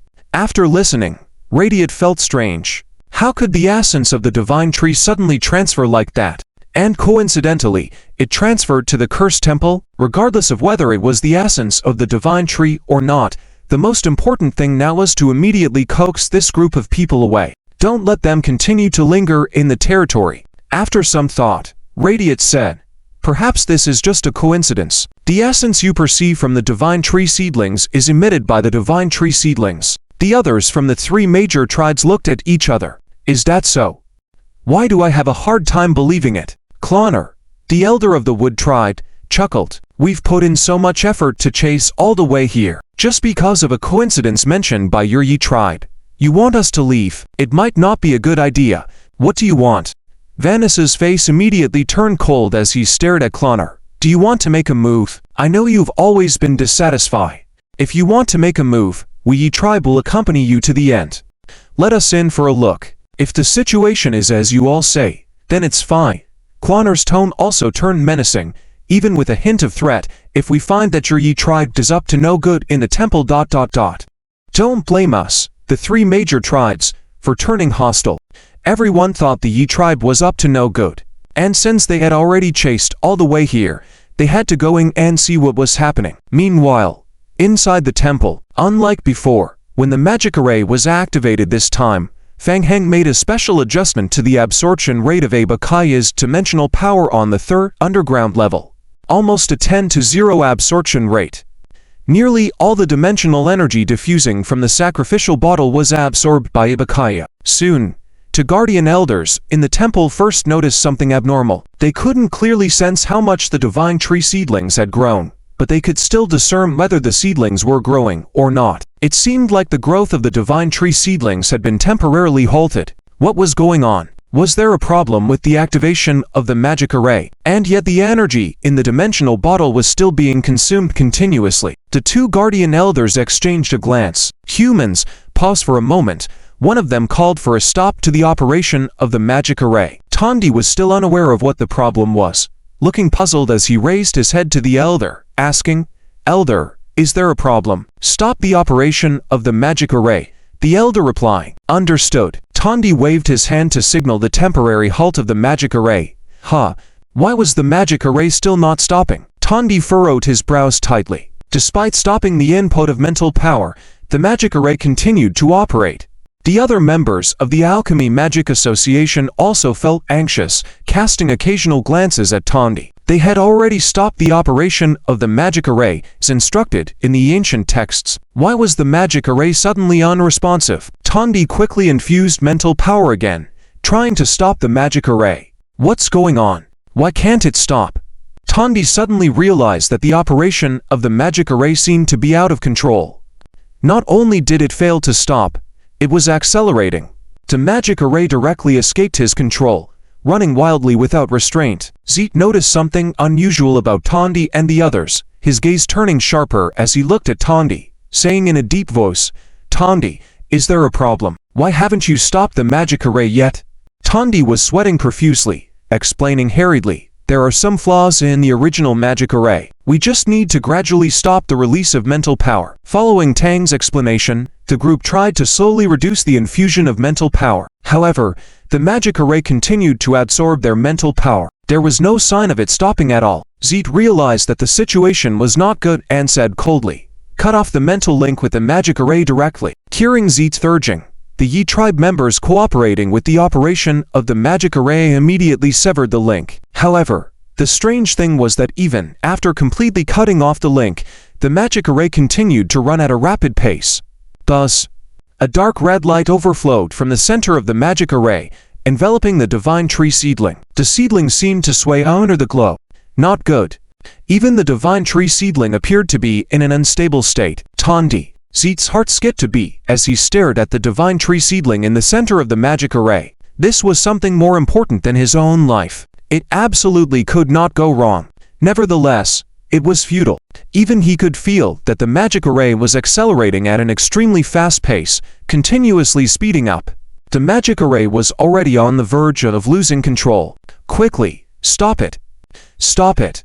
Listening to the continuous roars in his ears, Tondi looked pale. He couldn't understand why the magic array was still accelerating even though he had stopped its operation as instructed and even halted the input of mental power. It just didn't make sense. Suddenly, the divine tree seedling in the center kept emitting powerful energy fluctuations, with the waves about to burst completely. Zeke, the seedling is acting up. The two guardian elders sensed the increasingly chaotic fluctuations of the divine tree seedling and immediately prioritized protecting its safety. Forget the magic array. The two of them stepped forward in unison, attempting to remove the divine tree seedling from the magic array. However, as soon as their hands touched the seedling, their pupils shrank. What? The seedling suddenly exploded right before their eyes. Doom! Along with a powerful shock wave, a blue light exploded in front of them. Affected by the close-range impact, the two were uncontrollably flung backward. The explosion spread rapidly outward, with the divine tree seedling as the center. The entire alchemy magic array shattered. The force of the explosion pushed Zeke back as well. Zeke's pupils contracted suddenly, squinting in an effort to see clearly the figure. It was a human. The person was wearing a mask and appeared directly in the center of the magic circle. Then, the vessel for sacrifice. Oh no! He was trying to get his hands on the vessel for sacrifice. Stop him. Cough, cough, cough. Zeter wanted to shout out, but due to the surrounding haze, his throat was hoarse and he couldn't help but cough. When he looked again, the person quickly took away all the vessels left in the center of the magic circle and then disappeared quickly from sight. Oh no! The sapling was gone, and the vessel for sacrifice was gone. At that moment, Zeter's face turned pale. Outside the temple, the Leaf clan was still arguing with the other three major clans. After some thought, Tip said, "Leaf clan, this matter is related to the essence of the God Tree. If what you said is true and it's just the aura emitted by the God Tree sapling, please let us enter together to have a look, so that everyone can be reassured. Maybe we can even help." Radiant naturally didn't want outsiders to enter the temple and shook his head in refusal. The magic circle is in operation. If you enter, and it affects the God Tree sapling, who will take responsibility? It's all right, we can wait outside. Just as they were speaking, the expressions of several people changed simultaneously. What's going on? Suddenly, the aura of the God Tree seed burst forth again from the Temple of Supplication at an extremely fast rate, reaching its peak. Doom. Following that, a loud explosion came from inside the Temple of Supplication. Intense energy along with dust and debris of giant trees burst open from inside the temple. Retreat. Everyone immediately retreated outside the Temple of Supplication. What's happening? An explosion? The entire Temple of Supplication was blown up. What's going on? Seeing that the entire Temple of Supplication was in trouble, Juanis was filled with uncertainty. What happened inside the temple? And the God Tree sapling? The God Tree sapling is inside the temple. Will it also be affected? Not good. Could it be Fang Hen? Go. When the aftermath of the explosion dissipated a bit, Juanis immediately led his men into the ruins of the exploded Temple of Supplication to investigate. Quick, let's follow them. The elders of the other three major clans followed suit. In the ruins, the people of the Leaf clan who had just participated in the operation of the magic circle looked very pitiful, lying on the ground askew from the impact of the explosion. Zeter. What happened? Juanis saw Zeter leaning against a pillar with blood on his face, rushed over, lifted Zeter up and asked, "What happened?" The magic circle suddenly exploded. I saw a mysterious person appear and take away our vessel for sacrifice. Juanis gritted his teeth. I'm asking you about the God Tree sapling. Where is the God Tree sapling? Zeter knew he had caused a big disaster this time. His face bitter. I don't know. Maybe it got caught in the explosion. Unfortunately. Damn it. You don't know anything. Why aren't you dead? Juanis immediately turned around, looking around. Where's the sapling? Quickly. Find it. The sapling must be in the ruins. We must find it. As Juanis and his entourage entered the Temple of Supplication, the members of the other three major clans watching the scene looked skeptical. What a coincidence. Just when they arrived, the God Tree sapling showed unusual behavior. And an explosion? It seems too coincidental. It made people suspect whether Zeter deliberately staged this as a smokescreen. The elders of the clans closed their eyes one by one, trying to sense the aura of the God Tree seed, unable to find it.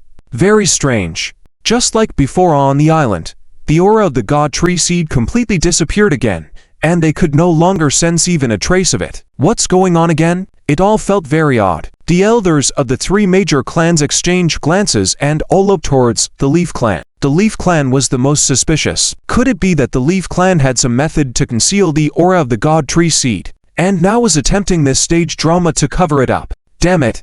Unable to find the God Tree sapling, Juanis was on the verge of being consumed by anger. The matter personally instructed by the Great Elder, he messed up once again. He didn't even know what had happened. No one is allowed to leave here. I want to know what happened here. If you can't find the sapling, you will personally explain to the Great Elder. Zeter knew Juanis's temper and shrunk back, not daring to make a sound. Clono said coldly, "The Temple of Supplication is having an accident at the moment. We might as well stay and see if we can help." Juanis was already frantic, knowing that this group of allies from the three major clans wouldn't be much help. He didn't have time to deal with them anymore and just snorted coldly, saying, "Do as you wish." While the Tree Spirit clan was investigating the cause of the explosion at the Temple of Supplication, Fang Heng had already left the temple through a secondary spatial projection and returned in bat form to the federal headquarters. This trip was quite fruitful. In addition to the god tree ManhwaRecap reaching the mature stage and leveling up, he also came across a total of 6 vessels for sacrifice. After returning, ManhwaRecap could independently build a temple of supplication. By then, he wouldn't need to rely on the Leaf Clan's help and could completely generate dimensional power on his own, achieving self-sufficiency. Well done. Soon, Feng Heng returned to the Research Institute of All Spirit Technology Company. Cleve had already begun constructing the teleportation magic circle for ManhwaRecap within the institute. It was expected to be completed soon. Through prior communication with ManhwaRecap, with his current abilities, he could simulate the construction of an entire temple of supplication. But it would take time and energy. It was estimated to take 3 to 4 days to complete the simulation build. Considering that in the future, if they wanted an unlimited supply, the biggest problem would still lie in the crystal heart of nature. White frost stones could be bought. There were many life leaves left. He could arrange the magic circle, and he had also taken possession of the vessels for sacrifice. A temple of supplication could be built through ManhwaRecap himself. Just absorbing dimensional power required the crystal heart of nature, and that was a consumable. Unfortunately, the creation method of the crystal heart of nature was temporarily unknown, and most of the crystal hearts of nature were still in the hands of the major clans of the Tree Spirit tribe. Sandy had also searched through many records and documents, but hadn't found any clues for the time being. Feng Heng shook his head inwardly. During our exploration in the inner world, our team encountered several small-scale tree spirit tribes a few times, one of which resulted in significant casualties. Our people temporarily retreated, but there is also good news. We have explored a large part of the inner world area with our camp as the center, giving us a better understanding of it. During this period, Feng Heng's thoughts mainly focused on the external world. Currently, the magic array of Abe's Crimson Magic Formation beneath the island is once again under attack by the Tree Spirit tribe, resulting in the temporary closure of the passage to the inner world. We have to wait for the completion of the construction of Abe's Crimson Magic Formation in the Research Institute before it can be restored. In addition, this document is about the recent activities of various Tree Spirit tribes. Through the cloud map, we have identified several points that are likely the locations of the Tree Spirit tribe's prayer temples, said Ji Hating, laying out a map on the table. After learning about the function of the prayer temples, the Federation has imposed martial law on all prayer temples in various regions. The ones marked with red circles are the prayer temple locations controlled by the Federation, which are currently under Federation protection. Ji Hating paused and nodded. Recently, the Tree Spirit tribe's activities have been extremely frequent, posing a great threat to the human world. The Federation's next step is to start dismantling the Tree Spirit tribe's spies within the human community through the Tree Speaker Alliance, counter their arrogance, and there may be direct confrontations with the Tree Spirit tribe. We would like to ask for your help. Sure. No problem, Feng Heng agreed, lowering his head to examine the map Ji Hating had provided, and suddenly a thought struck him. That's right. The remaining prayer temple. In fact, he didn't need to rely entirely on rebuilding a prayer temple with Abe's Crimson Magic Array. Currently, the Federation has many abandoned prayer temples. As long as he finds one with relatively high integrity and then uses Abe's Crimson Magic to repair it, wouldn't that greatly increase efficiency? With that in mind, Feng Heng raised his head and asked, Mr. Ji, do you have any photos of the prayer temples? Photos? Ji Hating pondered for a moment and nodded. Yes, I have some from previous investigations. Let me have them brought here.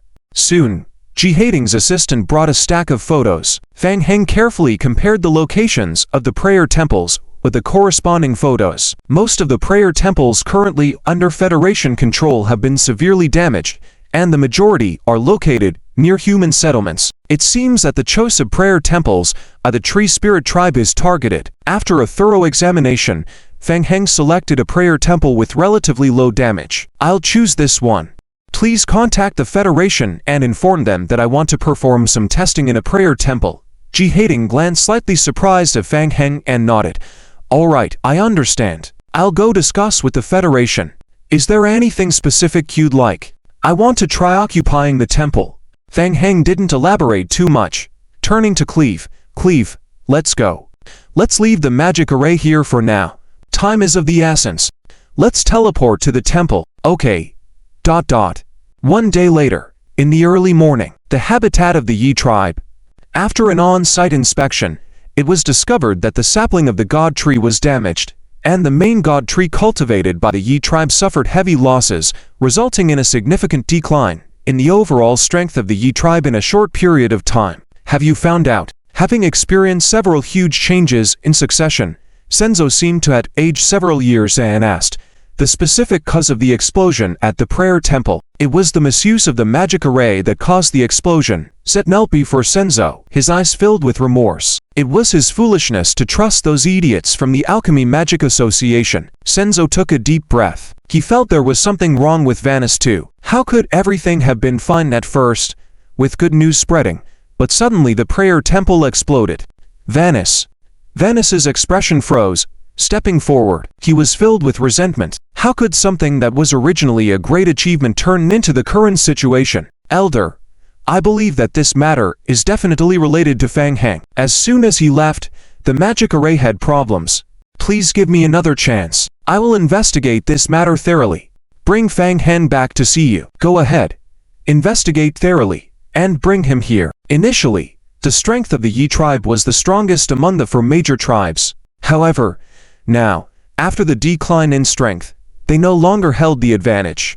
Upon careful consideration, it seemed that behind everything that had happened recently within the tribes, Fang Heng's shadow loomed. That human, Senzo said, in a deep voice. If it is confirmed that he is responsible, do not let him go. Understood. Senzo took a deep breath, silently reminding himself to remain calm. With matters having reached this point, the previous issues had temporarily come to a close, and now their focus should be on raising the sapling of the god tree and restoring their strength to the best of their abilities. How is the situation with the god tree saplings now? An elder in charge of caring for the god tree saplings stood up and reported.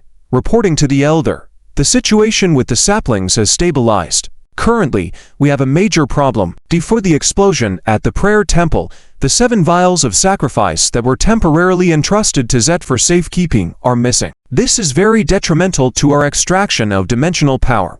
Upon hearing this, the anger that Senzo had barely contained resurged uncontrollably. Zet trembled at the mention of his name, bowing down as if smashing garlic on the ground. Zet deeply acknowledges his sin and asks for the elder's punishment. I am asking you a question. Where are the vials of sacrifice? Zet felt bitter. He also had no idea. That, amidst the chaos after the explosion, he vaguely saw a figure take away the vials of sacrifice. He couldn't see clearly who it was. I don't know. It may have been taken by someone in the confusion of the explosion. Senzo clenched his fist. Who could have taken them? Wouldn't it be members of the other major tribes? Who else would need the vials of sacrifice? Utterly incompetent. Elder. An elder stepped forward from the side and said, there is a message from the Tree Speaker Alliance that someone from the Federation is willing to privately exchange white frost stones for our tree spirit tribe's leaves of life and hearts of nature. Upon hearing this, Senzo looked towards the elder who spoke. Abdul, an exchange. His first thought was that the person could be Fang Heng, right? This guy was obsessed with their tribe's leaves of life. Understood. Elder. Currently we still need to solve the issue of the sacrificial jar. The lack of sacrificial jars is causing the growth of the sacred tree seedlings to be extremely slow. Senzo made a light sound of agreement and continued, I will personally go to the inner realm to search for it. On the other hand, Elder Abdul, please try to communicate with other tribes to exchange for sacrificial jars. Understood. Only their tree spirit clan has these sacrificial jars. It's quite troublesome to obtain new ones. Either they are willing to shed blood to exchange with people from other tribes, or they can only enter the inner realm and try their luck in the ruins of the ancient tree spirit clan. As everyone was discussing, a tree spirit hurriedly entered the main hall from outside, reporting, Elder, the prayer temple we have been tracking on the outskirts has been driven away by the Federation. While retreating, we accidentally spotted Fang Heng's figure. Fang Heng. They are looking for him. Upon hearing Fang Heng's news, Dennis's expression changed instantly, and he immediately stepped forward to ask for permission. Elder, please let me lead the team to capture Fang Heng immediately. Very well. Vanis, you and Ian go together to investigate. Senzo looked at Vanis, his voice deep. This time, there must be no more mistakes. There definitely won't be any problems. Vanis's eyes were slightly red as he spoke, and then he led the team to investigate. At the border, at the foot of a desolate mountain. A dilapidated prayer temple stood here. Originally, due to the prayer temple, this area had been bought at a high price by a developer in order to construct a huge tourist area. After the incident involving the Tree Spirit clan, the prayer temple fell under the complete control of the Federation once again, and the surrounding residents were evacuated. Fang Heng and Claire spent a whole day rearranging the summoning magic array of Abakir and partially modifying the conversion magic array that remained in the prayer temple. Time was limited, so Fang Heng only made a basic modification this time. The main purpose was to conduct a test to identify any shortcomings. Once it was confirmed to be working properly, further upgrades could be made later. With chanting, the magic array in the main hall slowly activated. A dark red light emerged, and Abakira's roots extended out from the magic array. Fang Heng and Abakira quickly completed the construction of their mental connection. Everything went smoothly. Abakira, begin. Take control of this temple. Abakira immediately responded excitedly. Hiss, hiss. Dark red vines quickly overflowed from the magic array, rapidly growing around the prayer temple. Gu Qingju looked at Fang Heng and asked, "How is it going?" Very smoothly. Fang Heng gestured okay. Communicating with Abakira was going very smoothly. Abakira was slowly integrating with the prayer temple, dissolving the original imprints within the prayer temple and switching them to Abakira's own imprints. It took more than half an hour for Abakira's tendrils to completely wrap around the temple and eliminate all the residual imprints within it. A game prompt refreshed on Fang Heng's retinas. Hint: player gains control of the temple through the god tree Abakira. Very good. Next, they could try to use the power of Abakira to transport into the dimensional realm. This part required assistance from others. Before their arrival, Fang Heng had already prepared. Claire, along with several Blood Duke supporters who arrived successively, would work together to activate the teleportation magic array. Gu Qingju and Mo Jiawei would stay outside to watch carefully and prevent any accidents. Strange. Where did Mo Jiawei go? They had a plan for today. This person was usually very punctual in critical moments and had never been late. One of the Blood Dukes suggested, "Your Majesty, shall we proceed without him?" "No. Let's wait a bit longer." Just as they were speaking, several large trucks stopped outside the prayer temple. Mo Jiawei hurriedly entered the temple under the escort of two Federation soldiers. "Fang Heng, we have a problem. Just now, the Federation received a message that there was unusual activity at the Yi clan's territory over 10 minutes ago. The Yi clan, along with a group of people, left a primitive forest and entered Federation territory.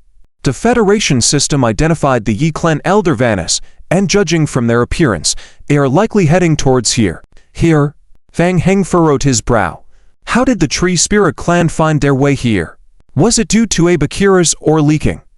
It didn't seem so. Abakira's mental response indicated that it had hidden its own fluctuations very well this time. Mo Jiawei asked, "Fang Heng, what should we do?" After thinking for a moment, Fang Heng nodded and said, "Let's not rush. Most of the teleportation passages for the Tree Spirit clan are concentrated near the primitive forest, so it will take them some time to get here. I will first attempt to collect dimensional energy and be back soon." "All right."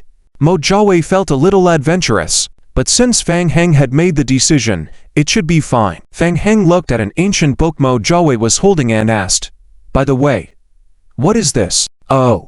This is a collection of texts Sandy discovered in the inner realm recently. He found it in a pile of manuscripts and insisted on me bringing it to you, saying it contains a major discovery."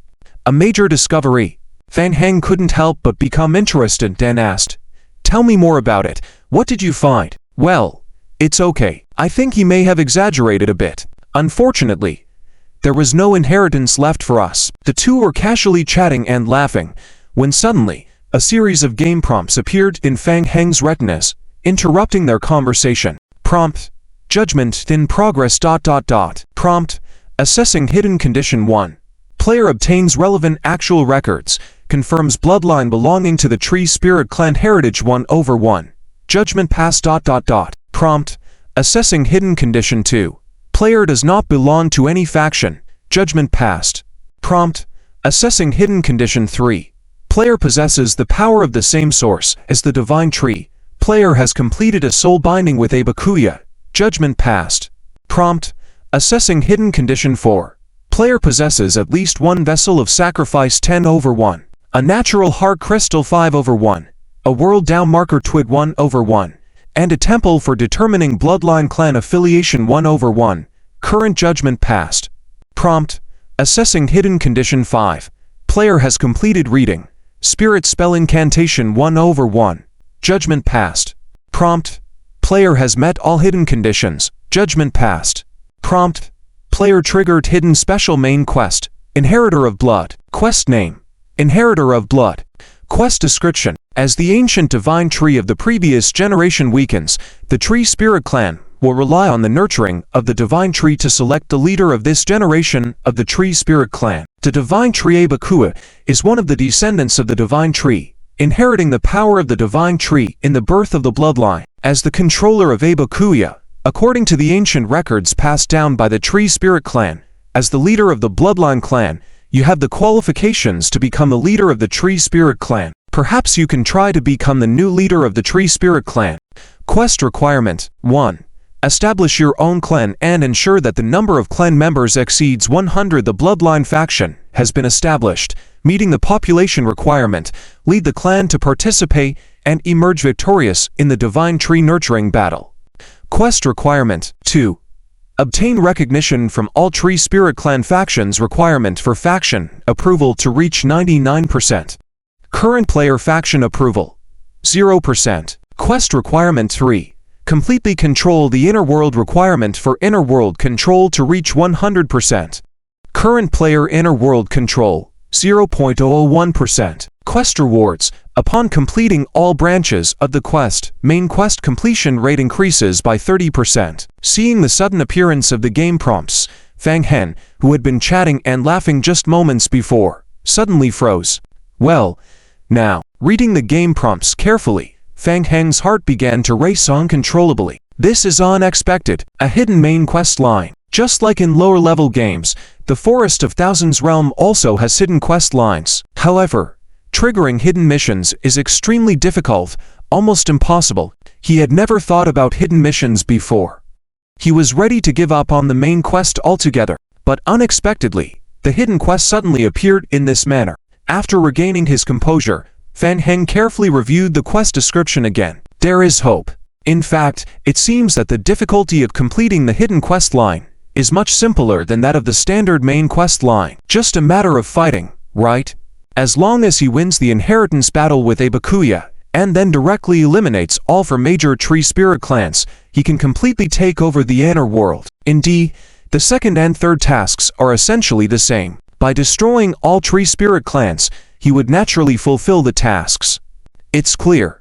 The only slightly challenging part might be how to win the inheritance battle of the Tree Spirit Clan. But for now, he has no clue. No rush. He can think of a way later. Fang Heng suddenly felt a glimmer of hope amidst the darkness. Originally, he had no intention of completing the main quest. He never expected a twist in the plot. Hey, Fang Hen, what's wrong? Mo Jiawei looked at Fang Hen, who had suddenly gone silent with an excited glint still lingering in his eyes. Is it the main quest? Mo Jiawei's eyes lit up upon hearing this. You mean a hidden main quest? Yeah. Damn, that's awesome. Mo Jiawei's excitement was palpable. Is the quest feasible? We can give it a try. That's amazing. Fang Heng once again reviewed the hidden main quest instructions. He hadn't anticipated that the game had already defaulted the bloodline as the fifth major clan of the Tree Spirit Clan. Who could have predicted that? Now looking back, he realized that the prerequisites for triggering the hidden quest are extremely challenging. One of the conditions requires unifying the entire bloodline clan, a step that ordinary players could not complete. Let's proceed according to the original plan. I'll go take a look in the dimensional world to assess the situation. If the Leaf Clan is really coming for the Divine Tree Sapling, they might be in for a surprise. Fang Heng's eyes glinted with resolve as he continued. We should try to contact the Federation, unite with them, and show them what we're made of. Mo Jiawei's expression turned serious. Fang Heng, are you planning to directly confront the Leaf Clan? Yeah. Let's give it a shot. Fang Heng waved his hand and turned to Clive standing nearby. Help me open a teleportation channel. I'll enter the dimensional realm first. Okay. Clive nodded gently and, along with several vampire dukes in the Grand Hall, activated the magic circle. Meanwhile, A small piece of green tree twig slowly emitted a weak ripple in Clive's hand. Fang Heng swiftly disappeared at the center of the magic circle. Prompt. Player enters an unknown world. Prompt. Player's attributes are reduced by 6% due to the influence of the current world. Prompt. Player has transcended dimensional positions. The Divine Realms tracking team will attempt to relock your position after 9 plus 15 hours additional increase due to artifact skills. Fang Heng appeared in another location through the teleportation, opening his eyes and quickly surveying the surroundings. The cold wind blew, white snowflakes falling around him, with visibility limited to just over 10 meters. Thick snow covered the ground beneath his feet. The City of Winter. The tree twig marker previously seized from the Wood Clan. Fang Heng took a few steps forward, crouched, and gently pushed aside the thick layer of snow on the ground. He found it. The magic circle stone plate hidden beneath the snow. Alright, the slate is well maintained. The magical array above has been repaired by the Wood Elves and doesn't need further restoration. As for the renovations, we'll have to make do for now. Fang Heng places the sacrificial jar brought by Fang Heng in the center of the magical array. Over a dozen zombie clones, under his control, stand at various corners of the dimensional absorption magical array. Let's begin. Fang Heng takes a deep breath, and the virtual image of the magical array in his right eye rapidly spins. Hiss, hiss. As the magical array under his feet rapidly rotates, the ground begins to tremble slightly. In the distance, amidst the vast white snow, large shadows gradually emerge. Fang Heng controls the magical array while scanning the monsters emerging in the distance with his peripheral vision. Frost apes, a familiar ice-based creature. It seems that the Winter City is part of a low-level gaming world. The large-bodied frost apes have decent basic attributes, excel in close combat, and occasionally use snowballs for attacks. They are easy for the Lick Eaters to deal with. The zombie clones quickly gather in place to form cocoons. Hiss, hiss.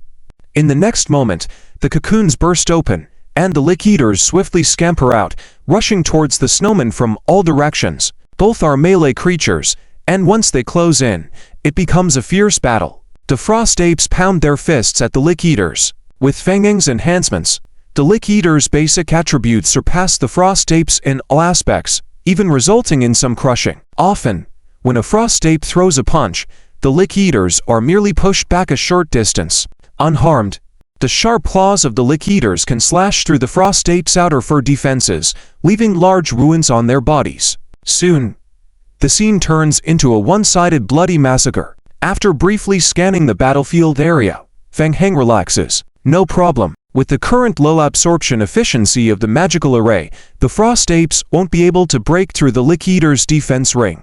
Let's focus and increase the absorption efficiency of the sacrificial jar. Outside the Temple of Curses, Jihading received news that Fang Heng intended to confront the Yi clan and hurriedly met up with Mo Jiawei. It's confirmed.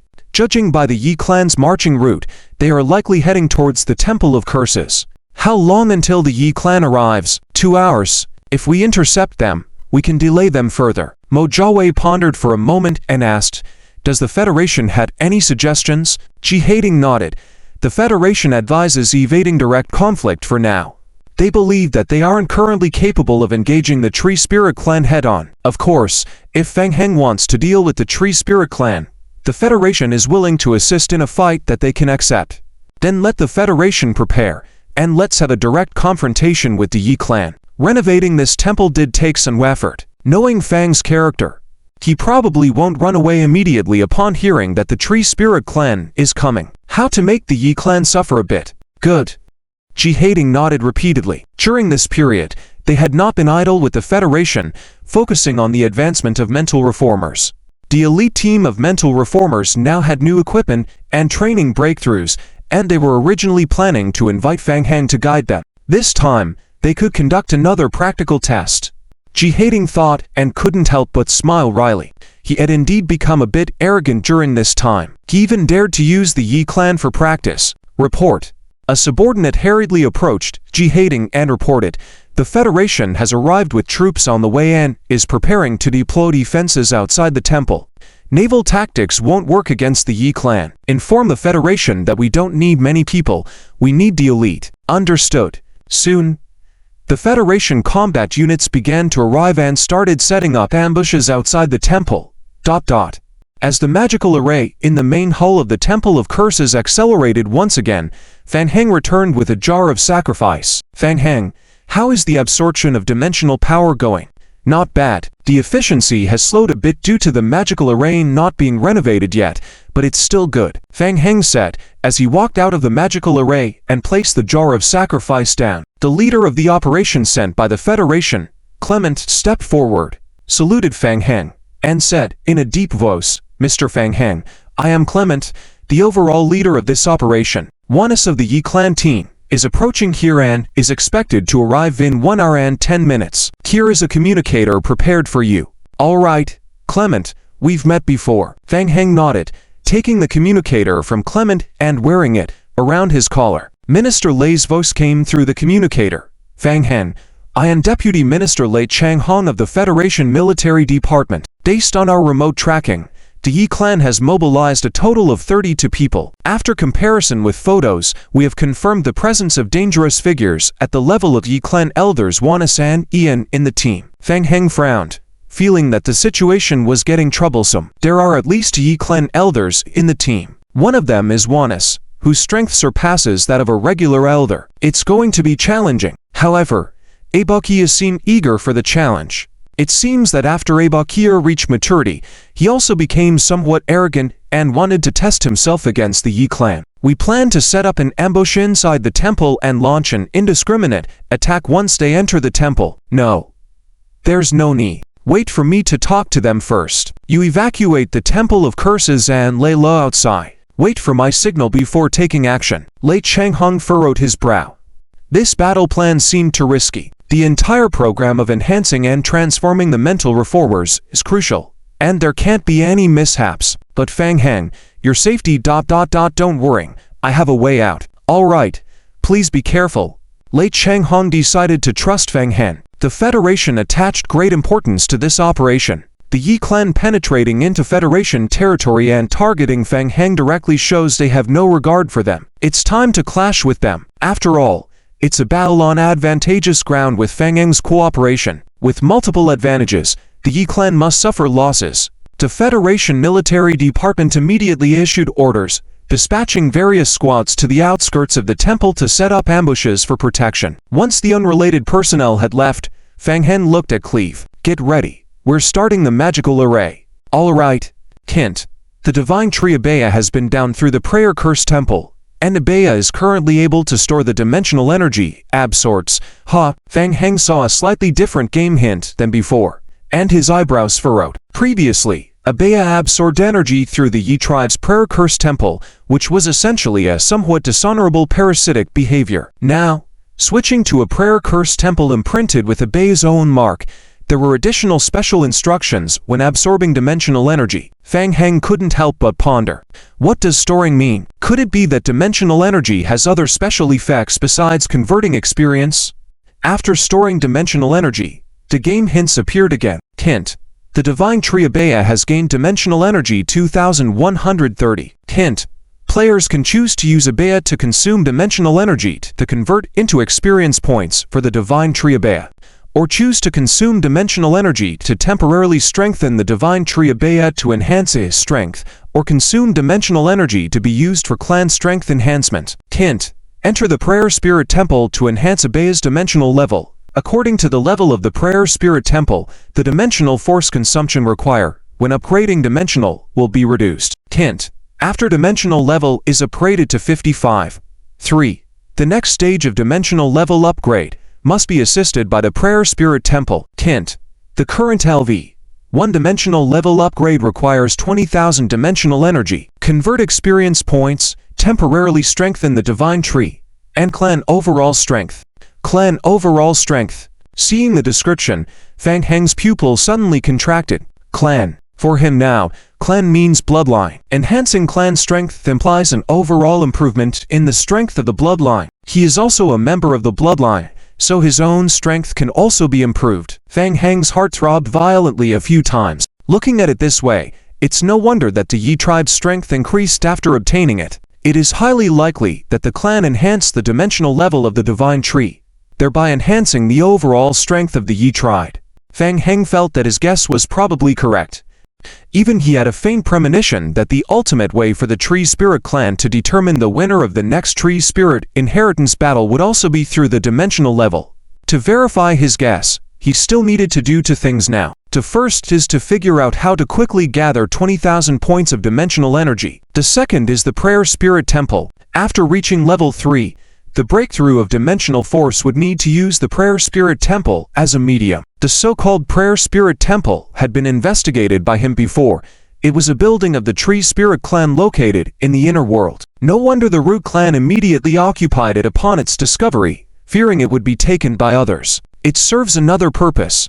Fang Heng looked back at the magic circle in front of him. As he pondered, Abaya had already absorbed nearly 30,000 units of dimensional energy. It had reached the 20,000 dimensional energy required for the first stage advancement of dimensional power. Continue. Fang Heng focused and controlled the magic circle. Since the time spent in the dimensional realm, this time, was not long, the absorption of dimensional power in the dimensional bottle was not much, and it was soon absorbed completely by the magic circle. As the magic circle gradually stopped operating, the Bloodline Dukes all withdrew from controlling the magic circle. All the Bloodline Dukes kneeled on one knee and saluted Fang Heng in unison. "My lord." Fang Heng said nothing, directly opening up the detailed information related to Abaya. Hint. Player's current Abaya has absorbed temporary dimensional energy. 871 West. 50W. Hint. Player's current Abaya has met the requirements for dimensional energy upgrade. Hint. The current maximum temporary storage of dimensional energy for Abaya is 50W. Exceeding this limit will accelerate the depletion of dimensional energy. Hint. Please use dimensional energy in a timely manner. Hint. The dimensional level can be upgraded to Abaya level 10+1 at the highest. The current Abaya level is LV to 48. The dimensional level can be upgraded to LV to 5 at the highest. Good. Abaya's first stage dimensional level advancement requirements are not high. They have already been met. Fang Heng roughly calculated in his mind. A sacrificial bottle filled with dimensional power could provide about 30,000 dimensional energy. Without waiting any longer, let's try advancing directly. Fang Heng looked at the Bloodline Dukes kneeling around him, nodding and saying, "Everyone has done well during this time. Next, let's enjoy the blessing of blood together." The Bloodline members couldn't help but be stirred. Blessing of blood. What does that mean? Fang Heng closed his eyes and silently recited in a voice that only he could hear. Abaya, begin. Advance in dimensional power. A faint red starlight appeared on the vine and twine around the prayer curse temple where Abaya resided. Hint. Abaya has met the requirements to upgrade the dimensional level, and the dimensional level of Abaya has been upgraded. Hint. Abaya's dimensional level has been upgraded to LV 1. And the player's Bloodline clan will receive an additional 20% enhancement of basic attributes only calculated through academic and Bloodline skill-based attribute enhancements. Additional explanation. If Abaya dies or its level decreases, the dimensional level will gradually decrease to the corresponding level. Hint. The next higher, LV, to dimensional upgrade, requires 50,000 dimensional energy. Fang Heng's pupil suddenly constricted. Basic attributes, 20% increase. Although it stated that it only counted the enhancements from academic and bloodline-related skills, it was still enough to be astonishing. In fact, most of his current body's basic attribute bonuses came from bloodline and academic sources. On the whole, it was equivalent to a 15% increase in basic attributes. Moreover, even after upgrading once, there was still plenty of dimensional energy left, enough to meet the requirements for the second stage upgrade. Then continue. Come on. Abaya did not stop, continuing to convert dimensional energy to advance in dimensional power. Hint. Abaya's dimensional level has been upgraded to LV 2. The player's Bloodline clan will receive an additional 40% enhancement of basic attributes only calculated through academic and Bloodline skill-based attribute enhancements. Level 2. A total of 40% increase. Suddenly, Fang Heng felt a surge of hot life force flowing out of his blood, vigorously pulsating in his body. His physical strength rapidly increased. At the same time, the group of Bloodline Dukes kneeling around also suddenly sensed something, their pupils abruptly tightening. Originally, at the level of a prince's strength, advancing further was already extremely difficult, requiring constant vigilance against the curse effect within the body. In the blink of an eye, suddenly, there was a significant increase in personal strength.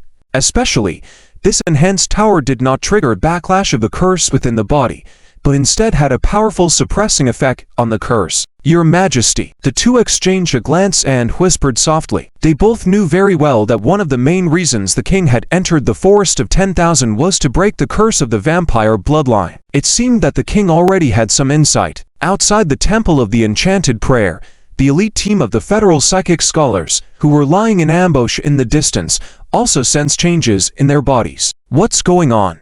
They only felt their blood heating up and flowing through their bodies, making them feel increasingly restless. Along with this surging heat, a power spread throughout their bodies through their bloodstreams. As they looked at each other, they all turned their gaze towards the team leader, Xia Yanwu. Xia Yanwu also realized the changes in his body and clenched his fists several times, feeling extremely shocked. The power had increased once again. He discovered that seemingly only those who had undergone the second stage experiment by Fang Heng had this kind of sensation. Quiet. Beyond Sight Commander, Kleiman, noticed the abnormality of the group and ordered them to calm down. Xia Yanwu, what's going on? Kleiman himself had not participated in the vampire transformation experiment, so he didn't feel anything on his own body. Xia Yanwu immediately reporting to the commander. Just now, we felt that our physical attributes had been greatly enhanced again, and we were at a loss as to what was happening, causing some turmoil. Enhanced physical attributes. Upon hearing Xia Yan's words, Kleiman furrowed his brow and looked towards the Temple of the Enchanted Prayer, emitting a dark red light in the distance.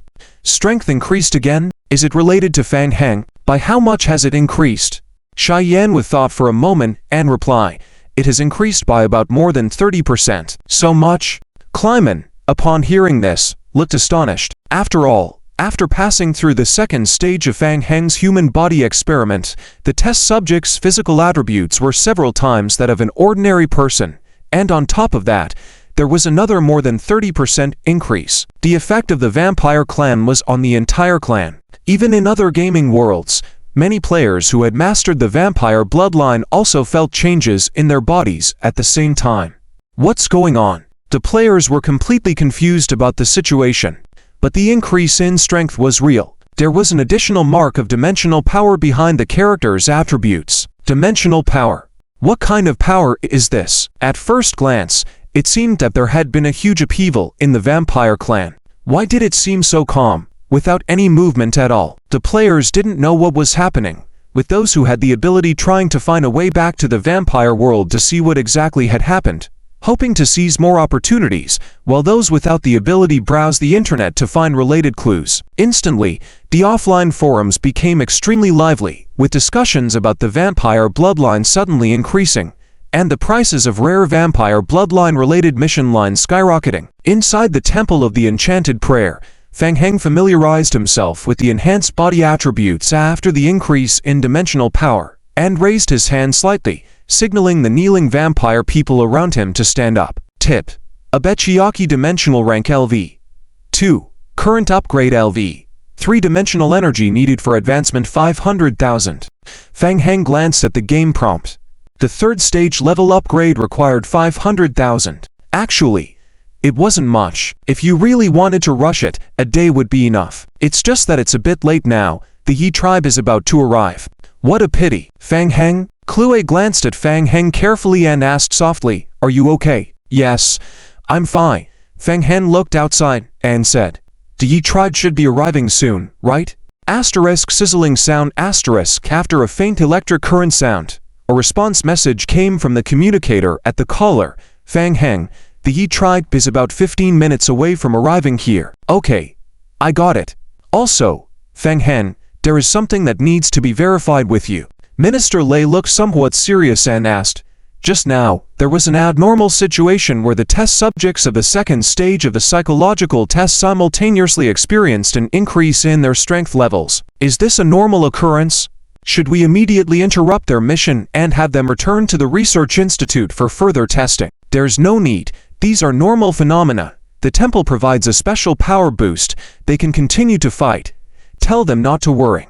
Fang Heng nodded and continued, "Get them ready. After some time, they will have an even bigger boost." Inside the Federal Command Center, as they listened to Fang Heng's voice through the wireless communication, the people looked at each other with various expressions. It really is related to Fang Heng. Moreover, from his words, it seems that this is not the final result of enhancement. Can there be even greater improvements later on? Minister Lei was somewhat energized. If they continued to strengthen in this way, how terrifying could the strength of the experiment undergoers become in the end?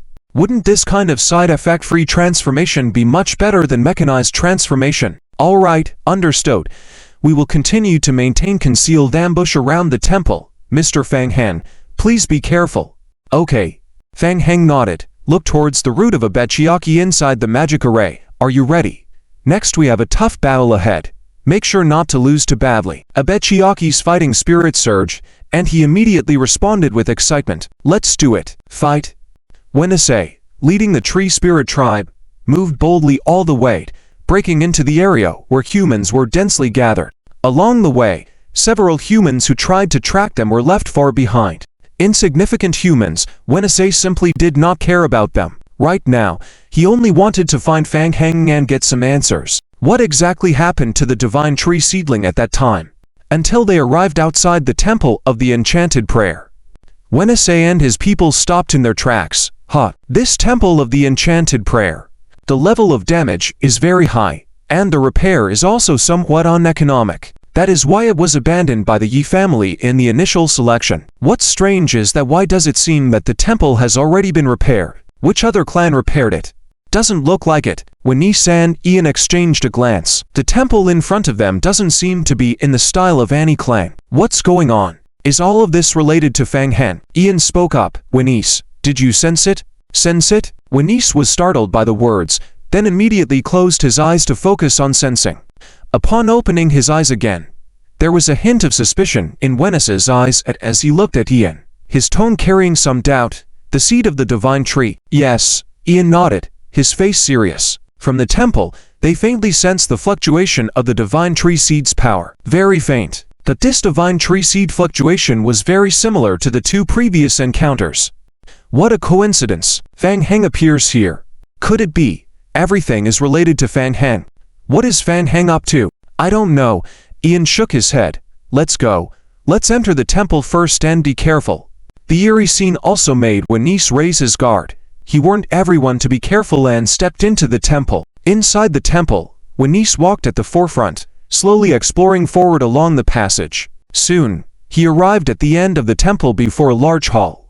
Through the open entrance of the hall, Wenise saw a figure standing in front of a magic array. Fang Heng? Fang Heng slowly turned around and looked at Wenise slowly approaching. He raised his head and said, "So it's Elder Wenise, who has come from afar. Did you come all this way to find me? HMPH. Asking a question when you already know." Wenise snorted coldly, staring at Fang Heng, and said, in a deep voice, "Fang Heng, don't think you can escape. Come back to the Yi clan with me and explain your crimes clearly." Elder Wenise, words shouldn't be said recklessly. I haven't done anything. Why do you speak of crimes? Stop playing dumb. Right after you left, the magic array of the temple's enchantment had a problem. If it wasn't you, then who could it be? This has nothing to do with me. Fang Heng shrugged, looking helpless. When I left, I already reminded Zet not to let those who don't understand mess around. But he didn't listen to me, which led the Alchemy Guild members to destroy the magic array, causing the entire temple to explode. It's not my fault. Wenise stared at Fang Heng. No matter how Fang Heng explained, he had already decided that this matter was related to him. HMPH. Whether it's your fault or not, after you return, everything will come to light naturally. Now, what's the matter with this temple? You're talking about the temple? Fang Heng looked around and nodded. I've always been interested in the enchantment magic array of the temple. After coming back, I found a place and rebuilt one. Elder Wenise, you came at the right time. Why don't you give me some advice? What do you think of my modifications to the temple? HMPH. Nonsense. Wenise snorted coldly. Since you don't want to talk, then come back with me. I will make you explain everything. Suddenly, during the conversation, Wenise moved swiftly and attacked Fang Heng, who, Wenise aimed a punch at Fang Heng. Doom. The punch hit directly against Fang Heng's raised hands, pushing him backward. Wenise let out a soft exclamation. This punch was meant to heavily injure Fang Heng, making him suffer a bit. However, it was unexpectedly blocked. It seemed like his strength had increased.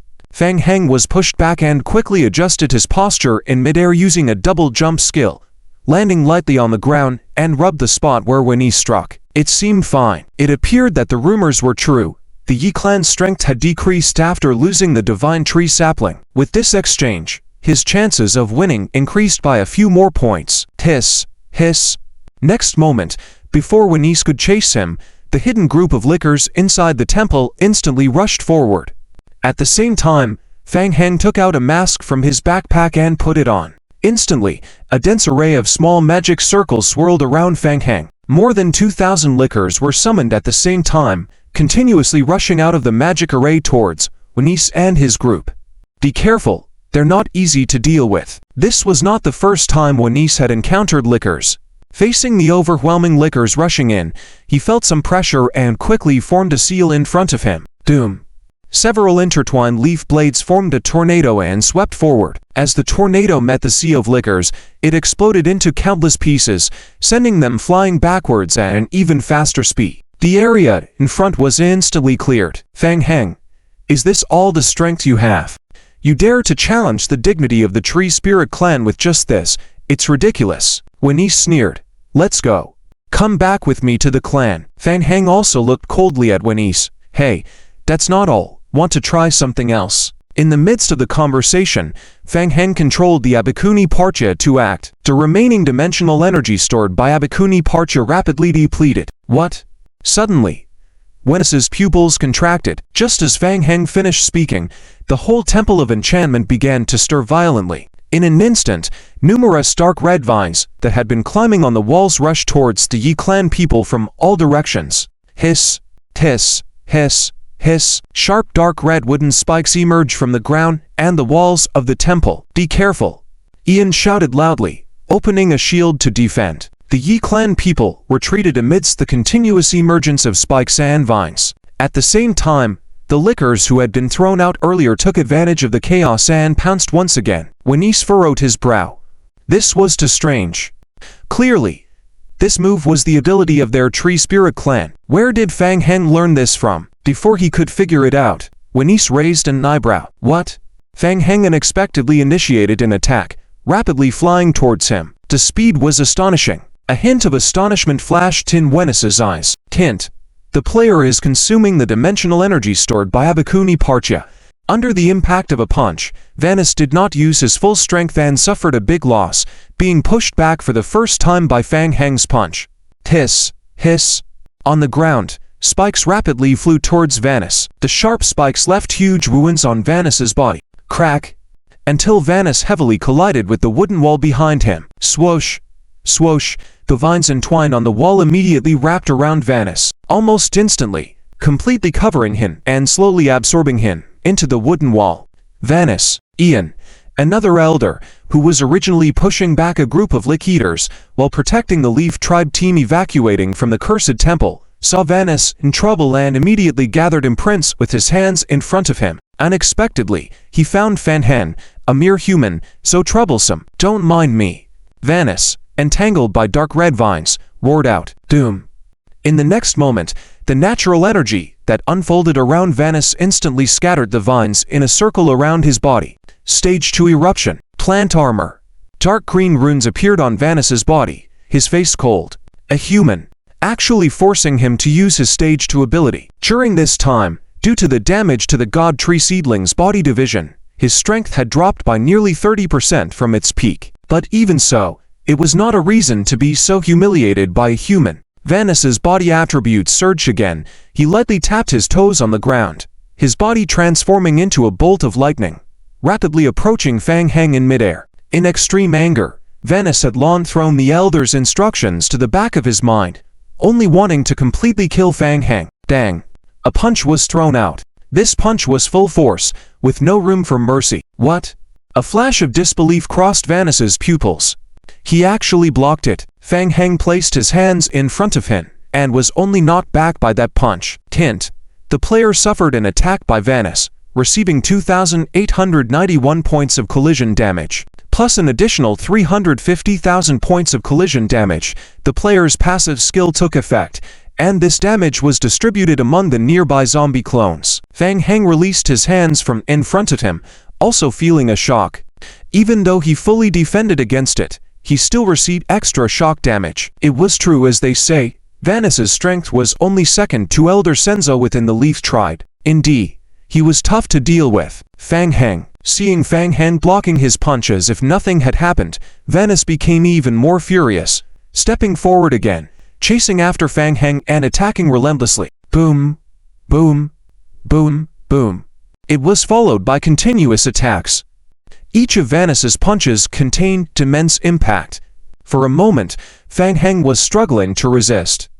Even with full defense, each punch could still cause hundreds of thousands of points in damage. Though it appeared that he was constantly suppressed, the actual problem wasn't significant.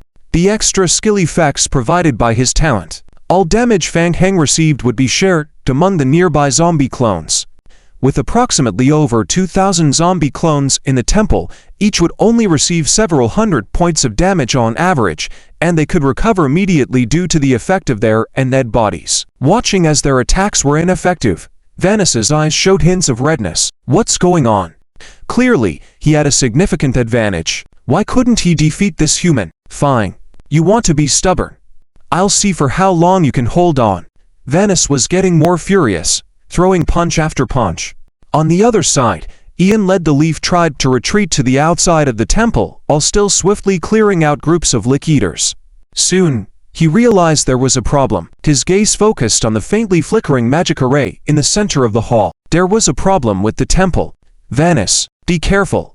The temple has a problem. Retreat from the temple first. Vanessa was already consumed by extreme anger at this point, completely ignoring Ian's advice, continuing to fiercely attack Fang Heng. His only thought was to tear Fang Heng apart completely. Fang Heng continued to defend against Vanessa's attacks, feeling somewhat impressed. Setting aside Vanessa's bad temper, he was indeed a challenging opponent. Under Vanessa's continuous aggression, Fang Heng even found it difficult to counterattack. However, Vanessa was getting tired. According to the game's prompts, Fang Heng clearly noticed that the damage inflicted by Vanessa was slowly diminishing, from the initial range of 500,000 to 600,000, gradually decreasing to the current range of 400,000 to 550,000. If he continued to wear him down.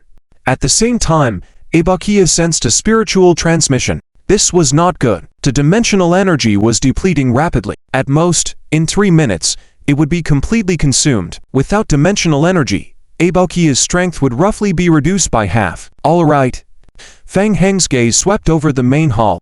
About a quarter of the group of Lick Eaters had been cleared by another Leaf Tribe elder, Ian's leadership. They probably couldn't continue the consumption. Then, it's time. Fang Heng's gaze slightly condensed, sending out the last wave of mental induction to Ibakiya. Doom. Once again, Fang Heng took on Vanessa's punch head-on, retreating while leaping high to avoid it, forming an imprint with his hands in front of him, and the reflection of a rapidly rotating magic array appeared in his right eye pupil. As Vanessa relentlessly attacked Fang Heng, for the first time he noticed Fang Heng retreating. Couldn't withstand it. Vanessa felt a surge of joy, about to accelerate to catch up, when suddenly, he sensed a strange force rapidly gathering in the central hall. What?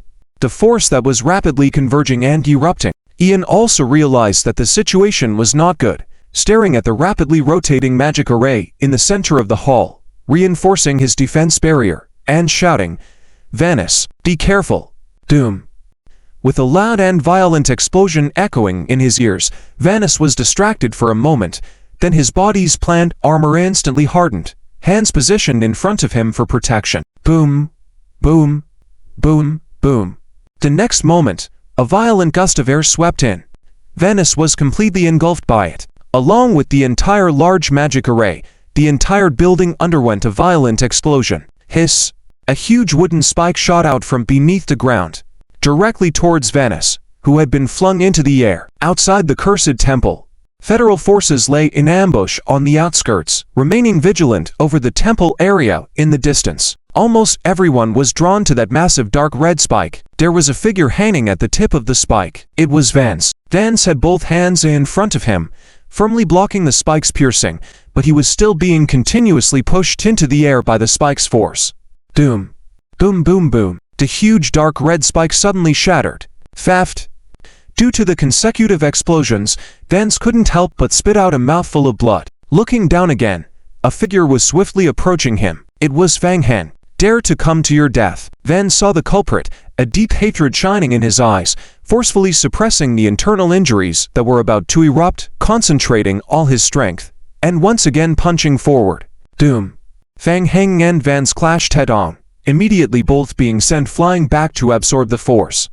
Even in this state, he still had such strong power. Get him! From behind, Federal Team Clayman immediately shouted. The elite team of psychic scholars simultaneously targeted Vance with a mental spike. Just as Vance was about to chase after his punch taking effect, his eyes suddenly blurred for a moment, followed by a sharp pain in his mind. What? The immense pain made Vance involuntarily cover his head with both hands. Swift! Taking advantage of Vance's momentary confusion, Fang Heng swiftly dodged into the dense forest below, propelled by the force of being punched away. Unable to defeat him, at least for now, unless he used his ultimate move, but doing so would expose his trump card. Unfortunately, he was not prepared this time. If he had a little more time to prepare, Fang Heng narrowed his eyes, hesitating whether to use the ultimate move Eternal Moon. Then he suddenly saw green vines twisting towards him at his feet. Turning around, he saw Ian. Ian was standing in the nearby forest, hands gathering a mark in front of him, panting heavily. Ian's current state was even worse than Vance. Naturally, Ian was not as strong as Vance, and on top of that, he had expended a great deal of mental energy protecting his people during the explosion at the Temple of Praise earlier. By chance, Ian saw Fang Heng being punched out of the air by Vance and thought that Fang Heng was severely injured, so he immediately came to assist, intending to help Vance take down Fang Heng. Under his mental control, the vines rapidly spreading on the ground entangled Fang Heng's feet. Got him! Ian saw Fang Heng entangled in the vines, feeling pleased, but the next moment, sizzle, sizzle, sizzle. Densely packed dark red vines quickly emerged from the ruins of the Temple of Praise, rushing towards him along the ground. Both of them were almost simultaneously entangled by the vines they controlled individually. Ian frowned and raised his hand forward. Crackle, crackle, crackle. Fang Heng, uncontrollably dragged by the vines towards the ground, slowly disappeared into it. Ceiling-type skill. Fang Heng, originally about to try to break free from the vine's pull, suddenly thought of something, a cold smile appearing on his lips. Ian noticed Fang Heng's cold smile and felt a chill in his heart instantly. What? Ian suddenly realized that more fine dark red vines were extending from his feet towards Fang Heng beneath him. At the same time, the vines entangling his feet began to pull him towards the ground as well. Those vines. Ian realized that the vines under his feet were also dragging him towards the ground. Elder Ian. The nearby Leaf Tribe members tried to rush forward to help, but as soon as they took a few steps, the dark red vines immediately extended towards them, trapping them firmly in place. Not good. Cold sweat broke out on Ian's forehead. Not far away, Vance had just broken free from the human psychic attack, saw Fang Heng entangled by Ian's vines and slowly being dragged into the ground, cheered for his teammates and quickly moved to help. However, the next moment, a large number of lickers swarmed towards him from all sides, delaying his steps, while the mental impact of the human psychic scholars once again attacked his consciousness. Vance let out a painful roar. Damned humans! The second effect of the consecutive psychic attacks was not as good as the first. It took Vance less time to recover. He glanced back at the location where the human elite team was hiding, a hint of resentment flashing in his eyes. No time to deal with those pests. Vance couldn't afford to deal with the human team, and once again rushed towards Fang Heng. Seeing Fang Heng and Ian almost half of their bodies already being dragged into the ground by the vines not far away, only leaving their chests and above. Still in time. Vance accelerated to catch up. Unexpectedly, halfway there, another wave of lickers quickly surrounded him, and several dark red vines emerged at his feet, restraining him. Annoying fellows. Vance struggled to break free, watching helpless as Fang Heng and Ian were both nearly submerged into the ground by the vines, leaving only their heads above. What? Vance suddenly saw Fang Heng turning his head towards him, making a gesture with his mouth. See you next time, Vance. The next moment, Vance's pupils suddenly tightened. Boom, boom, boom, boom. Another violent explosion occurred in the ruins of the temple. The explosion was much more intense than the previous one. A force several times stronger than before rushed towards him head-on. Van's feet were restrained by the vines, unable to compete for his position, immediately using his hands to block the exploding shockwave. Doom! Hit directly by the explosion shockwave, Vance felt as if he was being hit by tens of thousands of heavy punches, the vines entwined around his feet disintegrating under the explosion, his whole body being pushed back by the powerful force. The horde of lickers, as well as the remaining Leaf Tribe members, were also pushed back along with him. Dang! Until he was flung more than 20 meters away. Vance heavily hit a large tree behind him. The vegetation armor on his body shattered all over. When the smoke cleared, Vance propped himself up from the ground, looking up. The entire shattered ruins of the temple were now completely gone, leaving only a deep pit behind. Where was Fang Hen? He was gone. And Ian. Vance shouted Ian's name loudly. No response. Vance suddenly had a bad feeling, immediate closing his eyes. Retreat. Retreat immediately. The Federation received a remote communication from Fang Hen before the explosion, prompting them to retreat immediately. They had already fled a step ahead. Without looking back at the explosion behind them, Cheyenne Warjali led his team in retreat. The Yi clan, led by Wen Nisai, was terrifyingly powerful. The Federation couldn't afford this kind of conflict if a direct confrontation occurred. Elder. We. Go find Elder Ian. When Nisai suppressed the urge to pursue and killed a group of humans, supporting his heavily wounded body and leading everyone to the ruins of the temple, searching everywhere, trying to find clues of Fang Heng and Elder Ian. Nothing. Fang Heng couldn't be found. Neither could Ian. Elder. Probably. When Nisai clenched his fists. Thinking back to the final scene, it was likely that Fang Heng and Elder Ian were buried together in the temple. Fang Heng. When Nisai gritted his teeth with extreme resentment. Hint. Player kills Yi clan Elder Ian. Hint. Player gains 200,000 reputation with the Tree Spirit clan. Hint. Player gains 150 main deity points. 8 illusionary crystal. On the other side of the forest, Fang Heng stepped out from a secondary space projection. At the critical moment, the dark red vines controlled by Ibakira firmly protected him, giving him a chance to enter the secondary space projection to evade. Later on, Ibakira self-destructed again. Unfortunately, he couldn't successfully kill Wen Nisai. However, it was a test of Ibakira's enhanced abilities in the dimensions, and he also obtained 8 illusionary crystals. Not bad. Looking at Wen Nisai and his group searching carefully around the ruins of the Cursed Temple, Fang Heng smirked. Including the Cursed Temple, everything was destroyed in the final explosion, and the Yi clan would never find any clues.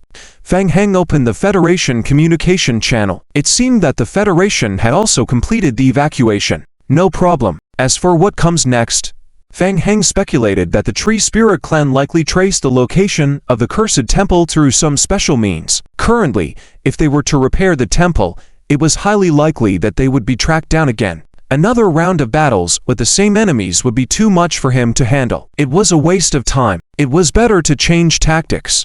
Just return home and develop quietly. Establish the Cursed Temple during the zombie apocalypse. The zombie apocalypse was protected in the game's beginner zone, so even if the Tree Spirit clan could sense the Cursed Temple, they might not be able to chase them over such a long distance. It was safer to develop quietly during the zombie apocalypse. Calculating, Fang Heng had all the items needed to enhance Ibakira, such as the spatial marker twig, the Heart of Nature, the sacrificial urn, the Cursed Temple, etc. There was no need to stay and confront the world of many forests directly. He could spend a little more time and have Ibakira establish a new temple peacefully and level up. With this plan in mind, Fang Heng ignored the Federation's calls on the communicator. For now, he decided to play dead for a while and control the messages within the range of Ji hiding and the Federation's high ranks. Departing. Everything had been arranged, so it was time to go back and quietly develop. Once the Dimension Energy Collection was sufficient, they would enter the inner world to locate the Temple of Prayer and make a breakthrough. Half a month later, Winter City Domain. Countless ice and snow apes gathered in the bitter cold mine, continuously charging towards a fortress at the center of the ice and snow. Without exception, they were all blocked by the outer group of lickers, falling in large numbers. In contrast, the licker group maintained a size of over 5,000. In the center, more than 20 Blood Duke cooperated with Fang Heng to cast the Dimension Absorption Magic Array. A massive one-sided massacre. Tens of thousands of ice and snow apes kept respawning, staining the land red with blood. The droplets of blood floated in the air, slowly drifting towards the blood pool on the right. 3 blood princes simultaneously exerted their blood power to purify the level of the blood pool. Hint: player gains dimensional power through the urn of sacrifice. Hint: the remaining energy of the Heart of Nature crystal is insufficient. After nearly 10 days of running the dimension power, the second Heart of Nature crystal was almost depleted. Fang Heng started to worrying about the consumption rate of the Heart of Nature crystal. What's this? Suddenly, Fang Heng raised his eyebrows. Crack, crack, crack. Looking up, he saw huge black cracks appearing on the distant icy ground. What's going on? Fang Heng realized that there seemed to be some changes in this world. Then, a series of game hints appeared on his retinas. Hint: the current world's dimensional energy is close to depletion. Continuing to forcefully extract dimensional energy will cause the dimensional world to collapse. Please be cautious, player. Dimensional world collapse. Fang Heng was somewhat surprised. Darn it. He immediately understood. Did it mean that he was about to run this ice and snow world dry? After careful consideration, it made some sense. The power of the dimensional world was limited, and after continuous extraction for over 10 days, it probably wouldn't hold up. After all, it was just a low-level world and couldn't withstand such intense extraction. In resignation, Fang Heng decided to temporarily stop extracting dimensional energy. It would be better to stop here. Looking at the continuously gaping cracks in the icy city area, Fang Heng stroked his chin. He wasn't sure if the world's dimensional energy could recover on its own. If not, it might cause some trouble. Zombie apocalypse. The cursed temple. As the large magic array in the main hall slowly stalled, Fang Heng, who controlled the main magic array, opened his eyes again. The dukes and princes of the Blood Clan respectfully retreated behind Fang Heng. Fang Heng glanced at Abe Akira's detailed information again. Hint: current Abe Akira level LV 60. Hint: current Abe Akira has absorbed 3 to 73W dimensional energy. Hint: current Abe Akira dimensional level LV 2. Next level up requires 150 West dimensional energy. It was almost there. After the dimension level was raised to LV 3, the next step required a visit to the Temple of Prayer for further enhancement. In addition, entering the Temple of Prayer for leveling up would also enjoy some discounts. At present, he had accumulated enough dimensional power. Under his control, Abe Akira had also leveled up to level 60, meaning that Abe Akira could potentially reach up to LV 7 in dimensional level. A faint science spatial passage appeared before everyone. Let's go. Yes, Your Majesty. The teleportation passage directly connected to the headquarters of the Spirit Technology Corporation. Abe Akaya's teleportation array was also set up in a spacious underground area at the company. To avoid trouble with the Tree Spirit Clan like last time, Abe Akaya temporarily did not expand further in this world, only spreading out a few vines. It looked a bit miserable. Ji Hating heard that Fang Heng was coming and hurried over. Seeing Fang Heng, Ji Hating finally felt relieved as he embraced Fang Heng. Long time no see. News of your survival is only known among the federal higher-ranking officials. External Tree Spirit clans all believe you died in that explosion. In this past half-month, the actions of the Tree Spirit clans have been increasing, but they are not targeting the federal, mostly focusing on damaged prayer temples and white frost minerals. The federal has mostly maintained restraint and engaged in some small-scale battles, with overall minimal damage. The psychic combat team you helped organize was a great help. Following the elevation of Abe Akaya's dimensional level last time, the physical fitness of the psychic combat soldiers improved further. During this time, the federal high-ranking officials have been secretly building up strength, focusing on training internal psychic combat reformers. The effect was good, and the overall strength of the psychic elite team has significantly improved. In addition, a group of ordinary reinforced teams were also formed by humans transformed by the Blood Clan. Despite Fang Heng hiding in the zombie apocalypse leveling up, his Blood Clan subordinates were active, converting more humans one after another during this half-month. Due to Fang Heng's influence, the overall strength of the Human Federation has also increased to some extent, allowing for a certain degree of self-defense. In addition, we have sent out cooperation messages abroad, offering white frost minerals in exchange for the life leads and natural heart crystals of the Tree Spirit Clan. After some communications, the Root Clan and Wood Clan are more willing to cooperate with us. They agreed to exchange life leaves for a large quantity of white frost stones, and this trade has been ongoing between us. Compared to the two, the Root Clan is more agreeable. As for the Leaf Clan, they agreed to use a natural heart crystal to exchange for a large quantity of white frost minerals. We tried to contact them, but found no intention to cooperate. They only wanted to deceive us for white frost minerals. Ji-hating rubbed his temples, feeling a headache, and continue. The Leaf Clan has been infiltrating our white frost mineral storage sites through the Tree Speakers Alliance and various special forces. News from the Federation suggests they will soon target our mineral locations. We are considering how to deal with them, and would like to discuss this matter with you. Among the various clans, the Soul Clan is the most exclusive, with the Leaf Clan having the worst temper. The other two clans are slightly more cooperative. Working with them burdens the Federation and makes them endure humiliation.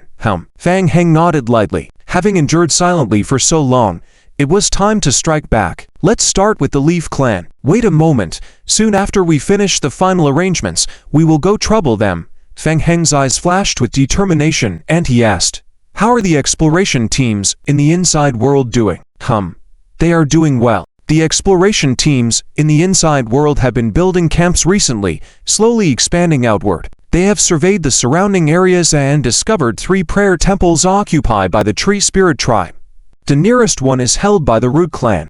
We have been observing them from a distance, and the Root Clan seems very cautious, with guards never leaving the temple area. Additionally, we found that each clan has constructed some kind of teleportation channel within the prayer temples. In case of danger, clans can quickly provide reinforcement through the teleportation channels, making it challenging to launch a strong attack. Do you have a map? Yes. Ji-hating signaled for his subordinate to hand over the newly drawn map to Fang Heng. This is the newly drawn map. After our investigations, each region has been marked. Good. After a brief look at the map, Fang Heng raised his head and said, "I will go inside the inside world to take care of some matters. If everything goes smoothly, the intensity of the psychic combat reformers will increase again. Let the Federation prepare. When I come back, we will prepare to deal with the Leaf Clan." Ji-hating's mind sparked, a glint of determination in his eyes as he nodded. "All right, I will immediately communicate with the Federation." With everything prepared, Aba Kai opened the passage to the inside world once again. Fang Heng entered the inside world with 3 Blood Clan princes. Mr. Fang Heng, in the human camp, in the inside world, the camp leader Keki quickly came to welcome him. "I am the camp leader. Chairman Ji has already instructed us that anything you need can be arranged." Fang Heng shook his head. "No need. Continue with your tasks. Keep the camp area guarded." "Yes." Keki nodded respectfully, watching as Fang Heng and his companions transformed into bat forms and swiftly flew off into the distance, disappearing from sight. High above, Prince Gao flew behind Fang Heng, noticing the deviation in the flight direction, and couldn't help but ask, "Your Majesty, isn't that the direction to the prayer temple? Are we going the wrong way?" "No. We're not mistaken. We're taking a longer route to another prayer temple to have a chat with the Leaf Clan first." Fang Heng understood. It's better to cripple one finger than to injure all 10. With several elder deaths and the destruction of the young sapling of the divine tree, the Leaf Clan's power has plummeted, and now is their weak moment. Furthermore, he has to engage in another fight with them outside. It's better to try a confrontation with the Leaf Clan, wearing them down first. Yes. In bat form, the trio hastened towards the prayer temple. The long night passed.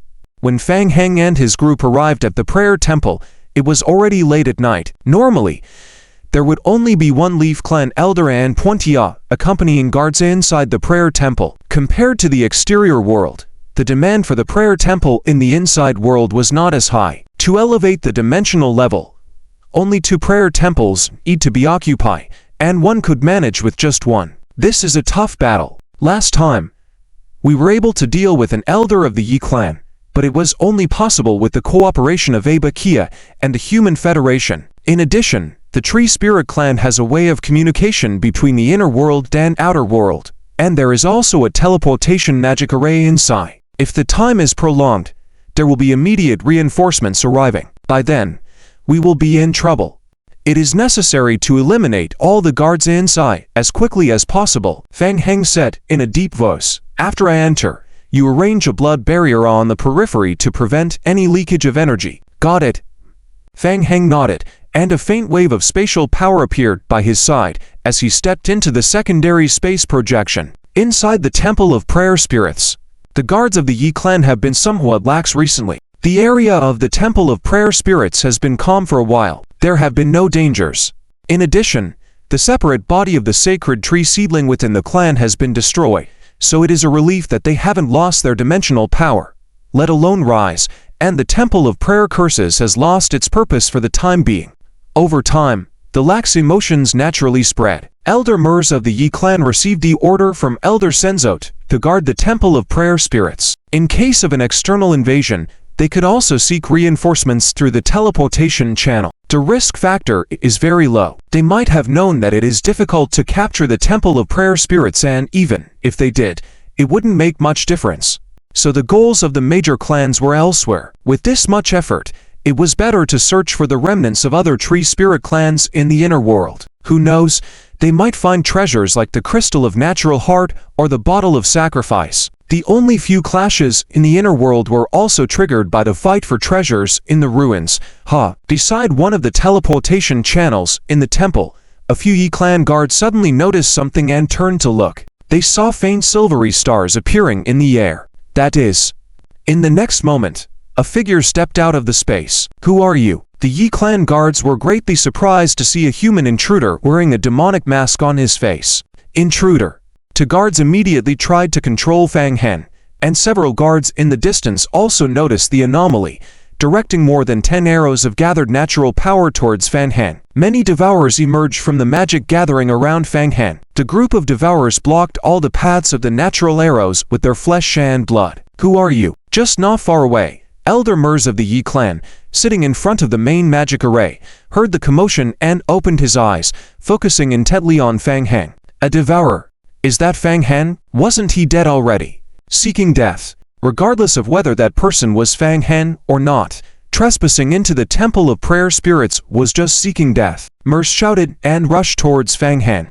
A roaring tornado of sharp leaves rushed towards Fang Heng. Fang Heng also stared at Elder Mers, gathering an imprint in front of him with both hands. The mental power in the Sea of Consciousness was instantly extracted. Hint. Player uses skill. Eternal Moon. Hint.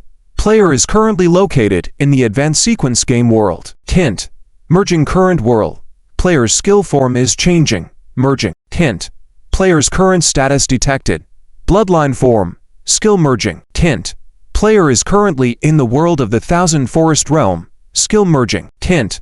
Player and teammates have entered the reincarnation state. Hint. Eternal Moon summon skill. Blood Sokola. What? Mers's pupils suddenly shrank.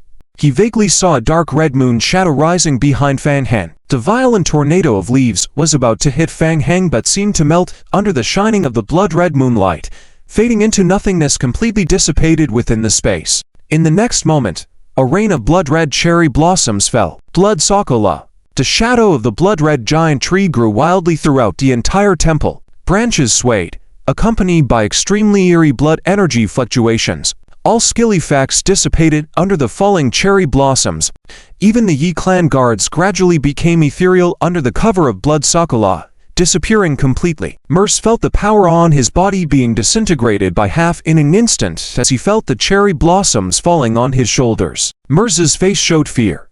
What kind of horror is this thing? He felt himself being bound by a special force, unable to move an inch. He looked at Fang Heng with a mix of shock in his eyes. Fang Heng remained calm. With the advancement in his psychic studies to intermediate level full points, his mental and willpower attributes had greatly increased. Moreover, with the overall enhancement of dimensional power later, his mental power attribute had increased significantly. Although he used the Eternal Moon skill to summon Blood Sokola just like before, there was no extreme tension in mental power like last time. Currently, he could control Eternal Moon very well. In fact, when he came, Fang Heng was already prepared for battle. There was no need to think too much. This battle can only end in victory and must be resolved in the shortest time possible. without giving the Yi clan a chance to contact the outside world. He directly used the ultimate skill to defeat the internal guards of the Temple of Prayer Spirits. As soon as the subsequent dimensional level ceremony is completed,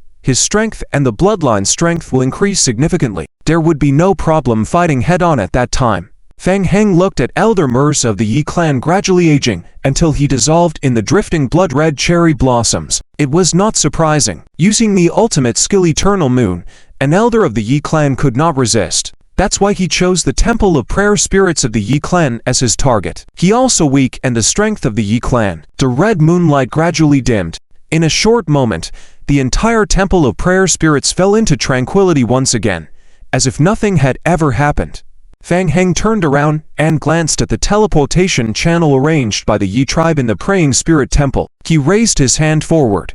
Whoosh! The Chan blood surrounding him condensed into several sharp spikes, stabbing towards the teleportation channel. Dang! The external barrier resisted for a moment, then the teleportation channel shattered under the continuous bombardment of the Chan blood spikes, disrupting the operation of the teleportation channel. Fang Heng then proceeded to the large magic array in the main hall. Beforehand, the incantation he received from Aovi contained information on the operation of this magic array. One point mentioned was that activating the magic array required the participation of the Tree Spirit clan. At least 12 members of the clan were needed to complete the basic activation. Fang Heng gazed at the magic array. In the past, encountering such a magic array might have posed some difficulty. Where could he find so many members of the Tree Spirit clan to help operate the magic array? But now it was not a problem at all. The game had already acknowledged that the Blood clan belonged to one of the major clans of the Tree Spirit clan. Suddenly, a drop of dark red blood overflowed from Fang Heng's forehead, slowly floating in midair. The power quickly spread outwards. A dark red spatial portal condensed in the sky, slowly opening. Duke-level Blood clan members emerged from the teleportation channel one after another, kneeling before Fang Heng. Your lordship, rise. Fang Heng raised his hand. The activation of the teleportation channel will cause spatial power fluctuations, and the Tree Spirit clan could return at any time. Let's get started quickly. You go to guard outside the temple, and later join me in operating the magic array. Yes, the Blood clan members already knew that this trip was to activate the magic array, aiming to enhance the strength of the entire Blood clan. They dared not show any negligence and dispersed to guard outside the Praying Spirit Temple upon hearing Fang Heng's instructions. Fang Heng stood in front of the magic array. Inside the temple, the summoned lickers were quickly transformed into ordinary zombie forms, assisting in setting up the Abe Sakia summoning magic array together. 1 hour later, inside the Praying Spirit Temple, Fang Heng operated the magic array, while the other 24 Blood clan members assisted at the star positions of the magic array. In the center, several tentacles overflowed from the magic array from Abe Sakia. The tentacles moved slightly, appearing very excited. As everyone gradually focused their mental power into the magic array, a dark red light emerged from the magic array. Sizzle! The magic array spun rapidly. A crimson light overflowed from the magic array. Hint: current stored dimensional energy Abe Sakia 3273W 200W. Hint: current level of Abe Sakia has reached the upgrade condition. As the magic array slowly stopped spinning, Fang Heng slowly opened his eyes. The entire Praying Spirit Temple was still covered in a thin layer of Chan blood. Prior to leaving, Fang Heng had roughly calculated, so he let Abe Sakia absorb some of the dimensional power to increase the level to 60 and restrict the maximum level to 7. The results were close to his calculations, ultimately consuming most of the dimensional power and reaching level 7. A small portion remained, which somewhat surprised him. The discounts on dimensional level using the Praying Spirit Temple were related to the level of the temple. Fang Heng estimated that the differences in levels of the temples within the inner world would not be significant, otherwise the major clans of the Tree Spirit clan would have fought for the best temples. Moreover, the effects obtained after raising the dimensional power were very plain. From levels 1 to 5, each level enhanced the base attributes by an additional 20%. After level 6, each level increased the base attributes by an additional 40%. Of course, the increased effects were limited to bloodline skills and academic skills. Whether there would be any changes later was still unclear. Currently at level 7, there was a total of 180% additional growth. No wonder the Tree Spirit clan could experience such a significant boost in strength after entering an Elder Council once again. Fang Heng lowered his head, gently clenched his fist, feeling the surge in various attributes of his body. Very good, Fang Heng murmured to himself. The comprehensive base attributes were about 2.4 times the original. The calculation method directly increased the final number, only considering the boosts from various bloodline and academic enhancements. There were no additional bonuses from temporary skills or various potions. This meant that if his academic skills could be further enhanced in the future, he could still receive an additional 180% boost to the base attributes. For example, if he raised his psychic study by 1 level now and gained 5 points of mental power, then under the influence of dimensional power, it would actually be a whopping increase of 14 points. Certainly a massive enhancement.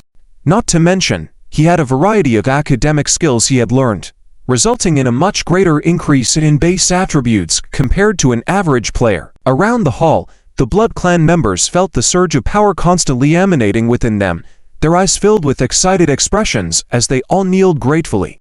Thank you for your blessings, your lordship.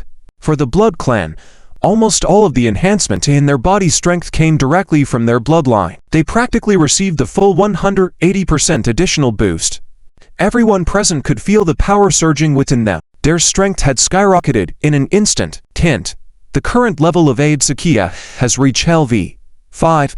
Bloodline restrictions have been activated, allowing the player to restrict the inheritance of bloodlines. Seeing the prompt, Fang Heng glanced at the explanation once again. So that was it. The so-called bloodline restrictions, or a more refined control to determine whether certain blood races or groups could gain the benefits of dimensional power enhancement, or to restrict the specific numerical values of the enhancement. Fang Heng silently nodded. Fang Heng raised his head and gestured for the Blood Clan to rise, his gaze scanning the magic array in the Great Hall as he nodded, saying, "The power of the Blood Clan is far from reaching its limit. Prepare yourselves, we have a tough battle ahead." "Yes, Your Majesty." In the real world, even though it was already late at night, players who felt their physical attributes undergoing a qualitative change or buzzing with excitement after the sudden surge in basic attributes following the previous increase in the Blood Clan's bloodline power. Tonight, all their basic attributes surged once again. With the two increases combined, the power of the Blood Clan's bloodline suddenly doubled from before. Almost 2 times. In an instant, their overall strength increased by a level. What a pleasant surprise! Upon closer inspection, players were even more surprised to find that in the game ranking, the Blood Clan's bloodline had already become legendary. What exactly is this dimensional power? How can it increase so significantly? Players on the forum were all puzzled, trying to figure out what caused such an anomaly. However, after discussing for a long time, they still couldn't find any clues. Stimulated by this, more and more players started searching for ways to inherit the Blood Clan's bloodline. This thing has such a high cost effectiveness. The black market vendors, who had been hoarding to Blood Clan bloodline skill books, were practically dreaming with joy. They had become rich overnight, flourished. Within the Federation, various comprehensive tests regarding the spiritual transformationists were being conducted intensively. Report: the results of the new round of tests are out. How is the situation? Very good. According to the tests, the transformationists' physical attributes have seen a significant increase. With this efficiency of improvement, they can totally proceed to the next stage of mental honing. After receiving and analyzing detailed experimental report data, the researchers were left speechless and amazed by the staggering numbers. The test subjects' various attributes had seen an extreme upgrade. The physical attributes of the spiritual transformationists were now fitting for comprehensive combat. Minister Lei, looking at the 2 spiritual transformationist soldiers on the screen, asked, "Suppose, without undergoing mental honing training, what level of qualities can his body attributes reach?" The head of the research lab understood the meaning of the minister and nodded in response, saying, "According to our estimation, his strength can fully match that of a half-mechanized transformationist, and even his various adaptabilities are even better." Report: a soldier hurriedly approached, reporting to the commander. "There was unusual activity from the Yi clan 5 minutes ago, and our reserve or supply area was under attack." Minister Lei frowned. It was the Yi clan again. It was not the first time. In the previous encounters, the Federation had actively cooperated with the Yi clan, only to have the other party take the resources without providing the promised life leaf exchange. Eventually, several temporary storage areas designated for trading were also attacked by the Yi clan, resulting in the loss of a significant amount of ore. After suffering losses several times, the Federation promptly terminated the trade. Unexpectedly, this time the Yi clan was even more unbridled, directly launching an attack on the ore field area. How strong is the team from the Yi clan this time? We discovered a total of 12 ordinary Yi clan guards, but have not yet found any Yi clan of elder level. The operational staff accompanying nodded and said, "Minister, the strength of this team from the Yi clan is not strong. I suggest we can send people to crush them, or else the Yi clan will become even more audacious in the future."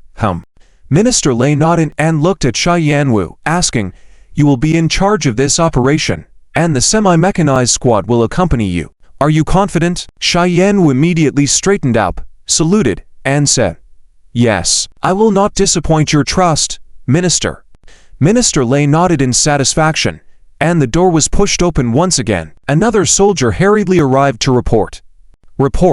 Director Ji has sent word that Mr. Fang Heng has successfully returned and is now preparing to take action against the Yi clan. He is asking if we had any suitable targets. As the soldier spoke, he looked towards the researchers in the laboratory. Fang Heng has already joined our communication channel and is on channel 17.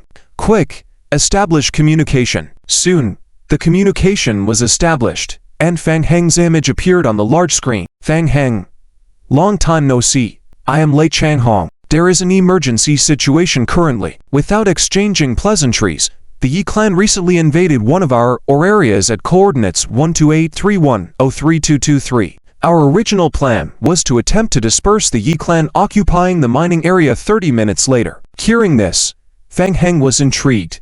After operating in the inner world, he planned to come to the external world to stir up some trouble and find a way to mess with the world coordinate tree branches from the Yi clan. Just at the right time, the Yi clan came knocking on his door. "Got it, I'll bring people over immediately. We will meet you there." Ending the communication, Fang Heng led the Blood clan behind him and hurried towards the location of the Yi clan. There were only a dozen ordinary members of the Yi clan at the target location. Frankly speaking, Fang Heng didn't even consider these Yi clan members a threat anymore. He thought that if he eliminated this group of Yi clan members, there was a high probability that more Yi clan members would be attracted later. Slowly but surely, he would eliminate them in batches. Wouldn't that be satisfying? In the mining area occupied by the Yi clan, the area was already on the brink of abandonment, but the Federation urgently acquired it and began mining day and night. The Tree Spirit Tribe's mining capabilities were quite mediocre. Therefore, they usually opted to snatch ready-made resources or seek assistance from the Tree Speakers Union to help them with their mining work. This time, they used people from the Tree Speakers Union to locate the abandoned mining area and opted to forcefully take control of it. The subsequent mining operations would be handed over to the Tree Speakers Union. Due to the Yi clan's recent losses of several elders and the vessels for sacrifices, coupled with the destruction of the young god tree, the losses were immense. At this point, they were getting anxious and were willing to do anything to turn the tide. That is why they chose to completely ignore the Federation. Compared to other clans, the Yi clan was more audacious in their actions. They did not care for humans at all. As soon as they heard about the mining area's location, the team leader of the Yi clan immediately brought his subordinates over. The guards at the human mining area were as weak as they had expected. They could easily occupy it with almost no effort. The Yi clan guard suddenly noticed something and looked up towards the sky. What was that? In the darkness of the night sky, it seemed that dark figures were rapidly approaching them from above. "It's the enemy." Blood-colored explosive bombs kept falling down continuously. Boom, boom, boom, boom. In the high altitude, there was a continuous and intense bombardment, a frenzy of explosions. This time, the Yi clan only sent a team of just over a dozen ordinary Yi clan members, completely unprepared for the Blood clan's blood explosive bomb barrage. For a moment, they were all stunned by the explosions, only able to raise a shield and withstand the attacks of the blood explosive bombs. In just a short moment, their natural energy was exhausted, and the Yi clan members who couldn't find cover were exposed to the attacks of the blood explosive bombs. Compared to their long-range attack abilities, the defense capabilities of the Yi clan were very low, unable to withstand multiple explosions. Fang Heng began to see notifications on his retina. Hint: Player kills ordinary Yi clan members. Player gains 110 points of Tree Spirit Clan reputation. Hint: player kills ordinary Yi clan members. Player gains 90 points of Tree Spirit Clan reputation. After 5 minutes of continuous bombing, Fan Heng signaled for everyone to stop and the Blood Clan members landed one after another. Fan Heng looked around and activated his senses. The team of just over a dozen Yi clan members had all been dealt with. It was easy. Fan Heng said, "The Federation's people will arrive soon. Let's wait for them." Yes. 10 minutes later, Xianwu arrived with the first batch of Federation teams. Looking at the bombed-out mining area and Fan Heng's team waiting in the area, the members of the Federation team looked at each other. Wow, is it really this dramatic? What kind of fierce battle just took place here? The mental reformers behind Xianwu saw the several Blood Clan princes behind Fan Heng and their expressions froze. As people who had inherited the Blood Clan princes, seeing the Blood Clan princes invoked a natural bloodline suppression, they all lowered their heads in respect. Fan Heng, sorry for our late arrival.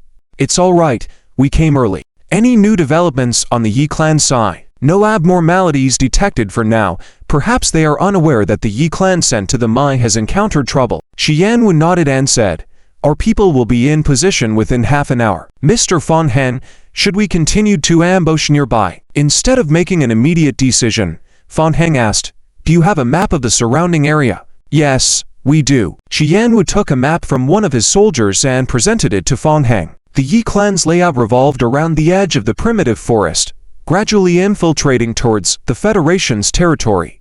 Fan Heng spotted something and pointed to a location on the map, asking, "Is this the Cursed Temple?" "Yes. This location is confirmed to be the Cursed Temple occupied by the Yi clan. There are signs of Yi clan activities inside the temple.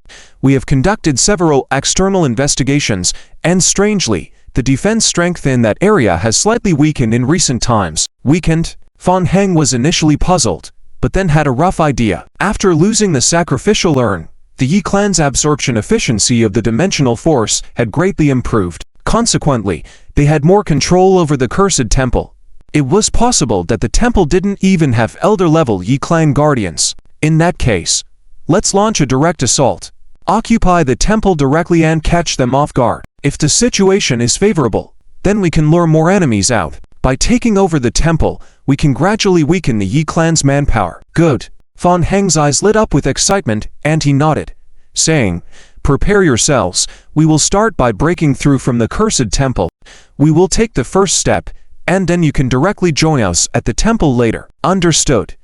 Fan Heng once again gathered the Blood Clan members and transformed into bat forms, flying together towards the direction of the Yi clan's Cursed Temple. Flying at high speed in Blood Clan form for an hour, they gradually approached the temple on the outskirts.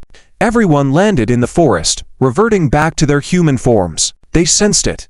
With the enhancement of their basic perception attributes, Fan Heng could now sense the Tree Spirit Clan scouts hidden in the bushes. Charge. Head on. Swoosh. Swoosh swoosh. A dense magic array appeared around Fan Heng, rapidly activating. Red shadows emerged from the magic array, rushing forward. Lickers.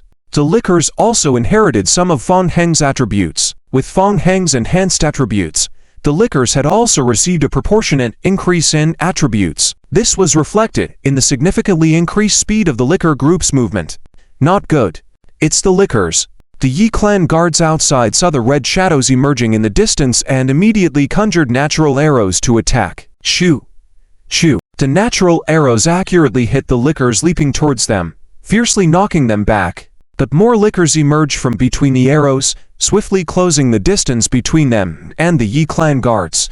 The Yi clan guards, having encountered Lickers multiple times before, quickly noticed the difference this time. The Lickers were much faster in speed than they were used to. The Licker group's movements became more agile. Additionally, previously, a single natural arrow could hit 3 Lickers in a row. However, this time, the Lickers were much quicker in their evasion, dodging the arrow attacks from various angles immediately after the first hit. Not good. The guards quickly realized that the Licker group was closing in on them rapidly. Most of the Yi clan excelled in long-range attacks, and it would spell trouble if the Lickers got too close. Well done, well done. Fan Heng observed from behind, nodding inwardly. Apart from the agility boost, under the strength augmentation, The Lickers could now inflict significantly more damage. Though they couldn't handle the Yi clan one-on-one, they could gain a considerable advantage in numbers. Retreat. The Yi clan guards dared not linger any longer, continuously firing arrows to drive back the Lickers in front, while quickly retreating backwards until they reached the entrance of the temple in the rear. That's enough. The Lickers' strength had been tested. Fan Heng once again expanded his senses to carefully search and confirmed that there were no elder-level Yi clan members inside the cursed temple. Tiddy. Fan Heng nodded toward the accompanying Blood Clan princes and dukes. Let's go. Let's go together and resolve this quickly. Yes, sir. Currently, in one-on-one combat, the Duke-level vampires are not yet able to instantly kill the Yi clan guards, but they can effectively suppress them. Without any surprises, victory can be achieved with some time. The Prince-level vampires can overwhelm the Yi clan guards, easily dealing with them in one-on-one combat. Currently, the vampire princes are still unable to deal with the Yi clan elders. No worries. Take it slow. The true level and dimensional level of Abakia have not yet reached their limits. Soon, the entire cursed temple was cleared out by the vampires. Game prompts refreshed on Fan Heng's retinas. Hint: when players clear the cursed temple, players gain 500,000 tree spirit reputation. Your Majesty, the cursed temple has been completely under our control. The vampire Prince Gale respectfully approached, kneeling down on one knee, reporting, "As you instructed, we did not let any tree spirit go." Well done. Fan Heng walked into the cursed temple and looked at the magical array in the center of the hall. Let's begin. There is still some time before the Yi clan arrives. Assist me in setting up the magical array together. Yes, we obeyed. Everyone cooperated to set up the summoning magic array of Abakia in the temple. Yi clan. The Grand Elder Senzo is currently convening a meeting of all elder members of the clan. The trouble that the Yi clan is facing is significant. The saplings of the sacred tree have been destroyed. Several elders have died. The overall strength of the Yi clan has greatly diminished, and even a large number of sacrificial bottles have been lost. The future is bleak. We have reached a deal with the Soul clan. They are willing to exchange 3 sacrificial bottles for our 2 natural heart crystals. Elder Lunas personally went to oversee the trade and is now on the way back. To be honest, Senzo was very reluctant about this deal. During this time, their focus has been on the other world, searching day and night, and finally, they gained some rewards, obtaining 2 natural heart crystals through hard work. These 2 crystals are now benefiting the Soul clan. There's no choice. They are in urgent need of sacrificial bottles. These 3 sacrificial bottles traded with the Soul clan can alleviate their crisis, preventing them from falling too far behind other clans. This is the only option. However, even so, it only delays the Yi clan's defeat. If they cannot come up with a solution soon, they might have to retreat from the battle to nurture the sacred tree early. Report. A clan member rushed over to report. Grand Elder, we have just lost contact with the cursed temple on the outskirts. The group couldn't help but show concern at the news. Last time they seized the Wood clan's cursed temple, only to fail in obtaining anything valuable, and thus the 4 major clans had an agreement not to attack each other's occupied temples.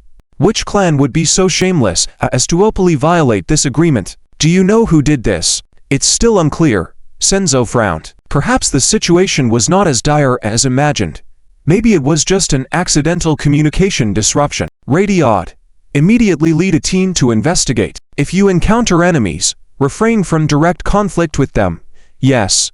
Radiod nodded and quickly prepared to go investigate. As he hadn't left yet, another member of the Yi clan hurried over. Report. What's the matter? Grand Elder, we just found out that the teleportation channel located in the Prayer Spirit Hall within the other world is currently malfunctioning and unusable. The Prayer Spirit Hall? Senzo suddenly felt a sense of unease as a strong feeling of discomfort lingered around him. Both places had issues almost simultaneously. What conspiracy was this? Who was targeting the Yi clan? Radiod. Yes. Take Elder Luenzo and Elder Desi with you to investigate the cursed temple. Be careful. Currently, the cursed temple is not the most important concern for us. Prioritize your safety in case of emergencies. I will personally go to the other world to check the situation. Understood. I know what to do. Radiod also realized the situation was not good. He nodded, agreeing to go investigate the cursed temple with Elder Luenzo. Both Luenzo and Desi were new elders and far less powerful than Luinus. With the urgency of the situation, they had to accept their roles. Radiod led over 50 Yi clan members through the teleportation channel to the outskirts of the primal forest area, heading quickly towards the cursed temple. It was the first time for Elder Luenzo to be on an external mission. He felt a bit nervous and asked, "Elder Radiod, do you think someone is manipulating this behind the scenes?" Radiod shook his head. He was not sure either. It seemed that currently, the Wood clan had the deepest grudge against them, so they were the most likely to act. However, the recent decline in the Wood clan's strength made it questionable if they would take action now. The Yi clan was in a dire situation, but their foundation was still strong. The longer they waited, the more advantageous it would be for the Wood clan. Acting now would not be wise. Whoever it is, remember the Grand Elder's orders. Avoid direct conflict with the enemy. You all know the situation within the clan. We cannot afford any more losses. Understood, Elder, we know.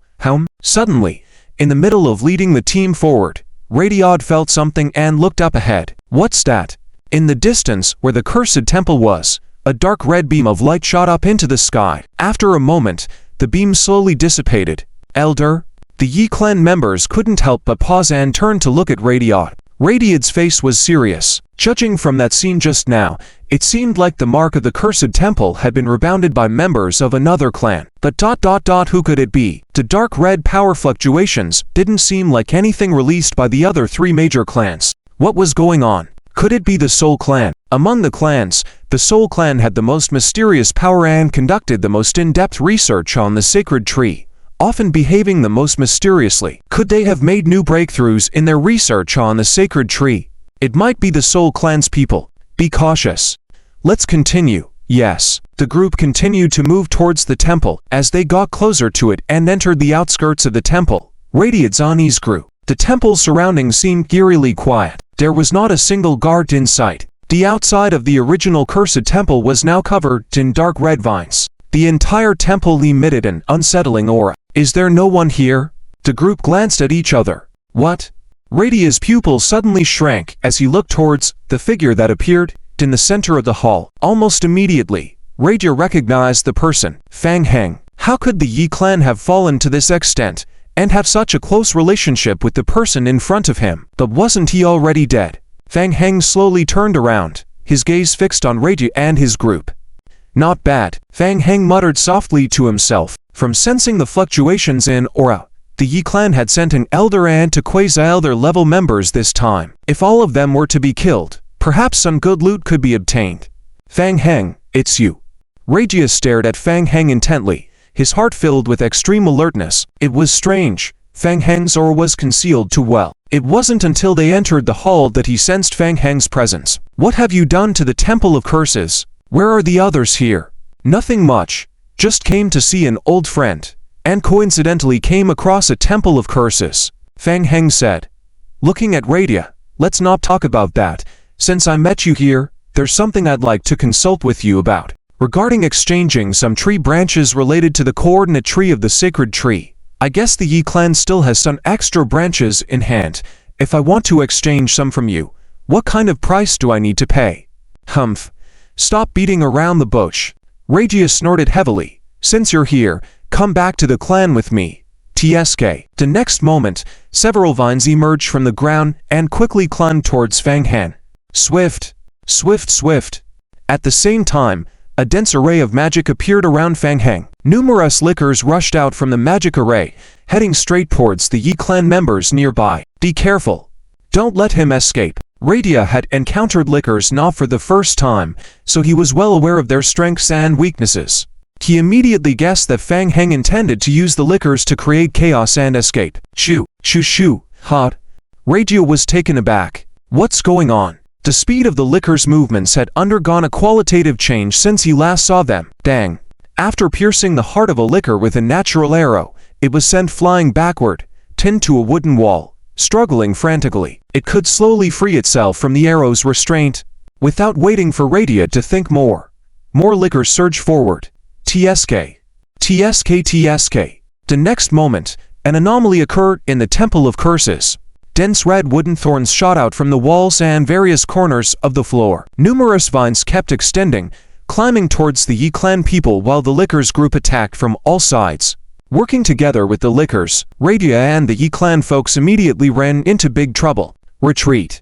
Radia suddenly remembered Venice's previous encounters and became vigilant. When he first heard about these things, he was somewhat skeptical. It turned out to be true. Fang Heng. How did he manage to control the Temple of Curses in secret? Radia expanded his protective barrier to the maximum, shielding the group from the attacks of the vines and thorns, as well as the Lickers, escorting them to retreat from the Temple of Curses. What? Just as they left the area of the Temple of Curses, Radia suddenly felt a sense of crisis and quickly looked up. Outside the temple, a dozen figures were floating high in the sky. Humans. The blood and aura fluctuations emanating from them were too similar to Fang Heng's. The Blood Prince and the others raised their hands. This was bad. The next moment, Radia's pupils contracted abruptly. High above, waves of dense blood-colored explosive bombs were blasting towards the ground. Doom. Boom boom boom. The Blood Clan, following Fang Heng's instructions, had long been ambushing in the high sky outside, ready to launch indiscriminate attacks with the blood-colored explosive bombs as soon as the Yi clan showed up. The high-intensity bombardment lasted for a full minute. Radia forcefully supported a defensive shield with the help of two newly promoted elder Yi clan members, blocking this wave of attacks. Just as they were about to counterattack, the numerous thorns suddenly sprung out from the ground again. At the same time, the Lickers swarmed in from all directions. Radia realized at this moment that they had fallen into a trap. Fang Heng had set them up. Don't engage with them. Follow me, retreat first. Swift. Before Radia could finish his words, he suddenly sensed an aura attacking from his right side, and immediately raised his hand, sending a highly condensed natural arrow forward. The natural arrow collided with the approaching blood and spirit thorns, bursting with a bang. It was the power of blood and spirit. Fang Heng. Radia stared closely at the figure not far away. Fang Heng's face emerged from the burst of blood and spirit. After enhancing his spiritual power more than twice, Fang Heng's control over blood and spirit powers became more composed, and his attack intensity correspondingly increased. A miscalculated move, Fang Heng immediately clasped his hands in front of him. The blood rapidly gathered, turning into a sharp blade, floating in Fang Heng's hands. Swift.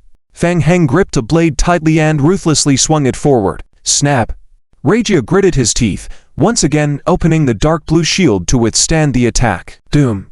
The shield lasted for less than half a second, exploding with a bang, and Radia, along with over a dozen Yi clan guards behind the shield, were sent flying by the explosion. What's going on? How did this guy suddenly change so much? Radia's face showed a hint of astonishment. He had seen Fang Heng make a move several times before and thought he understood Fang Heng's abilities. But why did Fang Heng's strength grow so drastically in such a short time? Swift. As Radia was forced out by the blade, he hurriedly retreated in midair, watching as Fang Heng's figure turned into a streak of blood, rapidly approaching him again. Dang, dang, bang. Fang Heng directly consumed blood power, relentlessly attacking Radia regardless of the cost. Cold sweat broke out on Radia's forehead. He seemed to have some difficulty holding off the attacks. He never imagined that one day a human would push him into such a situation. What? Suddenly, Radia's heart skipped a beat as he saw a large amount of blood and spirit converging into a huge curtain in front of him, completely enveloping him. It seemed as if it was about to completely swallow him whole. For a moment, Radia's vision was filled with a deep red blood and spirit. Swift. Doom. Boom boom boom boom. The second wave of densely packed blood bomb exploded from high altitude. Each blood bomb contained a powerful blood energy force, and Prince and Duke of the Blood Clan in the high altitude area targeted the area where Radiant was located for indiscriminate bombardment. For a moment, Radiant had nowhere to hide. Fang Heng stepped back from the explosion area, coldly watching the rows of tips flashing on the retina. Tip. The Blood Prince you lead has dealt 1.1 W damage to Radiant. Tip. The Gautrie Bakio absorbs the Yi clan through the skill Blood Nutrient, gaining 8,722 experience points. Tip. The player Elixir deals 4,231 damage to the Yi clan guard. Tip. The Blood Prince you lead inflicted 1.66 W damage to Radiant. Tipped. Bakio is consuming dimensional power and is in a short-term strengthened state. Players should pay attention to the consumption of dimensional power. Almost there. Fang Heng was determined. This battle was actually a test as well. Fang Heng was not confident in the strength of the Blood Clan after the enhancement. At the moment, seeing the huge advantage that the Blood Clan and Abakio had gained on the field, he finally relaxed. With the enhancement of dimensional power, gathering the power of the entire clan, dealing with the elder level Yi clan should not be a problem. Enough to slowly weaken the Yi clan. Suddenly, Fang Heng sensed something, suddenly raised his head and looked ahead. Under the aftermath of continuous blood explosions, a figure swiftly flew out from the red explosion dust, rushing towards the outside. Hot. Trying to run. A smile involuntarily appeared on Fang Heng's lips. Thinking too much. Suddenly, Fang Heng lightly tapped his toe on the ground and rapidly chased after Radiant, who was fleeing. At the same time, he spoke into the communicator on his collar. Xianwu, the enemy is coming towards you. Be ready to make a move. Got it. Radiant, heavily injured, forcibly broke through the dense blood bombs, trying to escape. It's not that he didn't want to save his teammates, but he simply couldn't. In this situation, he had no strength left to care for his teammates. Fang Heng, when did his strength improve so terrifyingly? Radiant was full of uncertainty. Seeing that he had escaped the bombing network, Radiant did not relax at all. All his senses had reached their peak. He was well aware. The danger was not over. Fang Heng would never easily let him go. It was far from the time to relax. Sure enough, he already sensed a strong blood energy wave coming quickly from behind. What? Unexpectedly, before Fang Heng completely approached from behind, Radiant suddenly felt a sharp needle-like pain in his brain. This was followed by a momentary daze. When he regained consciousness, enduring the intense pain, he suddenly discovered the human lurking behind him. The Federal Coalition. Damn. When did they join the battlefield? Earlier, Radiant had not noticed this group of human ambush when he fled. Fang Heng must have teamed up with this group of humans. They had dealt him a fatal blow while he was escaping. The consecutive mental piercing caused Radiant to have a splitting headache, slowing his speed. Enduring the intense pain, he gritted his teeth and moved forward. Suddenly, the distance between Fang Heng and Radiant was rapidly closing in from behind. Just as the distance was almost closed, Fang Heng raised his hand, and several sharp blood thorns immediately condensed at his side. Suddenly, the blood thorns pierced forward violently. Radiant sensed the blood energy fluctuations and was about to dodge, but the second round of mental stabs from the Federal Coalition came. A severe pain struck his brain. For a moment, as Radiant regained consciousness, he felt a sharp pain in his body. Looking down, he found that his chest had been completely pierced by the blood thorn spear. Dang, dang, bang. The blood thorn spear that penetrated his body exploded. Covered in blood, Radiant was impacted and slammed heavily against a large tree. It wasn't over yet. The Federal Psychological Squadron's next concentrated mental piercing attack arrived. Continuously being heavily hit, Radiant's consciousness was approaching a blur, his heavy body quickly falling downwards. Before landing, chi. Over a dozen dark red spikes emerged from the ground. The huge spikes almost instantly pierced Radiant's body through dozens of holes. Chi. Dark red vines overflowed from inside the wooden spikes, rapidly growing, entwining Radiant's body, then slowly dragging him into the ground. Game notifications followed. Tipped. Abakio successfully absorbed the Yi Clan Elder Radiant through the skill Blood Nutrient, gaining 3.4W experience points. Tip. Player killed Yi Clan Elder Radiant, gaining 5,000 Tree Spirit Clan reputation. The wooden spikes quickly retracted into the ground. Everything returned to calm. Dozens of faint stars appeared on the ground. Fang Heng raised his hand, and the faint stars flew into his hand. Tip. Player obtained Mirage Crystal *12. Unexpectedly, Fang Heng picked up a few remaining leaf pieces from the ground. Tip. Player obtained Leaf of Life 6. Unfortunately, just Leaf of Life. It can only be considered an extra. If it could burst a sacrificial jar or a divine tree branch, that would be perfect. Fang Heng looked up at the Blood Clan flying in the sky and nodded to them. The Blood Prince and Dukes immediately received orders to return to the Temple of Curses and deal with the remaining Yi Clan. Fang Heng spoke into the communicator. Command. Radiant has been taken care of. Help me monitor the situation outside. Outside the Temple of Curses, Lenzo and Desi, two newly appointed Yi Clan elders, were leading their subordinates in a rapid retreat under the pursuit of Abakio's wooden thorns and elixirs. Breakthrough.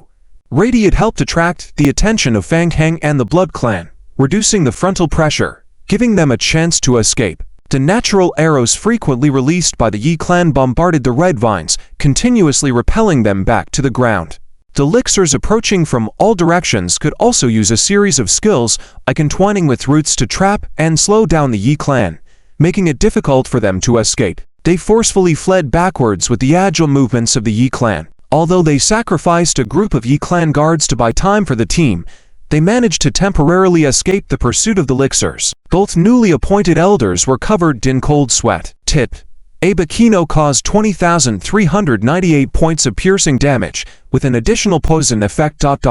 Immediately, dense game prompts appeared on the retina. The Tree Spirit clan had already been depleted by more than half in the previous battle, and midway through their escape, they encountered a dense bombardment of blood-colored explosives, resulting in serious injuries and throwing the entire team into chaos. The two newly promoted elders were unaware that Radia had already died and were still deluding themselves that they could turn the tide. "I'll hold them off. You lead the others out. Get out of the temple's range," Elder Renzo shouted.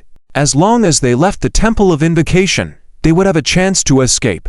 Unfortunately, the attention of the high-flying Blood Prince and Dukes had been focused on the two elders all along. The Royal Lord had decreed that the ordinary Leaf Clan members could be ignored, but the two newly promoted elders had to die. The Blood Clan continuously chased after the two elders, using pinpoint bloodburst attacks, in addition to the constant onslaught from all sides by the Lickers and Vine attacks, gradually depleting the physical and mental strength of the elders. Until the last ounce of strength was exhausted, the two were surrounded by a large group of Lickers in the center. Renzo and Desi felt bitter in their hearts. They never imagined that their first task after becoming elders would end up like this. The crowded Licker groups on both sides gradually made way for a small path. Fang Heng walked out from the crowd and looked at Renzo and Desi. Rage filled Renzo's eyes as he looked at Fang Heng. "Fang Heng, you recognize me too?" Fang Heng was surprised to find that he was rather well known among the Leaf Clan. "Kill me. The Leaf Clan will avenge me." Renzo stared intently at Fang Heng. Fang Heng did not reply. After scrutinizing Renzo for a moment, he asked, "How many sacred tree branches are left in your Leaf Clan?" Both Renzo and Desi's expressions changed at his words. Fang Heng's target was the sacred tree branches within their clan. Desi coldly said, "You won't get anything from us." Fang Heng waved his hand, signaling the Blood Clan to temporarily control them. Gare stepped forward and asked softly, "My lord, do we not dispose of them?" "No need." After the increase in dimensional power, the entire Blood Clan and the Licker group's abilities had also greatly improved. But it wasn't enough. They were on home ground here, but once they ventured into the primeval forest, that would be the Leaf Clan's territory. Without the support of Abakino and facing the strength of the sacred trees nurtured by the Leaf Clan, there was a balance to be maintained, and he did not have full confidence in completely defeating the Leaf Clan. So he had to be prepared on both fronts. In case they couldn't win, they could still use the lives of these two Leaf Clan elders for negotiations. After all, killing them wouldn't reveal the coordinates of the sacred tree branches. "Let's go, head to the Leaf Clan headquarters. Let's try and probe further." Yes. Inside the Federal Remote Command headquarters, when they learned that all three elders from the Leaf Clan who came to support had been taken down, the various staff officers could not contain their excitement. Since the spiritual domain containment network was breached, the Tree Spirit Clan had become increasingly reckless, especially the Leaf Clan, causing great destruction to human residential areas. They had long been suffering. Unlike before, this time they cooperated with Fang Heng for the first time, giving the Leaf Clan a ruthless blow, wiping out a wave of the Leaf Clan. Even the mechanized team stationed in the rear were yet to enter the battle, yet relying solely on the enhanced psychic abilities of the team had already settled everything. Suddenly, the staff at the command center noticed that Fang Heng's group was deviating from their intended route. From the battlefield imagery, he saw that after the battle, Fang Heng did not return to the Temple of Invocation, but instead with the Blood Clan and Licker groups headed towards the direction of the primeval forest. That direction, could it be? They glanced at each other, seeing the doubt in each other's eyes. Was Fang Heng planning to exploit his victory and make a run for the Leaf Clan's headquarters? Fang Heng. The Federal Remote Command headquarters immediately tried to contact Fang Heng. "Yes, pursuing the advantage, while the Leaf Clan is still unaware, I plan to go to the Leaf Clan headquarters." With Fang Heng's definite answer, the headquarters fell silent once again. "Wow, Was he going to directly attack the Leaf Clan's stronghold? Minister Lei pondered for a moment and then decisively spoke. I see, Fang Heng. Go ahead. We will mobilize all resources to support your actions. ... Outside the Shrine of Prayer, the strengthened psychic team confronted the fleeing Leaf Clan troops head-on. The Leaf Clan guard team had already been disoriented by the pursuit of lickers, and halfway through their escape, they were suddenly struck by the psychic abilities of the federal team, causing each one to be stunned in place. They did not even require the assistance of the federal remote mechanized soldiers waiting for an ambush. They were quickly engulfed by the lickers pouring in from behind. Well done, praised Xia Yanwu in his heart. The psychic team was most suitable for this kind of ambush warfare. Unpredictable. After successfully wiping out two groups of fleeing Leaf Clan guards, Xia Yanwu was about to assess the situation on the battlefield and lead his team back to the temple when a message from the command center arrived, instructing them to immediately follow Fan Heng's team to the inner regions of the primeval forest for the next phase of operation. Remember, support Fang Heng's actions at the periphery. Report any issues as they arise. Understood. Xia Yanwu put down the communicator, raised his head, and looked at the red liquor surging in the distance, a sudden chilling feeling rising within him. Continue forward. Could it be that Fang Heng was planning to head straight for the Leaf Clan's headquarters, within the Leaf Clan's main tribe? Since leaving the inner world, the Leaf Clan had established 3 strongholds in the primeval forest, the largest of which was their current habitat. This place had been reinforced by the Leaf Clan for thousands of years. For some reason, the unease in Grand Elder Song Zuo's heart grew stronger. Had some other tribe targeted their Leaf Clan? Report. A clansman hurriedly entered the hall, reporting. Report to the Grand Elder. A teleportation point in the area ahead of our habitat has been attacked by a large group of lickers. The teleportation point has been breached, and the guarding clansmen have evacuated immediately and are on their way back. What? Song Zuo's pupils contracted suddenly. He turned sharply to stare at the clansman, his eyes reflecting intense astonishment. Lickers. It was Fang Heng. I thought he was dead. Song Zuo's first reaction was not astonishment at the attack on the teleportation point but upon hearing the name Lickers. Yes, Grand Elder, the Lickers are currently approaching our habitat. Song Zuo furrowed his brow. The clansmen continued to report with their heads lowered. It is said that they have encountered a large group of massive lickers. Senzo's brows furrowed even deeper. Massive group. How large? At the same time, outside the headquarters of the Tree Spirit Clan, 2 sentries from the Leaf Tribe stood on a tall tree, looking into the distance. Unlike before, they were informed in advance of a large number of licker creatures heading towards the camp, so the Leaf Tribe guards were prepared and on high alert. The clansmen looked into the distance, their faces gradually becoming serious. There, in the distance at the edge of their field of vision, faint red dots began to appear. The red spread in the blink of an eye, forming a continuous mass. They were lickers. Upon closer inspection, in the forest, red shadows darted quickly through the primeval forest. The high density of lickers at this moment looked like a sea of red when seen from above. The estimated number even reached tens of thousands. And their target, the Leaf Tribe scout at the outer edge of the habitat, felt a slight twitch in their eyelids. It was their Leaf Tribe's habitat. They are coming towards the habitat. Sound the alarm. Notify the Grand Elder immediately. Hurry, hurry. As soon as the words fell, the Tree Spirit Guards, the hidden and visible posts, began releasing long-range attacks against the approaching group of lickers with natural arrows. The emerald green arrows created a unified front in the air. With the help of Leaf Tribe's natural power and bow skills, the arrows had a much greater range and effectiveness than normal humans. However, with the lickers' increase in their constant vitality attribute, their health was significantly enhanced. A single arrow would at most send a licker flying far away. They would then roll on the ground for a few moments before continuing their attack unscathed. It's bad. The lickers' regenerative abilities seemed to have been enhanced. The Leaf Tribe guards, seeing this, had beads of cold sweat trickling down their foreheads. They continued to release natural arrows, trying to slow down the progress of the lickers. There was no way. They were completely helpless against this group of lickers. Their already remarkable regenerative abilities had become even more terrifying. All they could do now was to delay the inevitable. In the rear of the group of lickers, Fang Heng stood observing from behind a large tree. The Blood Tribe followed behind Fang Heng. They were a bit confused as to why Fang Heng had not let them join the battle. With their ability to fly, they could have quickly destroyed various sentries, causing greater casualties to the Leaf tribe and depleting their forces. No rush, let's watch first.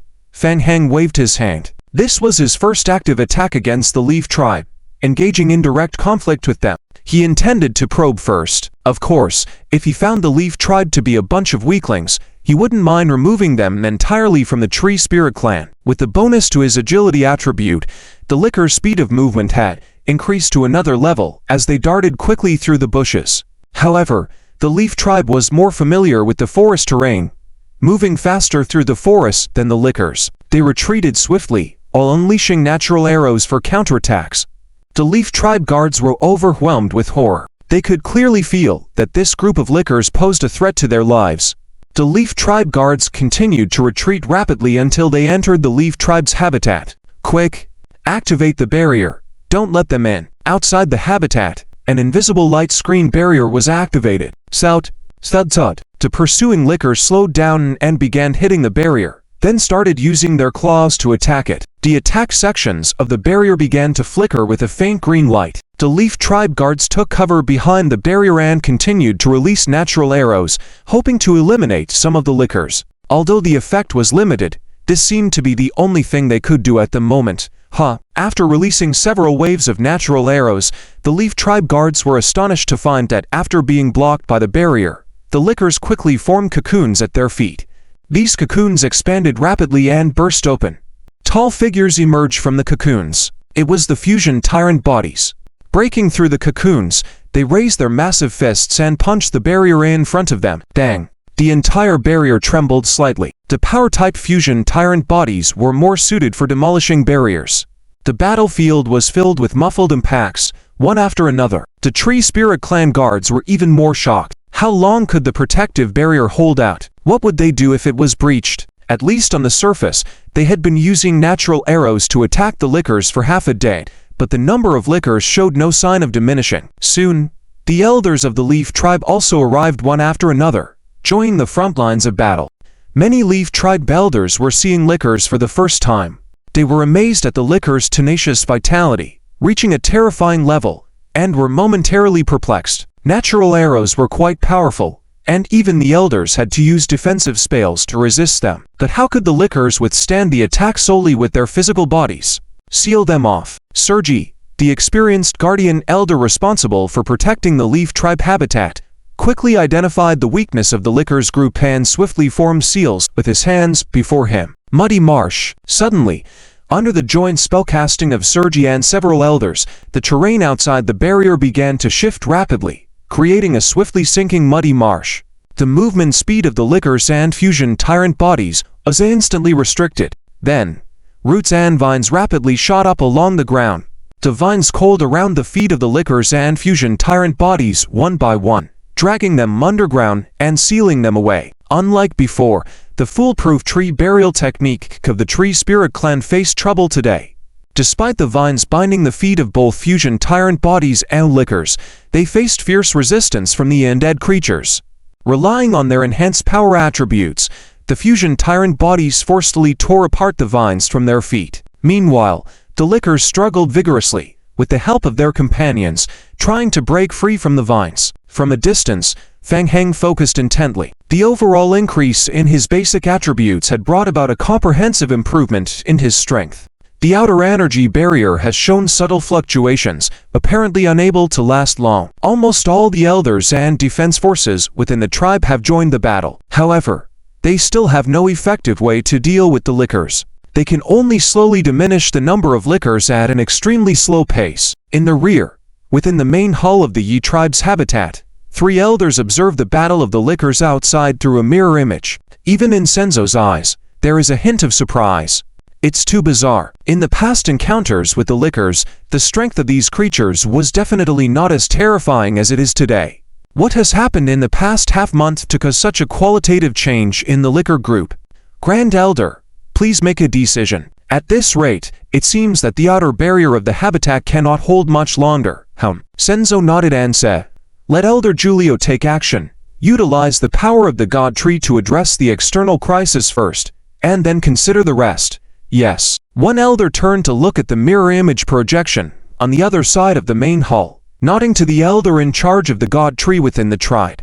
Elder Julio, please activate the dimensional power of the god tree to assist in the defense against the enemy. Understood. Thus, a green light rose from the depths of the Yi tribe's habitat. Like a candle light in the dark, it spread outward in a very short time, illuminating the surroundings. Under the light, the Yi tribe members were enveloped in a faint green light, and then their various attributes were significantly enhanced as if they had been injected with chicken blood. Meanwhile, a large number of thick vines extended from the ground of the Yi tribe's habitat, entwining around the lickers and the feet of the fusion tyrants.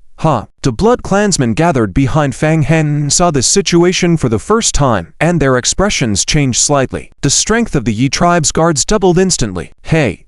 Fang Heng chuckled lightly. It seems that the Yi tribe couldn't resist using that move. The dimensional power of the god tree. Let's go.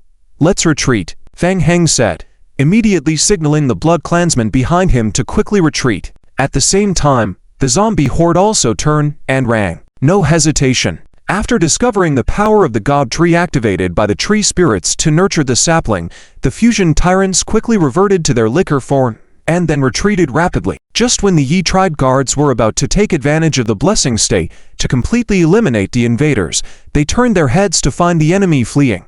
In their liquor form, the lickers fled at an extremely fast speed, almost disappearing in the blink of an eye. The Yi tribe guards were somewhat dumbfounded. Should they give chase or not? If they give chase, the effects of the god tree's blessing power have a time limit. If they chase too far, the enhancement from the god tree's power will greatly weaken or even disappear completely. But if they don't pursue, they feel the injustice. Chase.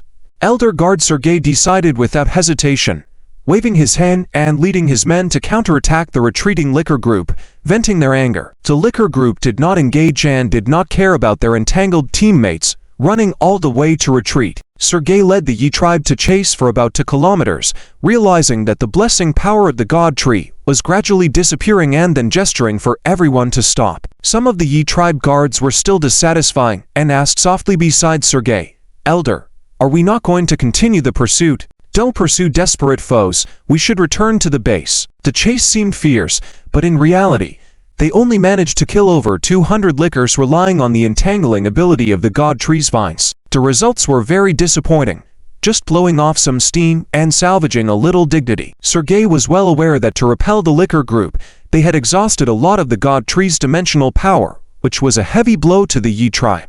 After retreating with his men back to the habitat, Sergei immediately went to report the incident to the Grand Elder. "Grand Elder, we have successfully repelled the liquor group. There was no sign of Fang Heng during the battle, but I believe this matter is related to him." In the main hall, the Grand Elder Senzo lightly stroked his beard and nodded gently. "You have worked hard. For the glory of the Yi tribe, it's what should be done." Sergei nodded, somewhat worried, and said, "In addition, Elder Radiant has not yet returned. Could he also have encountered the liquor group?" Elder Radiant is strong. Even if he encounters the lickers, escaping would not be a problem." Senzo lightly rubbed his beard, pondering. "It's different for Fang Hen. This man is extremely greedy and dangerous, being able to grow to this extent in a short time. There must be some significant secrets about him. If this power could be used for us, the other tribes would surely be troubled." After the initial anger, Senzo had completely calmed down and was considering how to use Fang Hen to control the lickers and then strike at the other tribes. As for Fang Hen, he would bear this humiliation for now, but once the god tree was cultivated, Fang Hen would surely be torn to pieces. How could they persuade Fang Hen to help the Yi tribe? Perhaps by offering more of the leaves of life. More importantly, how did Fang Hen enhance the liquor's power in such a short time? Senzo was also very curious about this point. Could it be that he used the power of their tree spirit clan? As far as Senzo knew, the most powerful force in the world was the god tree. There couldn't be any higher order power. "Let's make a plan after Radiant returns." "Yes, I understand." Sergei clasped his fist, nodded, and left. Elder Senzo always had strategic plans in mind, so if he said so, there shouldn't be a big problem. As they were discussing, suddenly, a guard hurriedly entered the main hall, looking anxiously at Senzo and reported, "Report. Grand Elder." "What's the matter?" "Grand Elder. Lickers." The guard was drenched in sweat with anxiety written all over his face. He urgently reported, "The liquor group outside is back after retreating." Instantly, The expressions of everyone changed slightly, all looking towards the Grand Elder Senzo sitting high above. Senzo's face darkened with an ominous look. Fang Heng, giving face but not cherishing it. They had just used the power of the God Tree to drive away the liquor group, and now, they returned like a plague that wouldn't go away. Okay, I understand. Fang Heng is still useful for us, and I know how to handle it, Senzo said, his gaze gradually becoming sharp, but if he doesn't want to cooperate obediently, outside the habitat, the group of lickers kept coming back and forth, surging towards the barrier like a tide. The tree spirits had to retreat back to the habitat again, using the defense of the outer barrier to wear down the attackers.